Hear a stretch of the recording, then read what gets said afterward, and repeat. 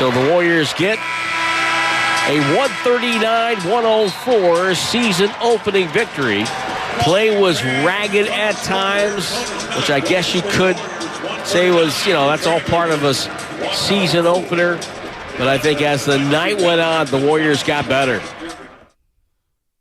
Oh, baby, there's no doubt about that, Tim Roy. The first quarter was ugly. Of course, Tim Roy, the radio voice of the Golden State Warriors, as we say good morning to everybody out there. The Warriors do get a win in their season opener, their largest margin of victory in the season over in franchise history. Franchise history, that's right. They beat the Lakers 2013 by 31 points.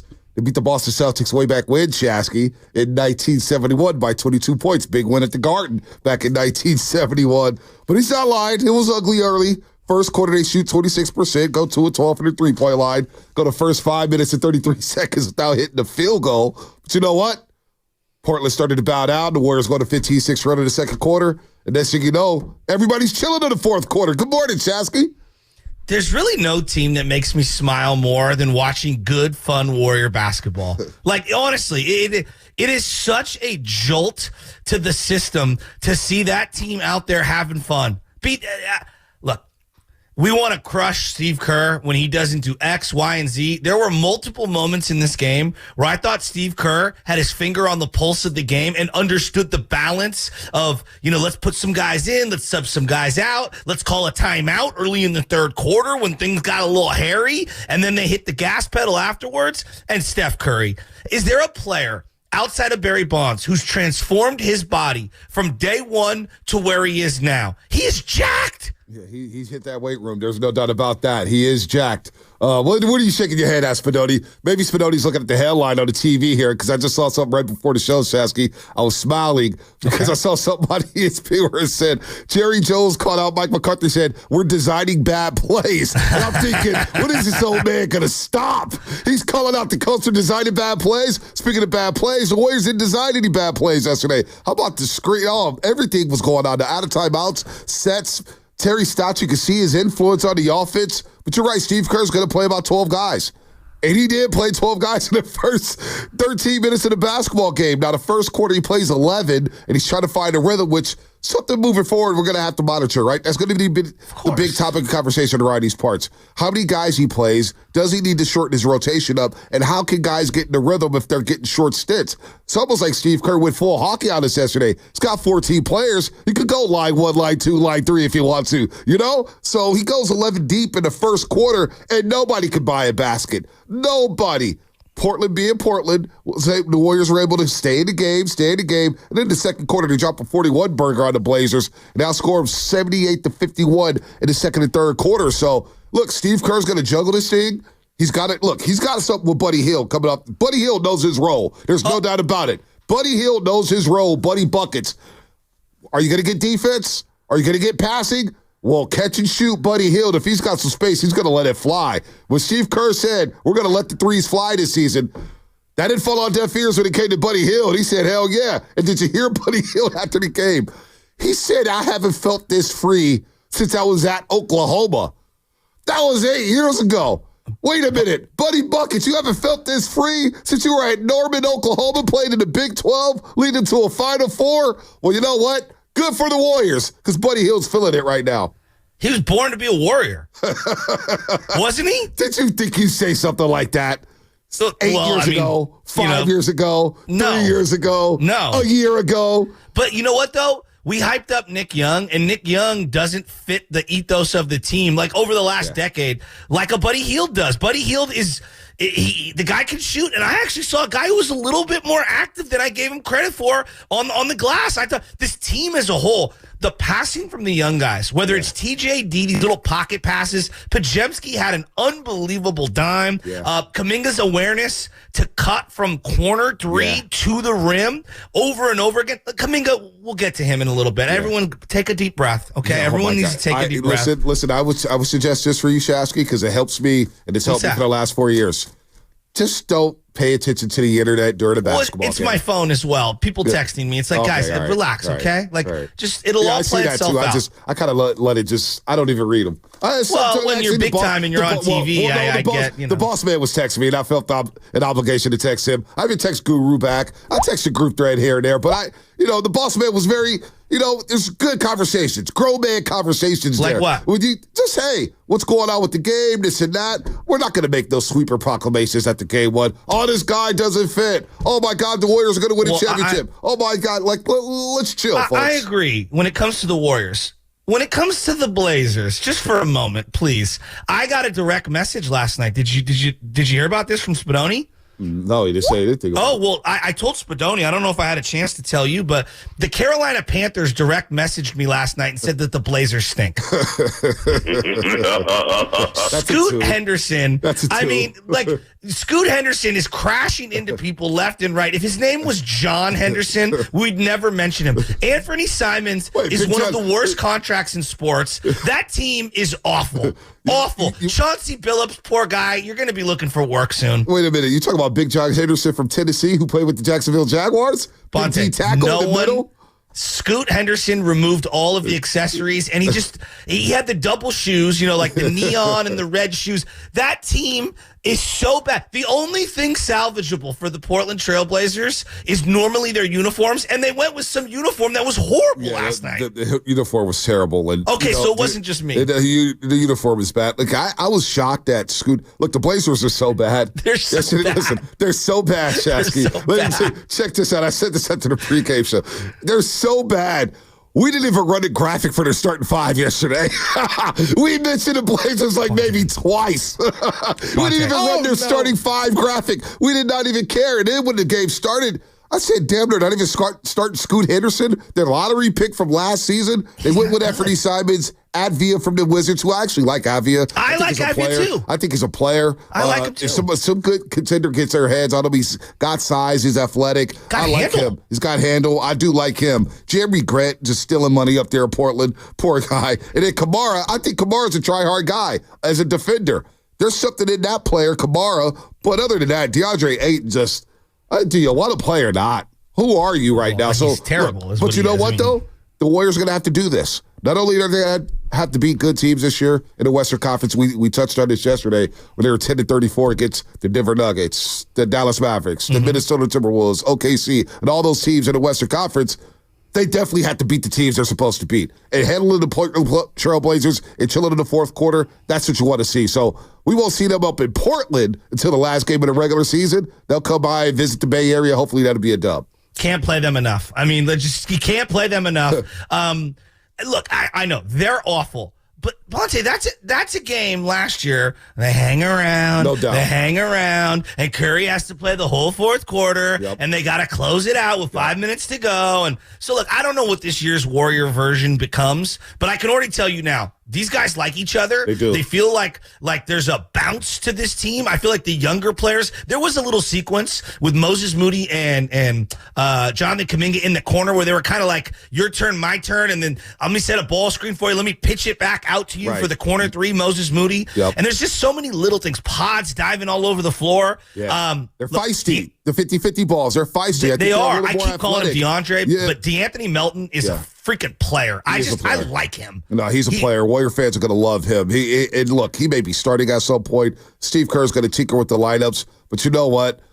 There's some plays there where Steph Curry's directing traffic, especially in the third quarter. He's directing traffic. Ball goes back up to the top of the key to Draymond Green, and Curry cuts through, and all eyes on number 30, and Draymond hits a wide open Andrew Wiggins in the corner. And that's the thing here. Andrew Wiggins, there's a lot of positives to take away, even though it's the Portland Trailblazers. The aggressiveness of Andrew Wiggins. The guy took 15 shots in 23 minutes. He hits 8 of them. He let it fly from the three-point line, going 4 of 7. And if he's aggressive like that, I know it's just the Blazers, but if Wiggins is engaged like that, and it seems like he's had closure in his life, which I think is very important, all right, Warriors, you got something here. You got something. The numbers may be back here. Look, I don't want to make this like a very personal, because we don't know. We don't know. But, I went through something where my dad was in the hospital, and it was really hard. It was freaking hard, B. And I can only imagine what Andrew Wiggins has been going through. And look, I've been guilty of questioning what's going on, like what exactly is going on. And I just think that when you go through something like that, and someone that you care for so much is there, you try to go through your normal life and you do everything you can to try to be as normal as possible, but you have this thing that's just hanging over you, and this unknown, and this cloud and everything. And when you're so public, like Andrew Wiggins is, and there's an entire franchise that doesn't know whether you're going to play or not, you don't even know if you're going to be able to play or not. You're literally going day to day in your life. Yep. And it sucks that his father passed away and all that, but to your point about closure, there is something that where you can get back to some semblance of a normal life without having this other thing that is literally, it's like a ball of I don't even know how to explain it, but it's like having so much pressure on your chest every single day, and you think you're fine, and you're going there. And I mean, you were my partner for that entire period. It was hard. It was hard for me to come in and pretend to be myself and pretend to be me. And it's not like it got easier after, my father passed away, but like I'm looking at it through that prism. And now I think I have a different opinion of the whole Andrew Wiggins thing. And I apologize if I was too, and I'm being real here. I apologize if I was too insincere and maybe not sensitive enough to what he was going through. Well, I ran into him at Media Day, and it's well said. I ran into him at Media Day, and the first thing I said, hey, my condolences go out to you, brother.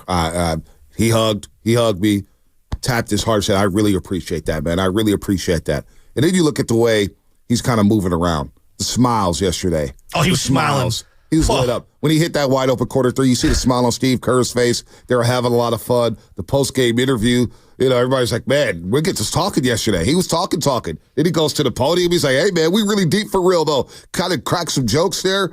So whatever he went through personally, I hope people kind of lay off him and say, all right, let's reset, let's refresh, because that's what we're doing. Whatever happened in the last 2 seasons is what happened in the last 2 seasons. Yeah. It's go time for 2024 and 25, and you got this roster here, and Wiggins has a reputation on the line. I'm sure it hurt him not only with his father passing away, but people just dogging him saying, oh, this is who he is. He's a hit or miss player. This is who he is. He's not going to do this. And he had the career low with 13 points a game, and he's talked to Body Pull. He's talked to us. He's talked to everybody.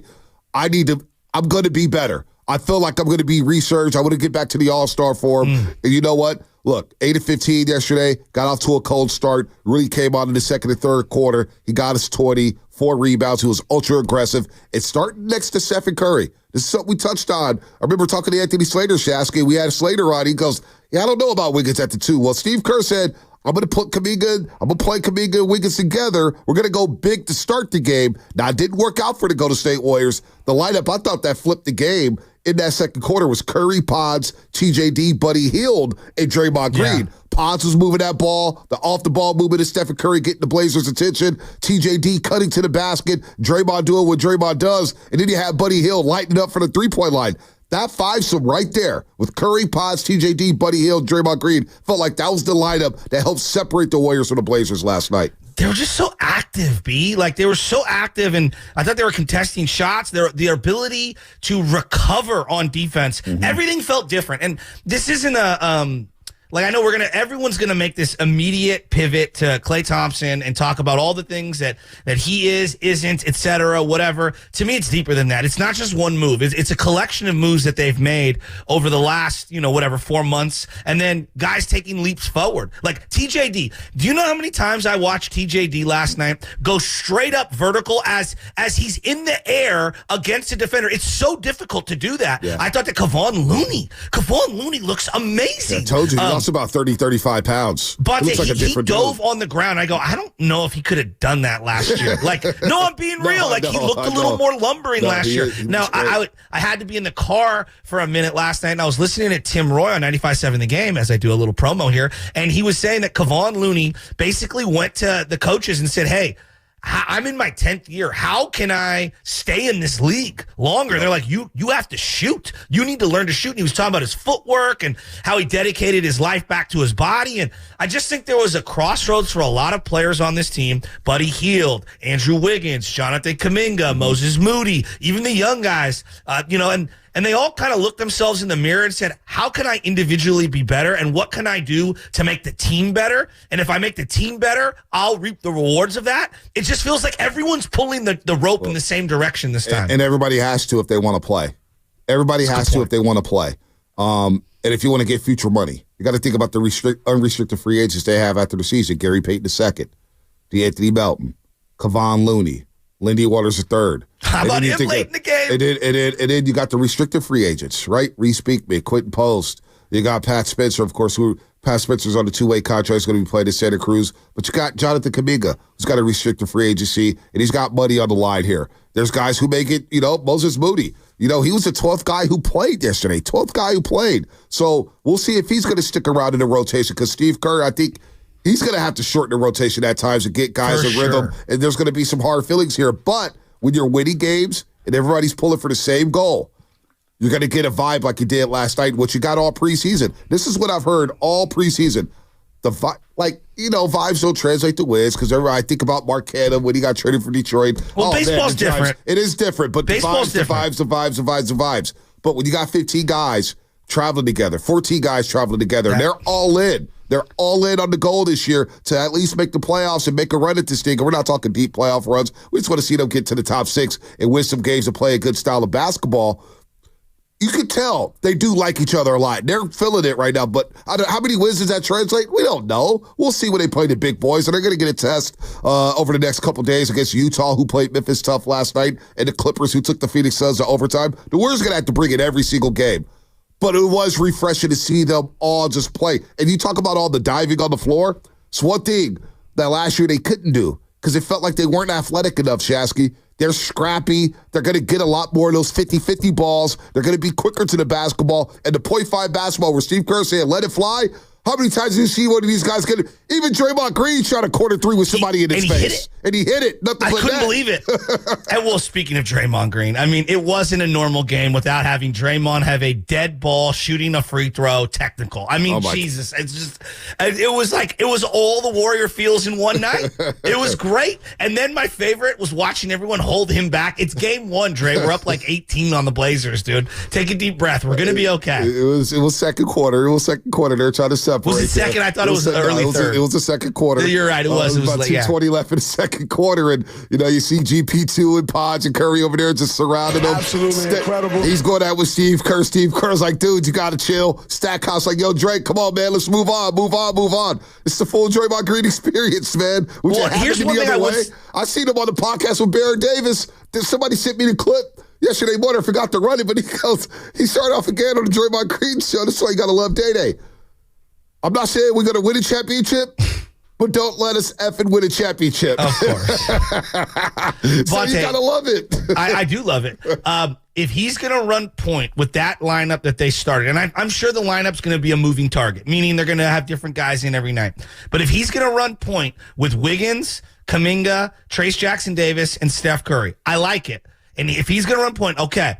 He does have to clean up the assist-to-turnover ratio. Yep. That is one area. He forces some passes at times that are very, very reckless. And I think with that specific lineup to start the game, I can see how things can get a little congested and hairy if you have a lot of live ball turnovers. So just one thing to monitor. I like him as the point. He is the point for that starting lineup if that's the combination. But he's got to clean up some of the reckless. I'm talking about the ones where he's baseline. There's 3 guys sitting there waiting, and he's just forcing it into Kaminga. Just take the bunny. Just lay that up. No doubt. All right, 888-957-9570, Dub Nation, man. I want to hear from Warrior fans last night, because there's a lot of optimism. We did the Toyota poll question yesterday on NBC, Shasky, and over 33% said they're winning 55+. So there's a lot of optimism out there with Dub Nation. I'm thinking 45-49, but hey, 55+. I'm not mad at it. Be optimistic about the Golden State Warriors. 888-957-9570. What stuck out to you? What stuck out to you last night about the team, and what did you see different from last year? Again, the question is, what stuck out to you last night about the Warriors? And what did you see different from last season? 888-957-9570. That's all coming up on the game. Brought to you by the Inn at the Tides. Fall is magical in Bodega Bay. I need to get back up there, man. It's been a while. Breathtaking views, Captivating sunsets at the Inn, at the Tides. Come experience it all with fall midweek specials.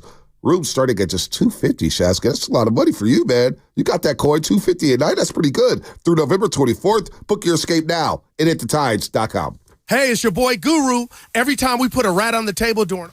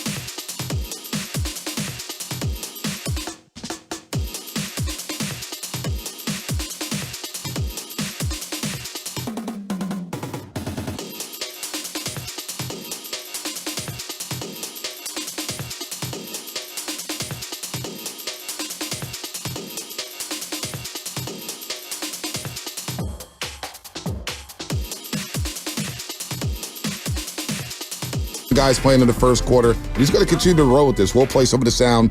888-957-9570. Warrior fans, what stuck out to you last night about the squad, and what did you see different from last year? Shaska, I'll ask you that question. By the way, shout out to our friends at Floyd Water Plumbing and Drain. If you're going to call up to the roast, you better bring it, because if you don't, you know what's going to happen. That's right. You're going to be flushed. Brought to you by our great friends at Floyd Water Plumbing and Drain. Matt Lively is going to join us at 8:30 KPIS, courtesy of the River Islands guest line. And we got our main man, Fitz Shasky, at 9:20. I live with these people. I love these people. They're part of my family. 9:20, year 32, Bob Fitzgerald. Wow. We were 10 years old when he started his journey with the Warriors. Year 32. That's has crazy. Kruko and Kite been doing it 32 years together? Probably close. We could ask Fitz that. He would know. Wow. Oh, I'm sure he knows. He would know. I love me some Fitz, man. He's First time I ever heard Fitz was The King and the Kid with Pete Franklin. Yeah, and I want to say it was like 92, 93. It was in my dad's truck, the old red pickup truck, and he knew everything. And the kid knows everything. Yeah, the kid loved him. Pete Franklin loved him. That's a tough job to go work with Pete Franklin, a legend like that, as one of your first gigs at KBR. So Fitz has been doing that. You're telling me, working with a king every day is tough. No, he does. Not a king like Pete Franklin. Don't put me in that category. I'm not going to disrespect Pete Franklin. Jeez Louise, there's a lot of I'm blowing far down the pecker. I know my role. All guests on 95.7 The Game appear on the River Islands guest line. Is it the time for you to discover the islands, River Islands, and Lathrop? Again, what stuck out to you last night about the team, and what did you see different from last year? 888-957-9570. I'll direct that question to you, Shasky. What stuck out to you last night? This team is obviously on a mission together, which is different. It just feels like instead of all these individual side missions where everybody's kind of out for themselves and they're trying to shot hunt, or they're trying to get theirs, or they're worried about minutes and starting and this and that. It just felt like everyone was just playing basketball. I sensed a joy and a connectivity and a chemistry that reminded me of Warrior teams from yesteryear. Now, I'm not saying they're as good as yesteryear or anything like that, but when you see the way TJD is just passing the ball as a big man, coming down into the lane, that kind of made me remind, wow, Bogut used to do stuff like that. When I saw Pods diving all over the place, making extra passes, fighting for loose balls. How about the play? Great example. Curry gets his hand on a ball that's going to go the other way. It's probably a layup last year in the other direction where you give up just an easy 90-foot basket. Instead, he gets his hand on it. Pods dives on the floor, skip passes to Wiggins. Wiggins bangs the three. Right. All of that felt like, wow, that's the old Warriors. So to me, it's not necessarily one thing or a roster. The joy felt like it was back. Yeah. When I saw Kaminga smiling before they're about to do tip-off with Gary Payton II, I said, this team feels like they're one unit together. Yeah. No, Draymond touched on how this was the hardest training camp. He said he's never gone through a training camp like this. Says Steve Kerr worked them and worked them and worked them. They had long practices. You see out there in Hawaii, they're doing yoga together, right? They're doing yoga together. I think they were staying at the Ritz-Carlton out there in Hawaii. They say, they stay at the top of the line, 5-star hotels, man. It must be nice. But Draymond was touching on how Steve Kerr worked these guys in training camp and how they're all trying to pull the same rope in the same direction. And so when you see Pods dive on the floor like that, by the way, he was out 2 hours after the game working on his jump shot at the Moda Center. Look, these guys get it. They get it. And there was a joy, Shasky. The thing that stuck out to me was the pacing and the decisiveness of this basketball team offensively. They knew the message was 0.5 basketball. Do not let the ball stick in your hands. And whether it was Moses Moody, Buddy Hield, Andrew Wiggins, Jonathan Kaminga, whoever it was, to me, I was like, oh, I get it. When they're open from the three-point shot, get that thing up. Now, it's a little Houston Rockets-y, but the Warriors are not going to ignore the mid-range jumpers. They're not going to ignore going to the rack and trying to get to the free throw line. But the 0.5 basketball, the decisiveness offensively, Shasky, I thought was alarming to me. I was like, they know what they're doing. They're on it. They're gonna get these threes up. They're gonna attack quick. They're gonna push the pace up and down, up and down, up and down. And when you're small like that, and you don't have the bigs like Denver, the bigs like Minnesota, you're gonna have to play a lot faster. And it helps because it does seem like they're just a tad bit more athletic than last season. So when you talk about Pods getting on the floor, Looney getting on the floor, how about TJD running the floor, sprinting, ball was hopping around, 38 assists. the pacing and the decisiveness to me last night popped on the screen. I know it was just the Blazers, but that's something they could replicate game in and game out, Shasky. How many tic-tac-toe dunks did they get? Or layups? They had a few.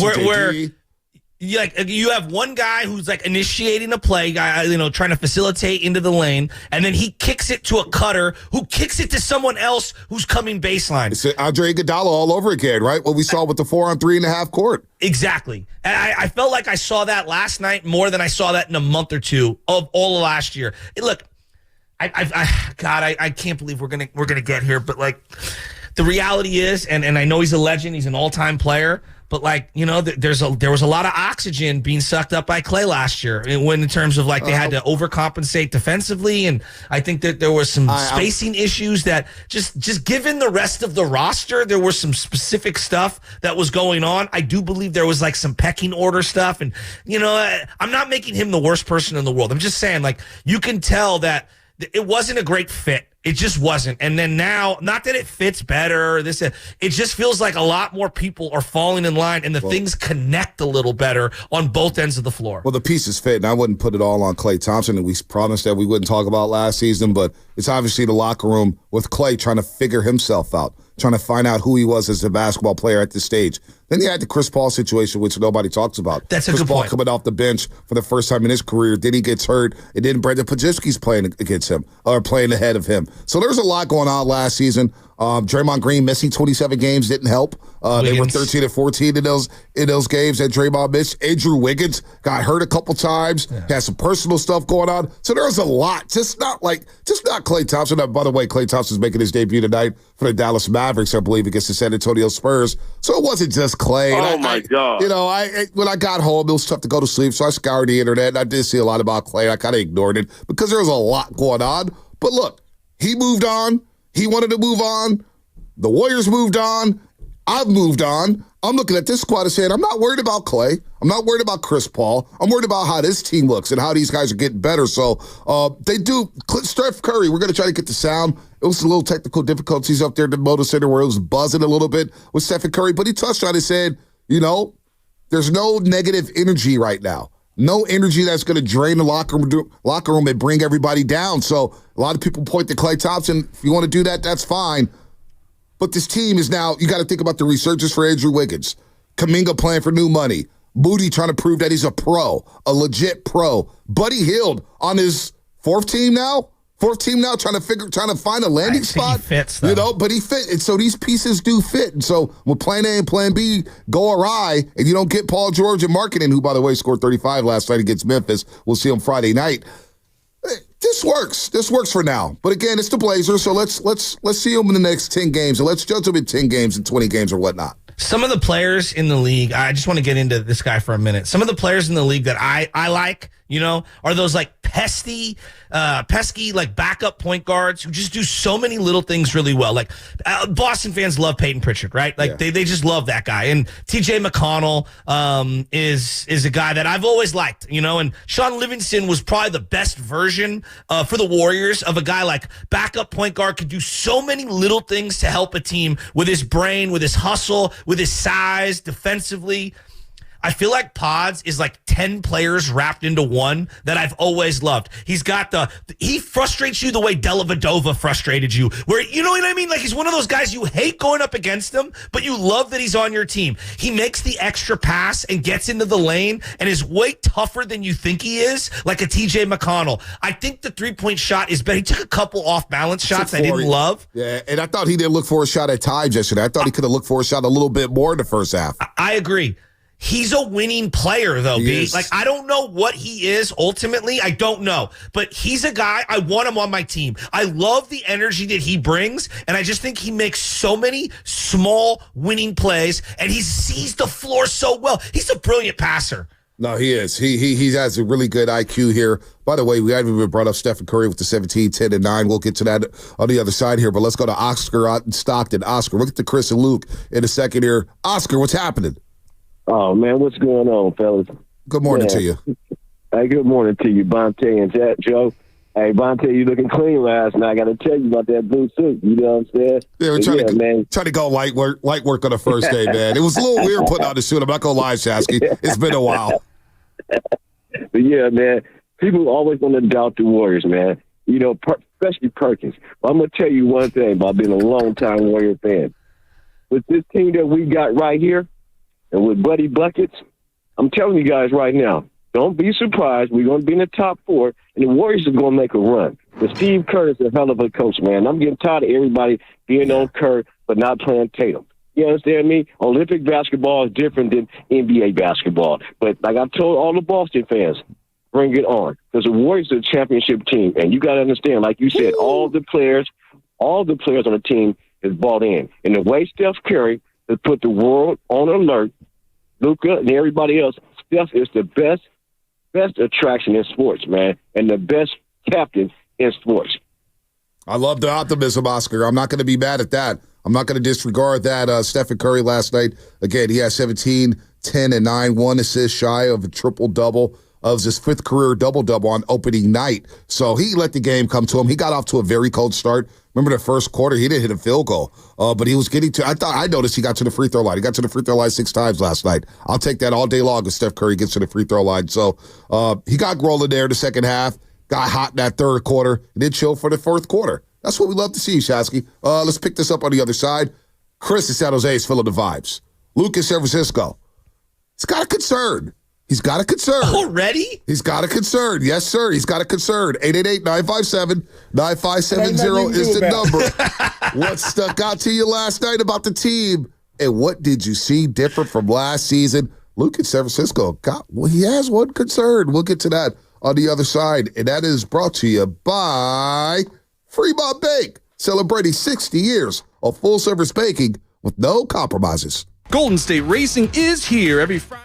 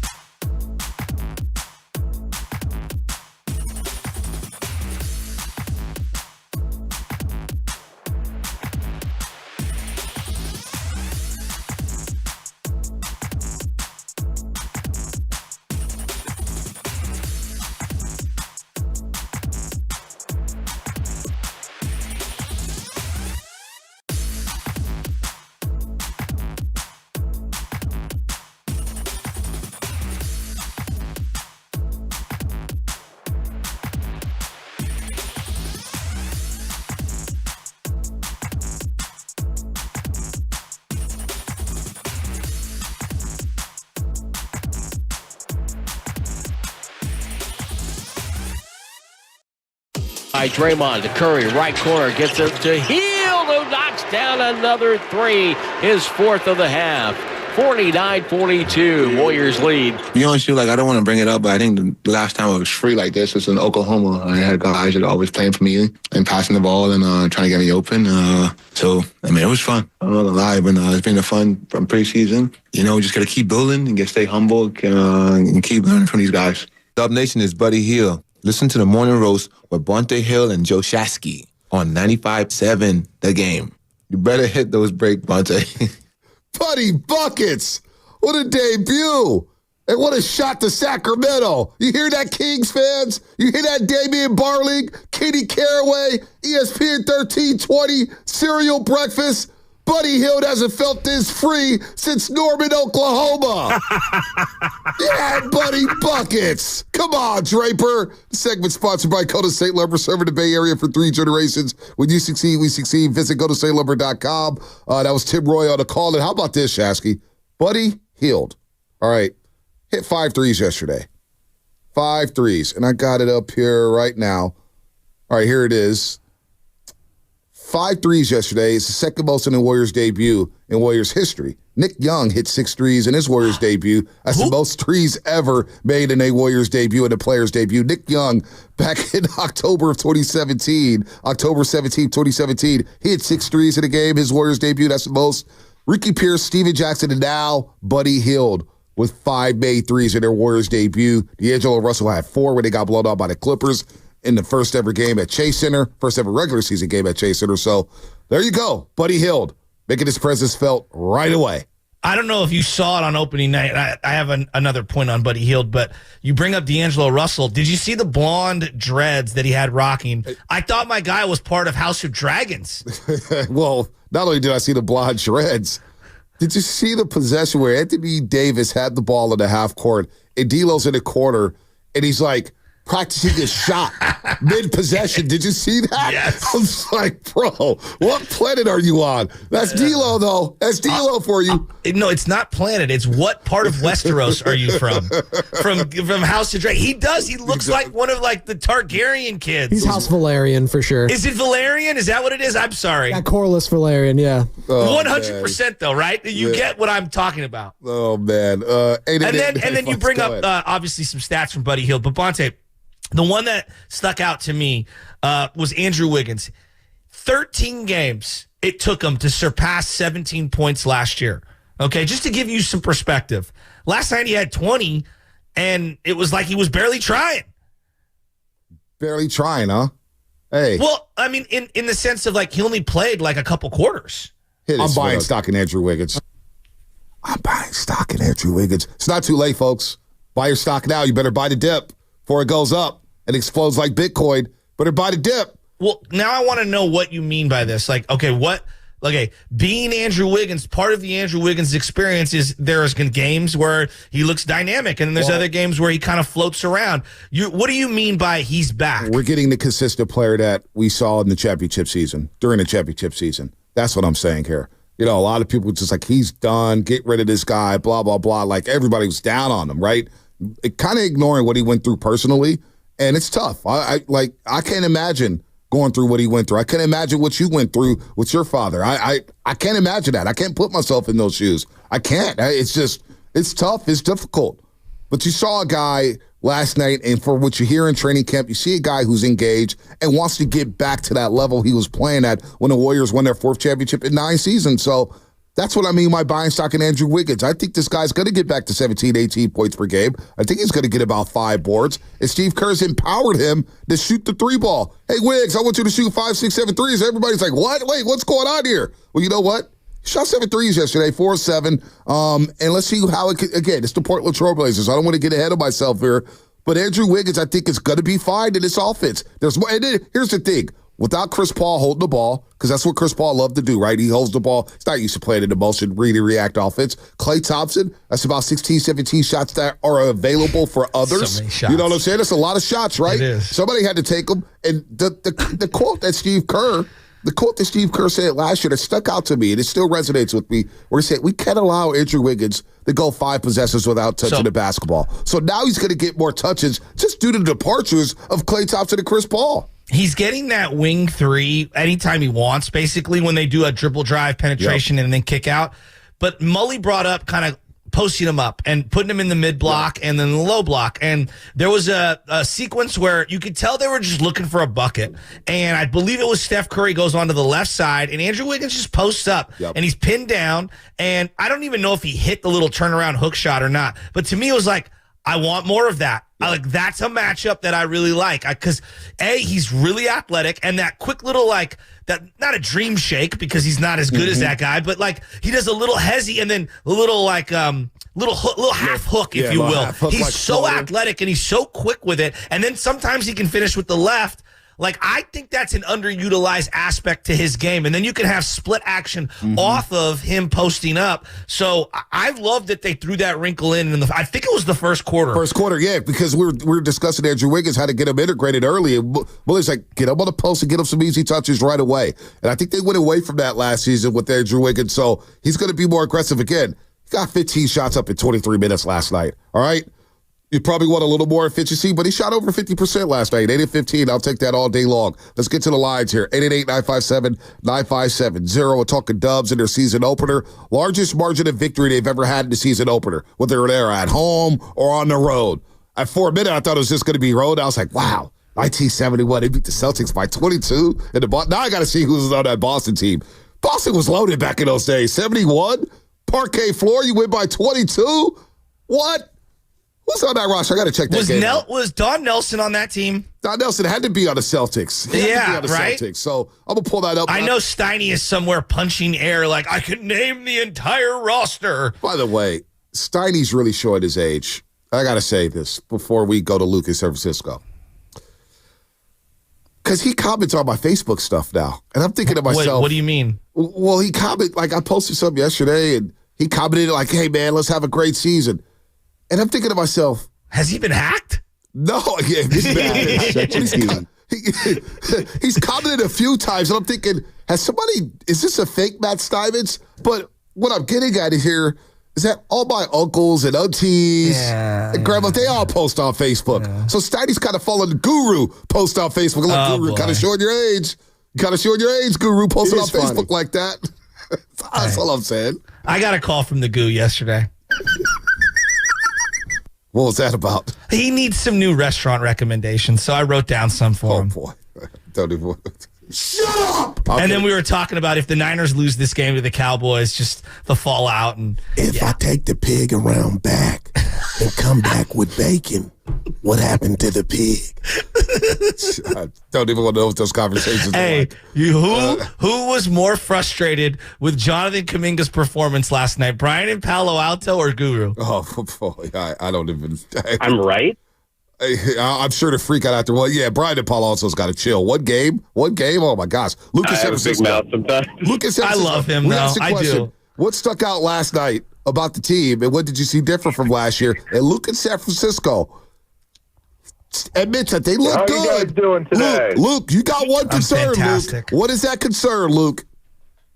I do have one little concern, but that's definitely not wasn't my point of the call. Draymond was worrisome. I just didn't like that he continued to go off and do his thing in kind of a pivotal part in the game and lose it when everything else was going really well in the game. The team was gelling and playing with fluidity, and he stopped that momentum kind of and made it about himself in the moment. Steve Kerr had to call a timeout and stuff. So that was just, worrisome to see.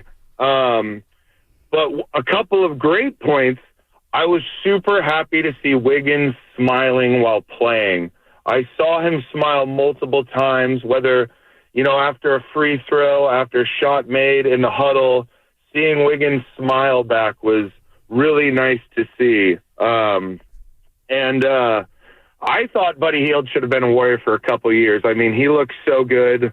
And Milton's defense wasn't mentioned enough for me as part of the trade. He looked great on defense. And the only other semi-concern was that Kaminga just didn't look fluid still. He had one good play with him and Wiggins where it was a nice dish, but The fluidity of Kaminga playing in that offensive style that it's just, ball in hand, ball moving, ball in hand, ball moving. That was the only thing that I saw, but it was the Trailblazers, but I'm really excited so far. There you go, Luke. Good call there. Well, Draymond Green. Here's what happened with Draymond Green yesterday. Stop, we got a technical foul. I think it's on Draymond. Well, there's number 1 of the season. Technical foul, Warriors, number 23. And they're trying to get Draymond away. Steve Kerr will smartly call a timeout here. Get Draymond cooled down. That's a heads-up play by the head coach. Nobody in the arena knew what he was saying, but it must have been something pretty good because Trey Maddox called the technical foul. There it is, Draymond Green, Tim Roy on the call on 95-7 the game. You know what? I want to start tracking this, kind of like Barry Bonds going after the Hank Aaron record. 182 last night. That was his 182nd technical. I mean, we're approaching elite status. Well, what's the record? Rasheed Wallace has a record. Yeah, right? I'm looking at technically, Rasheed has the most flagrants. Flagrants. Karl Malone has the most techs of all time. Most technical fouls, Karl Malone? Of all time. Karl Malone, 332. The mailman. Are you serious? I'm looking at it right here. Wow. Charles Barkley, 329. That makes Rasheed sense. Wallace, 317. Now, this is the regular season. I got a know long that way to Draymond has like 132 in the regular season, 50 in the postseason. He is one of the most prolific postseason technical accumulators of all time. Some other notable names, Joe Shasky. Gary Payton, the glove, 250 technical fouls. And Dennis Rodman, the worm, 212 technical fouls. Yeah, Draymond won't get to 300. He won't get to 300. He won't even get to 250. I mean, he also, is allowed to berate officials at a level that very few are allowed to berate. Veteran respect right there. Veteran respect for Draymond Green, by the way. It's always a fun game. That gets old. 1971 Boston Celtics, Dave Cowens, JoJo White, John Havlicek. Wow. Don Nelson. Wow. Art Williams, Garfield Smith. They got beat by 22 because the Warriors trotted out Jim Barnett, Joe Ellis, Clyde Lee, Jeff Mullins, Nate Thurman, Bill Turner, and Ron Williams. Wow. And Rick Barry was with the Oakland Oaks, I'm assuming, he was the with the ABA? Oakland Oaks at that time, and Al Adams was coaching. Hell of a job by Al Adams getting ready for the Boston Garden. I love that they got the little 16 on the left shoulder as a tribute to Al Adams on the jerseys. I love the Portland Trailblazer uniforms, like the 1980s or whatever, not the 70s. 71s are fine. Yeah. Like the Bill Waltons are fine, but I like the 1980s. And just to see them not wear those uniforms last night, I was like, what are you doing? Yeah, that was nasty. It's an iconic uniform. The Blazers are lost. I don't even want to spit. They are so lost. And they're going to probably poop for Coop. They are. Wait, what does that even poop for Coop? Yeah, stick for Cooper Flag. What did we say? Wave the white flag for Cooper Flag? Capture the flag. Capture the flag. There you go. Capture the flag. Poop for Coop. That's some of your finest work. Hey, I think I stole it from somebody. I steal everything from somebody. Chris in San Jose. Chris, I'm a thief, Shasky. I'm a thief. Chris in San Jose, what's happening? Robin Hood. Hey, morning, gentlemen. Before I get into it, Shasky, I heard what you said earlier about Wiggins and the situation with his father, and I was guilty of it too. I think most Warrior fans were guilty of it, but if we take a step back and, it's sports, right? And at the end of the day, when you really think about it, losing a parent, whether you're young, old, is one of the worst things you can possibly go through. So condolences to you. And even though he'll never hear it, I'm also sorry, Andrew, on behalf of the Warriors fan base. There you go. Now, the Warriors. Let's go positive with the Warriors here. I loved what I saw. Getting up and down the floor with pace, sharing the ball, getting on the floor, diving after. It's game one. We're playing like it's game 7 of the finals. We're getting after every loose ball. First one there. I loved it. I mean, if this is the recipe, get 45 three-pointers up and lock in on defense and run the floor, I mean, I love it. They got the personnel to do that, and it reminded me of, back when they had Iggy and Livingston, and they're running all these different sets. No matter who was out there, they're moving the ball. And that is what leads to those easy dunks at the basket. Oh, you got a shot? You know what? He's got a better shot. Oh, he's got a layup. Let's hit him. And that movement was non-existent last year it's game one. I know this is going to be a theme of the season. I'm not going to just try to harp on him, but a lot of my positive vibes is directly correlated to Klay Thompson's play the last couple of years. I mean, if Klay Thompson's out there getting 30, 35 minutes last night, taking 20 shots, you think we blow them out by 40 points? I sure don't. I think they hang. I mean, that's how bad Klay Thompson has been. Stop. He couldn't guard anybody he couldn't guard anybody on that Trailblazers team, just like last year when we played him and we had to bring in Kaminga in the third quarter to swing that game in Portland. So wait a minute, Chris. That's all on Klay Thompson. We're seriously going to put everything on Klay Thompson. No. That's what we're going to do. Not everything, but simply the subtraction of Klay Thompson made them better. That's my viewpoint. And obviously adding guys like Melton, Slow-Mo coming in to close out quarters. You got a lot more depth. Hopefully they can go back to the strength of numbers. But you can't sit there and tell me that Klay Thompson playing 35 minutes with no defense, which is 50% of the game, chucking up shots out of the rhythm of the offense. You can't tell me that what you saw last night was a complete 180 from how this team has played the last 2 years. Let me get this straight. Klay Thompson. So it doesn't matter that he shot 43% from three post All-Star break. It just matters that he was chucking, huh? Somebody had to shoot, right? Right, Chris? I agree with that. Somebody's got to shoot, but when you think about basketball, Bonte, or any sport, it's 50% offense, it's 50% defense, I hear that. my man. I hear that. Who else is playing defense, He couldn't do one half of the game. All right, man. All right, that's fair. Bonte, here's what I would say. That's your opinion. I don't think it's so. I think it's just completely unfair to just say the Blazers stink. All right, if Klay Thompson plays 35 minutes last night, they beat the Blazers by 30. I mean, is there really a difference? I don't know. Seriously. I think there is, Bonte. I think there's a lot of differences, and I think one of the many parts of what's different is the fact that there is no Klay Thompson. There is a difference where guys on the floor would try to get him the rock, and there's a lot that goes into it. No one is saying he's the sole thing, but he's a part of the pie chart of culpability. He's a part of said, yes, one player. He basically said, yes, it's Klay Thompson. Well, it's hard to not watch this team. It's hard to not watch this team. It's hard for me to take Chris San Jose seriously when he starts off the call by saying, I was one of those fans who dogged out Andrew Wiggins. I apologize on the behalf of Warrior fans. And then he turns around 30 seconds later and takes the rifle and just shoots down Klay Thompson, who's an all-time legend here. I thought we were going to move on from last year. Apparently we haven't yet. And it's all on, like there's just so many things that happened last season with this team. Kaminga's role, not knowing what his role is. Remember, Kaminga went to the press and said, get me out of here during the Denver Nuggets game. Get me out of here because he didn't play the last 18 minutes. And then, of course, he goes to the media. He has a conversation with Steve Kerr. Then all of a sudden, he starts balling. There's a Chris Paul element. There's the Andrew Wiggins element. There's a lot of elements. There's a lot of elements there. This team has moved on. The vibes are great. Klay's moved on. The Warriors moved on. I'm happy about it because obviously Klay was mentally in a dark place trying to find himself. And I think, again, we talk about sensitivity issues and getting on Andrew Wiggins. It's so obvious. And it was so obvious that Klay was reading stuff and listening to things, and it got to him. It got to him because Klay's a sensitive guy. He hears his own fan base coming down on him every single game, and he's thinking to himself, man, I helped build this damn thing. So, yeah, mentally he was done. And he went to the bench like everybody wanted and played well on the bench and got no credit for it. I moved on from Klay Thompson. The vibes are good. But we can't just pinpoint and say, oh, it's all on Klay Thompson. When we had one guy miss 27 games, we had Andrew Wiggins have a career low. We had Chris Paul doing what he come on. They're all baked into the pie. Bonte, it's all baked into the pie. But he is a part of it, right? And so's the Draymond suspensions and the Kaminga yo-yoing and Andrew Wiggins.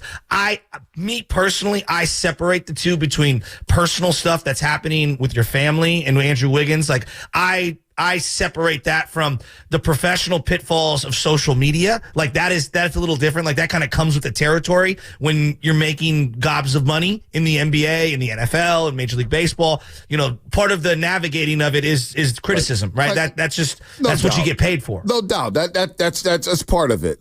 But I don't even want to go back down this road. The Warriors blow that team out 2 years ago. Last year, I don't know. Before, no, I disagree. I think that's a game where I watched Steve Kerr call a couple of good timeouts, make some good substitutions. I felt like Steve was coaching that game the way I wanted him to coach that game, which was like, all right, I have to be on this because this 17-point lead could cut to 10, could cut to 8, and we want to get this thing up to 25. Like, I actually don't think that they blow that team out last year. That's the worst.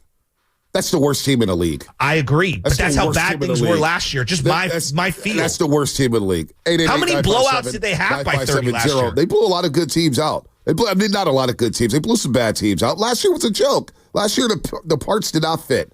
There's a lot of guys in and out the lineup. Last year, and they still won. They still somehow won 46 games. Obviously, it was clunky as hell. They didn't beat good teams. That's my big takeaway. They were 10-34. They were 10-34 against good teams last season. So the team just didn't fit last season, and we moved on. But I'm not going to kick Klay on the way out. I'm not going to kick him down. I'm going to thank Klay for the 4 championships and move on. Give him a standing ovation. But to just you can't call in and just say, "Hey man, I apologize to Wiggins," after dogging him for 2 years, not listening to anybody, dogging Wiggins, knowing that he's going through what he's going through, and it's like, oh man, I apologize, and then kick Klay on the way out. That's not fair, man. We also didn't know in real time what Wiggins was going through. Well, kind of knew, and nobody wanted to listen because everybody assumed that it was something else. Well, no, they told us it was private. So a lot of people were we didn't know. We kept asking what is going on? Tim and Riley, what's happening? Tim and Riley. What's up, fellas? Hey, Bonte, I'm with both of you guys, I believe. I think Wiggins had the stuff going on, but he also is a couple of things. He's back at his natural position, what he came into the league as, which is a shooting guard, and he's being empowered. When Wiggins was with Klay, Chris, Wiggins is a passive type of person. He's not a dominating personality, going to demand the ball and all of that type of stuff. But now he knows that they need him. He knows he needs to get back to his 17 to 22 points a game. And I think that's helping him just be more comfortable out there. You got to remember, he's not even all the way in shape again right now. He's still working his way back. And then the whole Kaminga thing, Kaminga is going to be under the microscope all year. Oh my For whatever reason, you got about 50% haters that criticize and critique every little negative and give absolutely no positive, no feedback when he does great. So he has to stay in himself and just be himself, and he's going to be fine. He's playing for something bigger that may happen on this team or may not happen on this team. Yeah. So as long as he does that, he is going to be absolutely fine. And I love that first lineup. And I hope Kurt stays with it because that's their most powerful, their most athletic lineup, and he needs to just stay with that one. And then if you bring those bench players in and they start running and gunning, I like that, man. I like what they're doing. So I hope he stays the course. Like I said, Kaminga is going to be fine, and he just needs to stay within himself and work through it, man. But I agree with you on Andrew on Bonte. But it's a lot of hypocrites out there, man. It's going to be people calling in now all about Andrew Wiggins, and they were shoveling dirt on him last year. But that's how this thing. It's the way it works. I get it. 888-957-9570. Let's get back to the positive vibe for last night. The positive vibe. What stuck out to you last night? What do you like about this team? Look, Andrew Wiggins, can we give Kaminga 10 games for crying out loud? Because I already see it. I thought he did some good things. I see it on the Comcast business text line. I see your tweets.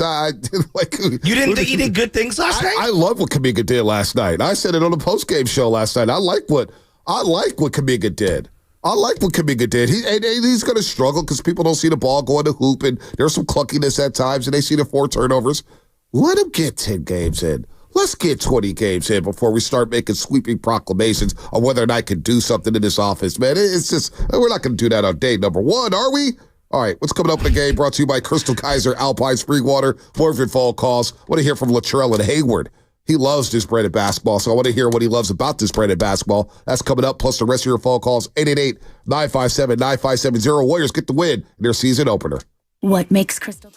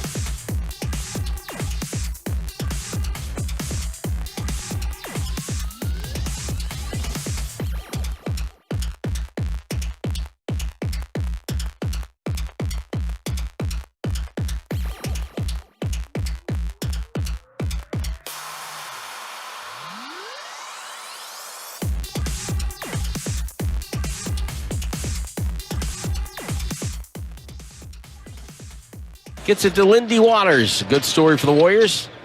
Hit a game winner in the preseason. Jackson Davis spins and gets another dunk. He just spun right by the rookie who was left frozen. And Jackson Davis using that year of experience to his advantage. Hey, Dub Nation. It's Trace Jackson Davis, and you're listening to The Morning Roast with Bonte Hill and Joe Shasky on 95.7 The Game. TJD has Tim Roy on the call right there. Lindsey Waters third is a good story there, and that guy can shoot. But TJD, quietly, and nobody's going to talk about it, but you look up, you see him start 24 minutes, 37 seconds.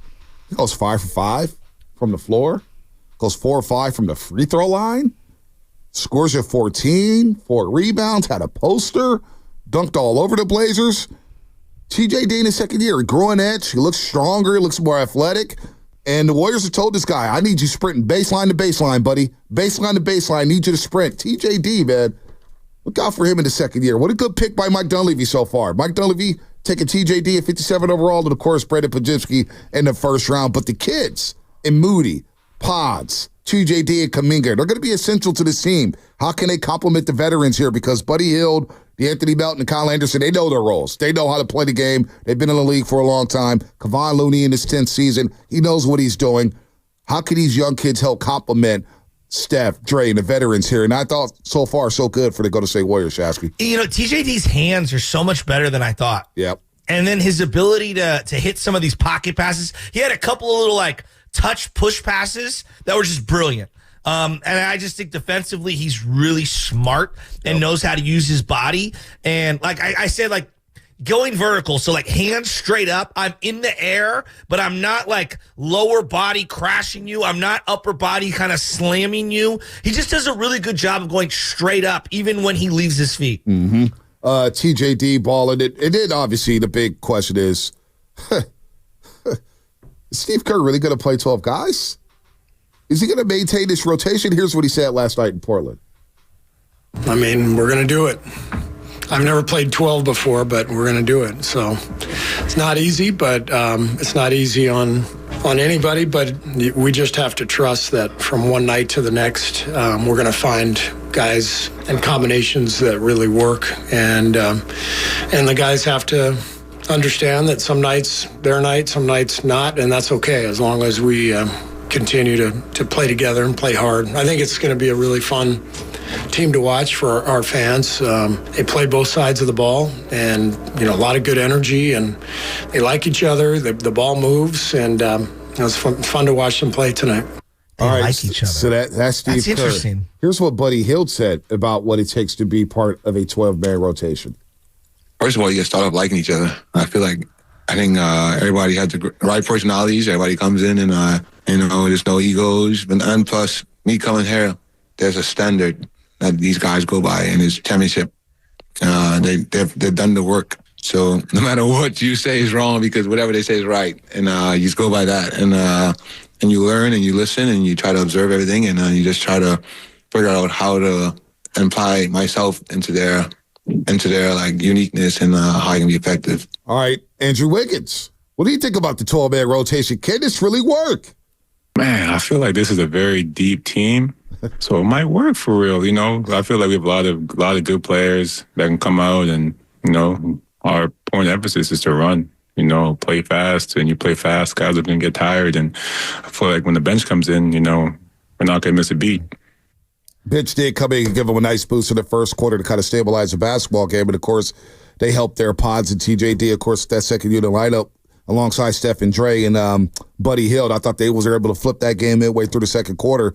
But going 12 deep, 11-12 deep here, Shasky, you can wear teams down with this type of pace. It's going to be very interesting to see how teams are able to keep up with the Warriors. They're continuing at this pace, and they're hitting their threes. They shot 50% from the three-point line from the second quarter on. In the first quarter, they were 2 of 12. The rest of the way, they go 18 of 36 from the three-point line. If they're bombing and making their threes and they're pushing the pace like this, I'm looking at the other team's legs saying, are they going to be able to keep up with the Warriors all season long?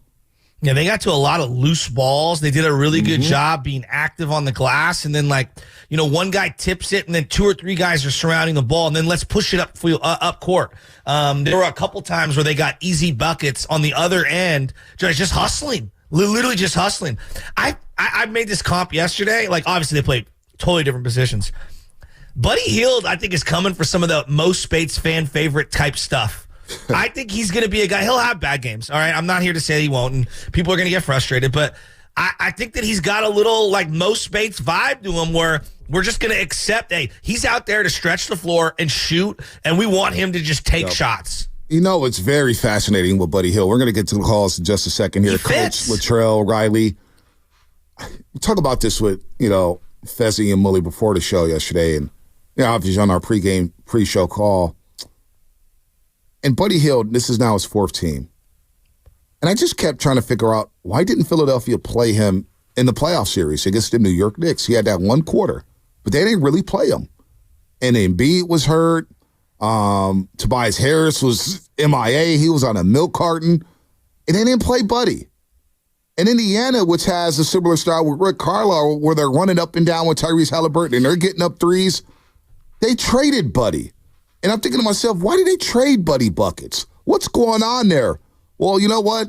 Maybe a question that I never get the answer to, but he comes here, and all of a sudden it's a revelation to where, the threes that Klay Thompson got up, those are a lot of shots. 200 made threes by Klay Thompson, those are a lot of shots available for guys like Buddy Hield and Moses Moody and Andrew Wiggins and Jonathan Kaminga. But I kept thinking to myself, why is Buddy getting shipped around everywhere? Obviously, it's soured in Sacramento in the images. We get Kitty Caraway talking about Buddy Hield. They could not stand him in Sacramento. And I remember watching him one day sitting courtside watching the Kings. And I'm like, Buddy's just not even moving. There's no way he could play in this system. Well, damn, I've been proven wrong. Well, Bonte, maybe the player or the individual has grown. Because in the preseason, I saw him move more on defense for loose ball than I've ever seen him move. That's what I'm saying. I think maybe he had a wake-up call by being on his fourth team. Yeah, sometimes that happens to guys, and they realize, like, I'm not a star. I am now a role player, and I need to embrace that to be the best version of myself. I believe that Andre Iguodala, he doesn't have the back end of his career if he doesn't acknowledge where he's at in his career. He was the lead dog for so many years, and I think part of the beauty of what made him such a great player for the Warriors is, like, him acknowledging and recognizing where he was in his career. There's no Sean doubt about Livingston, same thing. Yeah, there's no doubt about it. Buddy, like, getting traded from Sacramento after being a first-round pick. And, again, those images that I saw when he was with the Kings and the lack of movement, I was thinking at the time,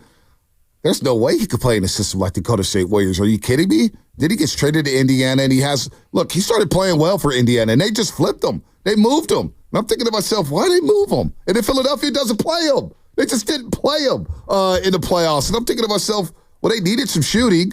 They needed some spacing for Joel Embiid, and you don't play him, and he has that one quarter against the New York Knicks. What was it, game 6 maybe, or game 4? I don't remember the game. But then now he comes to the Golden State Warriors, and there's a defined role for him. He knows, I'm coming in maybe as a 6-man. I'm going to get 15 to 20 minutes, maybe in 25 minutes, and I'm going to get shots up. And they're going to look for me as I move around here. And he lights it up going 8 of 12 and scores 22 yesterday. This guy can shoot it. But isn't it also a function of the Curry-Kerr era where it feels like we love these reclamation projects on the fringes? Dante DiVincenzo, Nick Young, JaVale McGee, all these guys that, like, hey, this might be your last stop. Otto Porter Jr. Right, exactly. And look, not all of them have worked. Like, Kelly Oubre was at a different point in his career. It didn't work. Like, I'm not saying it works every time, but they have done a good job. Like, come to the Warriors, go through the car wash, and then go out on the other end, and you're going to get a multi-year deal. Maybe not $20 million a year, but you're going to get a better deal out on the open market, and you're more valued. And I think a lot of guys find their home in the NBA with the Warriors. Right. Is a 12-man rotation even possible? Because Moses Moody, and I could feel it. I didn't even look at the internet in the first quarter, but I could feel it. Moses Moody didn't play in the first quarter. Wait a minute. So someone's mad about a rotation in game Moses one. Moody is now the guy. Course. Moses Moody is now the guy who, where every fan, they love Moses Moody. And Moses Moody's always ready. He's a mature young man. He just signed a 3-year, $39 million deal. But I go, oh boy, he didn't play in the first quarter. But he started the second quarter. He picked up 3 quick fouls. And next thing you know, he turns around and has a solid game for himself, going 5 of 11 and scored 15 yesterday in just 14 minutes and 53 seconds. So I just want to know, is a 12-man rotation possible for this basketball team? Is it possible moving forward? Don't you agree that Draymond Green's minutes, especially early in the season, are going to be tapered off a little? No doubt. Because they didn't sub him back in until a little later, and Fitz and Buki were in the second quarter. Yep. And Fitz and Buki were kind of alluding like, hey, I kind of like Draymond getting a little rest here, a little burn. And I did too. Like, we all agree, like, Draymond will wear down, whether it's, emotionally or physically, and he's a little older. And if he's going to bang with guys 2 and 3 times his size, I do think you need to taper and manage his minutes a little better. So I think that does open up the door for a deeper rotation. 11, 12, you're going to run into some stuff, I think, throughout the year. Just guys aren't playing well. You go to the wrong combinations. Guys don't understand when they're going in. But I would rather that like what I'm seeing from this year's team, I just like the look better than last year. It fits. There's a chemistry, and you heard Kerr and Buddy Hield say, like, we like each other. I couldn't believe that's the first sentence both said. We like each other. It's interesting. Let's go to Latrell and Hayward. Latrell, what's happening? Hey, what's going on, fellas? Yes, it's Latrell like Spreewell. I like it. I just gotta really shout out. I think as a lifelong Warriors fan, I think that blend between unselfishness and athleticism is so key. And I'm glad that y'all brought up the Buddy quote, because I feel like that really highlights it all. Right? Like, you have to be willing to want to see your teammate, your guy to the right of you, to the left of you. You want to see him do well. And you got to make sacrifices both on offense and defense. And I think that's what's so crucial about the Warriors is we're not the biggest team. We don't have dominating size at every position, but in order for our help defense to work, guys got to sacrifice. And you see people getting steals right under the basket, where they're trying to take advantage of our lack of height right there. And so, I really want to give credit to the GMs. I feel like they really made magic out of nothing. We're really restricted with the CBA. We don't have any draft capital to spend or make trades. Nobody wants to make trades with us, but we still made do. So I'm really excited about this season, man. Yeah, you should be. Let's go to Riley in Stockton. Riley, what's happening? Hey, Riley. We'll get to the coach. What's up, Riley? How's it going, fellas? First-time caller, long-time listener. Dubs got me fired up this morning. How about y'all? Oh, man, I'm jacked up. I couldn't sleep. I didn't fall asleep till 1 in the morning, man. I was you know why? Oh, man, you and me both. I was listening to Postgame. I was listening to Dubs talk. I had it going all night. Wow. I couldn't go to sleep last night. I'm not going to lie to you, man. I was too jacked up. You already know it. But I just wanted to touch on Buddy Hield real quick, man. He was lighting it up last night. I had my brother in my ear, who was a Kings fan, telling me after his first shot, get used to that all year. And then I swear after that, he did not miss a shot. And this dude just kept looking at me, and I would look at him dead in the face. But, Wiggs' aggressiveness, love that. I love that all year. I need that at 22 Wiggs. And let me know on this nickname. I just wanted to make it quick and short. But Splash Bros will always be its own thing. I love Klay forever, Bay Area legend. But Splash Buds? Not bad. Not bad. I slipped into Splash because yesterday Bully looked at me. He was like, chill, dude. I was like, my bad, man. My bad. I got a little ahead of myself. Splash Buds? No, don't talk about that. Splash Is Buds Mullen the Splash uncle? He might be. Yeah, that's a good call. Because he was the original shooter. Yeah. I know Rick Barry as well. That's a good call. It's Splash Buds. Splash Buds. Let me marinate on that. Yeah. It gives me like an Air Buds feel to it, too. It's like the dog. I don't know. Yeah. Hey, Bonte, you said you didn't go to bed till late last night? Yeah. I had a feeling you'd be ear to ear when it comes to the smile this morning. Did you dream last night at all? Did you, like, when you went to bed, did you have that deep sleep where you have a dream? No, I had a deep sleep because whenever I have deep sleeps, I don't remember the dream. Really? I'm just out. I'm out. Yeah, I was out like a light. I would have assumed that you would have been dreaming about playoff checks. Oh, no, not yet. We're a long way away from that. We're a long way away from that. Trust me. No, I was. You thought about it. No. But it was funny. Festus said something, and he goes, "Man, I called him on his birthday. His birthday was 2 days ago, and so we were talking on his birthday." And he was like, "Man, what suit you pulling out?" I say, "Man, I got the same suits, man. I'm broke, man. The Warriors were done in the regular season. We didn't get no playoff checks last year. We got one play-in check, and that was that."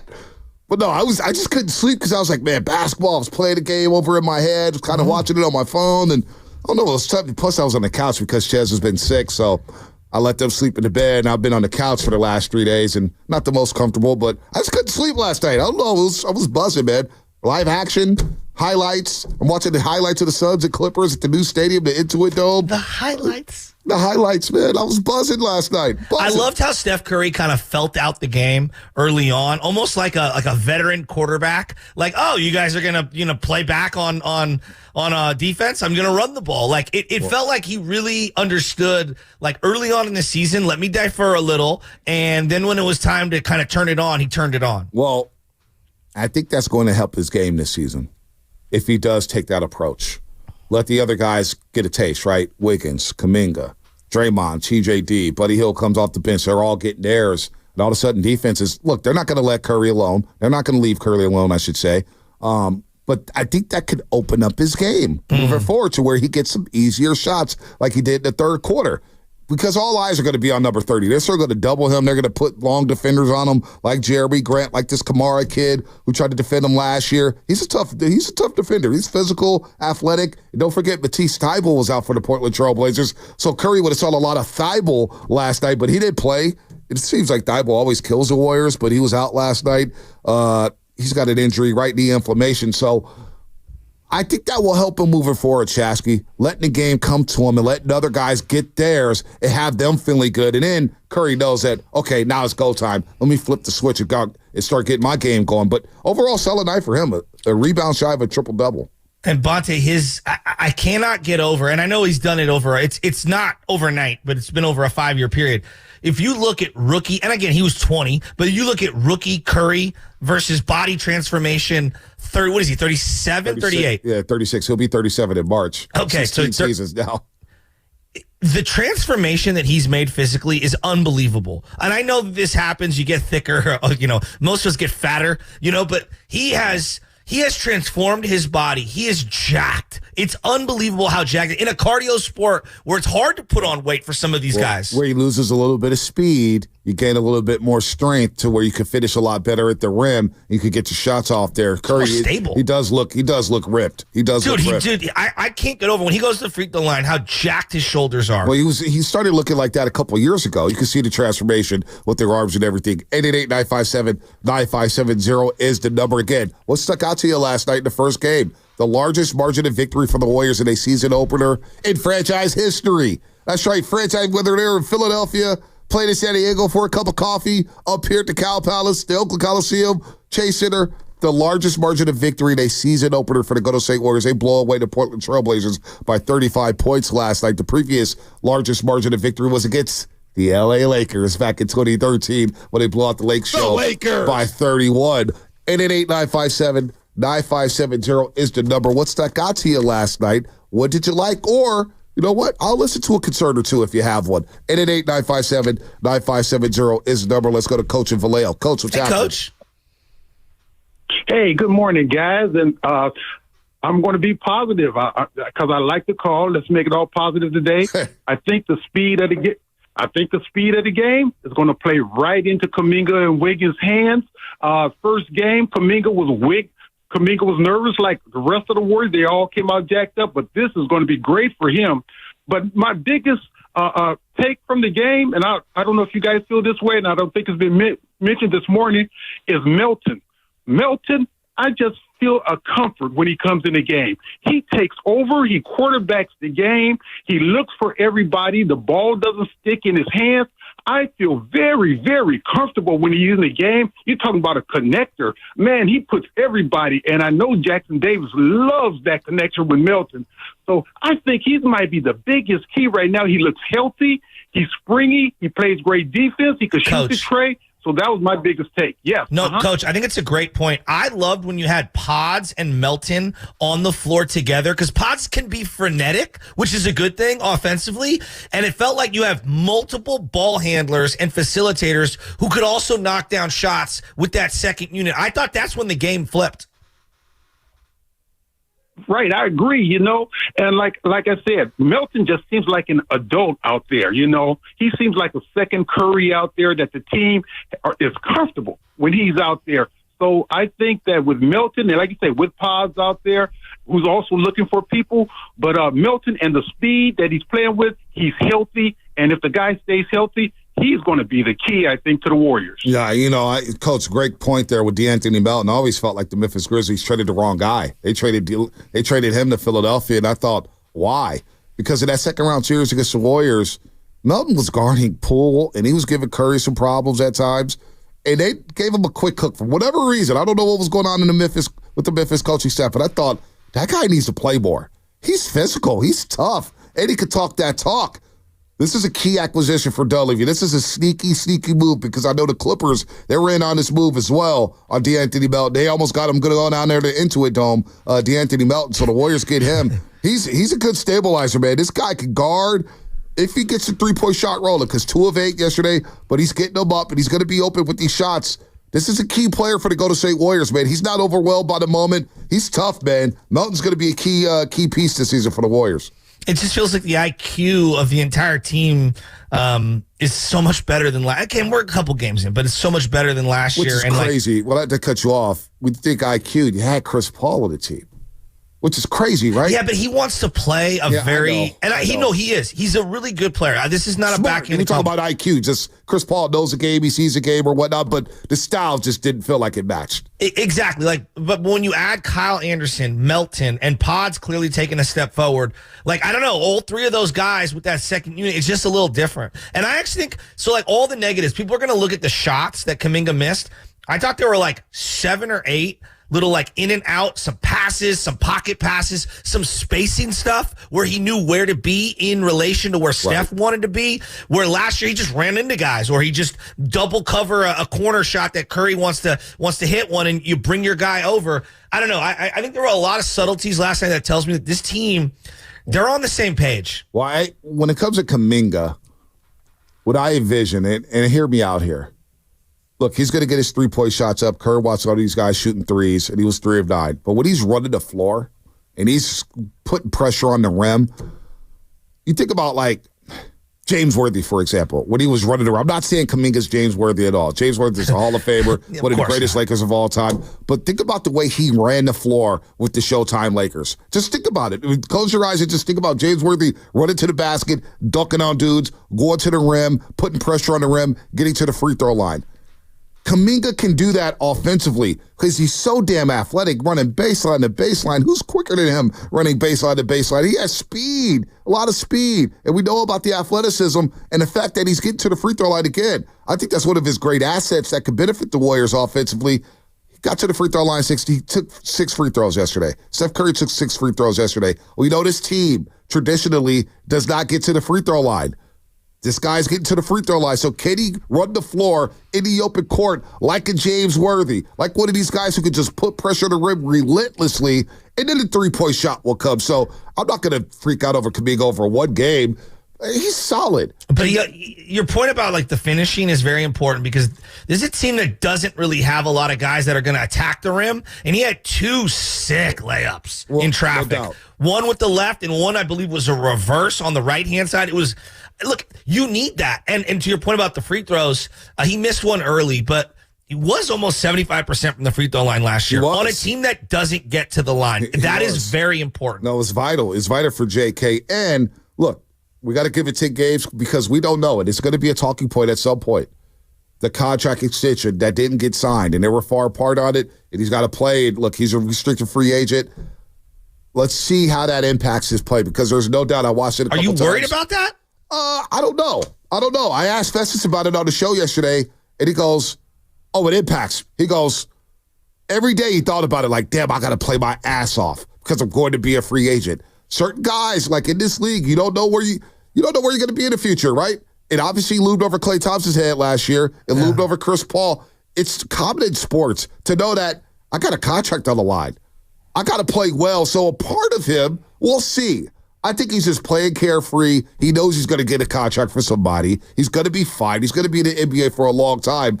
But how does it impact an individual? I don't know. Everybody's different.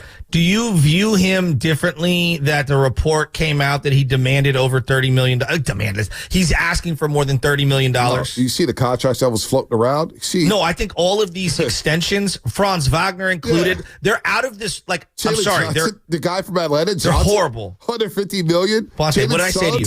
I said to you last week, I go, Kaminga wants, $40 million. Giannis is making 51. Like, we all have to, I get it. Like, the next in line's got to make this. I just think some of these young guy contracts are completely out of whack. Anthony Edwards, yeah, I'll give you $50 million a year. But, like, the guy, who was the guy from the Raptors? Emmanuel Quickly. Come on. I mean, what are we doing? It's a lot of these money. These deals are out of whack. It is out of whack. All right, let's go down to San Jose. Let's go down to San Jose. We haven't heard from this guy in a long time. Who? He's probably feeling good because his team's in the World Series. You reap what you sow, brother. Oh, my He's in the World Series. It's Nick in San Jose. Hey, Nick. Boys, I love you, man. First of all, I hope Shasky, your little boy, is doing well. And I got to tell you, Bonte, with that lean 60-something-year-old Mullen and that lean looking Festus, you held up in that blue suit yesterday, man. You looking fly, brother. Look, wait. 2022 Wiggins was back last night. I know it's one game. I know it's against Portland, but we got to celebrate the good in this life. And Wiggs played like 2022 Wiggs. I got to tell you, this team reminds me of early 2015 Warriors. We're deep and we defend, baby. We defend. I love it. And look, I'm happy for Moses. I don't know if JK's north of $30 million. He's going to have to play this out. He struggled a little last night, but I'm not worried about him. But Murray, even though he only had 17 points, he almost had a triple-double, he's magnetic, and Buddy Hield can just flat ASS shoot the ball, baby. I love it! Hey, Nick. Talk to me, boys! Nick, you know we're homers. How many wins are the Warriors going to get? I saw a Toyota poll yesterday. They said 33% believe they could win 55-plus games. 55. Where are you at with the win total? I'm smashing the over on 43.5. That's an easy bet to me. Where are you at with the win total, Nick? Bet. This is a 50-win team, dude? I think we're at 54 wins. No doubt. Oh, my goodness. I love that. No doubt. The Chris Wilcox, 54? Hey, I'm not mad at that, Nick. I hope you're well, man. I hope you're doing well with your little baby boy, Nick. Good to hear from you. Hey, Bonte. Look, one game at a time is how I'm going to take this thing. But look, part of what made 2022 so magical was the start of the season, where they kind of proved to you how good they could be. Now, it ended up having like a couple of lackluster months, but it all worked itself out. Like, getting a good record early in the season is so important for this team, just to get the train off the tracks in the right direction. You know, they do need a good start. And this schedule is about to beef up. It's about to heat up in a heartbeat. Utah, Friday. Clippers, who played the Suns tough. We got something for Danny Ainge. The New Orleans Pelicans. Now, they just lost DeJounte Murray. He has a fractured left hand, so you won't see DeJounte Murray. Zion Williamson should be back. That's a tough team. Trey Murphy, the third signing contract. Very good team-friendly deal. Wins.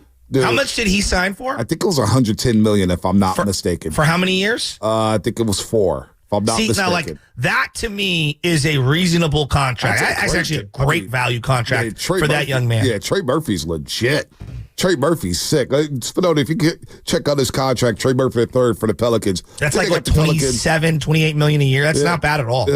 Pelicans with a back-to-back next week at home. Then they travel to Houston, Washington, Boston, Cleveland, and OKC. So that 5-game road trip is going to really ramp up. That's going to be a tough road trip for the Warriors. Where are they at? Then they come back home for the NBA Cup against the Dallas Mavericks. NBA Cup. Then you got the Memphis Grizzlies. Then you got to go down. So this schedule's about to beef up, buddy. It's about to beef up. So wait a minute. Now you're in on the play-in tournament? No, I just bought it. What makes you say that? Well, because you got all excited. The NBA Cup. I got excited. Well, you guys love the courts. I know that. That's the most exclusive part of it. So Trey Murphy III, he signed a 4-year, $112 million rookie-scale contract extension. Yeah, that's a steal. Trey Murphy. That's a great deal. He's a good player. But that's, like, to me, that is the framework. For me, I'm trying to go under 30 for Kaminga. Yeah, I mean, even if you get him at 30, that could be a bargain in a couple years, considering what his potential could be. Like, it could be a bargain. 40 and 50 million. Like, those are for, that's another $12, $13 million player you could add. Because, again, the CBA is very penal. Like, so giving out $5 million here and $10 million there, it does add up for this team, considering how hard it is to swing deals right now. Yeah, we'll see what Kaminga. We'll see what goes on with that. Go ahead, real quick, guys, as we're talking about finances and salary and stuff like that, this is the first time, I don't know if you guys saw this, in 11 years where LeBron James is not the highest paid NBA player. Wow. It's Stephen Curry has surpassed LeBron James. Wow. He's making $55.8 million this year. LeBron at number 2, 48.7. Well, how much is Bronny making? Because that's basically LeBron, is doing this. So they had to carve out some money for Bronny. So how much is he making? $2 million? What is Bronny doing to you, Joe Shasky? All right, I'm just asking. He's a winner. He's 1-0. All right, get off his back. This guy has waffled back and forth about LeBron James and Bronny James. Well, no, LeBron's greatness has never been questioned. No. You wanted Bronny James in the second round. Go draft him. To get Bron. No, you wanted Bron. You wanted all of it. Oh man. You're unbelievable. Brett and Vallejo. That's what makes this show great. What's happening, Brett? Hey, guys. Good morning. I just want to talk about the point of emphasis of the league, and a shout out to them with not calling so many ticky-tack fouls early and letting the players play. And I think with their new point of emphasis, I think it's really going to help us out with us being a young, fast, aggressive team. And so watching all the games the last 2 days and just not seeing ticky-tack fouls was brought me back to what basketball used to be. Kyle Draper would be mad at you, Brett. Kyle Draper calls Kings days. Oh, he hung up there. The NBA has a problem right now, ladies and gentlemen. And we had Tim Kempton on the radio today. Tim Kempton, like we all knew who he was. What did he say? Tim Kempton, he played with the bad boy Pistons. He played against the bad boy Pistons. That would be like, is that kind of like Alan Smiley-Geach back home going like, I'm Alan Smiley-Geach. I played with the Splash Bros. Dude, Alan Smiley, he's like in the third league in this country. He's not even in like the top senior league. Yeah, he was like in the second league. Well, he was the only guy that entered the league at 17 years old who looked 42. I mean, I'll never forget the Memphis game on the back-to-back during the COVID season. And he hit the first three of the game, the first basket, and he's doing the mellow. And he almost gave himself a concussion doing the mellow. And Draymond's fired him up, and it was the only basket he made that game. And it was like, yeah, Allen, he hasn't sniffed the NBA since, poor guy. Where's Alan Smiley-Geach at now? No one cares. No, I care. I always like to see what players are doing. He's playing for, and I can't pronounce this because it's Lithuanian, but Zalgiris Kaunas, which is a Lithuanian basketball league. I think it's their number one league. It's their number one. He got elevated to number one league. He's an ABA champion. Oh. So there you go. The ABA league, as you guys know, which is, from Bosnia, Herzegovina, Croatia, Montenegro, North Macedonia, Serbia, Slovenia. Hey, his first ever interview in 95.7 The Game was Guru and I. No way. We interviewed the first rookie introductory presser, Alan Smiley-Geach, Jordan Poole, and Eric Paschal. Oh, Eric Paschal, square button. Yeah. I call him the square button because the guy only knew how to shoot. There's no X. He didn't know how to pass. All rookie first team. All rookie first team. Oh, my goodness. Dude, and then you get... It's like Joe Smith being rookie of the year. And then you get... I ran into somebody who knew Joe Smith, who worked with... Matter of fact, my guy, I forget. Was it Lonnie Baxter? No, it wasn't Lonnie Baxter. My guy, and they all listened to the show at the Burlingame Park and Recreation Center at Washington Square Park. He's from the D.C. area. He's like, dude, my cousin, we know Joe Smith a lot. I was like, really? So he keeps it, and swear to God. So they do these movie nights in Burlingame in the summertime. It's really cool. Every other Friday, they do movie nights. And is this a story? Oh, no, it's not a King's Tale, but Burlingame. They got the projector up, and they put on a Disney movie every other Friday. And it's pretty cool. We put on Cars the other night for the little guy. That I don't care what anyone says. That's a great movie. Lightning McQueen's awesome. Yeah, they played Up, the movie Up. It's a great movie. Great movie. And then they played Sing. I love Sing. I don't think I've done They got the Elton John song. I'm still standing. I'm still standing. Yeah. Yeah. Okay. We sing that as a family. I'm still standing. Gorilla did a great job singing that song. Yeah, it was fun. You got to watch Sing. You never watched Sing? I'm going to check that out. Yeah, Sing is fun, man. It's fun. It's a lot going on. A lot of characters in there. How about this? Dalton Johnson, ABC Sports. We just had him on the other day. Andrew Wiggins made 8 shots and 4 threes in the Warriors season opener last night. He didn't hit those marks until the 14th game last season. He made 8 or more shots 11 times, 4 more threes only 3 times. He's already done that in the season opener against the Portland Trailblazers. We asked him on the postgame show, the empowerment that Steve Kerr gave us, saying, I want Andrew Wiggins shooting 6 or 7 threes. I mean, when your head coach believes in you, and gives you that, gives that confidence to, just let it fly, go up there and, play pressure free, it feels good. It feels good, and I've been working on it a lot this summer, just trying to get back to, what I know I can do. All right, there's Andrew Wiggins there. We're going to get to the injury report. It is Cowboys week, Shaq. It is Thursday. And we got a football team that needs a victory. We have a football team that needs a win. They need one, too. They need one, too. There's no doubt. It's Cowboys weekend. It's a must-win, according to Jerry Rice. Let's get this cut. Hey, you got the cut, Spinoni? Here's what Jerry Rice said about this week. That game was a must-win. Now, this game coming up, I mean, we got to win this football game. If we don't win this football game, it shows that this team is just going through the motion. And they know the importance of this game coming up. And I don't want to hear this stuff about, hey, this is just another game coming up this week. Oh, no, this is the season. This is the Cowboys. And every game after that, we're going to have to take them, take it one by one. And somehow we got to fight hard. And we still might have a chance of winning the division, get into the playoffs where we can start the season all over again and really, cause some havoc. I mean, Jerry was ticked off at the notion that the Kansas City Chiefs was just another game. Jerry was ticked off. He said he wanted people to fight. He was like, I want to see somebody swinging on each other. It was unacceptable what happened last Sunday. So you hear what he said? There's no doubt. It's a must-win for the Cowboys. But the hell with the Cowboys. They're frauds anyway. We know what they're going to do in the playoffs. They're going to flame out. The Niners. I'm worried about the Niners. And the Niners need a damn victory on Sunday to get to 4-4 before the bye week.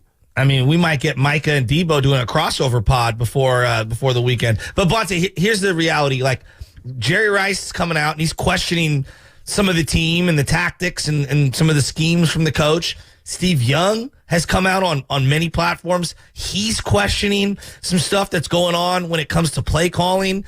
Man, that's not good when two of your legends that are very close to the organization, like very close to the organization, are scrutinizing you. They need a win in the worst way. Like, if the legends are out here questioning you, not Joe Shasky and Bonte Hill, legends who are connected in the building. I mean, that's not good, man. No, Jerry Rice is ticked off about that. So we'll get into Niners and Cowboys. Matt Lively, KPIX Channel 5 will join us at 8:30 to give us his lay of the land. Lay of the land at practice yesterday down to Santa Clara. Niners and Cowboys. Niner fans, where are we at? It is doom and gloom right now with the 49er fans. I'm so disappointed in Niner fans right now. I swear to God I am. Aren't you fired up? It's Sunday Night Football, prime time. Mike Tirico's joining the show tomorrow at 7:20. Come on, Niner fans. This is a pivotal point in the season. You can turn, because here's how I'm looking at it, Shasky. You win on Sunday, you're 4-4, bye week. You're playing Tampa Bay, who's going to be without Mike Evans and Chris Godwin. I could use all the breaks in the world. Tampa Bay's not going to have Mike Evans and Chris Godwin, and then you play Seattle back at home. You could be 6-4 in 4 weeks, folks. Top of the division, feeling good about making a playoff run. This game is massive, massive. Operation 4-4, 888-957-9570. Can the Niners do this without Brandon Ayuk? Can they do this without Brandon Ayuk in the passing game? Can Brock Purdy get back on track? Come on, Niner fans. I know you're not giving up on the season already. Let's get to the injury report.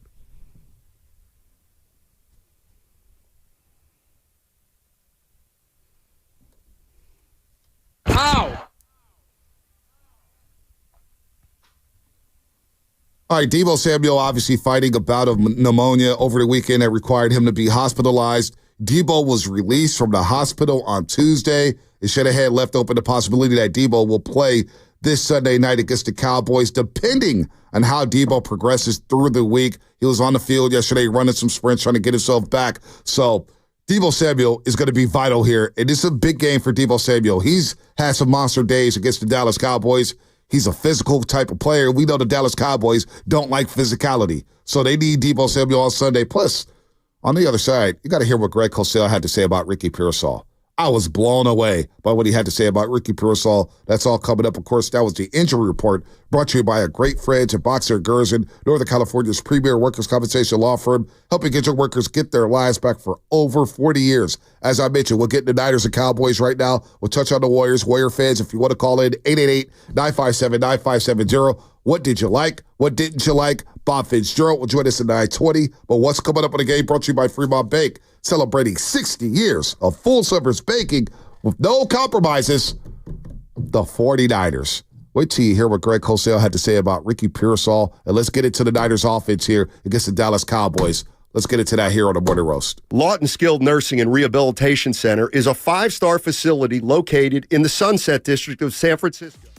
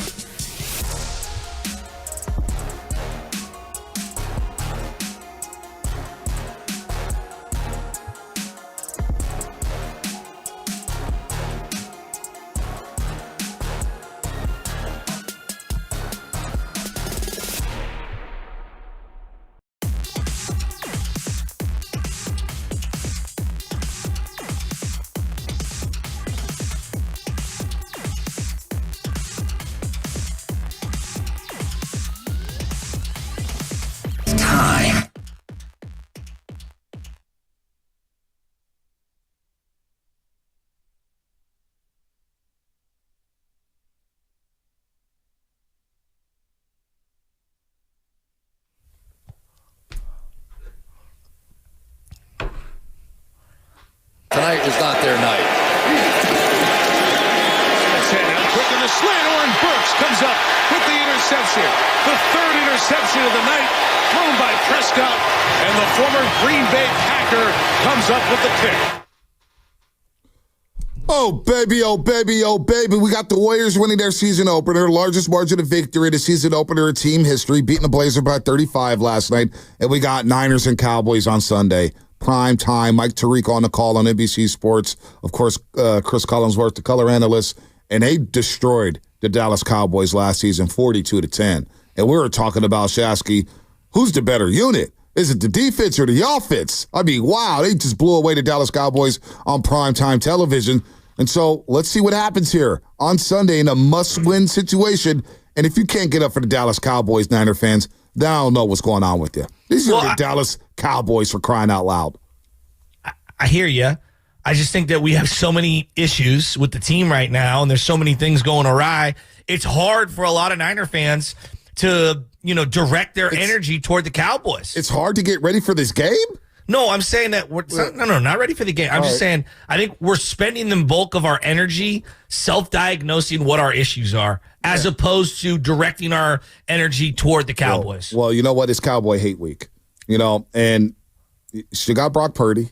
Still got Kyle Shanahan, who's a hell of a coach and a lot better. I think Mike McCarthy's on the other sideline here.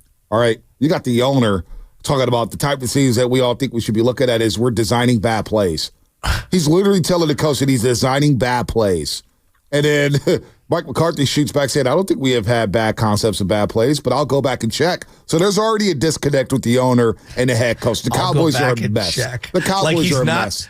The owner is taking shots at him left and right. Jerry Jones.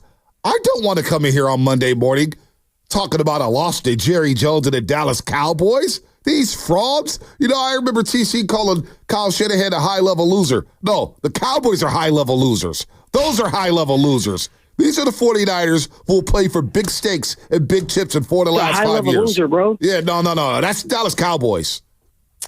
I'm extremely worried about this game. Of course you are. And I'm extremely worried that Dallas, coming off of a bye, has their entire season and coaching staff on the line in this game.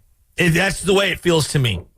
And I know that the Niners have a lot at stake. The best thing that the Niners have going for them right now is the division, obviously, right? Like, that would be your silver lining. I don't think a wild card is coming out of the NFC West. No. Crazy things happen.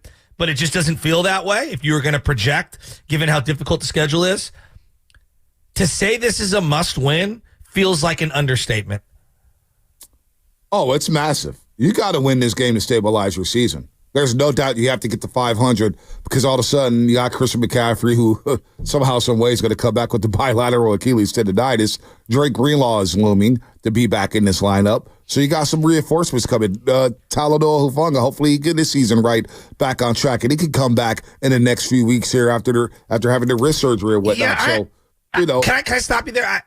I think Mustafa's a better player right now. He is right now, but Shanahan's going to go back to Hufanga, who's going to trust. He trusts Hufanga. He was an all-pro a couple years ago. That's why. It feels He's so a trusted long agent. ago. It is, but it's a trusted agent who knows the scheme inside and out. So there may be a spot for him on the football field. We'll see about that. But at least you got a guy who gives you good vibes, and at the very least, he can play special teams. I don't have to worry about Hufanga. Well, he took some bad angles of defense, but only special teams, you can make some tackles here. So I'm not coming into this game worried. I feel like the Niners are going to be able to run the ball against this team and be able to run the ball relentlessly and get back to what their bread and butter is. And do they have a matchup for George Kittle? So I'm looking at it from a Niner prism, said they got to beat the hell out of this team on Sunday, and you get your season right back on track. No, it's a good point. There's one area that I have to see the Niners play well, not just for winning this game, but like encouragement signs for the rest of the season. If you can't stop the run against this Dallas team that can't run the ball at all, that is a fatal flaw that could do you in this year. Like, before I even am willing to admit it. Like, Bonte, name the running back situation for the Cowboys. Yeah, Zeke, Deuce Vaughn, and of course Rico Dowdle. Is it Dowdle? Do they have a 100-yard rusher this year? I don't know. I mean, they're not a good running team. And if they're going to sit back and drop back and throw the ball 35 to 40 times, then it should be another big Nick Bosa day, who Nick Bosa has stepped his game up the last 2 weeks. I give him credit. I give credit when credit is due. Nick Bosa's played phenomenal football the last 2 weeks. This should be another big-time game for him on primetime television against this Dallas Cowboys offensive line. I look at their tackle situation. Terrence Steele at right tackle. I see Tyler Guyton at left tackle. Nick Bosa's going to eat this week. He's going to eat this week. And whoever's an opposite of Nick Bosa, whether it's Leonard Floyd, he should be able to eat this week against the Dallas Cowboys offensive line. The big plays they have to negate. Like, defensively, they've just got to find a way. I'm assuming it's going to be Deommodore Lenoir on CeeDee Lamb because he likes to work outside, inside. He's all over the place. I would exclusively put Deommodore Lenoir on him and beg someone else to beat you. Yeah, CeeDee Lamb. Well, you got the tight end, too. The tight end is not bad at all. What's his name? Jake Ferguson, number 87. Right. He's their second option, so you got to find him. That could be Fred Warner. Well, can D. Winters cover space? You know, that's where Ferguson, the tight end, where Dak Prescott's looking around trying to check it down to somebody. This is where that other linebacker outside of Fred Warner, because you want Fred Warner in the middle of the field. You want him kind of spy Dak Prescott if he wants to leave the pocket, kind of guard the grass in the middle of the field. Devondre Campbell, D. Winters all over again. One of those guys is going to have to step in pass coverage here as that second or third linebacker. Will the Cowboys go to a number? Because what the Chiefs did, they were very smart at this, Shasky. Very good. This is where Andy Reid is so excellent. He kept 2 or 3 tight ends on the field multiple times to keep the Niners in their base defense, knowing that they would have to go to 3 linebackers. And Campbell was going to have to see the field no matter what. So Andy Reid was smart with that. Well, Mike McCarthy go to the double tight end sets to try to keep the Niners in their 4-3 base defense this Sunday. Something I'm going to monitor because the Niners love to get to that nickel. And if you get to that nickel, you take Campbell off the field, and you got Winters and Fred Warner there in the middle of the field playing a linebacker spot. Kansas City was very, very smart in going to 2 tight end sets, keeping Devondre Campbell on the football field. I felt like Jonah Gray was wide open how many times? 2 when they wanted to get big yards. And honestly, the Charvarius Ward breakup on Travis Kelce downfield could have easily been a PI because his back was turned to him. I know he made a nice breakup. That game, oh my goodness. But I'm going back to the Niners here because you're like, hey, it's about the Niners, I feel like confidence-wise, this is a huge game for Brock Purdy. I saw a guy that just wasn't trusting the field, wasn't trusting the play calls, wasn't trusting himself. He felt very hesitant and indecisive in the game against the Kansas City Chiefs. And this is one where I think for his confidence, he needs to get back. Forget stats. I don't care about PFF rankings. I don't care about quarterback ratings. I don't care about QBR and all that. Just, does he pass the eyeball test? For so many weeks in a row, he did. And the last couple of games, I feel like his confidence it's not gone. It's just a little rattled. Well, he had a pretty good game in Seattle, right?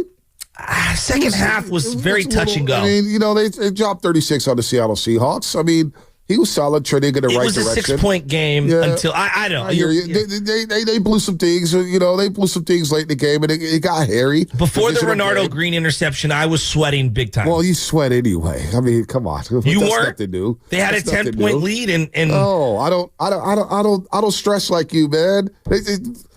Listen, I understand why Niner fans will freak out after seeing the Cardinals and Rams game. I'm not knocking you for that. But when I'm watching a football game and it gets close, these games usually do get close. That's why we had the whole witching hour during the red zone. These games are coming down to one possession. There's a lot of parity in pro football these days. So I'm not going to sweat it out and say, hey, buckle up, baby. There's going to be a little turbulence. And personally, I like adversity.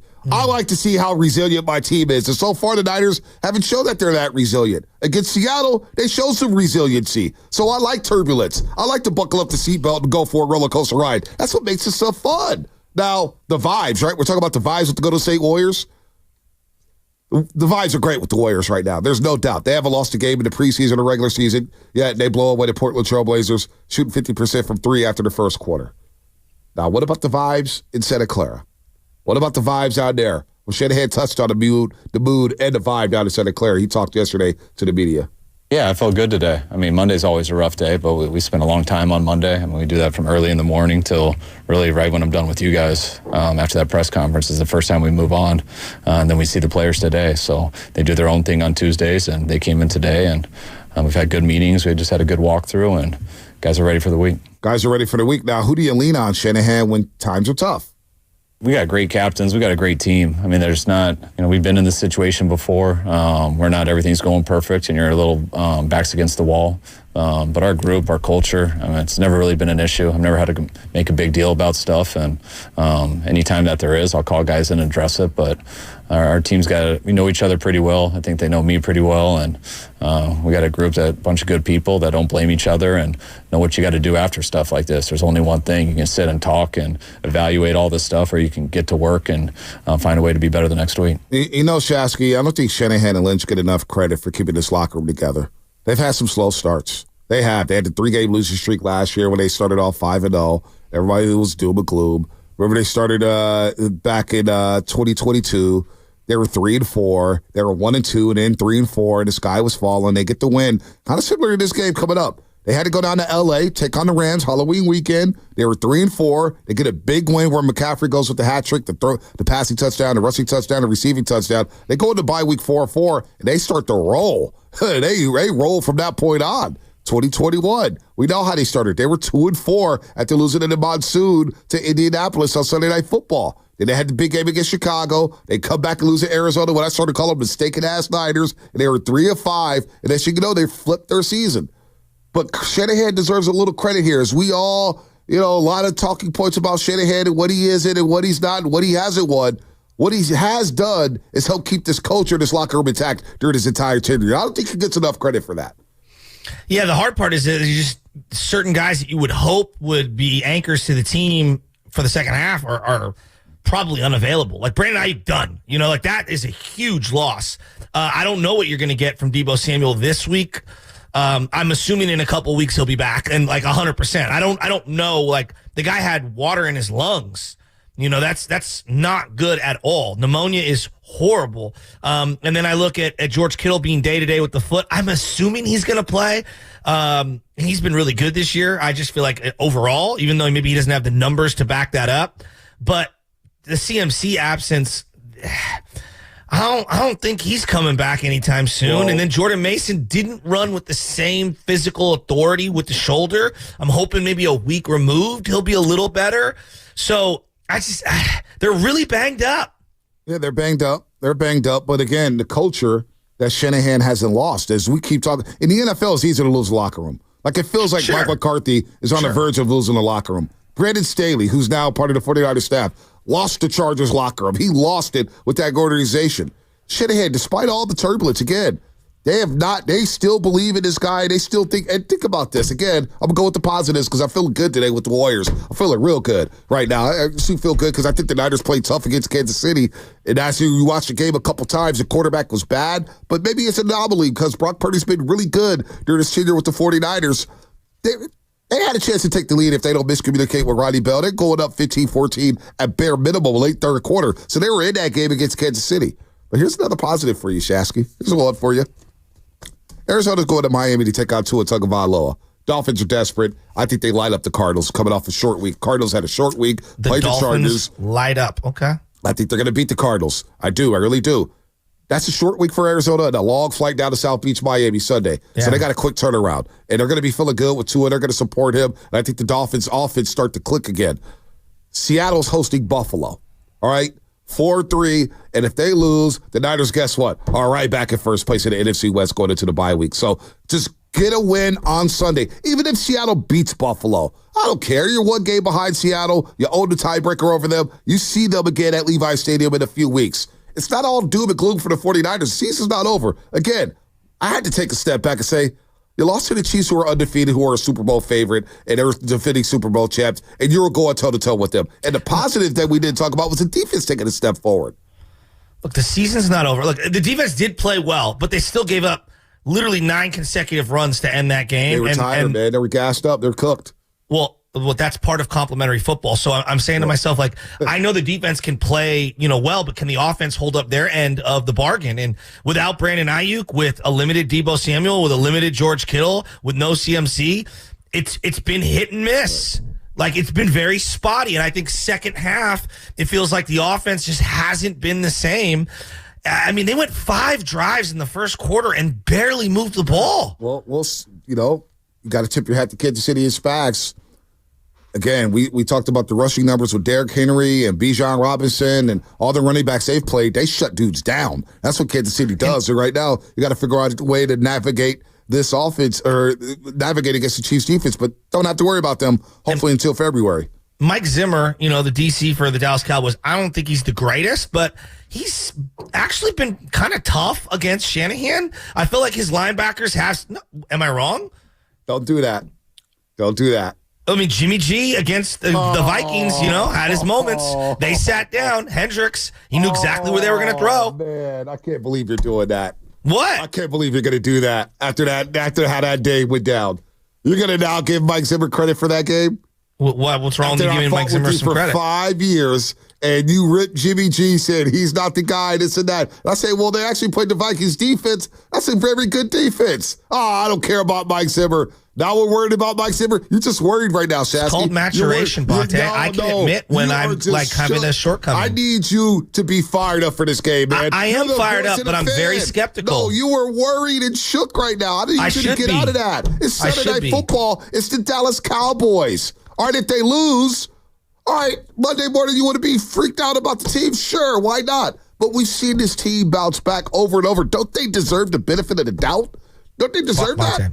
Bonte, and every year where they've started off rough and bounced back, they've had a magic bullet in the back pocket that we didn't see coming. Debo playing a little bit of running back and changing up the offense, and then obviously the acquisition of CMC is like one of an all-time regular season moves.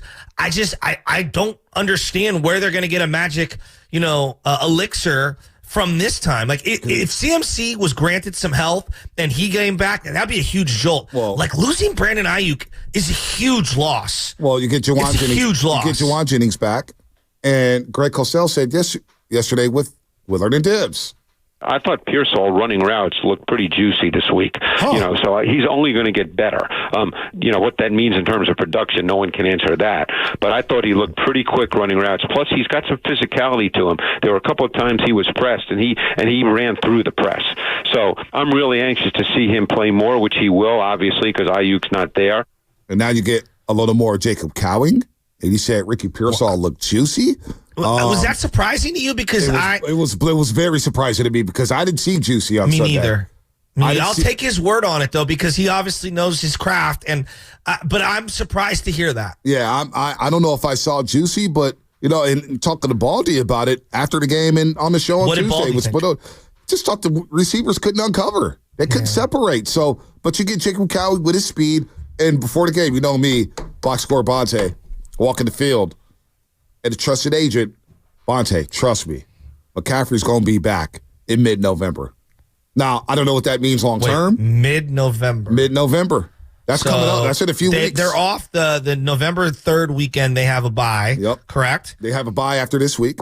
Yeah. So then that would be the 10th. It could be the Seattle game. Is that the 10th? It's possible. Could be the Seattle game. It could be... The 17th is the Seahawks, right? 17th is the Seahawks. Maybe Green Bay November 24th. Maybe. Who knows? But I was told November. And they said, trust me on that. I was like, nah, come on, man. Whose agent trust me was on this? That. No, I said a trusted agent of mine. Oh, a trusted agent. Trusted agent of mine. Yeah, trusted agent of mine. Oh, trusted agent of mine. Can you maybe source something else that this trusted agent of yours is giving you that would lead you to believe that they're very credible? In years past? I just know that whatever he's given me when it comes to the Warriors and the Niners. Oh, it's duality. He's been 100% correct. Interesting. Yeah. So you can believe that if you want to. I'm just telling you. Like I said, I would never lie to you. Is this the same guy who thinks that Sam Darnold is a great thrower of the football? I don't know. No, that's Greg Papa, and that's Matt Mayoko. And you know what? Sam Darnold has been a great thrower of the football this season. Then why are they trying to trade for Matt Stafford? I don't know if that was Wasn't that odd? Wasn't that who reported that? I don't know. It was odd. I don't know. Anybody credible report that? Maybe it was a trusted agent. I don't know. Well, you can believe what you want to believe, but I this guy's been good to me for many years. I'll take your word on that. And he's just like, but because he knows I'm a diehard Niner fan, he goes, trust me, man. McCaffrey's like my brother. No, he said McCaffrey's like my son. He go be back, and he's chomping at the bit. So, like my son. I can't believe how shook you are for Cowboys week, man. Matt Nahiga, what's up with my guy? Well, Micah Warriors Parsons is bound to have a big game. He's been due. And this is a guy looking for big money, and I'm very worried about him attacking Colton McKivitz. He's going to be a problem if he plays. Have you seen the overall grade ratings for all of the offensive line? Like Trent Williams is not grading out very well. Again, I'm just going off my eye. PFF can sometimes lie, but Pooney's been good. Banks has not been as good this year as he was last year. Brendel's been terrible. McKivitz has been terrible. Like, their offensive line, and I actually thought the offensive line has played okay for the most part, but this last week, it was not good. Are you going to the game on Sunday? I'm 50-50. 50-50. There's a lot going on in the Shasky household. Well, something I want you to look forward to if you do go to the game is the body language. The body language of the 49ers. Yeah, I'm a big believer in that. Because here's what Jerry Rice said about the Niners' body language before the KC game. I look at body language before a game, the opponent, the home team, and stuff like that. I just felt like we were not fired up for that game. And it showed. It showed, and you get the ball. I want to see an offense sprinting to the field, saying, hey, let's go. And I'm just watching guys just move real slow and almost like, hey, just another game. It really doesn't mean that much. All of that. That's what I saw. That's the body language that I saw. What do you make of that? What do I make of that? I completely agree. I'm the guy that's like, and I know you do the binoculars, but I'm looking over at like who's throwing with who's dapping up who, like what's going on here. I feel him on this, and like when again, this is not a big deal, but like Jair Brown helping up Kansas City Chiefs, just stop, dude. Like no, like great example that play by Mahomes, and I know D. Winters is a young player. If that's Drake Greenlaw's putting him into the fourth row. Like, there's not a question in my mind. He's taking the 15-yard penalty. He's putting Mahomes in the fourth row. Is he not? Like, they miss a little nasty right now. You know what? That's why I love Malik Mustafa. He's nasty. Well, if that's Drake Greenlaw, I think Mahomes runs out of bounds. Maybe.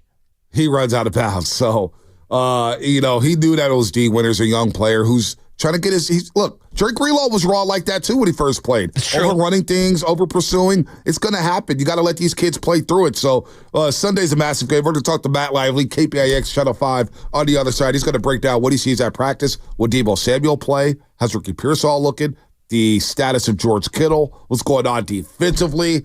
Must-win game on Sunday, folks, and then we'll get right back to the Warriors because I understand the vibes are good. If for some reason the Niners are bringing a lot of people down, this is life in the NFL. It's going to be some turbulence, folks. Aren't we? Don't we like to face adversity? Or is this new generation just don't want to face adversity? We want everything handed to us. We just want to get ahead to the Super Bowl trip to New Orleans. Come on, folks. Come on, man. There's a lot of season left. We act like they're eliminated from the playoffs. I can't believe Niner fans right now. I'm so disappointed in 49er fans. I'm not going to lie to you. I'm beyond disappointed in 49er fans. What's coming up in the game? Brought to you by Valvoline Instant Oil Change. Matt Lively, KPIX Channel 5 to give us the lay of the land down in Santa Clara. And we'll get right back into the Golden State Warriors. Valvoline Instant Oil Change. And I need one. I may need one next week. 15-minute drive-through oil change. Visit the friendly expert technicians at your local Valvoline Instant Oil Change to check fluids, tire pressure, windshield wipers. I may need some of those, batteries, and much, much more. Locations and coupons at BayAreaOilChange.com. The NBA is finally back.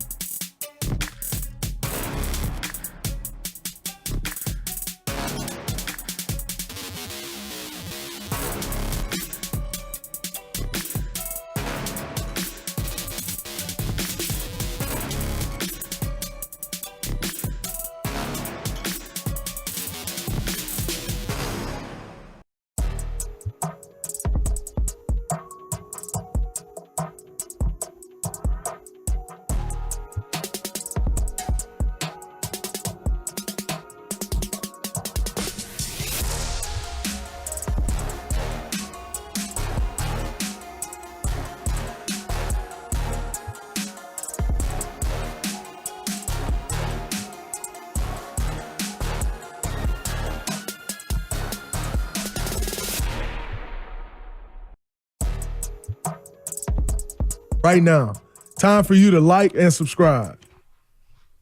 We'll get to the Warriors here. We could get to the Warriors with Matt Lively at the end of this interview, but we are talking Niners with Matt Lively. KPIX, Channel 5, does a hell of a job for Channel 5. Him and Vern Glenn, the dynamic duo. I got to meet Matt Lively in the press box this past Sunday as he joins us here on the River Islands guest line, and all guests on 95.7 The Game appear on the River Islands guest line. Isn't it time for you to discover the islands, River Islands in Latham, Shasky? Wait a minute. You guys met? Yeah, I met. I got to meet him in the press box. Yeah, Matt, did you pay homage to the king? I said hello. Homage. I don't know if I paid homage. No. Usually a dowry of some sort. I don't know. I tried giving him some food in the press box. He didn't want it, so I tried my best though. Hey, trying to watch my weight, man. You know, the buttons on my suit was about to pop yesterday, man. I had to unbutton that sucker. It's like, damn, your boy needs to get back on a diet here. But no, listen, Matt Lively's good. He's so young, man. I was like, damn, you look like you're 18 years old. I was jealous. Not a wrinkle in your face, man. Facial hair out. I mean, you didn't even need makeup. I was like, damn, this, pause, #pause. But man, where are you going, Diddy? I mean, geez Louise. Whoa. Yeah, relax. You know, Matt Lively, I mean, this guy Shasky is infatuated with. No. America. No. Shasky. Me and Guru need to start our own side pod all about the Diddy trials. I love the gossip. There's no doubt about that. Here? All right, give us the lay down to Santa Clara, Matt. The gossip down there. First and foremost, Deebo Samuel. What's going on with him? How's he looking? How's he feeling? What did you hear about Deebo yesterday? Deebo, he was out there on the practice field. He was doing his own individual conditioning. Pneumonia is tricky, guys. I mean, we can talk about all these different injuries that football players get. It's a hip, it's an ankle, it's an elbow, which are 3 injuries that Niners currently have. Besides the fact pneumonia is a different beast, and especially when you're playing a wide receiver position, you're never not moving on that field. So if you've got water in your lungs, which is what he had, that's why the Niners took him to the hospital after the game on Sunday. You have to monitor that very, very carefully. So I think the Niners are going to be pretty hush about Deebo Samuel this entire week and whether or not he's actually going to go. I'd say it was an encouraging sign that he was running on Wednesday at practice, but Kyle Shanahan, he goes back to his default, I'm not a doctor, which is what he says whenever we ask more about an injury. But Deebo looked good, at least running, but whether or not he plays, that's one of those crazy injuries. There's really no telling. Yeah, I have a hard time thinking that he's going to play in this one. You have naturally occurring fluid in your lungs at all times, but when your body, again, this is just good. Most people, when they start to have different failures of their organs, the lungs just overfill. It's like having bowling balls pressured on top of your chest. I don't even know how the guy suited up. You had pneumonia, Shasky, before? No, my dad, I'm just saying, when my dad passed away, people get the fluid in their lungs, and it's kind of like the last resort. What ends up happening is the rest of your organs start failing, and when pneumonia is back up to many things, but the fluid going in your lungs, it's horrible. I don't think people understand how difficult it is to literally breathe with pneumonia. So I'd be very surprised if he ends up playing, because that's pretty serious. Yeah, again, this is not a high ankle sprain. This is something that it's hard to monitor from an outside perspective. And if you're running out on the field, it's going to be a cold night in Santa Clara. It doesn't seem like good advice to send him out there. Matt, now how does George Kittle look? Because, George's a gladiator, and he goes out there, and I think he's having a really good year, even if he's being a little underutilized by my liking. Day-to-day with a foot injury, what's going on there? Yeah, it is a little interesting with George Kittle. It actually seems like just about every week there's something about George Kittle on the injury report. It's been a hip. Now it's the foot that he aggravated in this game against the Chiefs, supposedly. I'm not too concerned about George Kittle because outside of one game, he has made a return, even though he's popped up on the injury report. Limited yesterday, did not actually participate. And we didn't talk to him in the locker room. Thursday is his regular day to talk, so I'm sure that there will be more information about Kittle coming out. But I will say this. We saw the game that he had last year against Dallas, the infamous T-shirt moment, which I'm sure he'll be wearing again. I have a hard time believing in this Niners offense full-fledged if Kittle is not able to go out there along with some of these wide receivers. Obviously, Ayuk's done, but if Debo can't go and Jawan Jennings is nursing this hip thing, which is serious enough for him to miss last week, if you're without Kittle, there are some serious difficulties for this offense. What's up with Jawan Jennings? You mentioned the hip. Do we know what it is? A hip bruise, hip strain? What did he practice yesterday? What is going on with third and Jawan? No, Jawan did not practice yesterday. Ugh. He didn't really practice last week. And that was a weird one because, you didn't know much about that during the Seattle game. And then it comes up in practice or, last week during media reports, Shanahan says, Jawan's not practicing last Wednesday. He didn't really practice the rest of the week. And then him being did not practice yesterday was really concerning to me. I figured, all right, he's going to take extended rest off the Thursday night game, sit out this game on Sunday, and be ready to go for this week. So the fact that he wasn't out there spells out that this could be more serious than we thought. Brock's been so good for so long. He's had a couple games here and there, but I was telling B, and this is just my feel. I'm watching, I'm like, he was just tentative. No, I hope it's a one-off, because he's had moments this year where he's been excellent, even without having top playmakers out there. Where do you think he's at with his confidence right now? Just his confidence in himself, the offense, throwing two guys that are maybe unproven or he doesn't have a lot of reps with. Where do you think he's at in his headspace right now? Brock Purdy is a pretty level-headed guy. At any point that we talk to him, Brock is calm, cool, and collected. Last week, he was 17 of 31. I mean, they still threw it a ton. I would say that Brock is confident. I mean, in the fourth quarter, he's finding Jacob Cowing on these long. He underthrew him, but he's still throwing it out there. He's still letting it rip. And I think if a quarterback had lost their confidence, he's not looking for a rookie wide receiver down the sideline and trying to throw it 40-plus yards. And after the game and talking to him, Brock is he's always level-headed. He's disappointed in himself after a loss. He puts it on himself. He's got to improve. He's got to get better.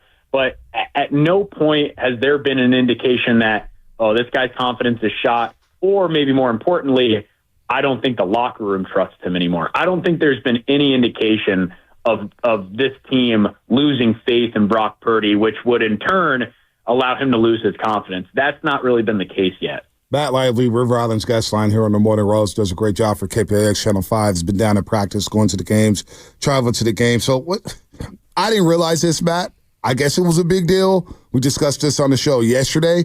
But what did you make of Shanahan talking to Brock after the game? Because I just thought, hey, head coach talking to the quarterback after a rough game. It happens. I know it happened in front of the media, but it got overblown in my opinion. What did you make of the whole situation? Yeah, I was standing right there. And I guess for us, we don't see Kyle Shanahan in the locker room because the way the protocol works here, just to break it down for everybody at home who doesn't have a press pass, which is most people, we walk into that locker room as Kyle Shanahan walks into his press conference. So as Shanahan is literally trucking down the hallway, the locker room opens. That now allows us to go in there. And then Shanahan's got his own private office. So he typically goes elsewhere once he's done standing on that podium. For whatever reason, he went back into the locker room to talk with Brock Purdy on Sunday. It wasn't aggressive. It wasn't dramatic, but I don't know if Shanahan necessarily realized that we were all waiting at George Kittle's locker, which is near Brock. So we kind of had a front row to this conversation that they had. I don't know 5 minutes, if it went on 5 minutes, but I would just say, I didn't think much of it. I viewed it as a coach is breaking down something that he wanted to tell his quarterback. And at no point, is Brock Purdy's job being threatened or anything here. No one should be concerned that Shanahan is like, all right, one more and you're done here. You're like, you put up an egg against Dallas and I'm shipping you off to Dallas with Trey Lance. That's not happening. So I didn't make much of the conversation, and Kyle kind of turned around during it and said, whoa, almost to make a joke of it. So I'm not super concerned. Matt, you're in the locker room all the time. This is a brief aside here, and Bonte's a big shoe guy, right, Bonte? Would you consider yourself a shoe guy? I I'm not the biggest shoe. I would say Jason Dumas is a bigger shoe guy than me. No, I'm not asking. Are there other bigger shoe guys? I'm just saying, like you're. I like shoes. Yeah, well, of course. I mean, like Matt, are you a big shoe guy?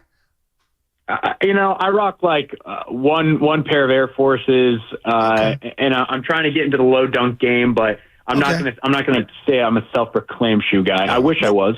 Well, I believe that George Kittle, in terms of game day wear, has the coolest of all the shoes on the team. Like, he's got all the different Jordan 1s. Can you ask him on my behalf, what insoles is he putting in those shoes? I want to know what the athletes are wearing on their insoles. I know this sounds stupid. I want to know. Like, the shoe game is very important. Am I the only one that doesn't look at which Jordans these guys are rocking? I want to know what the insoles are. There's no way those are just Jordan 1s, and he's running out there when he's got foot issues. He's got to have specialized insoles.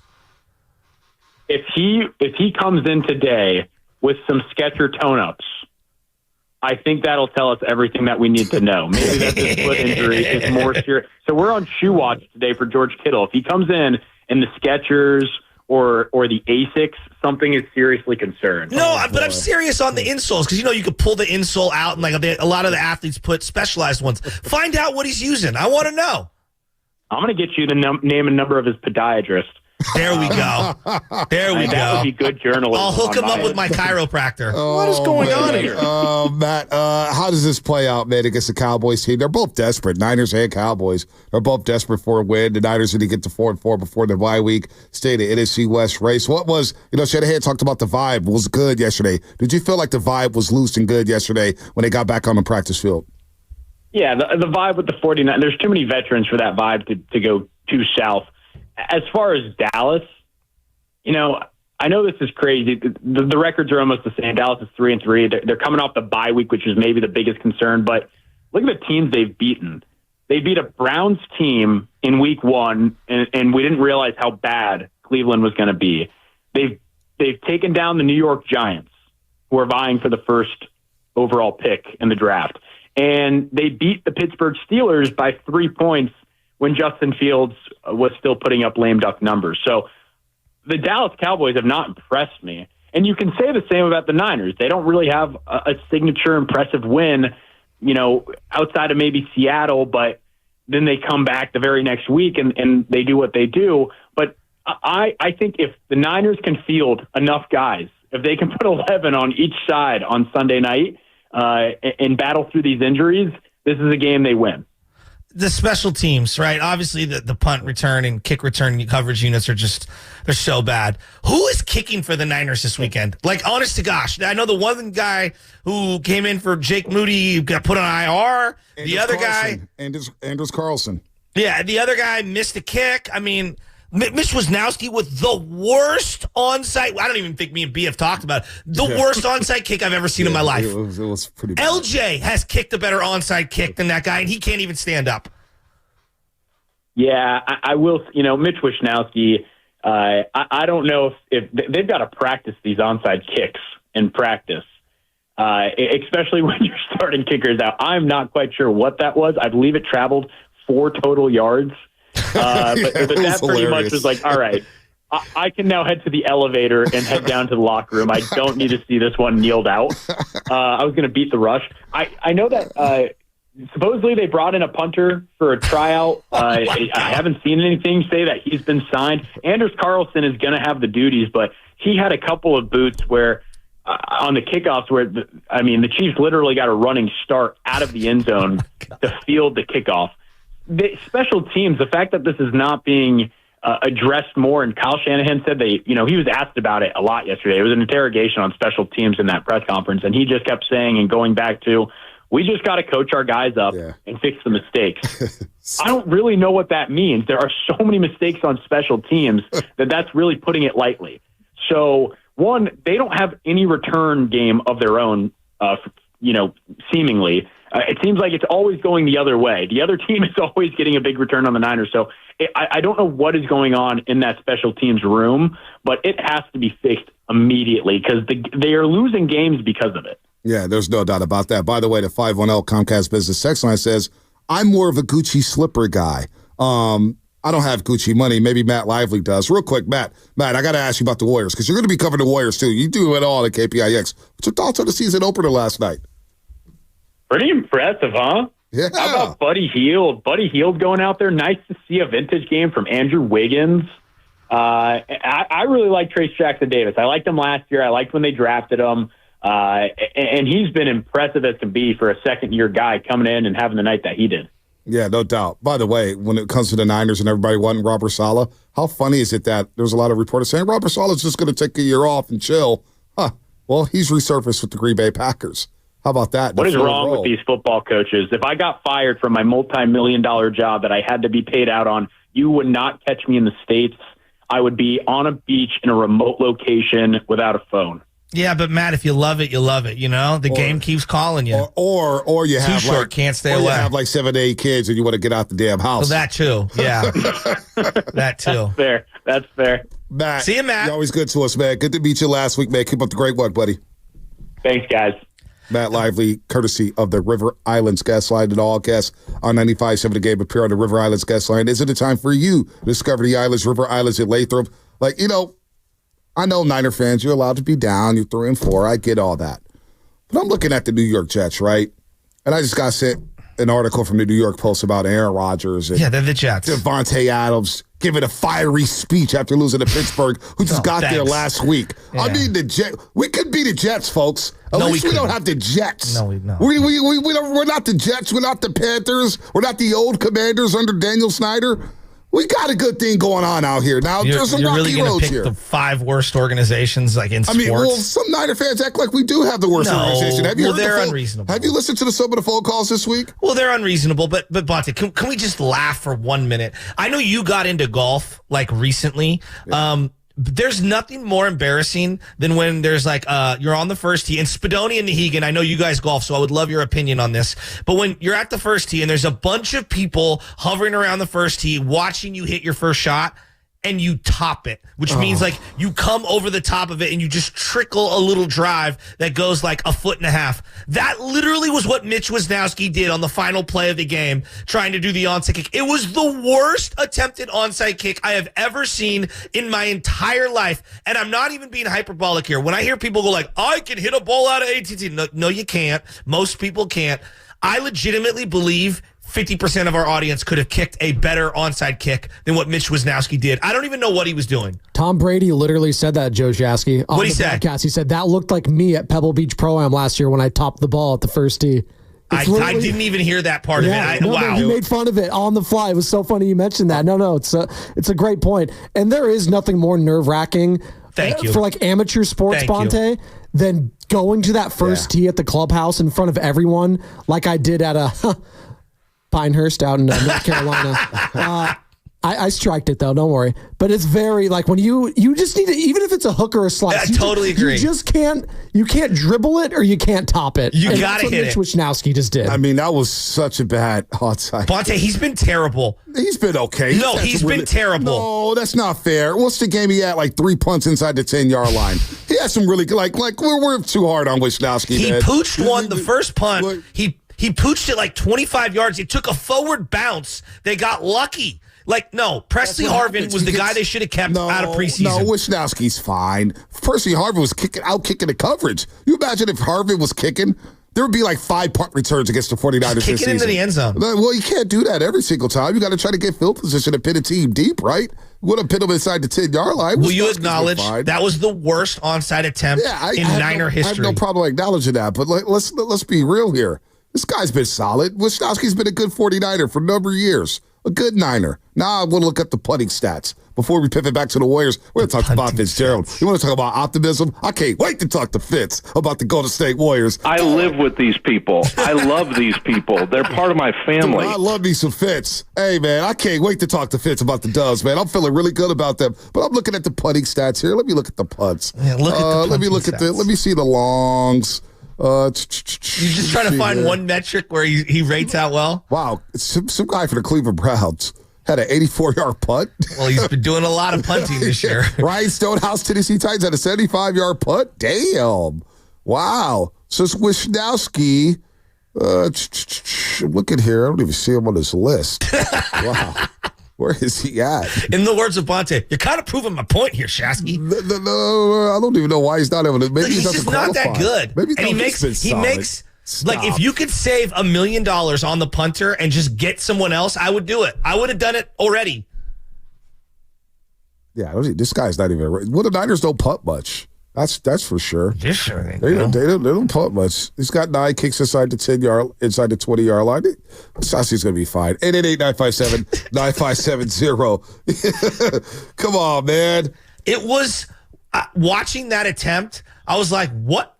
What am I watching? What was it? It had like a yard, and everyone stood there like, nah. Well, I mean, you could be like me, our buddy Mikey Williams for the Olympic Club. You know, Mikey Williams, I'm in this college football pool. Every time you bring him up, he runs into me and he won't. Like, okay, keep going. I'm never going to hear the end of this. Well, we had a big matchup in our fantasy football league. Okay. 4-2 versus 4-2. And I was up going into Monday Night Football. He had Mike Evans. Is this a king? Well, no, not really. King, because, I'm not a king. I'm not a king. Hear ye. Quiet down, quiet. Put the crown on.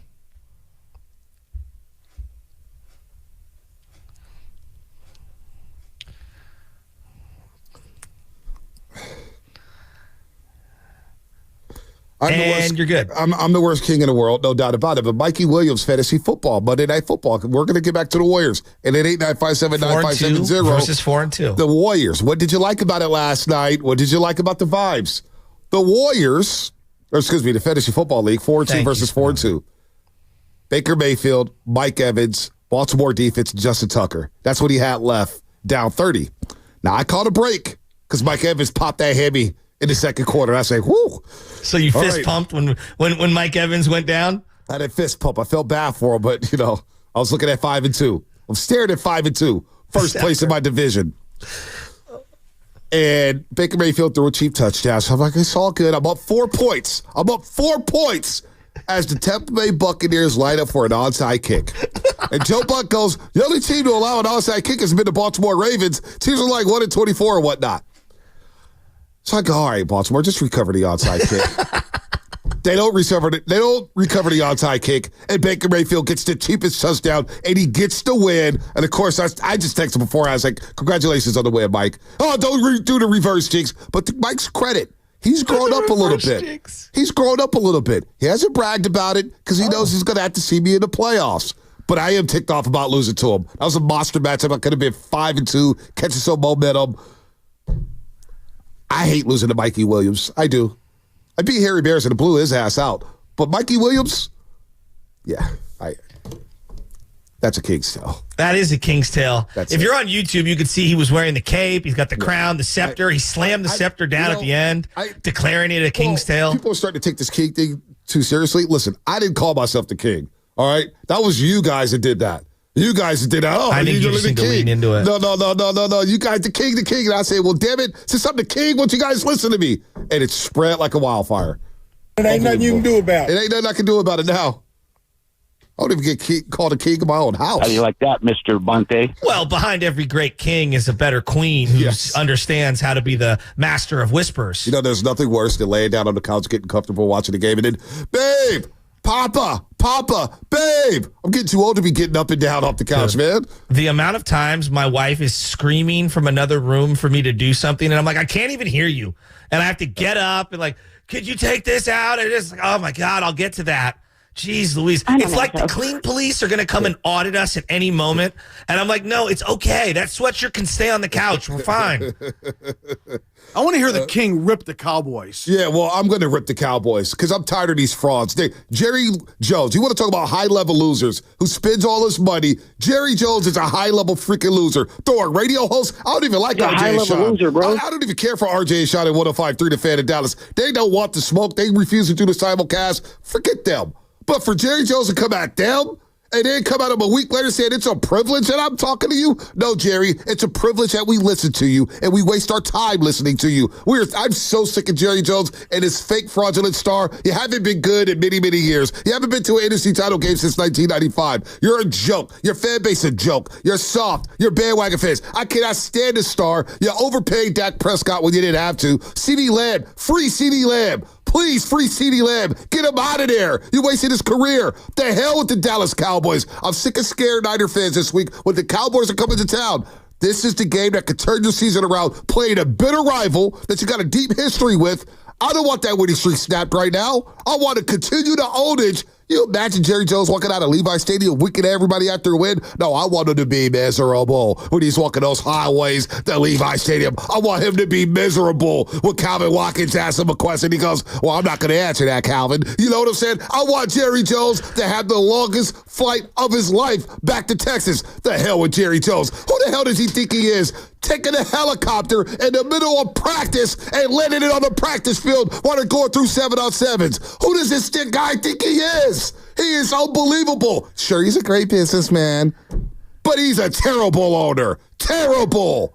He ain't been the same without Jimmy Johnson. What the hell with the Cowboys? Who wants to trash it? Waterman, Corda Madera. Shashki's in Sausalito right now, a little worried about the 49ers. Waterman, tell me you fired up for Sunday. It's Cowboys week, baby. It doesn't matter what our record is. We can take these fools out. I don't care if we were 0-6.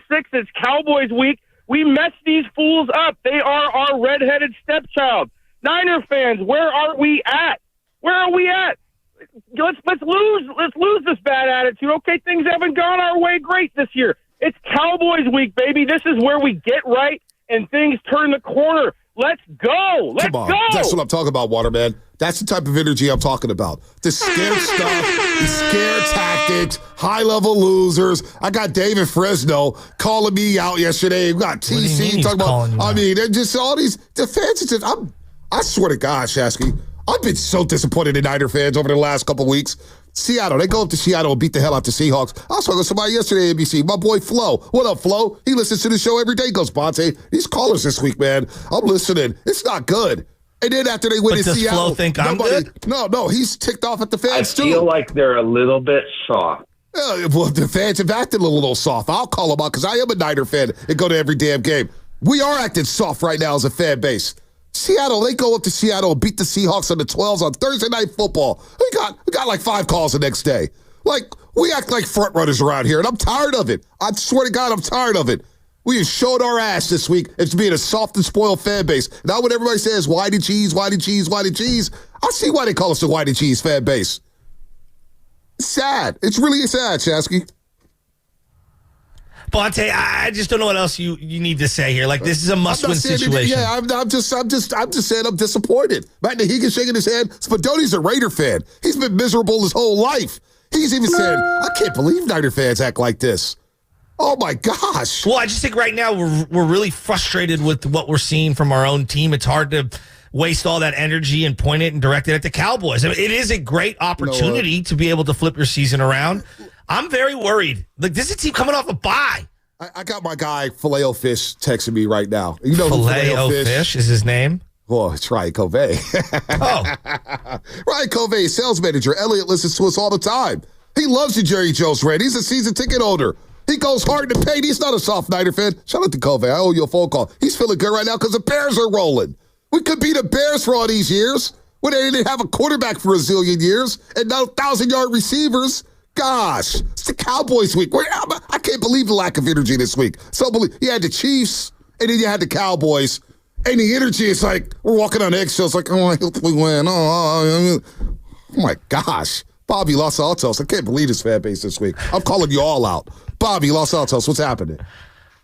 Hey, thanks for taking the call. I didn't realize it was supposed to be a hype call. I'm not. No, you don't need to be hype, Bobby. I'm just, Bobby, you know me. And I've just been disappointed in fan base. It's been some front running, fire this guy, fire that guy, doom and gloom this, doom and... I can't roll like that, Bobby. I can't. Hey, first, let me speak for the fans. But first of all, can I say this? I did listen in Monday. I knew it was going to be an S show. It actually wasn't as bad as I thought. But that lady, Pam from Mountain View, she needs her own podcast. She needs her own podcast. Oh, Jan. Jan from... Hey, Shasky, Monday... You know Jan is just a little slow, or Kate's just a little slow. I couldn't believe how fired up she was on Monday. It was her best call. She was unbelievable. She was tripping over her own words. She was so disappointed. But, Shasky, I want to say this. I'm assuming you're on holiday and not a personal emergency. But of all of the radio hosts, The day after a home game, you need to be on the air because you're the only one that's not sitting up in the booth eating club sandwiches. You got your ear to the streets. I need your perspective on the day after a home game. I don't need a fill-in on that day. So Bobby, the family was sick, and I apologize for that. And Joe is not a fill-in; he's an everyday guy. He's in here every single day. But the family was sick, myself included. So I apologize for that. Oh, I'm sorry. When I heard Sausalito, I assumed you were on holiday. No. Fonte, stop that. I live in San Francisco. Hey, he's got the pinkies up, Bobby. I am a little worried about the Niners. I would tell you who I'm voting for in San Francisco, but then I'd get canceled by the rest of America. No, it's cool. It's great that you get Zoom service on your sailboat. That's pretty amazing. Yeah, I know. So, here's what I want to say.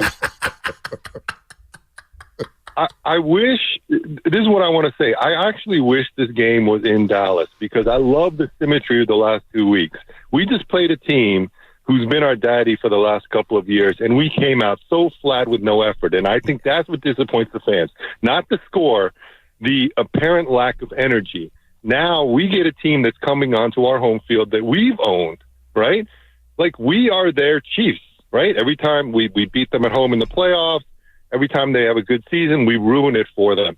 So I'm curious to see what their level of effort is. And the Niners, maybe they don't care about the fans, but they had to have been listening to the narrative this week of how disappointed the fans were at the level of effort, not the score, the level of effort. So if they don't bring it, dude, they better put security guards around Great America because that little wooden roller coaster, they're going to set it on fire. Bobby, I think the worst thing in life and in sports in general is when someone doesn't try their hardest. Yeah. The one thing that God rest his soul, my dad, Steve Phelps, some of the great coaches I've ever had in my life, they would always say, the number one thing that you can control is your effort level, right? And so there's nothing worse than when you feel like someone's not giving their all. I don't care what sport it is, what occupation it is, like, for example, on your report card, so-and-so doesn't apply themselves. That means they're not working hard enough. You know what I mean, B? It's like the worst thing that you can have attached to you. And when Jerry Rice comes out and is questioning your desire and your amp and how fired up you are, that's a problem for me. When Steve Young is questioning it, and then when I find out yesterday, Dr. John York, not Denise, not Jed, Dr. John York makes an appearance at practice, I'm like, what's going on? Dr. John York wanted to check in practice. Is that really a big deal too? Well, if he's not at practice a lot, I find that interesting. Dr. John wanted to get out the house, maybe. I don't know. Are they going to practice harder because Dr. John York's there? By the way, he was on the field Sunday. He was wearing like wide receiver gloves. Like Stickum gloves. What? Yeah, I swear to God, he was wearing Stickum gloves on the field. It was so strange. Dr. John York was. Dr. John like York he was Harbaugh? Yeah, like he was Harbaugh. He was wearing gloves. Are you sure they weren't like driving gloves? No. I shook his head. Mickey Mouse gloves? I shook his head. He had receiver gloves on. No way. I swear to God. He had Stickum on. Was it so that he doesn't have to touch your hand? Maybe. I mean, Jin Lee Chan wiped some mustard off of his beard. He had mustard on his beard. He was a mess, and Jin Lee Chan helped him off from NBC Sports. I swear to God. That is the most incredible story. Dr. John York wearing receiver gloves. Dude, I'm telling you, man, it was a who's who on that field on Sunday. In the words of you, this league, this team, this region, I don't know. You're listening to 95.7 KKGG AC1 San Francisco, not C Sports Station. Always live on the free Odyssey app. I don't know. I'll make it this season, man. I don't know. Alamo, we got Fitz coming in. He's going to lighten up the mood. I'm telling you, Bob Fitzgerald, 920. I cannot wait. Wait to hear from Fitz. Size matters. He'll put you in your place about the 49ers. This ain't his first rodeo. Alamo and Richmond. Alamo, what's happening? Hey, what's going on, fellas? What's up, Alamo? Man, it's been a little topsy-turvy, as you know, and I don't like quoting Raiders anything, but when you use the term commitment to excellence, I think the Niner fans have adopted that in the past 25, 30 years. So when you look at fans or the fan base saying what they're saying, it's within reason. I mean, I get it. There's a level of expectation that we should be running through people. But keep in mind, man, we got a mass unit going on. There's a lot of folk that's hurt, a lot of folk that's injured that won't be able to play. And I'm sure the last time we played Dallas, we didn't have this many people on the injury report. But when we talk about them Cowboys, man, I don't like the mystique. I don't like the mantra. I don't like anything pertaining to the Cowboys. I've stood on that star in all honesty. And I felt like Terrell Owens when I stood on that star. There's some other things. I've seen things that I wanted to do with that star, but I refrained from doing so. You know, I didn't want to go to jail in Dallas, so I kind of fell back a little bit. But I will say this, man. I will say this for the fan base: don't sound the alarm just yet. I mean, this too shall pass.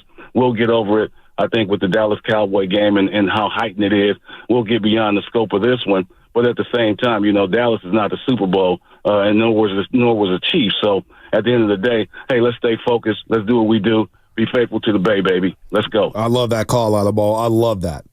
Now, that is a bucket list item. I do want to go tour Jerry's World and get on the star. And what I plan on doing is having a jacket on, little button-up shirt. So they don't see any Niners girl. I don't know what jacket. It'd be like a regular pea coat or something. And then throw a jersey on and then take it off. Hey, I need you to take my picture. Hurry up and take the jacket off, throw it away, throw the shirt down. Instead of the star like T.O. I want to do that. You should have a King's cape on. Nah, I'm not a king. I'm not, especially in Texas, man. Everything's big in Texas. Speaking of which, Alamo's talking about Can you imagine Bonte gets a job on whatever the local NBC affiliate is out there? Dallas Cowboy, pre and post. I'm Bonte Hill from the Star. The cape comes flying off. He's wearing a T.O. jersey. Go ahead, Spinoni. Get the joke, kid. We're joined by second-team All-Pro Dak Prescott. And Dak, coming off that massive contract extension, no one deserved it more than you, obviously. You just had a tremendous performance. Backs against the wall. Pittsburgh Steelers, Sunday Night Football. Take me through that final drive. Same old CD to me. And then Jerry Jones comes on for his weekly. I'm shocked you're talking to me. CeeDee Lamb, obviously out of Oklahoma, should have been the first quarterback taken in that draft, obviously. Exactly. I did love you, CeeDee Lamb, in that draft. Hey, Micah, I just downloaded your newest podcast, man. You were killing it. Hey, that was my draft crush. Steiny Guru had no idea who CeeDee Lamb is. We had cuts about the Rose Bowl, the plays in the Rose Bowl. We had an Oklahoma Sooner on the show. Oh. I was all over CeeDee Lamb. I love me some CD. Damn. Shocked you talking to me. That's Jerry Jones. Well, yeah, obviously. Jerry Jones was like, you lucky to have a job right now. I could get somebody else in your place. Basically told RJ Shaw, we get some other radio hosts in here. Who the hell does he think he is, man? That guy. Unbelievable. I'll take Dan York all day over Jerry Jones. Not even close. Not even close. Niners are printing money right now. All right, let's go to, we're going to go to Bob Fitzgerald on the other side. Bobby Fitz. It's time to get back to Warriors basketball. 888-957-9570. What did you like about the roster yesterday? The vibes were good. The vibes were great. It was palpable. You could feel it through the TV screen. Warriors win by 35, largest margin of victory in a season opener in franchise history. How about that? How about that? And it came against those fighting Chauncey Billups and the Portland Trail Blazers. Let's talk to Bob Fitzgerald on the other side about this win last night. And that's all coming up, brought to you by Fremont Bake, celebrating 60 years of full-service baking with no compromises. Adam, it's too much for me. Your business needs a network it can count on.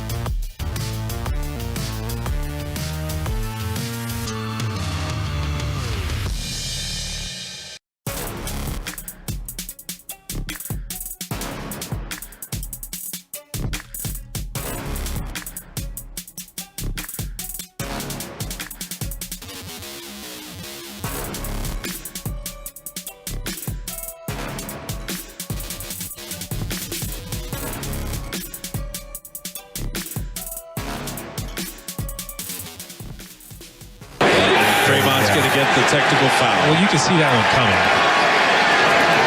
They were trying to calm him down, and Draymond just kept coming. But don't keep. Be careful. Steve Kerr is using a timeout. Yeah, just let him settle down, cool off a little bit. Trey Maddox did a good thing there. He gave him the tee, but you don't want to keep walking after the official. The Morning Roast is live on YouTube right now. Take it away, Bonte. They were able to corral Draymond Green, call a timeout that Tim Roy mentioned. That was Bob Fitzgerald, of course, on NBC Sports Bay Area. They were able to calm Draymond Green down, get the game stabilized. They came out and they rolled the Portland Trailblazers, outscoring them 78-51 in the second and third quarters. They go 18-36 after the first quarter from the three-point line. Largest margin of victory in a season opener in franchise history. And a lot to like, man. A lot to like, Shasky. Wiggins, Buddy Hield, the depth. Steph Curry let the game come to him. TJD. I know it's just the Portland Trailblazers, man, but it just looked different. It felt good last night. Yeah, they were very active in terms of scrapping after loose balls and boxing out and second effort. And it just felt like the ball was hopping around and purely. It wasn't just like at the top of the key because nothing's going. It was in rhythm. And then I love the way they were recovering on help defense because you're going to get blown by at times. And then, like, how well do you recover without fouling? I thought they did a great job of that. There's just so many little things. Like, God, they look so much better. It did. They were flowing. The threes were going up. They were active. They were getting to the 50-50 balls. No, Niner Nick. We love Niner Nick for his 49er rant after a game. And I'm sure he was exasperated after the Chiefs game. I don't even think he had a big rant. But he hit me up yesterday. He goes, man, you weren't kidding about the athleticism of getting the more 50-50 balls. These guys are getting down and dirty. There's been at least 3 jump balls forced by the Warriors getting on the ground. Tons of steals. I'm intrigued. And I think that's the overall theme with Warrior fans right now. They are intrigued. It's something fresh. It's something new. And they didn't do what the Giants did, man. Like, you could have re-signed Klay Thompson and did all that stuff and Chris Paul or whatnot, but they felt that it was a big pivotal moment for the franchise, and they tried to get better, and they put together a solid roster here. Real quick, before we get to Fitz, let's get to Big Smooth before we get to Fitz. Spinodi, get Big Smooth on before we get to Bob Fitzgerald here. Big Smooth, what's happening, baby? Man, I've been saying it. When gloom and doom was being talked about, we didn't get marketed. I said it then. I'm saying it now. Deepest team in the NBA, bar none. Not William Floyd, bar none, but bar none.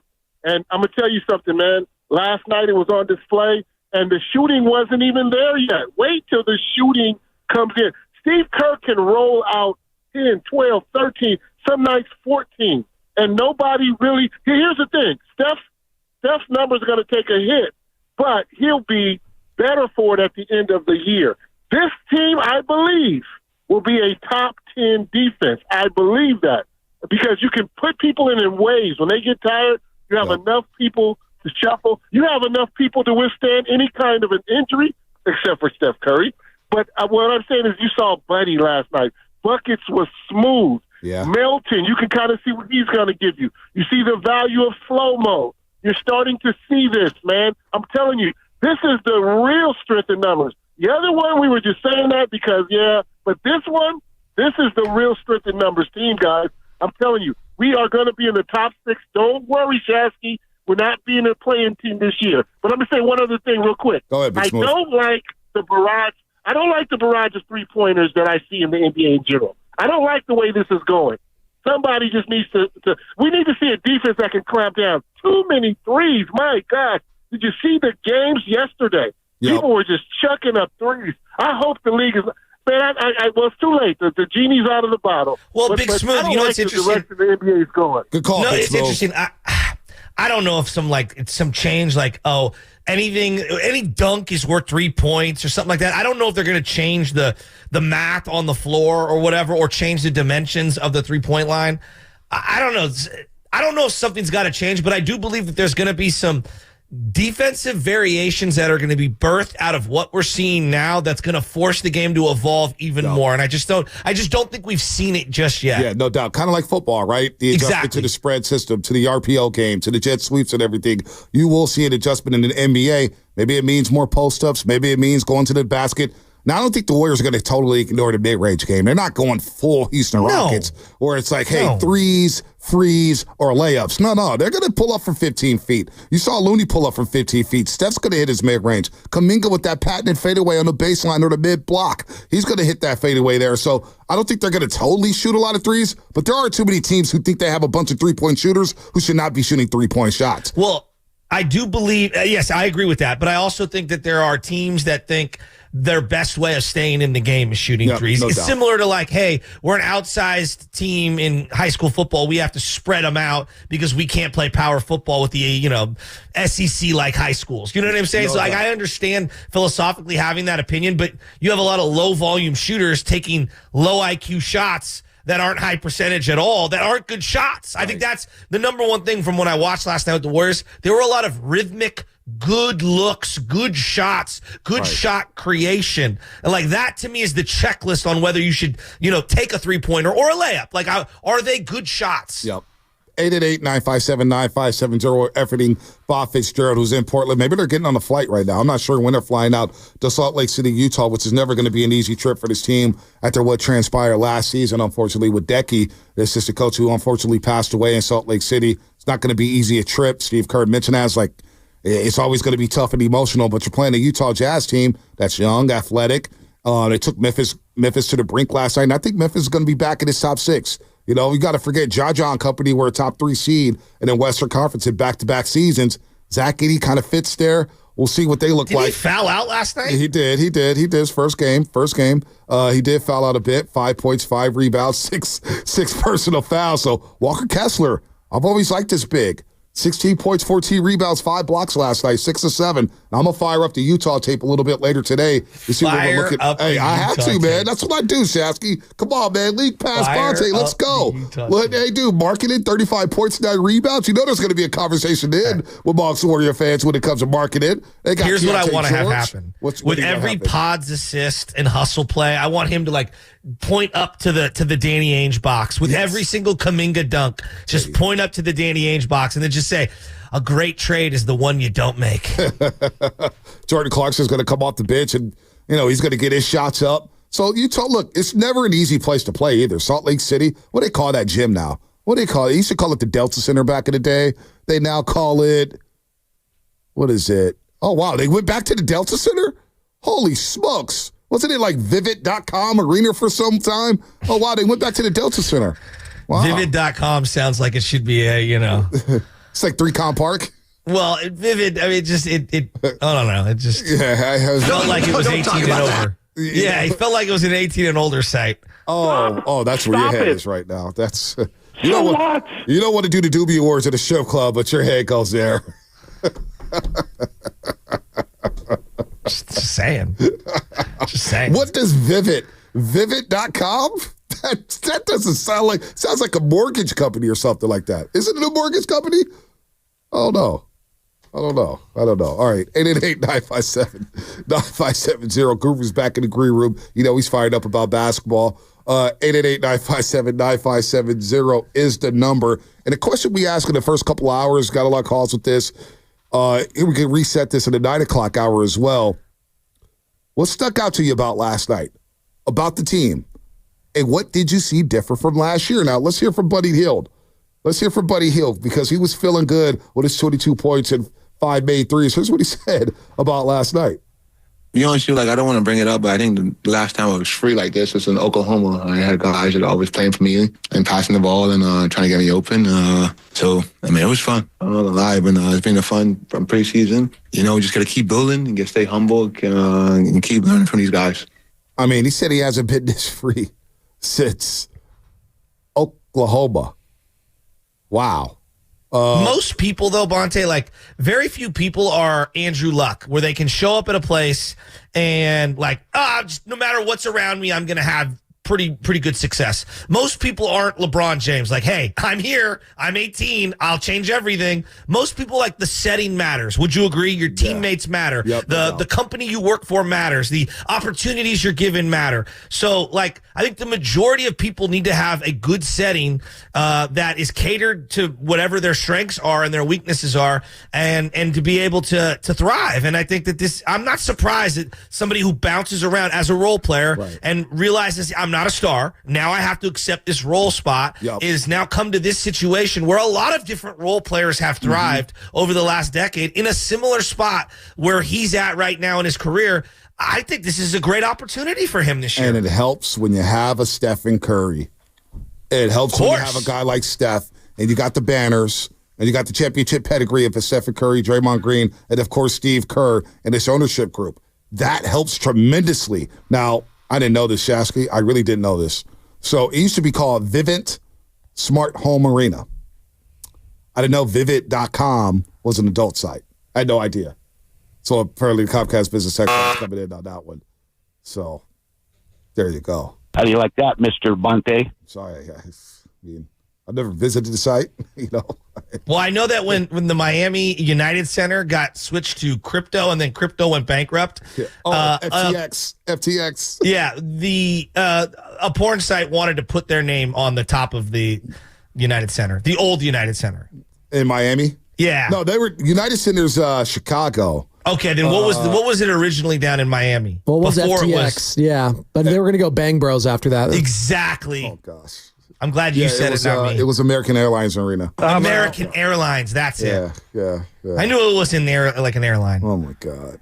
I'm not going to sugarcoat it. So I was in Miami, sugarcoat job. walking by that arena. It's awesome. It's right on the water. Yeah. And there were like chickens and turtles and like, dude, it was out of this world. Miami is insane. No, I've been. And the night with the lights, when you're driving by that arena at nighttime, it is so cool. Miami's just different. With the yachts alongside the, come on. I mean, we were in a club, and the club didn't get cracked until 3 a.m. And that's when they really started popping bottles and everything. I was like, dude, this is unbelievable. We're at the King of Diamonds, and I'll let people look that up. But King of Diamonds, 50 Cent was there that night, and they're just throwing money all over the place. Yeah, King of Diamonds. Is it Kingsdale? Or? It's not a Kingsdale. Just telling you what it was. Let's go to Reese and Vallejo. Let's get off this. Reese and Vallejo, let's talk some Warriors, man. If I didn't live in San Francisco, San Diego and Miami would be my number 2 and number 3s. Yeah, you guys are horny. I know. We're the horniest show. No, it's just I love the weather. I mean, yeah, sure. You love the weather. Sell the shell on that Size matters. And the golf. You love the golf in I'm going to Miami for golf. There is. Come on. There is. I go for the humidity. Yeah. I bet you are. You going for the humidity. Oh, man. You know what, Oscar and EP, I give you a 5 for this. Comcast Business Text Line. Hey, Reese, you could chime in on this as well. 650 Oscar and EPA. This segment should be called The Morning Moan.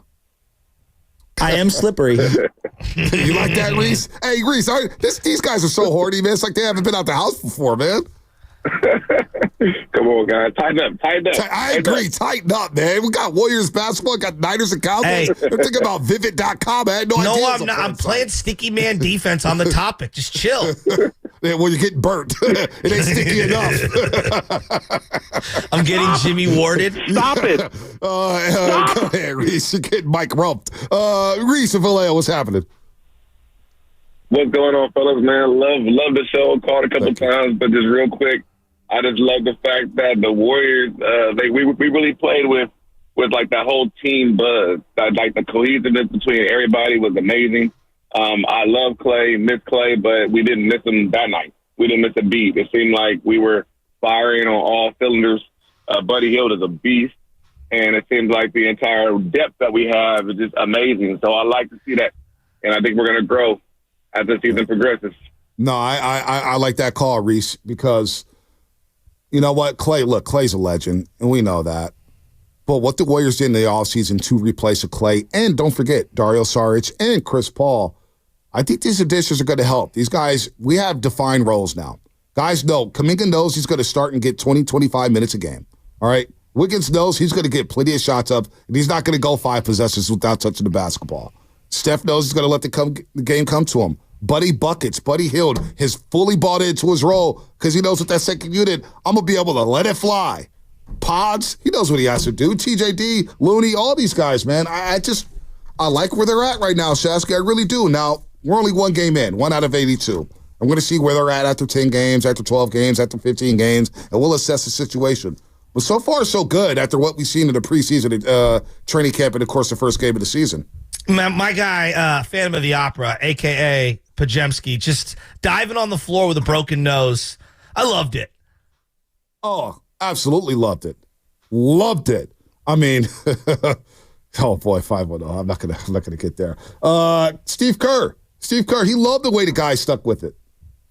I just like the way we stayed with it after that slow start. We just had a lot of guys come off the bench and play with great energy, and I think that's the strength of our team, is just the depth and the ability to play a lot of different ways and different people. And, the only way it works is if everybody buys into it, and the guys have done that, and they've had a great camp, and it's a good way to start out the year. There's no doubt. So far, so good for the Golden State Warriors. Everybody does seem bought in. I heard training camp in Hawaii was really good. The vibes were immaculate. You heard Khalid Adesabuki talk about it on the broadcast. And, of course, our man Bob Fitzgerald joins us on the River Islands guest line. All guests on 95.7 The Game appear on the River Islands guest line. This is time for you to discover the islands, River Islands in Lathrop. And, Shask, we got to give Bob Fitzgerald a standing ovation. Another season. 32 years at the freaking Warriors, man. Hey, Shaska, we were in Pampers with Fitz started calling Warrior games, man. Can you believe that? I was not in Pampers. No, we were past that. We were past that, just a little bit. I might have been in Hammer Pants, but I wasn't in Pampers. What's up, Fitz? Good morning, buddy. What's up, guys? I was just having flashbacks to Zubas and stuff like that. I mean, come on. I mean, the vibes are good. And, we know it's the Portland Trailblazers, and they're a rebuilding team. But I think it's the form of the Golden State Warriors. They're 38 assists. They out-rebound the Blazers. And after a rough first quarter, they go 18 of 36 from the three-point line, the largest margin of victory in the season opener. And it just seems like the vibes, look, we don't know how many wins they're going to get, but you're going to have to bring your A game when you play the Warriors this season. They're deep, man. I feel really good about this team so far, Fitz. Yeah, I mean, I think that it's, success is measured by where you are versus where you could be. And, with Klay leaving, it's like, okay, is this the end of everything? And you just got Steph and Draymond and the whole team's going to fall apart. And that's normally what happens after a dynasty kind of ends. But then how Mike Dunleavy ends up getting Buddy Hield and Kyle Anderson and DeAnthony Melton, and then you have the young guys in Pajemski, Trace Jackson, Davis, Kaminga, and Moody, and it doesn't look like Steph and Draymond are slowing down anytime soon. So this team is so deep. Then Wiggins looks great. GP2's healthy. Looney looks great. You're like, whoa, I could put 10, 11, 12, 13 guys out there and feel good with who's ever on the floor. And tell you, Bonte, like, teams say they want to run, but the Warriors are like a 4x100 relay team last night. Like, Portland was looking, Tamani Kamara, who's a great energy young guy, he kept looking over like, is a new fresh guy in blue subbing in? Like, what is happening? So I think if they could keep that up, they can kind of overwhelm teams with their depth. Now, there are elite teams. There's the OKCs and the Bostons of the world. You're going to see them on this next long road trip. But for the Warriors to be spicy and be a tough out and be a team that can win some games, absolutely. And I think they're going to be fun to watch, which, from a fan standpoint, is what we really like about the team. Yeah, for one night, I had a ear-to-ear smile, and it just felt like there was joy, the ball hopping, connectivity, everyone talking about how they all get along. Like, it's just, the vibes were really, really good last night. But I want to start with the main guy, Steph Curry.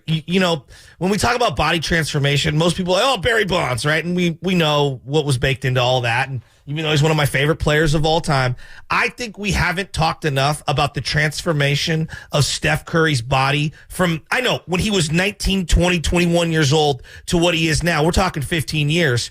This guy is chiseled like granite at this point in his career. And to play in a cardio sport where it's tough to put on muscle, I marvel at how he's kept his body in such great shape and how much muscle he's added to give him that bulk to be able to finish in the lane and to withstand 82-game seasons in playoffs. Steph, I mean, you're around him all the time, Bob. Like, I don't think people understand how much he puts into his body.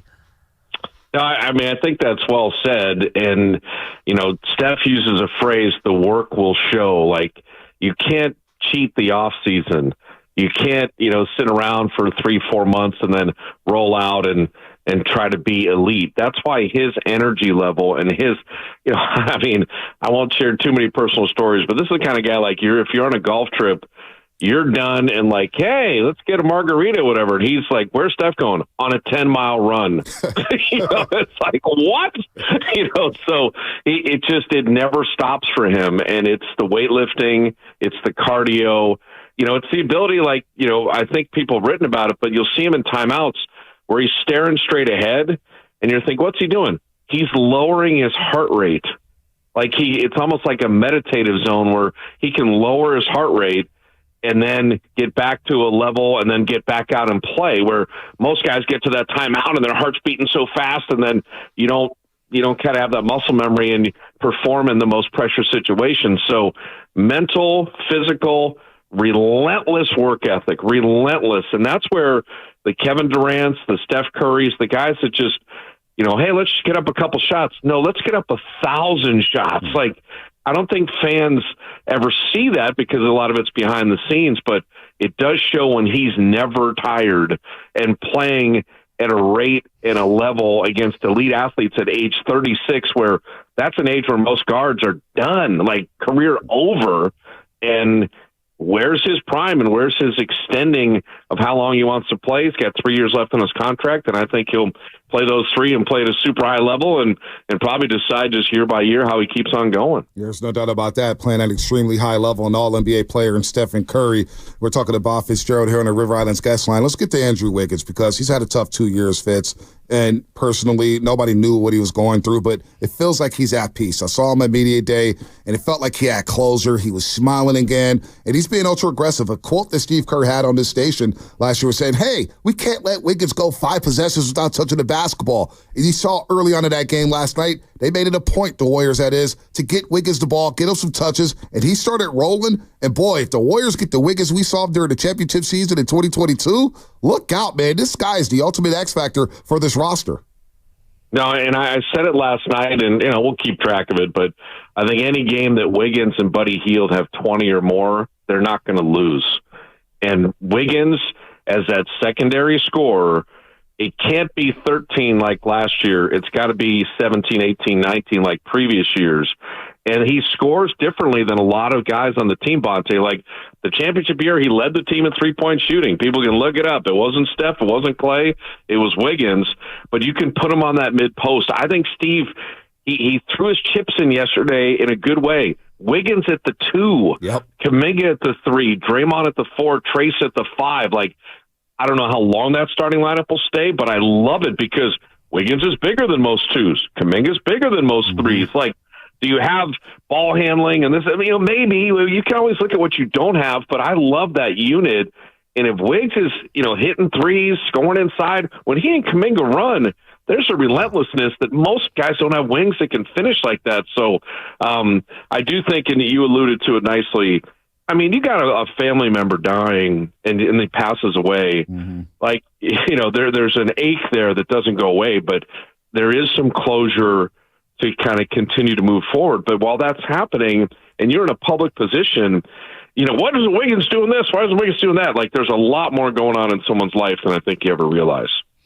Yeah, there's no doubt about it. And, I'm looking at this team right now, and that second unit was so fun yesterday, and they obviously galvanized the game. Seeing Melton ball handle alongside Podziemski, but I want to get into Podziemski. You've always talked about these players, and I love these guys, the DiVincenzo's, the TJ McConnells, the Pritchard up in Boston, these off-the-bench spark plug guys. I think this guy gives you a little bit of everything in Podziemski. You get ball handling, you get unbelievable passing where he does the tic-tac-toe passing. He's diving on the floor with a broken nose. I know he doesn't hit the 3, because he didn't set his feet yesterday, but he can, and I think there's more to his game.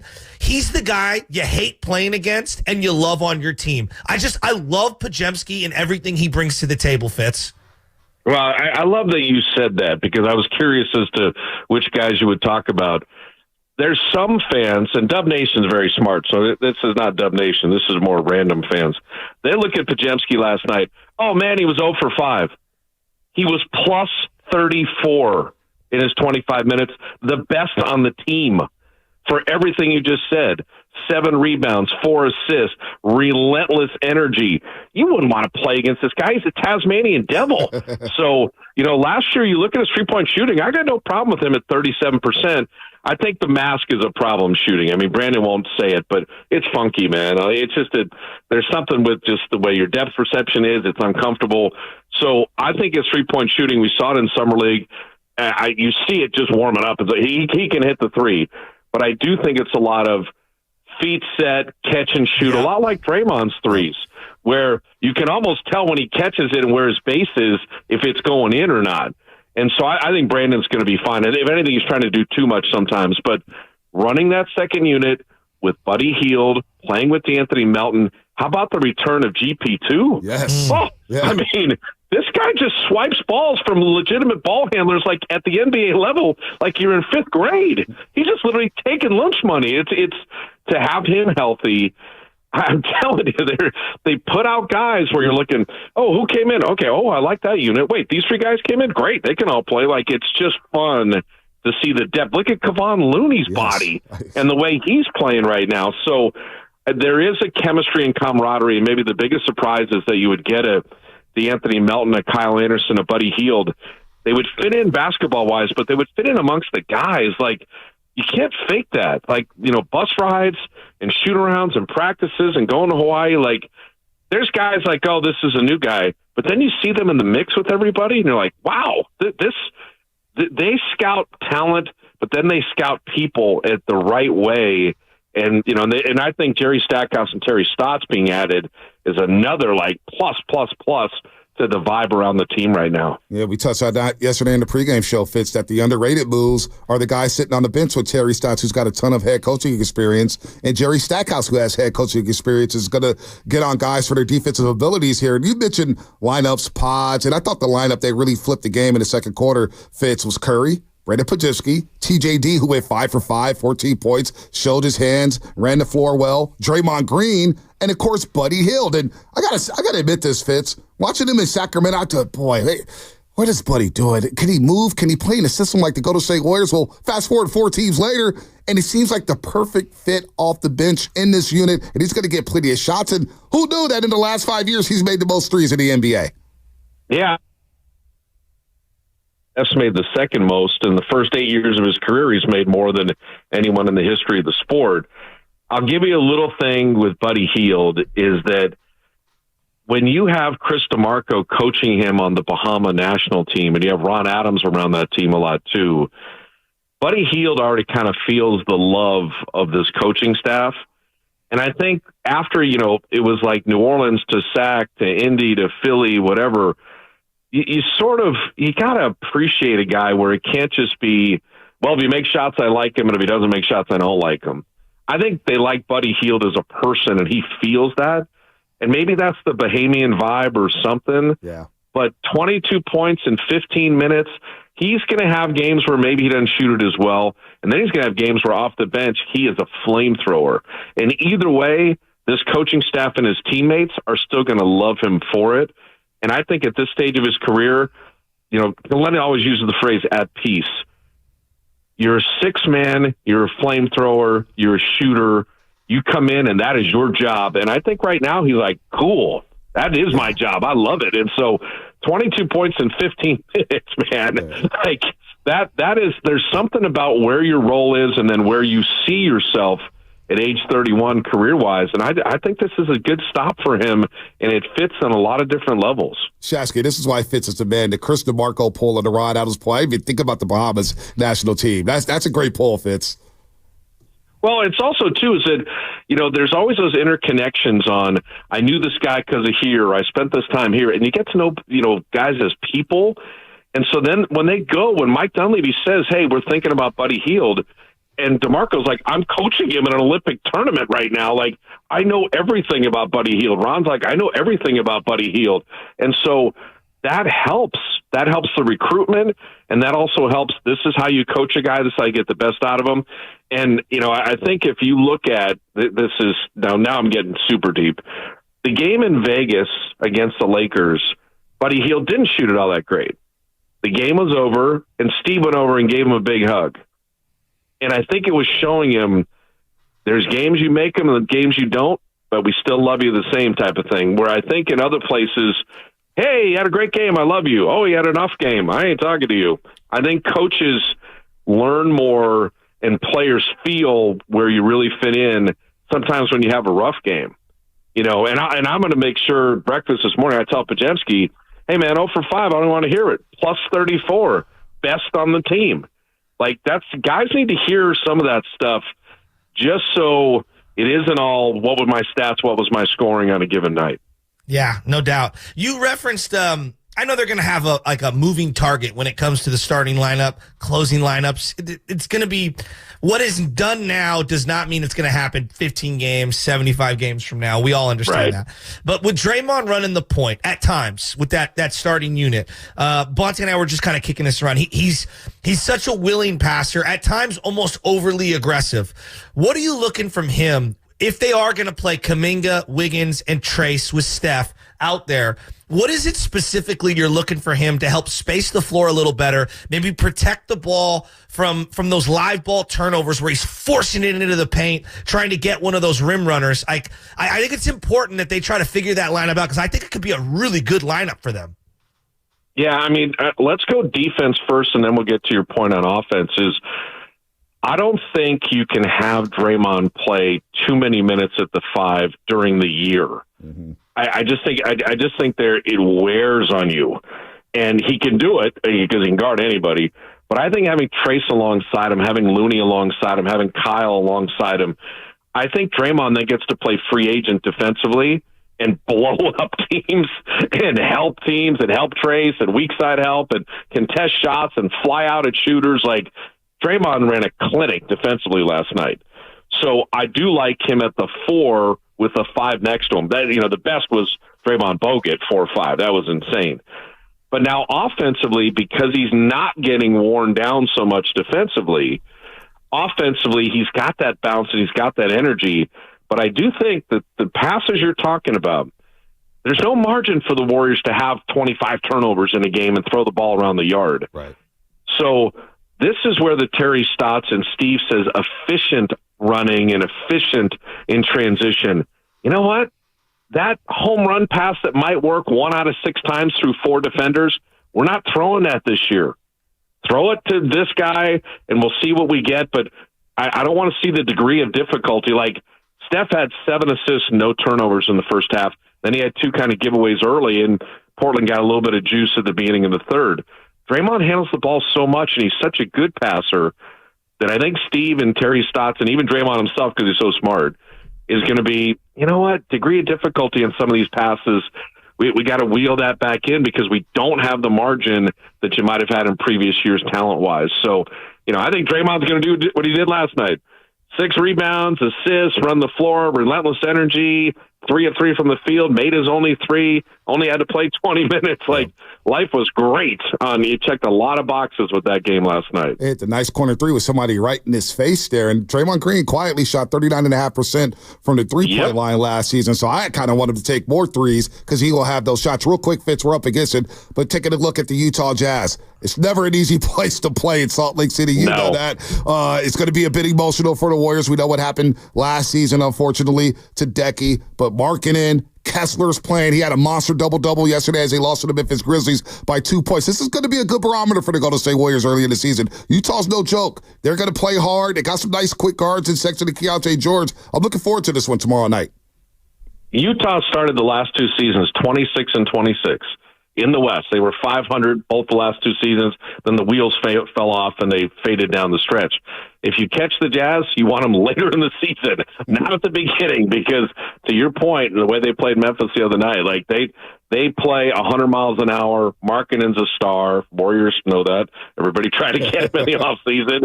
It's one of those where they're good. They're improving. They're young. They're well coached. They play super hard. And other than Denver, it's the highest altitude in the league in Salt Lake City, very quietly. And it's good. The depth will help because guys, you get the lungs burning real quick right away when you play the Jazz. And the Warriors want to play fast, 0.5 basketball, but a good start to the season. Largest margin of victory in a season opener for the Golden State Warriors. Good win against the Portland Trailblazers. We'll do it again tomorrow night. Fitz, I'll see you on television. Always good to talk to you, brother.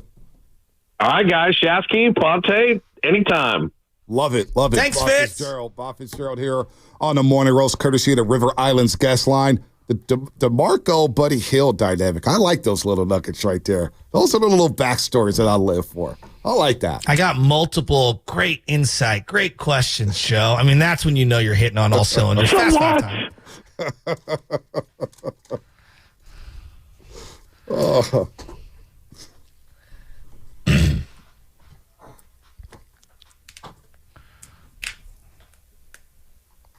All right, as Monte's bending over on the Zoom, my final thought is this. Homie. Dude. Pause.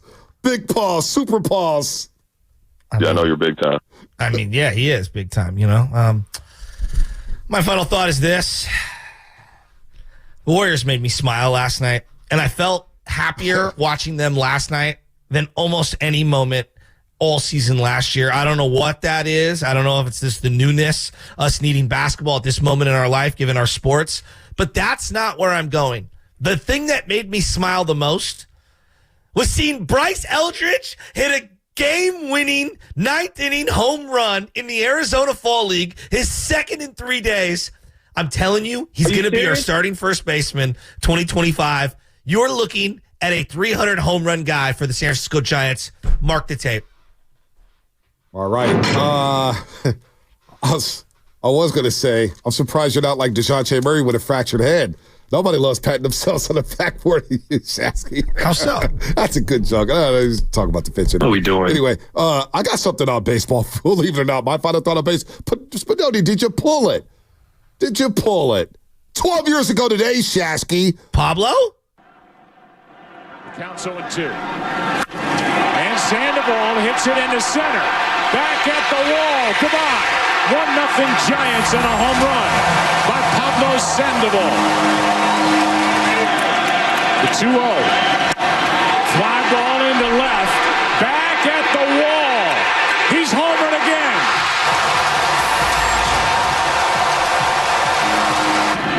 Doesn't activate it until the third week of August. Into center. At the wall. Another. Pablo Sandoval with a 3-homer game in World Series game number 1. I mean, 12 years ago today, only 4 players have hit 3 home runs in a World Series game. Babe Ruth did it twice. Mr. October, who was just on with Steiny and Evan Giddings, Reggie Jackson, Albert Pujols, and, of course, Pablo Sandoval. You go Bryce Eldridge, I'd go World Series with Pablo Sandoval. Give me the panda hat. People will forget it, but I think the 2 greatest moments in that game weren't even the home runs, even though that was spectacular. It wasn't. It was Barry Zito with the fake bunt slap down the line, and then Prince Fielder getting hosed at the plate. That was a great moment. I'm taking Pablo over the Barry Zito fake bunt all day long. Barry Zito beating Verlander, if I would have said that 2 years prior, people were like, shut up. Yeah, no doubt. Spino, what you got? Vibes are good today, gentlemen. You feeling that? Are we going to carry this over into tomorrow when we're back in studio? The vibe's still going to be good, guys? I don't know. Vibes going to be great tomorrow? Is Lubman in or out? I think he's in. I think everyone's back tomorrow. Oh, gosh. I'll see how he's feeling at 5:05. Maybe I should work from home tomorrow. Oh, come on. Television Bonte, radio Bonte. Oh, gosh. Television Bonte's back. He is you hear that back. interview with Bob Fitzgerald right there? I thought I was getting a glimpse of just the behind the scenes. I know, footage. dude. They were spooning on air visually. I look up to Fitz, man. He's one of a kind, man. That's my guy. I man. live with these people. I love these people. They're part of my family. Fitz for over 12 years is always good. He's always been good to me. I'll never forget being a promo intern at the other station and how Fitz treated me. Treated me like I was on air or something like that, man. He's A1. He's a good dude. Carter, real quick. Carter. Yeah, real quick. Come on, Draymond. Come on, man. Shocked you talking to me. Listen to me. Listen to me and listen to me good. It didn't matter. It doesn't care. Like, let's wait till he costs us a game before we lose our minds. Gosh. Oh, gosh. Tried his best to. You see Stackhouse's face? It's like, we gotta cool it. Stack. I mean, come on. Absolutely incredible. Fast Fire brought to you by Steve Kerr blowing a timeout just to calm Draymond down. They need a get-back guy on the Warriors just to get Dre back. Like, you know how the SEC has it? Yeah. Get back off the line. It was still a better timeout than anything Shanahan's done all year. Oh, see. Oh, boy. Possibly. Oh, there's a lot of text, man. This show's unbelievable. At Homer on the go, you get the fastest internet to all of your devices. Steiny and Guru next. Will they focus on the positives or the negatives? We shall see. Damn it. How's your home handling hot?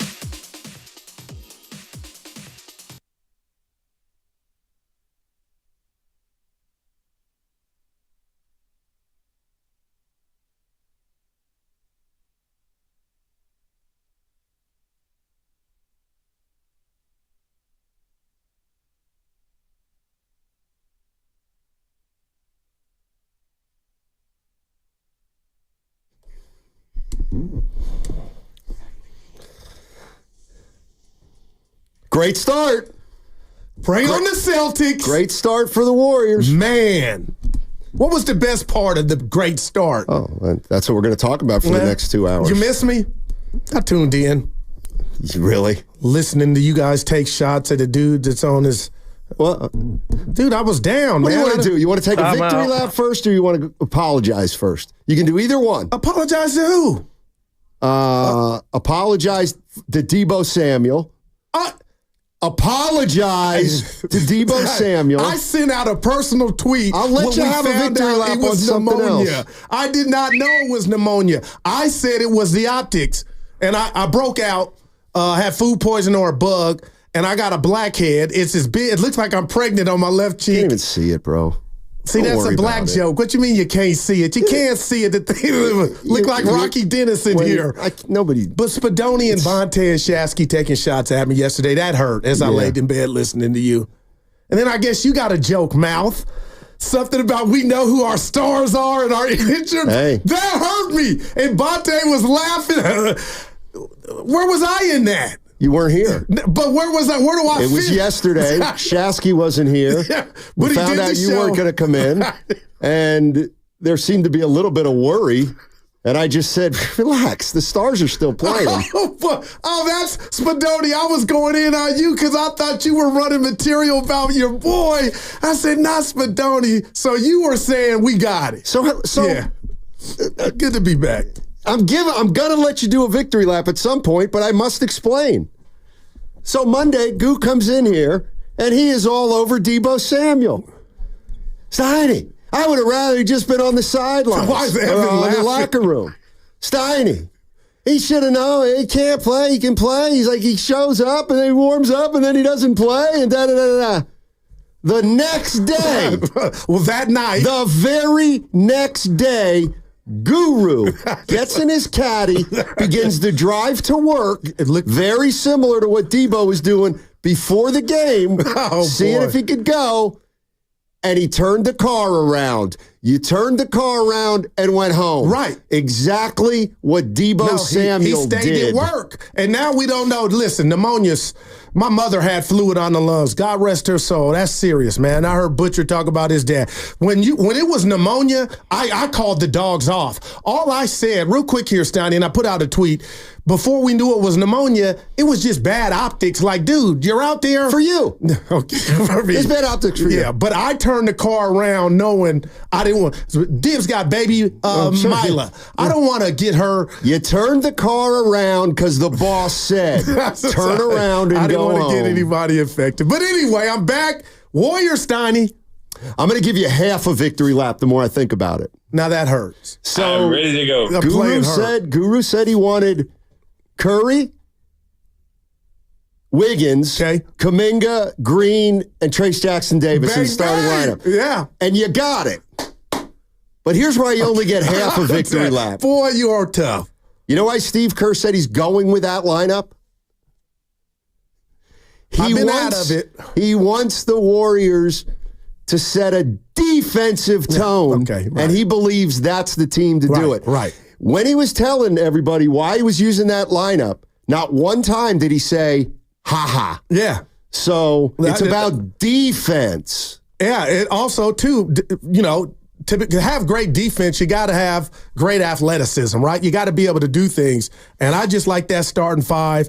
And yesterday, I'm telling you, Steiny, it was one game. Last year, they started 5-1. Did they and really? You kept saying, no, I got to give you your half victory lap. Goo, the strength of schedule, and then we saw what happened. But at the end of the day, the Golden State Warriors, that was old strength in numbers. Curry didn't even play. Dre didn't play in the fourth.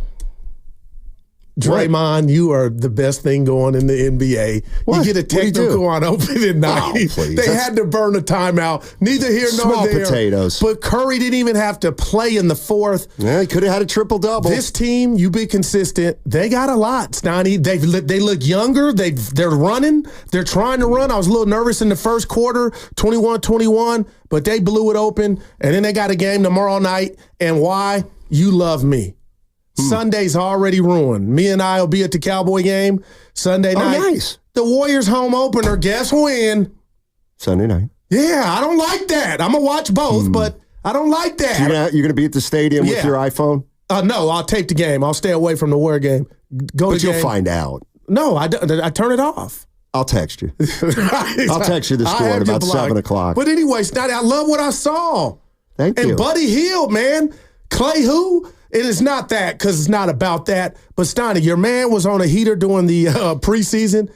He looked good last night, even going to the basket. Wiggins, 8 of 15, 38 assists. I just like what I saw from an energy stamp. They look faster. It's one game, but Chauncey Billups will be the first coach fired. But good God, Portland is bad. Everything. 888-957-9570 is the number. Great start for the Warriors last night up in Portland, 139-104. Damn. Nobody played more than 25 minutes. The identity of the Warriors, Steve Kerr says their depth. Right now, it's their depth. And it sure looked that way last night. No doubt about it. I like the way they looked. I like the way they played. They seem to be having fun. It's only one game. We get that.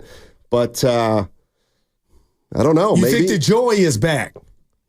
For now. Yeah, it looks like it. Well, they won by 35. Right. By the way, Chauncey Billups. You know, there's kind of a truism out there. Give it to me. Great players don't make good coaches. And Chauncey Billups was a great player. But he's not. He what's looks that team like he's trying doing to, nothing. What are they like he's trying an to usher do? at the movies. Call a timeout. What style? What are you guys trying to do? And listen, I'm the president of the Black Head Coach Delegation, Stoney. Is he black? Stop. I don't see color when I see coaches. I just see mostly bad ones. If he gets ran or gets his EDD papers, your boy's not mad. You can't just sit there, I grew on my Rick Ross beard and act like it's okay. Like they were on co-pilot last night. I mean, even a good coach probably won't win 30 games with that team. 888-957-9570 is the number. Warriors season started last night, and they get a blowout win against the Blazers. Tough to find one guy on that roster who didn't play well. Pods didn't play? Pods wasn't good, but you know what? Plus 34. Exactly. Where are you at on that? I know a couple years ago you were iffy, but I was talking to Bonte during the break. Where are you at on the plus minus? Depends. It doesn't tell the whole story. No. All right. No, not at all. Not at all. Gary Payton was great, and T.J. Steiner, he's got what Wiseman didn't have. Hands. Among other things. Right. Among other things. Competitive spirit. That's another thing he's got. This is James Wiseman. Draymond gets a technical. Oh, well. They had to burn a timeout to calm him down. Warriors used 11 players in the first quarter. Man. And Kerr said that's what he's going to do. He knows it's going to be hard, but he looked like he was happy that's the task he's taking on. Yeah. I like it. Good start for the Utah's no Golden State punk. Warriors. They play Utah tomorrow, Stoney. Yeah, we'll see. We'll see. We'll see. Cooper Flag is in the sights of Portland and Utah. And maybe going. Brooklyn. We'll see. I think Brooklyn might be pretty bad this year. Your boy almost had a triple-double. Ben. He had 6, 7, and 7. Curry missed a triple-double by 1. Oh, man. All right. 888-957-9570 is the number. Warrior fans, you finally got to look at your squad last night. What'd you think? Man. Steve Kerr used a lot of players. A lot of guys on that team we're familiar with. A lot of guys we're not. We didn't even mention Buddy Hield. Well, I did. Oh, did you? Yeah. I said he was on fire during the preseason, and he looks like he's found a home, man. And he joined us on the show when we went to Chase. Remember that? He said the energy on here is in 10. Yeah, he mostly was referring to you, I think. But that's okay. What did you think last night of that game, Warrior fans? What did you like? There's a lot to like. I didn't really see one thing that.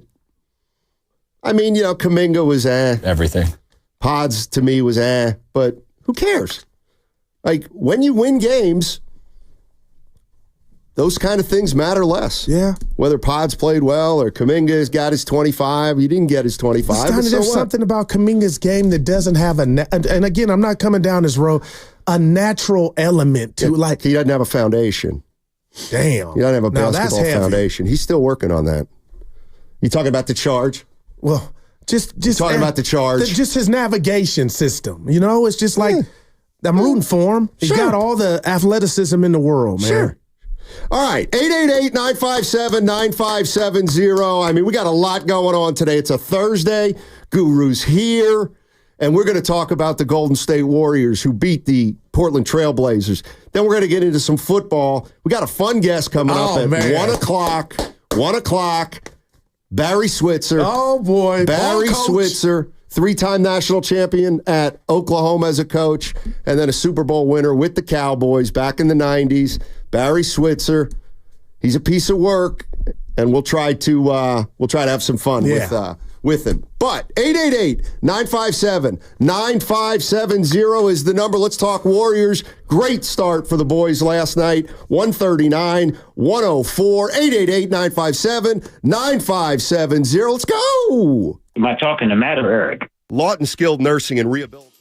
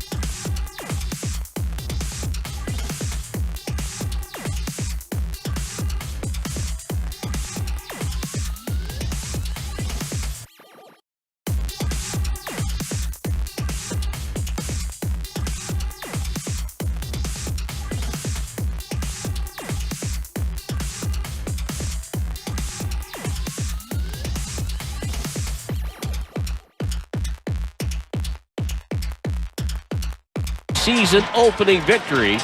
Play was ragged at times, which I guess you could say was, that's all part of a season opener.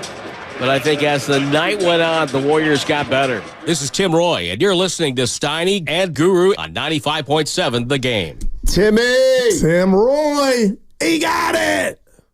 Yeah, they were a little loose in the first quarter. Yeah, no doubt. Other than that, they were pretty good. And it was open tonight. Exactly.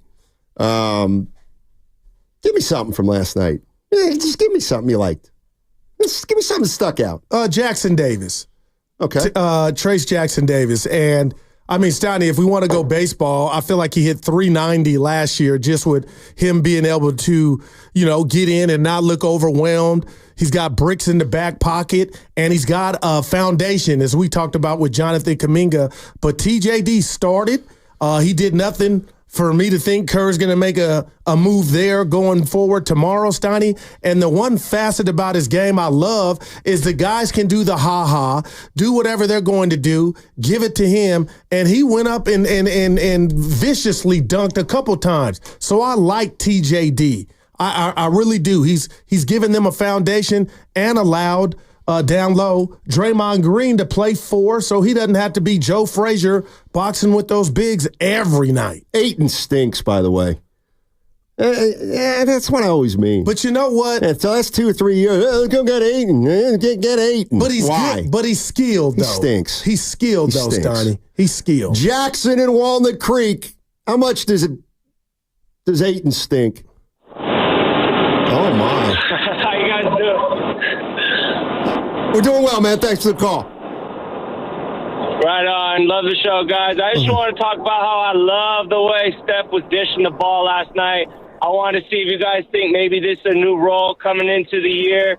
Maybe dishing a little more. He got better, teammates that could all-around shoot. Want to see what you guys think. Appreciate it. Yeah. 139, 10 assists. We'll see, but I'll say this. You're not going to play even start tomorrow, Steiny. You're not going to be playing the lowly Portland Trailblazers. But I love everybody in their passing last night, Steiny, to the tune of 17. Excuse me, how many assists did they have? 37. Yeah, 38. 38 assists. So Steph had 10, but everybody was dishing the ball. It was popping, as they say. And I like that. Last year, I don't know, not so much. Yeah, as it pertains to Curry, 25 minutes. I thought he was good. I think we're going to see what I saw a little bit last night was little tougher for him to finish.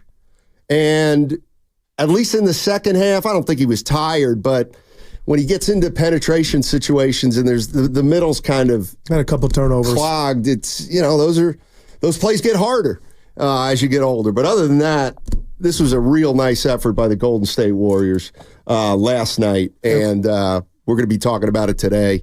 888-957-9570 is the number. A couple things I jotted down. Obviously, nobody played more than 25 minutes. It's a great start. Kevon Looney.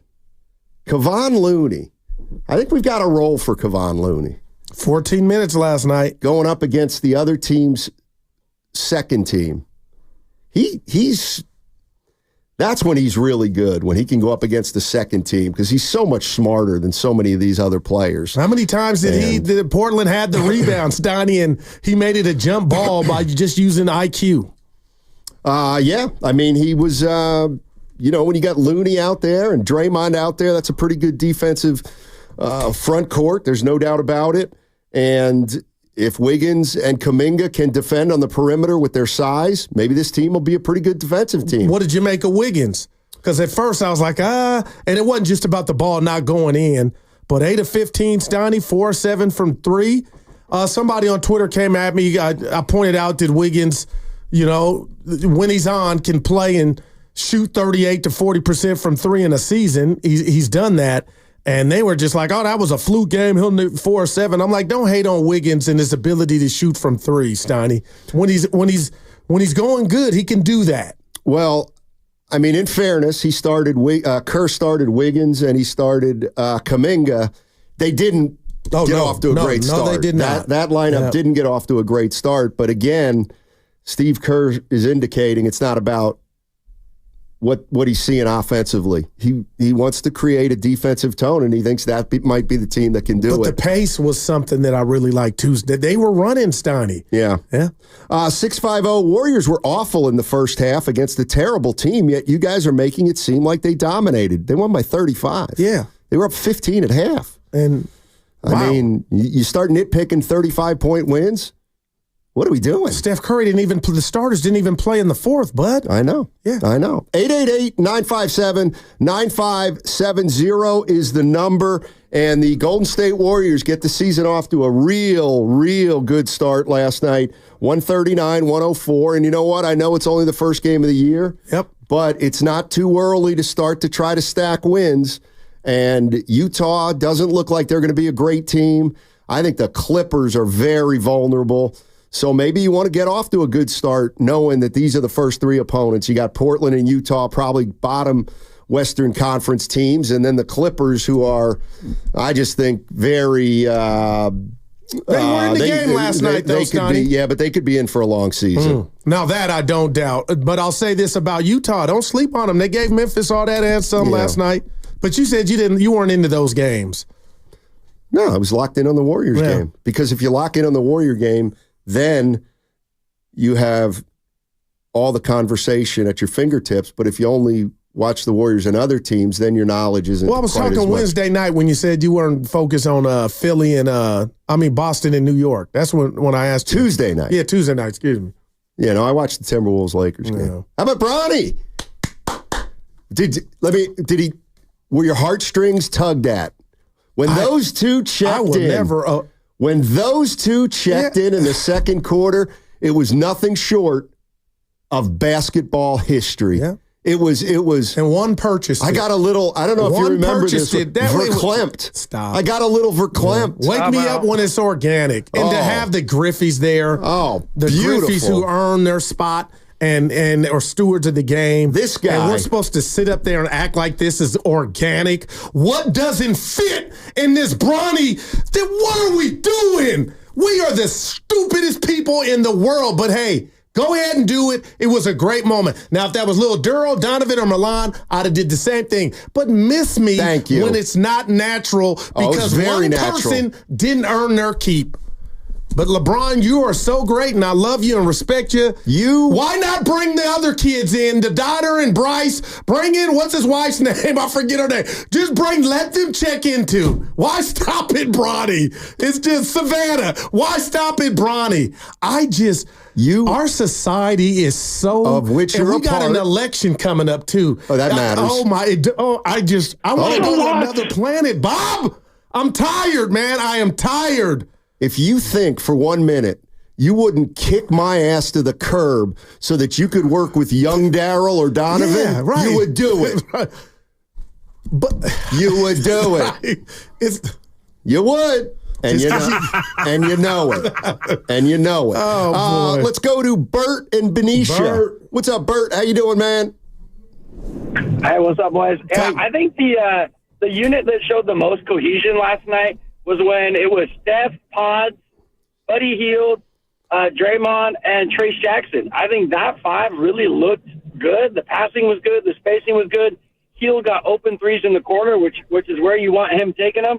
And then that leaves, kind of to your point, Steiny, Looney at the five with the second team at the point guard. And then you got Kaminga, Wiggins, and Booty to round out your second unit. And I think that's a really good 10 to kind of build off of.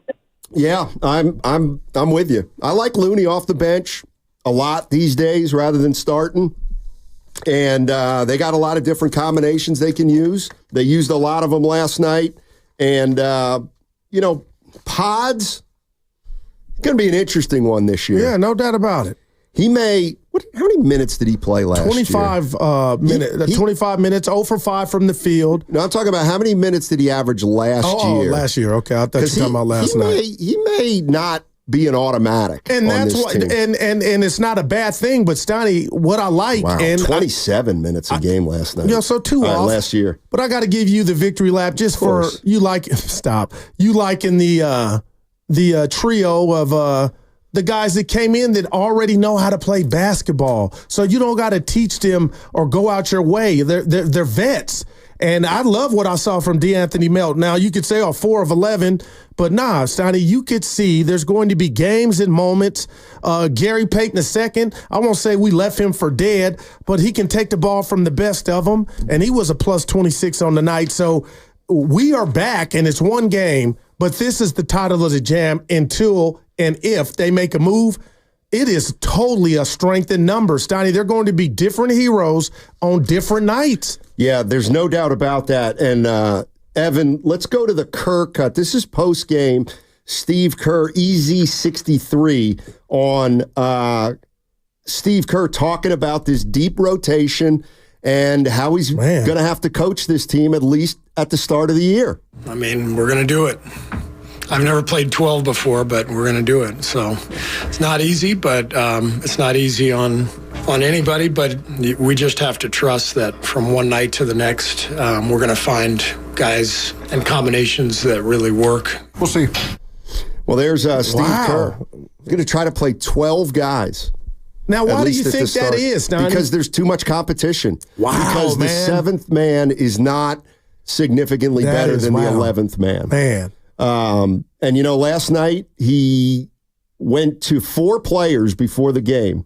He went to Moses Moody, Kevon Looney, Gary Payton II, and Kyle Anderson. And he said to those 4, I can't guarantee 2 of you are going to get playing time tonight. I can't guarantee it. And as it turns out, they won convincingly, and so he ended up using all 4. But that's clearly what we're headed toward night to night. One night, Moody might not get a lot of playing time. The next, maybe Kyle Anderson doesn't get a lot of playing time. Maybe the game after that, Pajemski doesn't get as much. Maybe it's Kaminga. But you got to be a professional and how you handle that if it's your time and maybe you're out of the rotation. And that's the one thing Moses Moody, to get that contract, Stoney, that's the one thing I think he mastered or perfected, even when he wasn't in games, saying, you know what, I'd rather ride the bench in the NBA than be back at Arkansas. So you got to give him that. So, it was one game. They blew out Portland. So I know they didn't have a first field goal the first 5 minutes. What did Fitz say? I don't know if you caught him, Stoney. The Warriors will make a 3. And they got hot. They took 48 of them. Yeah, and that's what Steve Kerr said he wants from this team. 888-957-9570. The NBA season is underway, and the Warriors, they beat the Blazers last night, 139-104. Total team effort. Nobody plays more than 25 minutes. Damn. And the identity of the Warriors this year looks like it's going to be depth, at least until and unless they get banged up a little bit. But Steve Kerr, he said it last night. We're going to do it. We're going to play 12 guys. Pretty amazing, really. And the question is, will it be 12 guys night in and night out? It's just going to be so tough. And the other thing that I think is a little bit risky there, but if they're going to do it, they're going to do it, is if he plays certain guys against Utah and certain guys obviously play less than other guys and they get beat one night, it's going to invite, well, maybe he should have played more and that guy shouldn't have played as much. No doubt. And if everybody's on the same page, at least that's the way they're going to start out the season. We'll see if it works or not. Yeah, and don't forget foul trouble, too. And that didn't rear its head last night. I know Moody got 3. I was like, oh, boy, you're about to sit. But it turned into a blowout, and he got more minutes. But, Stoney, that'll be – guys will get 2 quick ones, and, you're taking yourself out the game. And if my backup or whoever's behind me checks in and takes advantage of it, that's how this thing is going to go. 888-957-9570 is the number, and the Warriors, their season's off to a solid start. No doubt about it. So many things fell into place. Draymond Green, technical foul. I wouldn't expect anything different. Just technical fouls, nothing to see here. And there we go. Nothing burger, Steiny. Nothing to see here with that. But let's go to Danny. Danny's in Vancouver. Hey, Danny, how you doing? Good morning, gentlemen. Hey. It's a pleasure. I love your work. Thank you. Thanks. Stanley, I got to tell you, my equilibrium is thrown off a little bit by your optimism this morning about the Warriors, but I love it. I thought I thought it was a really good start. There's no question in my mind this team is deeper than it has been in a while, in at least 3 years. And they just seem to be more cohesive. It seems like all the troublemakers, I hate to use that word, but trouble, whatever, are gone. And it's sort of a fresh start. I love what Buddy Hields bring. I love Melton. I think they're just awesome. They bring the ha, as your colleague likes to say. And I think regarding the last point, regarding the playing 12 men, I think you guys have hit on it. That'll take care of itself, because with rest and foul trouble and, hopefully nothing serious in injuries. Yeah. I think that's going to be fine. So I like what Kerr's doing. I like the idea of trying to play 12 as long as you possibly can. It's such a long season. And I'm feeling good. I think they'll be fun to watch. I thought it was really a fun team to watch yesterday. I think we're going to have some good things happening this year. Thank you, gentlemen. No, thank you, Danny. Appreciate it. Yes, Donnie, and it starts for me. You can back me up here. You probably won't, but you remember a couple years ago, I said, you know what? I feel like the Warriors stabbed me in the back as a lifelong Warrior fan, because Mike Dunleavy told me in his first year that the word that they worked on was connectivity. And we found out there was still, and I'm not putting it all at Klay's doorstep, but there was still some side eye and whatever. There was not connectivity to the max. But I feel that now, and it's not just this one game. It's when we were out there. It's Kerr on with Willard and Dibbs. But for 48 minutes, I feel like this team is rooting for everybody. Yeah, I mean, and Kerr can make any sub and feel free about it. Just think, you know what I mean? There's no rat on the table, and I gotta leave him in, or that's gotta mean something. Well, what I was thinking last night, watching that game, is Pigpen. My favorite character from the Peanuts. Yeah. Yeah, he had the curly hair. Yeah. He didn't have much of it. I hope this never gets back to him, but that's who Klay Thompson reminded me of last year. Pigpen. Okay. If you ever saw Please explain, the cartoon, The Peanuts. Yeah. Or Peanuts, Pigpen was always the unkempt character. He was dirty. He was a little bit dirty. Yeah. And he was always followed around by a dark cloud of dirt. I love you, Klay. Well, we did. He plays tonight. I think this is going to be something that's good for both Klay Thompson and the Warriors. No question. No doubt about it, man. And good luck to Klay Thompson tonight, making his debut for the Dallas Mavericks. Right. And you gave me the, just back to the victory lap, because I really don't want to, I feel like I want to take it back. Maybe I'll only run half the track.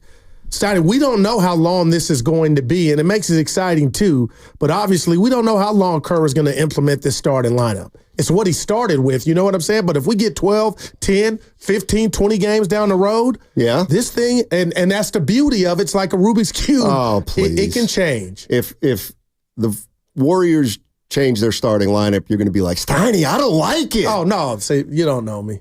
Austin in San Jose. Oh, man. What's up, Austin? How you doing? Hey, guys.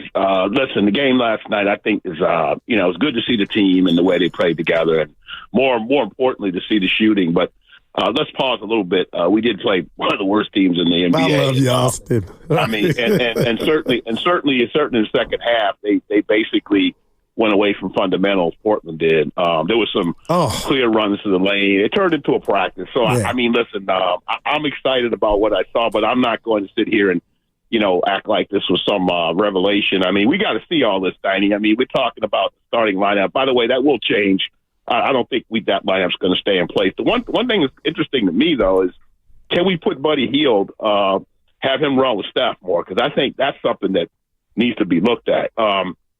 If Buddy continues to shoot the way he shoots, I mean, that's going to take a lot of pressure. That takes a lot of pressure off Steph. I'm not sure about the Wiggins and JK thing. I don't know that that's something that long term we should be expecting to continue. JK still showed some struggles last night to me with trying to force the ball. He had some charging fouls. He committed some kind of stupid turnovers, and they had to take him out of the game. So, I mean, we can all revel in the victory, but I think there's going to be some trouble ahead. I think they got to be better defensively down low. What happens? Trace Jackson Davis, by the way, had a really good game, but I can see that he's new. There's going to be teams that are going to be more experienced, and they're going to exploit him. He's still got a lot to learn in the post. So what happens if he has to go out? The other thing is they still need somebody to be able to facilitate when things aren't going well. Last night was not a good way to judge him because they're going to play teams where somebody's got to handle the ball when Steph's not there. So who's going to be facilitated? I see all these guys shooting, but who can they actually facilitate offense? So those are some of the things that I want to see, and I want to see like 10, 15 games before I decide whether this team's going to be any good, guys. That's where I'm at. Good stuff, Austin. Yeah, appreciate it, Austin. Yeah, I was playing Austin when I said bring on the Celtics, but Steiny, nobody's throwing the parade or putting the playoff tickets after one game, but this was just, 21-21 after the first quarter. I'm like, oh boy, this kind of clunky. Couldn't hit a shot, and then they figured it out. And I know he wasn't the first off the bench, Pods, but he can initiate offense running the point when Curry's out. Like, I expect to see more of that. And last night Portland was, Sonny, they represented open gym. That's what that thing turned into. Yeah. 888-957-9570 is the number. Look, knowing that the Warriors beat the Blazers, nobody's ordering championship rings right now. We know that. But it beats the alternative, which is getting beat. Ah, wow. And the Warriors had a great feel-good first victory over a team that's probably not going to be very good, but you look up and down that lineup, and they got contributions from everybody. And as far as first games go, it's nothing but encouraging. And I don't know what's going to happen tomorrow against Utah or Sunday against the Clippers, but they're 1-0 right now, and they look like they're developing a style of what they want to do and how they want to play. And it's clear that and this is where I do compare them to Portland. Like, I'm looking at Portland, and they just have guys. They don't fit together. They're some of them are great individual players, and then they just go out. Then they just go out and they just play. I have no idea what Portland's game plan is or what their I don't think they know directive is from Chauncey Billups. But for the Warriors, it's clear that Steve Kerr wants that starting lineup, as long as it's going to be Wiggins and Kaminga. He's looking at defense first. He's going to play a lot of guys. A lot of guys are probably not going to get a ton of minutes, but that's the way he's going to start to do it. And we'll see if the depth of this team can be one of its defining qualities. No. I don't see how it's not. And you look at a game last night, and there's probably going to be times down the road where Kerr's going to have tougher decisions to make because the game's going to be closer, all those kind of things. But they got guys who are they've got 11 or 12 legitimate professional basketball players who know how to play and have had success at various points in this league. So kind of no surprise that they can handle a team like Portland. Yeah, and Austin, I appreciate the call, but Steiny, I feel like he's overzealous, and we all are. Like, he has so many questions, and yet you couldn't get it from that game, get those answers in that game per se. But 2 years ago, what did the Warriors do? Shock the world, and they win on their home court, and then they can't win on the road. And I lost a bet to that. Last year they went on the road, can't win at home. So now we got to focus on tomorrow's game against Utah. But when I see you again Monday, we'll know how they fared at home against the Clippers. So there's so many questions out there, and I'll just tell Austin and all Warrior fans, just chill, relax, take a deep breath, because we're going to get those answers, but not just in one game. 888-957-9570 is the number. If you're a Warrior fan, how can you not be encouraged about what you saw last night? Of course, it's only one of 82, but you got to be happy with the way this team looked after the last 2 years when it felt like we all knew that something wasn't right. And maybe we didn't know it game one last year or game one 2 years ago. But to me, the first key to this season for the Golden State Warriors is to get back to being a team and get back to being a group that thinks about themselves as a unit more than themselves as an individual, because I think we lost a little sight of that in the last year or two. 888-957-9570 is the number. Warriors are 1-0, and it's also Cowboys week. We'll talk to Barry Switzer at 1 o'clock at 95.7 The Game. Hey, it's Willard and Dibbs for Safeway.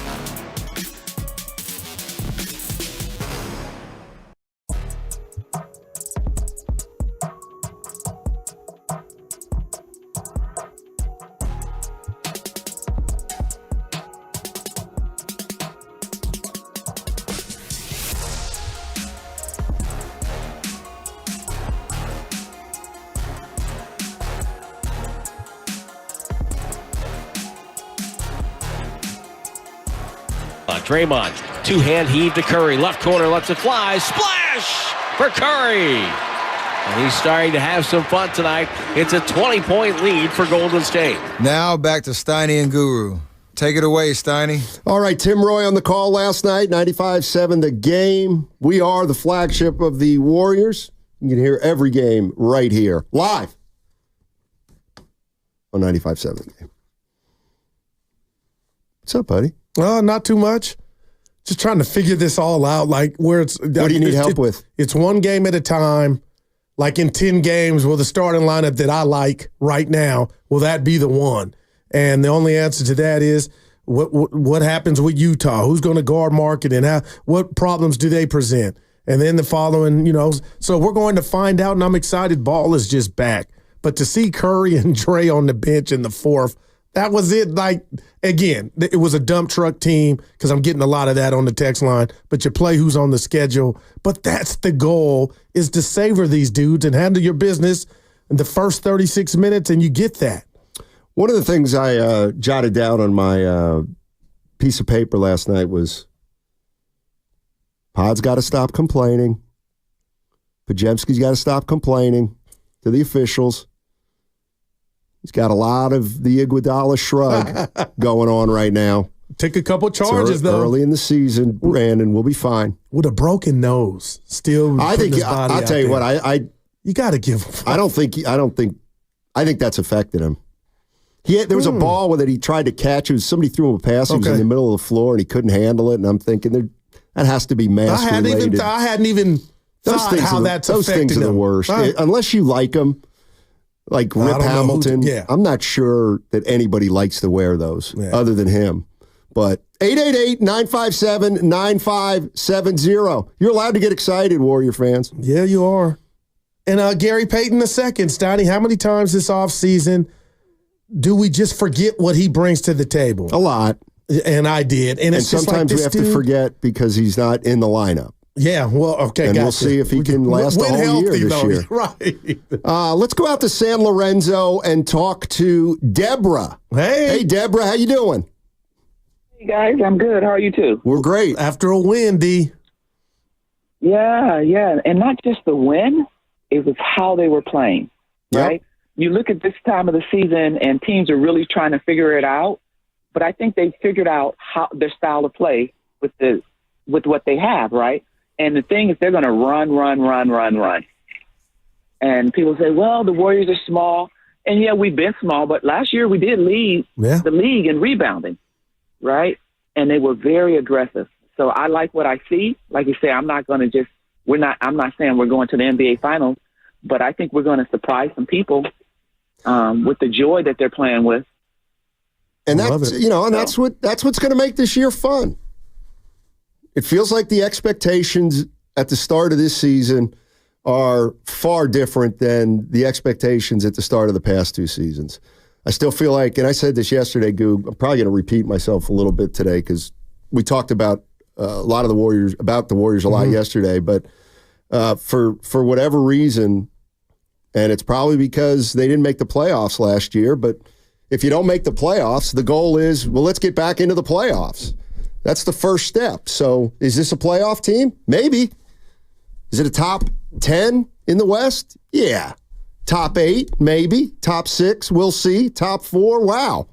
And that's what you play the season for. Yeah. So you're right. It's only one game, but I mean, damn. I mean, you got to start somewhere. And I love that. And before you grab the call, I'll say this. How many times, and I'm not making this about Klay Thompson, but he could get hot and cold with the best of them, and you have a great first half, or he'd have a great first half, fall off the second half, but he earned that royalty of us watching that play out. And where I'm going, Stoney, is the Warriors a lot of times last year had leads in the second half, leads of double digits. I think of the Denver game on Sunday night. That was the Nuggets, defending champs, but they couldn't sustain it.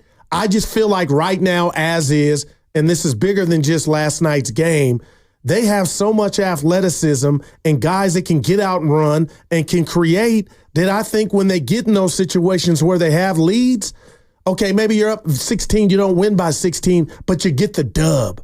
You know what I'm saying? So that I'm eager to see if how they play coming downhill, and they were running. And You know what? You ain't going to make every shot, but it was like, oh, this looks different. They're faster. I don't feel like they're slow. And it was one game. I mean, the bottom line is, yes, we're going to say that a lot. It's only one game, but Buddy Hield last night played better than Klay did in 90% of the games last year. It was like, oh, Klay. Well, why? Well, he's making shots. He had 22 points in 14 minutes and 44 seconds. Wow, that's efficient. And went to the rack and finished off glass. That's Klay stuff. Wow. When Before he's injury. good. Before injury. Or when he he had games last year where he can carry teams. He still has great shooting nights, Klay Thompson, but they were getting further and further between. But what about the stat, just real quick about Buddy, put some respect on his name, which I didn't know, and I know Curry missed a year or whatnot, but Steiny, he's been in Sacramento, Buddy Hield, he's a shooter. But to have the most threes made in the NBA in the last 5 years is not the last 3 months. Well, break that. How do you compute that? He played 84 games last year. Oh, that's the one. How did that happen? Because he got traded to a team that had fewer games under their belt. 84. Better make some threes if you're playing 84 games, buddy. But the play-in had to be a part of that. No. He got traded to a team. Who was he on before the Sixers? He was with Indiana and then got traded to Philly. Right. So Indiana was like, let's say, 23 and 23, which was 46 games. Then he got traded to the Sixers, who had only played probably 40 games at that point. He didn't win the scoring title. I'm sure someone would be like, nah, you can't count that. Let's go to Josh. Josh is in Arizona. What's up, Josh? How you doing, my man? I am doing good. I mean, you talk about Buddy Hield. He looked like you, Steiny, seeing Van the man in the front row. He looked excited to be there. He looked happy. He looked like he'd been waiting to play for the Dubs his whole career. He's not going to make all his shots, but he just looked like he was happy to be there. That's what I'm looking forward to about this team. They look like an unselfish team. They look like a team that was focusing less on its egos and more on just winning the damn game. And I get we're playing the G League Blazers, but, I mean, you can only play who's there. And just looking at how that team gelled, I'm excited for this season. I'm excited about Stackhouse coaching up this defense. They look more together on the defensive end. I think it's going to be an interesting season. I'm psyched. And Dubs fans, we should be happy. Today is a good day. Thanks for the call, Josh. Appreciate it. But if you've really been listening, you know that I'm not very excited for Van Morrison anymore. Oh, yeah. He's too old. Well, coming from you, that kind of, what's he do that he doesn't do anything anymore. It's a wrap. But people buy his ticket and go see him. I know. And then not they have this a greater guy. appreciation Not for this him. guy anymore. For $10. Dude, wow, you get you guys. Hey, I'm on a high. Cheech and Chong coming in here. The 650 Comcast business text line. Just help me, Steiny. Help me for once. Can Guru enjoy anything? I'm enjoying the win. Yeah, but you're always like this. Dude, I'm like, it's one game. They balled out. He's right. It could be her. You know what, though? There's something about Buddy Hield. I told you he was hot in the preseason. There's about 3 or 4 guys who have talked about Buddy Hield. Hey, he's a lot of fun. Fun guy. Great aura about him. So give me a little more of that, at least for now. Here's Buddy Hield on, hey, buddy, how good you feeling? You know, I don't want to bring it up, but I think the last time I was free like this was in Oklahoma. I had guys that always playing for me and passing the ball and trying to get me open. So, I mean, it was fun. I'm not gonna lie, but it's been a fun from preseason. You know, just got to keep building and stay humble and keep learning from these guys. Wow, he said college. I'll tell you what. I thought I wasn't going to be a big fan of Buddy Hield. Oh, boy. But you know what? He might be able to win me over. Man. And that would be very important to him. Winning me over. 888-957-9570 is the number. We've got Barry Switzer joining us at 1 o'clock. The ball coach. Former Cowboys coach, won a Super Bowl, former coach at Oklahoma University, where he won 3 national titles. And I hope he's the same piece of work he always is. Guys like that don't change, but let's just hope he can stand up to Reggie Jackson, because I listened to that interview. You and Evan did a great job with Reggie. Yeah, I was pretty good yesterday. Lois the Pie Queen, Steiny. I didn't know he had his Well, how about me getting the menu up then and reading to him what it was? I mean, there's stuff going on here. It's chess. Oh, my man said biscuits, chess. gravy, rice. This is from the 650 on the Comcast Business text line. How do we feel about Kaminga? Those first 5 minutes looked rough. He stinks. No, he's fine. Yeah. But you saw why they didn't exercise that $200 million or whatever it's going to, that ticket yet. Call it like you see it. Dude, as Shannon I am, I'm just, Steiny, there's something about his game. What word am I looking for? I said it's clunky right now, if you know what I mean. It's not smooth. Well, so he's not smooth. But he's been in the lab. You know? All the season, he was putting in work. IG videos. He is clunky in the open court. He can't change direction very quickly. And I'm not, this is not about him last night. But Steiny, at some point, you got so much athleticism, you got to be able to turn into grace. You got to be able to turn that into non-clunkiness. I don't know that you can learn that. And seriously, man. I don't know if you can learn how to change direction more quickly, under control, and still be strong with the ball. I'm like hell, man. I mean, he can't. I got you. I saw it. It's just in decision making. He had 4 turnovers. I was just like, and he wasn't the only one, but how about this? I'm rooting for him more so than any other dub. They're all the same. 6 dubs now you're rooting for more than any other dub. I thought you were Wiggins. I'm rooting for Wiggins. He showed up. Kaminga. I'm rooting for Kaminga. All of them. But Kaminga's playing for the bag. And you know what? Don't take this the wrong way. So what? Who cares if he's playing for the bag? Well, how about playing for the Golden State Warriors? And he did and then that the bag will take care of itself. Doesn't care about a bag. Oh, he's playing for the bag. How about playing for the love of the game? How about playing to win? He's doing that. And I'm not saying he's not, but I don't care about how much money Kaminga's going to make. I don't care how much Brock Purdy's going to make. Win the damn game. But see, that's where you don't get the license to become a Dr. Darrell or a Dr. Phil, because I do wonder, being so young and Kaminga knowing what time it is, all the guys in his draft class got that check. I just wonder, Steiny, if that's on his mind. Now, that's a cop-out. It's one I'm not – and sure it is on his mind. Get over it. Yeah, wow. It's what being a pro's all about. 888-957-9570 is the number. Warriors, they're 1-0. 139-104 over Portland up at the Moda Center. And it was nice, solid win to start the season. Nothing more, nothing less. Doesn't mean they're going to go to the playoffs and challenge for a title. Doesn't mean they're going to be 30-52. They beat the Portland Trailblazers. They got Utah tomorrow. Let's see how this season plays out. I love the uncertainty, and the ability that this team has to be better than a lot of people think. You're listening to 95.7 The Game, KGMZ, FM, and HD1 San Francisco. Always live on the free Odyssey app, Twitch, and YouTube. Powered by First NorCal Credit Union. How about our guy Slow-Mo, Steiny? Just a pro. Didn't light it up on the scoreboard. Played 15 minutes, but he just knew what he was trying to do, man. And I'm watching the game, but I'm picturing them playing better competition. And I'm like, man, I can see him closing out some games. I can see him making contributions. And you can look all down the roster. And what you just described to me was the basketball version of a Rubik's Cube in regard to the mainstays are going to be Draymond and Steph and Wiggins.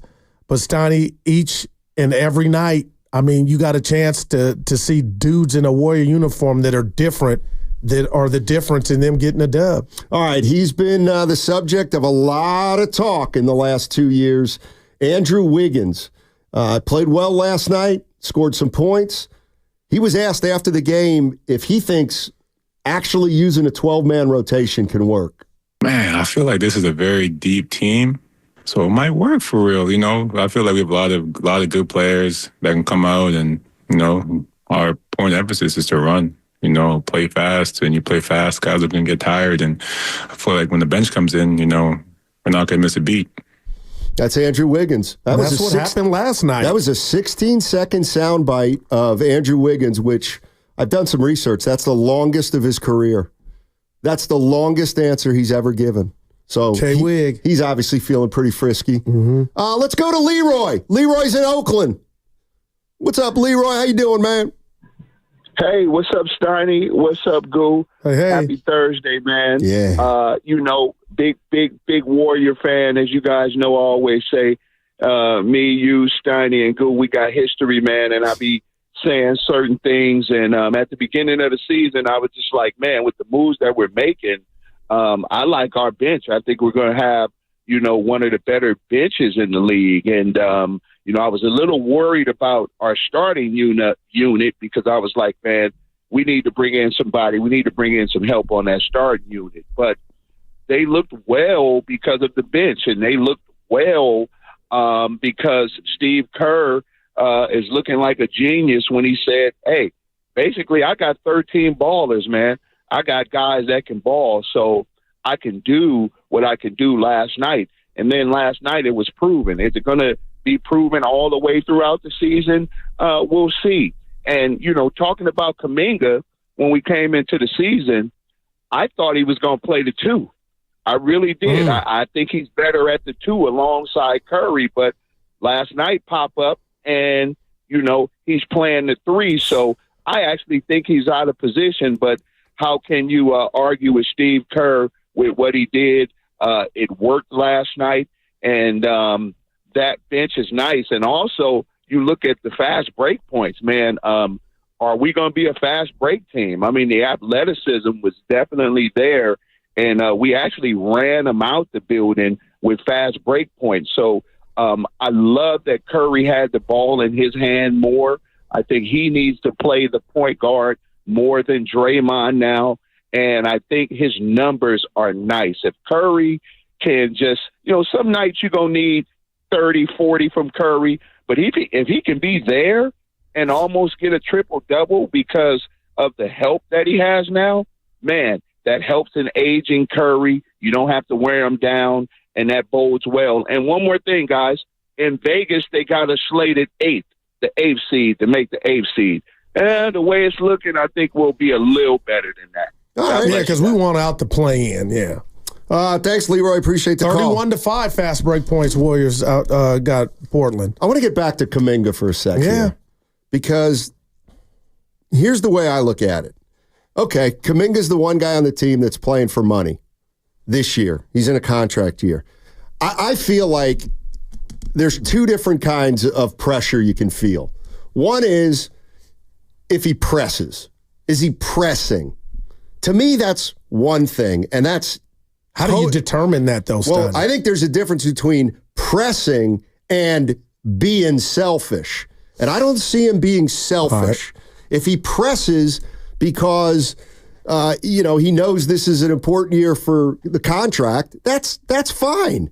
I mean, you want a player that's gonna stress out about that, or that knows what the stakes are and how important it is for him to have a good year. That's fine. And there may be some bumps in the road because he's feeling that. But what you don't want to start seeing is Jonathan Kaminga being a little bit greedy, and I have not seen that, by the way. One game. And that will, that to me is the difference. But like this is the one thing that I have no interest in getting bogged down in this year is, well, is Kaminga making money or is he losing money? And is he worth 30 or is he worth 50? I'm sorry. That is so low on the priority list right now for the team. It's about the team. And, Kaminga's going to have a year and he's going to get money, or he's going to get more money, or he's going to get less money. Yeah. But he is, that aspect of the Warriors is just not important. Not important. And if it could be pushed to the side, I think the Warriors will be better for it. Yeah, but Stoney, they're playing for wins. And that's all that matters. Yeah, no doubt about it. But the fallout and the reality of the situation is his contract situation and how important he's going to be. I'm watching that game last night, and it's one game, and you tell me what you think. I'm just trying to put myself in his shoes with his skill set, because something jarred when Leroy said he thought he'd play it too. I've never thought that. But Stoney, even when he gets the rebound, I feel like he's being so unselfish, but he's thinking like, damn, if I give this ball up, and get it back, when I get it back, I might not be in my sweet zone. I need to be coming downhill. So if I could be selfish and keep this, the chances of me making the bucket and going downhill and being what I know I can do is way greater than me using my IQ that ain't at 100. That's where I feel like coming downhill with a defender back, or is he coming downhill and has an angle where the defender can't get back? Well, when if he's coming downhill and a defender is back, he's not good. Wow, man. He's not good. He'd be better off developing a pull-up 15-footer rather than he cannot. He held on to one yesterday. He doesn't change direction well at all in the open floor. And I don't get why. Again, I'm not a pro stat. Because he doesn't have the ball handling skill. What do you mean, ooh? No, I'm just like, we've been watching it for 4 years. You can't go to the basketball Walmart and get that. You know what I'm saying? That's why. What did he say? I got the trajectory to be a Kawhi Leonard. He said that, or a Kobe. They had that, and I'm not saying you can't. But Snotty, okay, I can't be 8 feet tall, and that's what I'm not doing. What? It's a new year. I'm not comparing Kaminga to Kobe Bryant or Kawhi Leonard. He did it. He said he's not. Yeah. He'll never be. Well, I was just talking about that attribute that you talked about. Which is what? With being able to change directions because you can handle the ball. It's smooth. Right now, it's... Do you know how long Kobe worked on his game before he got to the league? Like, Kaminga's just not as developed. He's just not. But it doesn't mean he's useless. Yeah. 888-957-9570 is the number. The Golden State Warriors, they want to know. Let's get Vince in here real quick from San Bruno. Hey, Vince, what's going on, man? Hey, how are you doing? Good morning. Hey, same to you. Gurus. Yeah. A couple of questions for you, gentlemen. The first one is, what do you think the Warriors can rely and depend on Kaminga for? And the second question would be for each of you. What matchup are you looking forward to this season? Have a great morning, fellas. I appreciate you both. I mean, I view Kaminga as like a wild card on this team. I'm not sure that you can go to him over the course of an 82-game season, but I think he's a player who, on certain nights, he's going to help you win games. But if you look at Kaminga and wanting to get him 20 points, let's say, what did he average last year, 17, something like that? Yeah. I mean, I see him as a player that should get 15 to 18 points without even calling a play for him. That's one of his strengths as far as I'm concerned.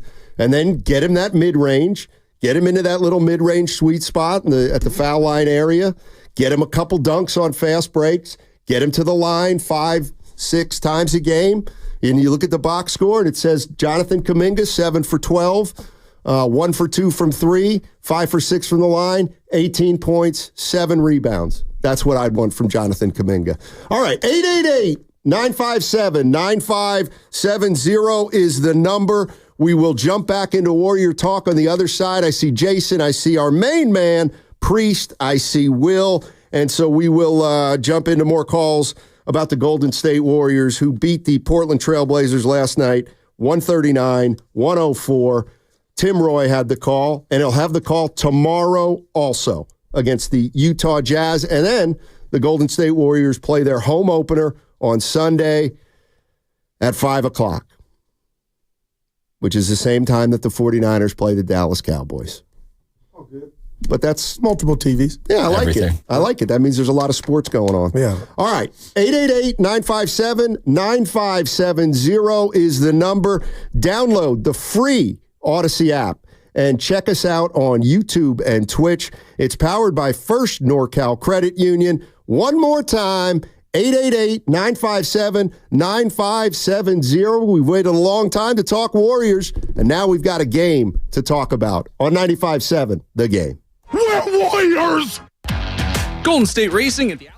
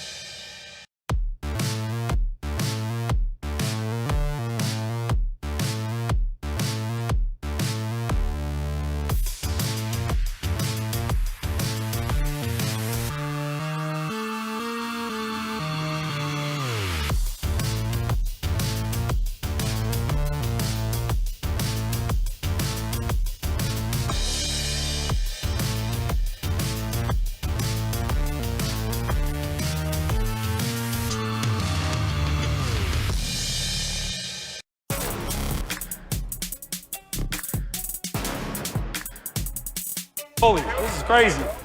The Warriors will be a boneyard. Now, back to Steiny and Guru on 95.7 The Game. All right, don't forget at 1 o'clock, we're going to be joined by Barry Switzer, former Cowboys coach, former coach at the University of Oklahoma.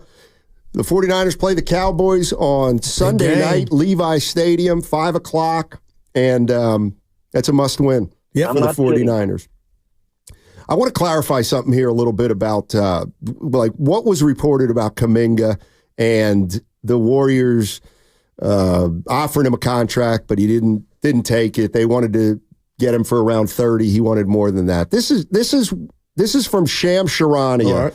And this is a discussion he had with Kendre Andrews after they wrote a story on the contract extension that didn't get done. And I just read it, and it's, I don't want to say convoluted, but it's tough to figure out what's actually being said by whom here. But it says, this is from Sham Charania. Jonathan Kaminga, I'm told, won't be getting an extension done.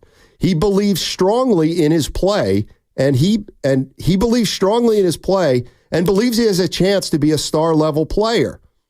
You look at Pascal Siakam, Kawhi Leonard, players who he could have the trajectory of. The Warriors do want to see how this plays out, and they're keeping a key eye on the fit between him and Steve Kerr. So he never said that. He never said it, but it's out there. Yeah. But I mean, got a long way to go.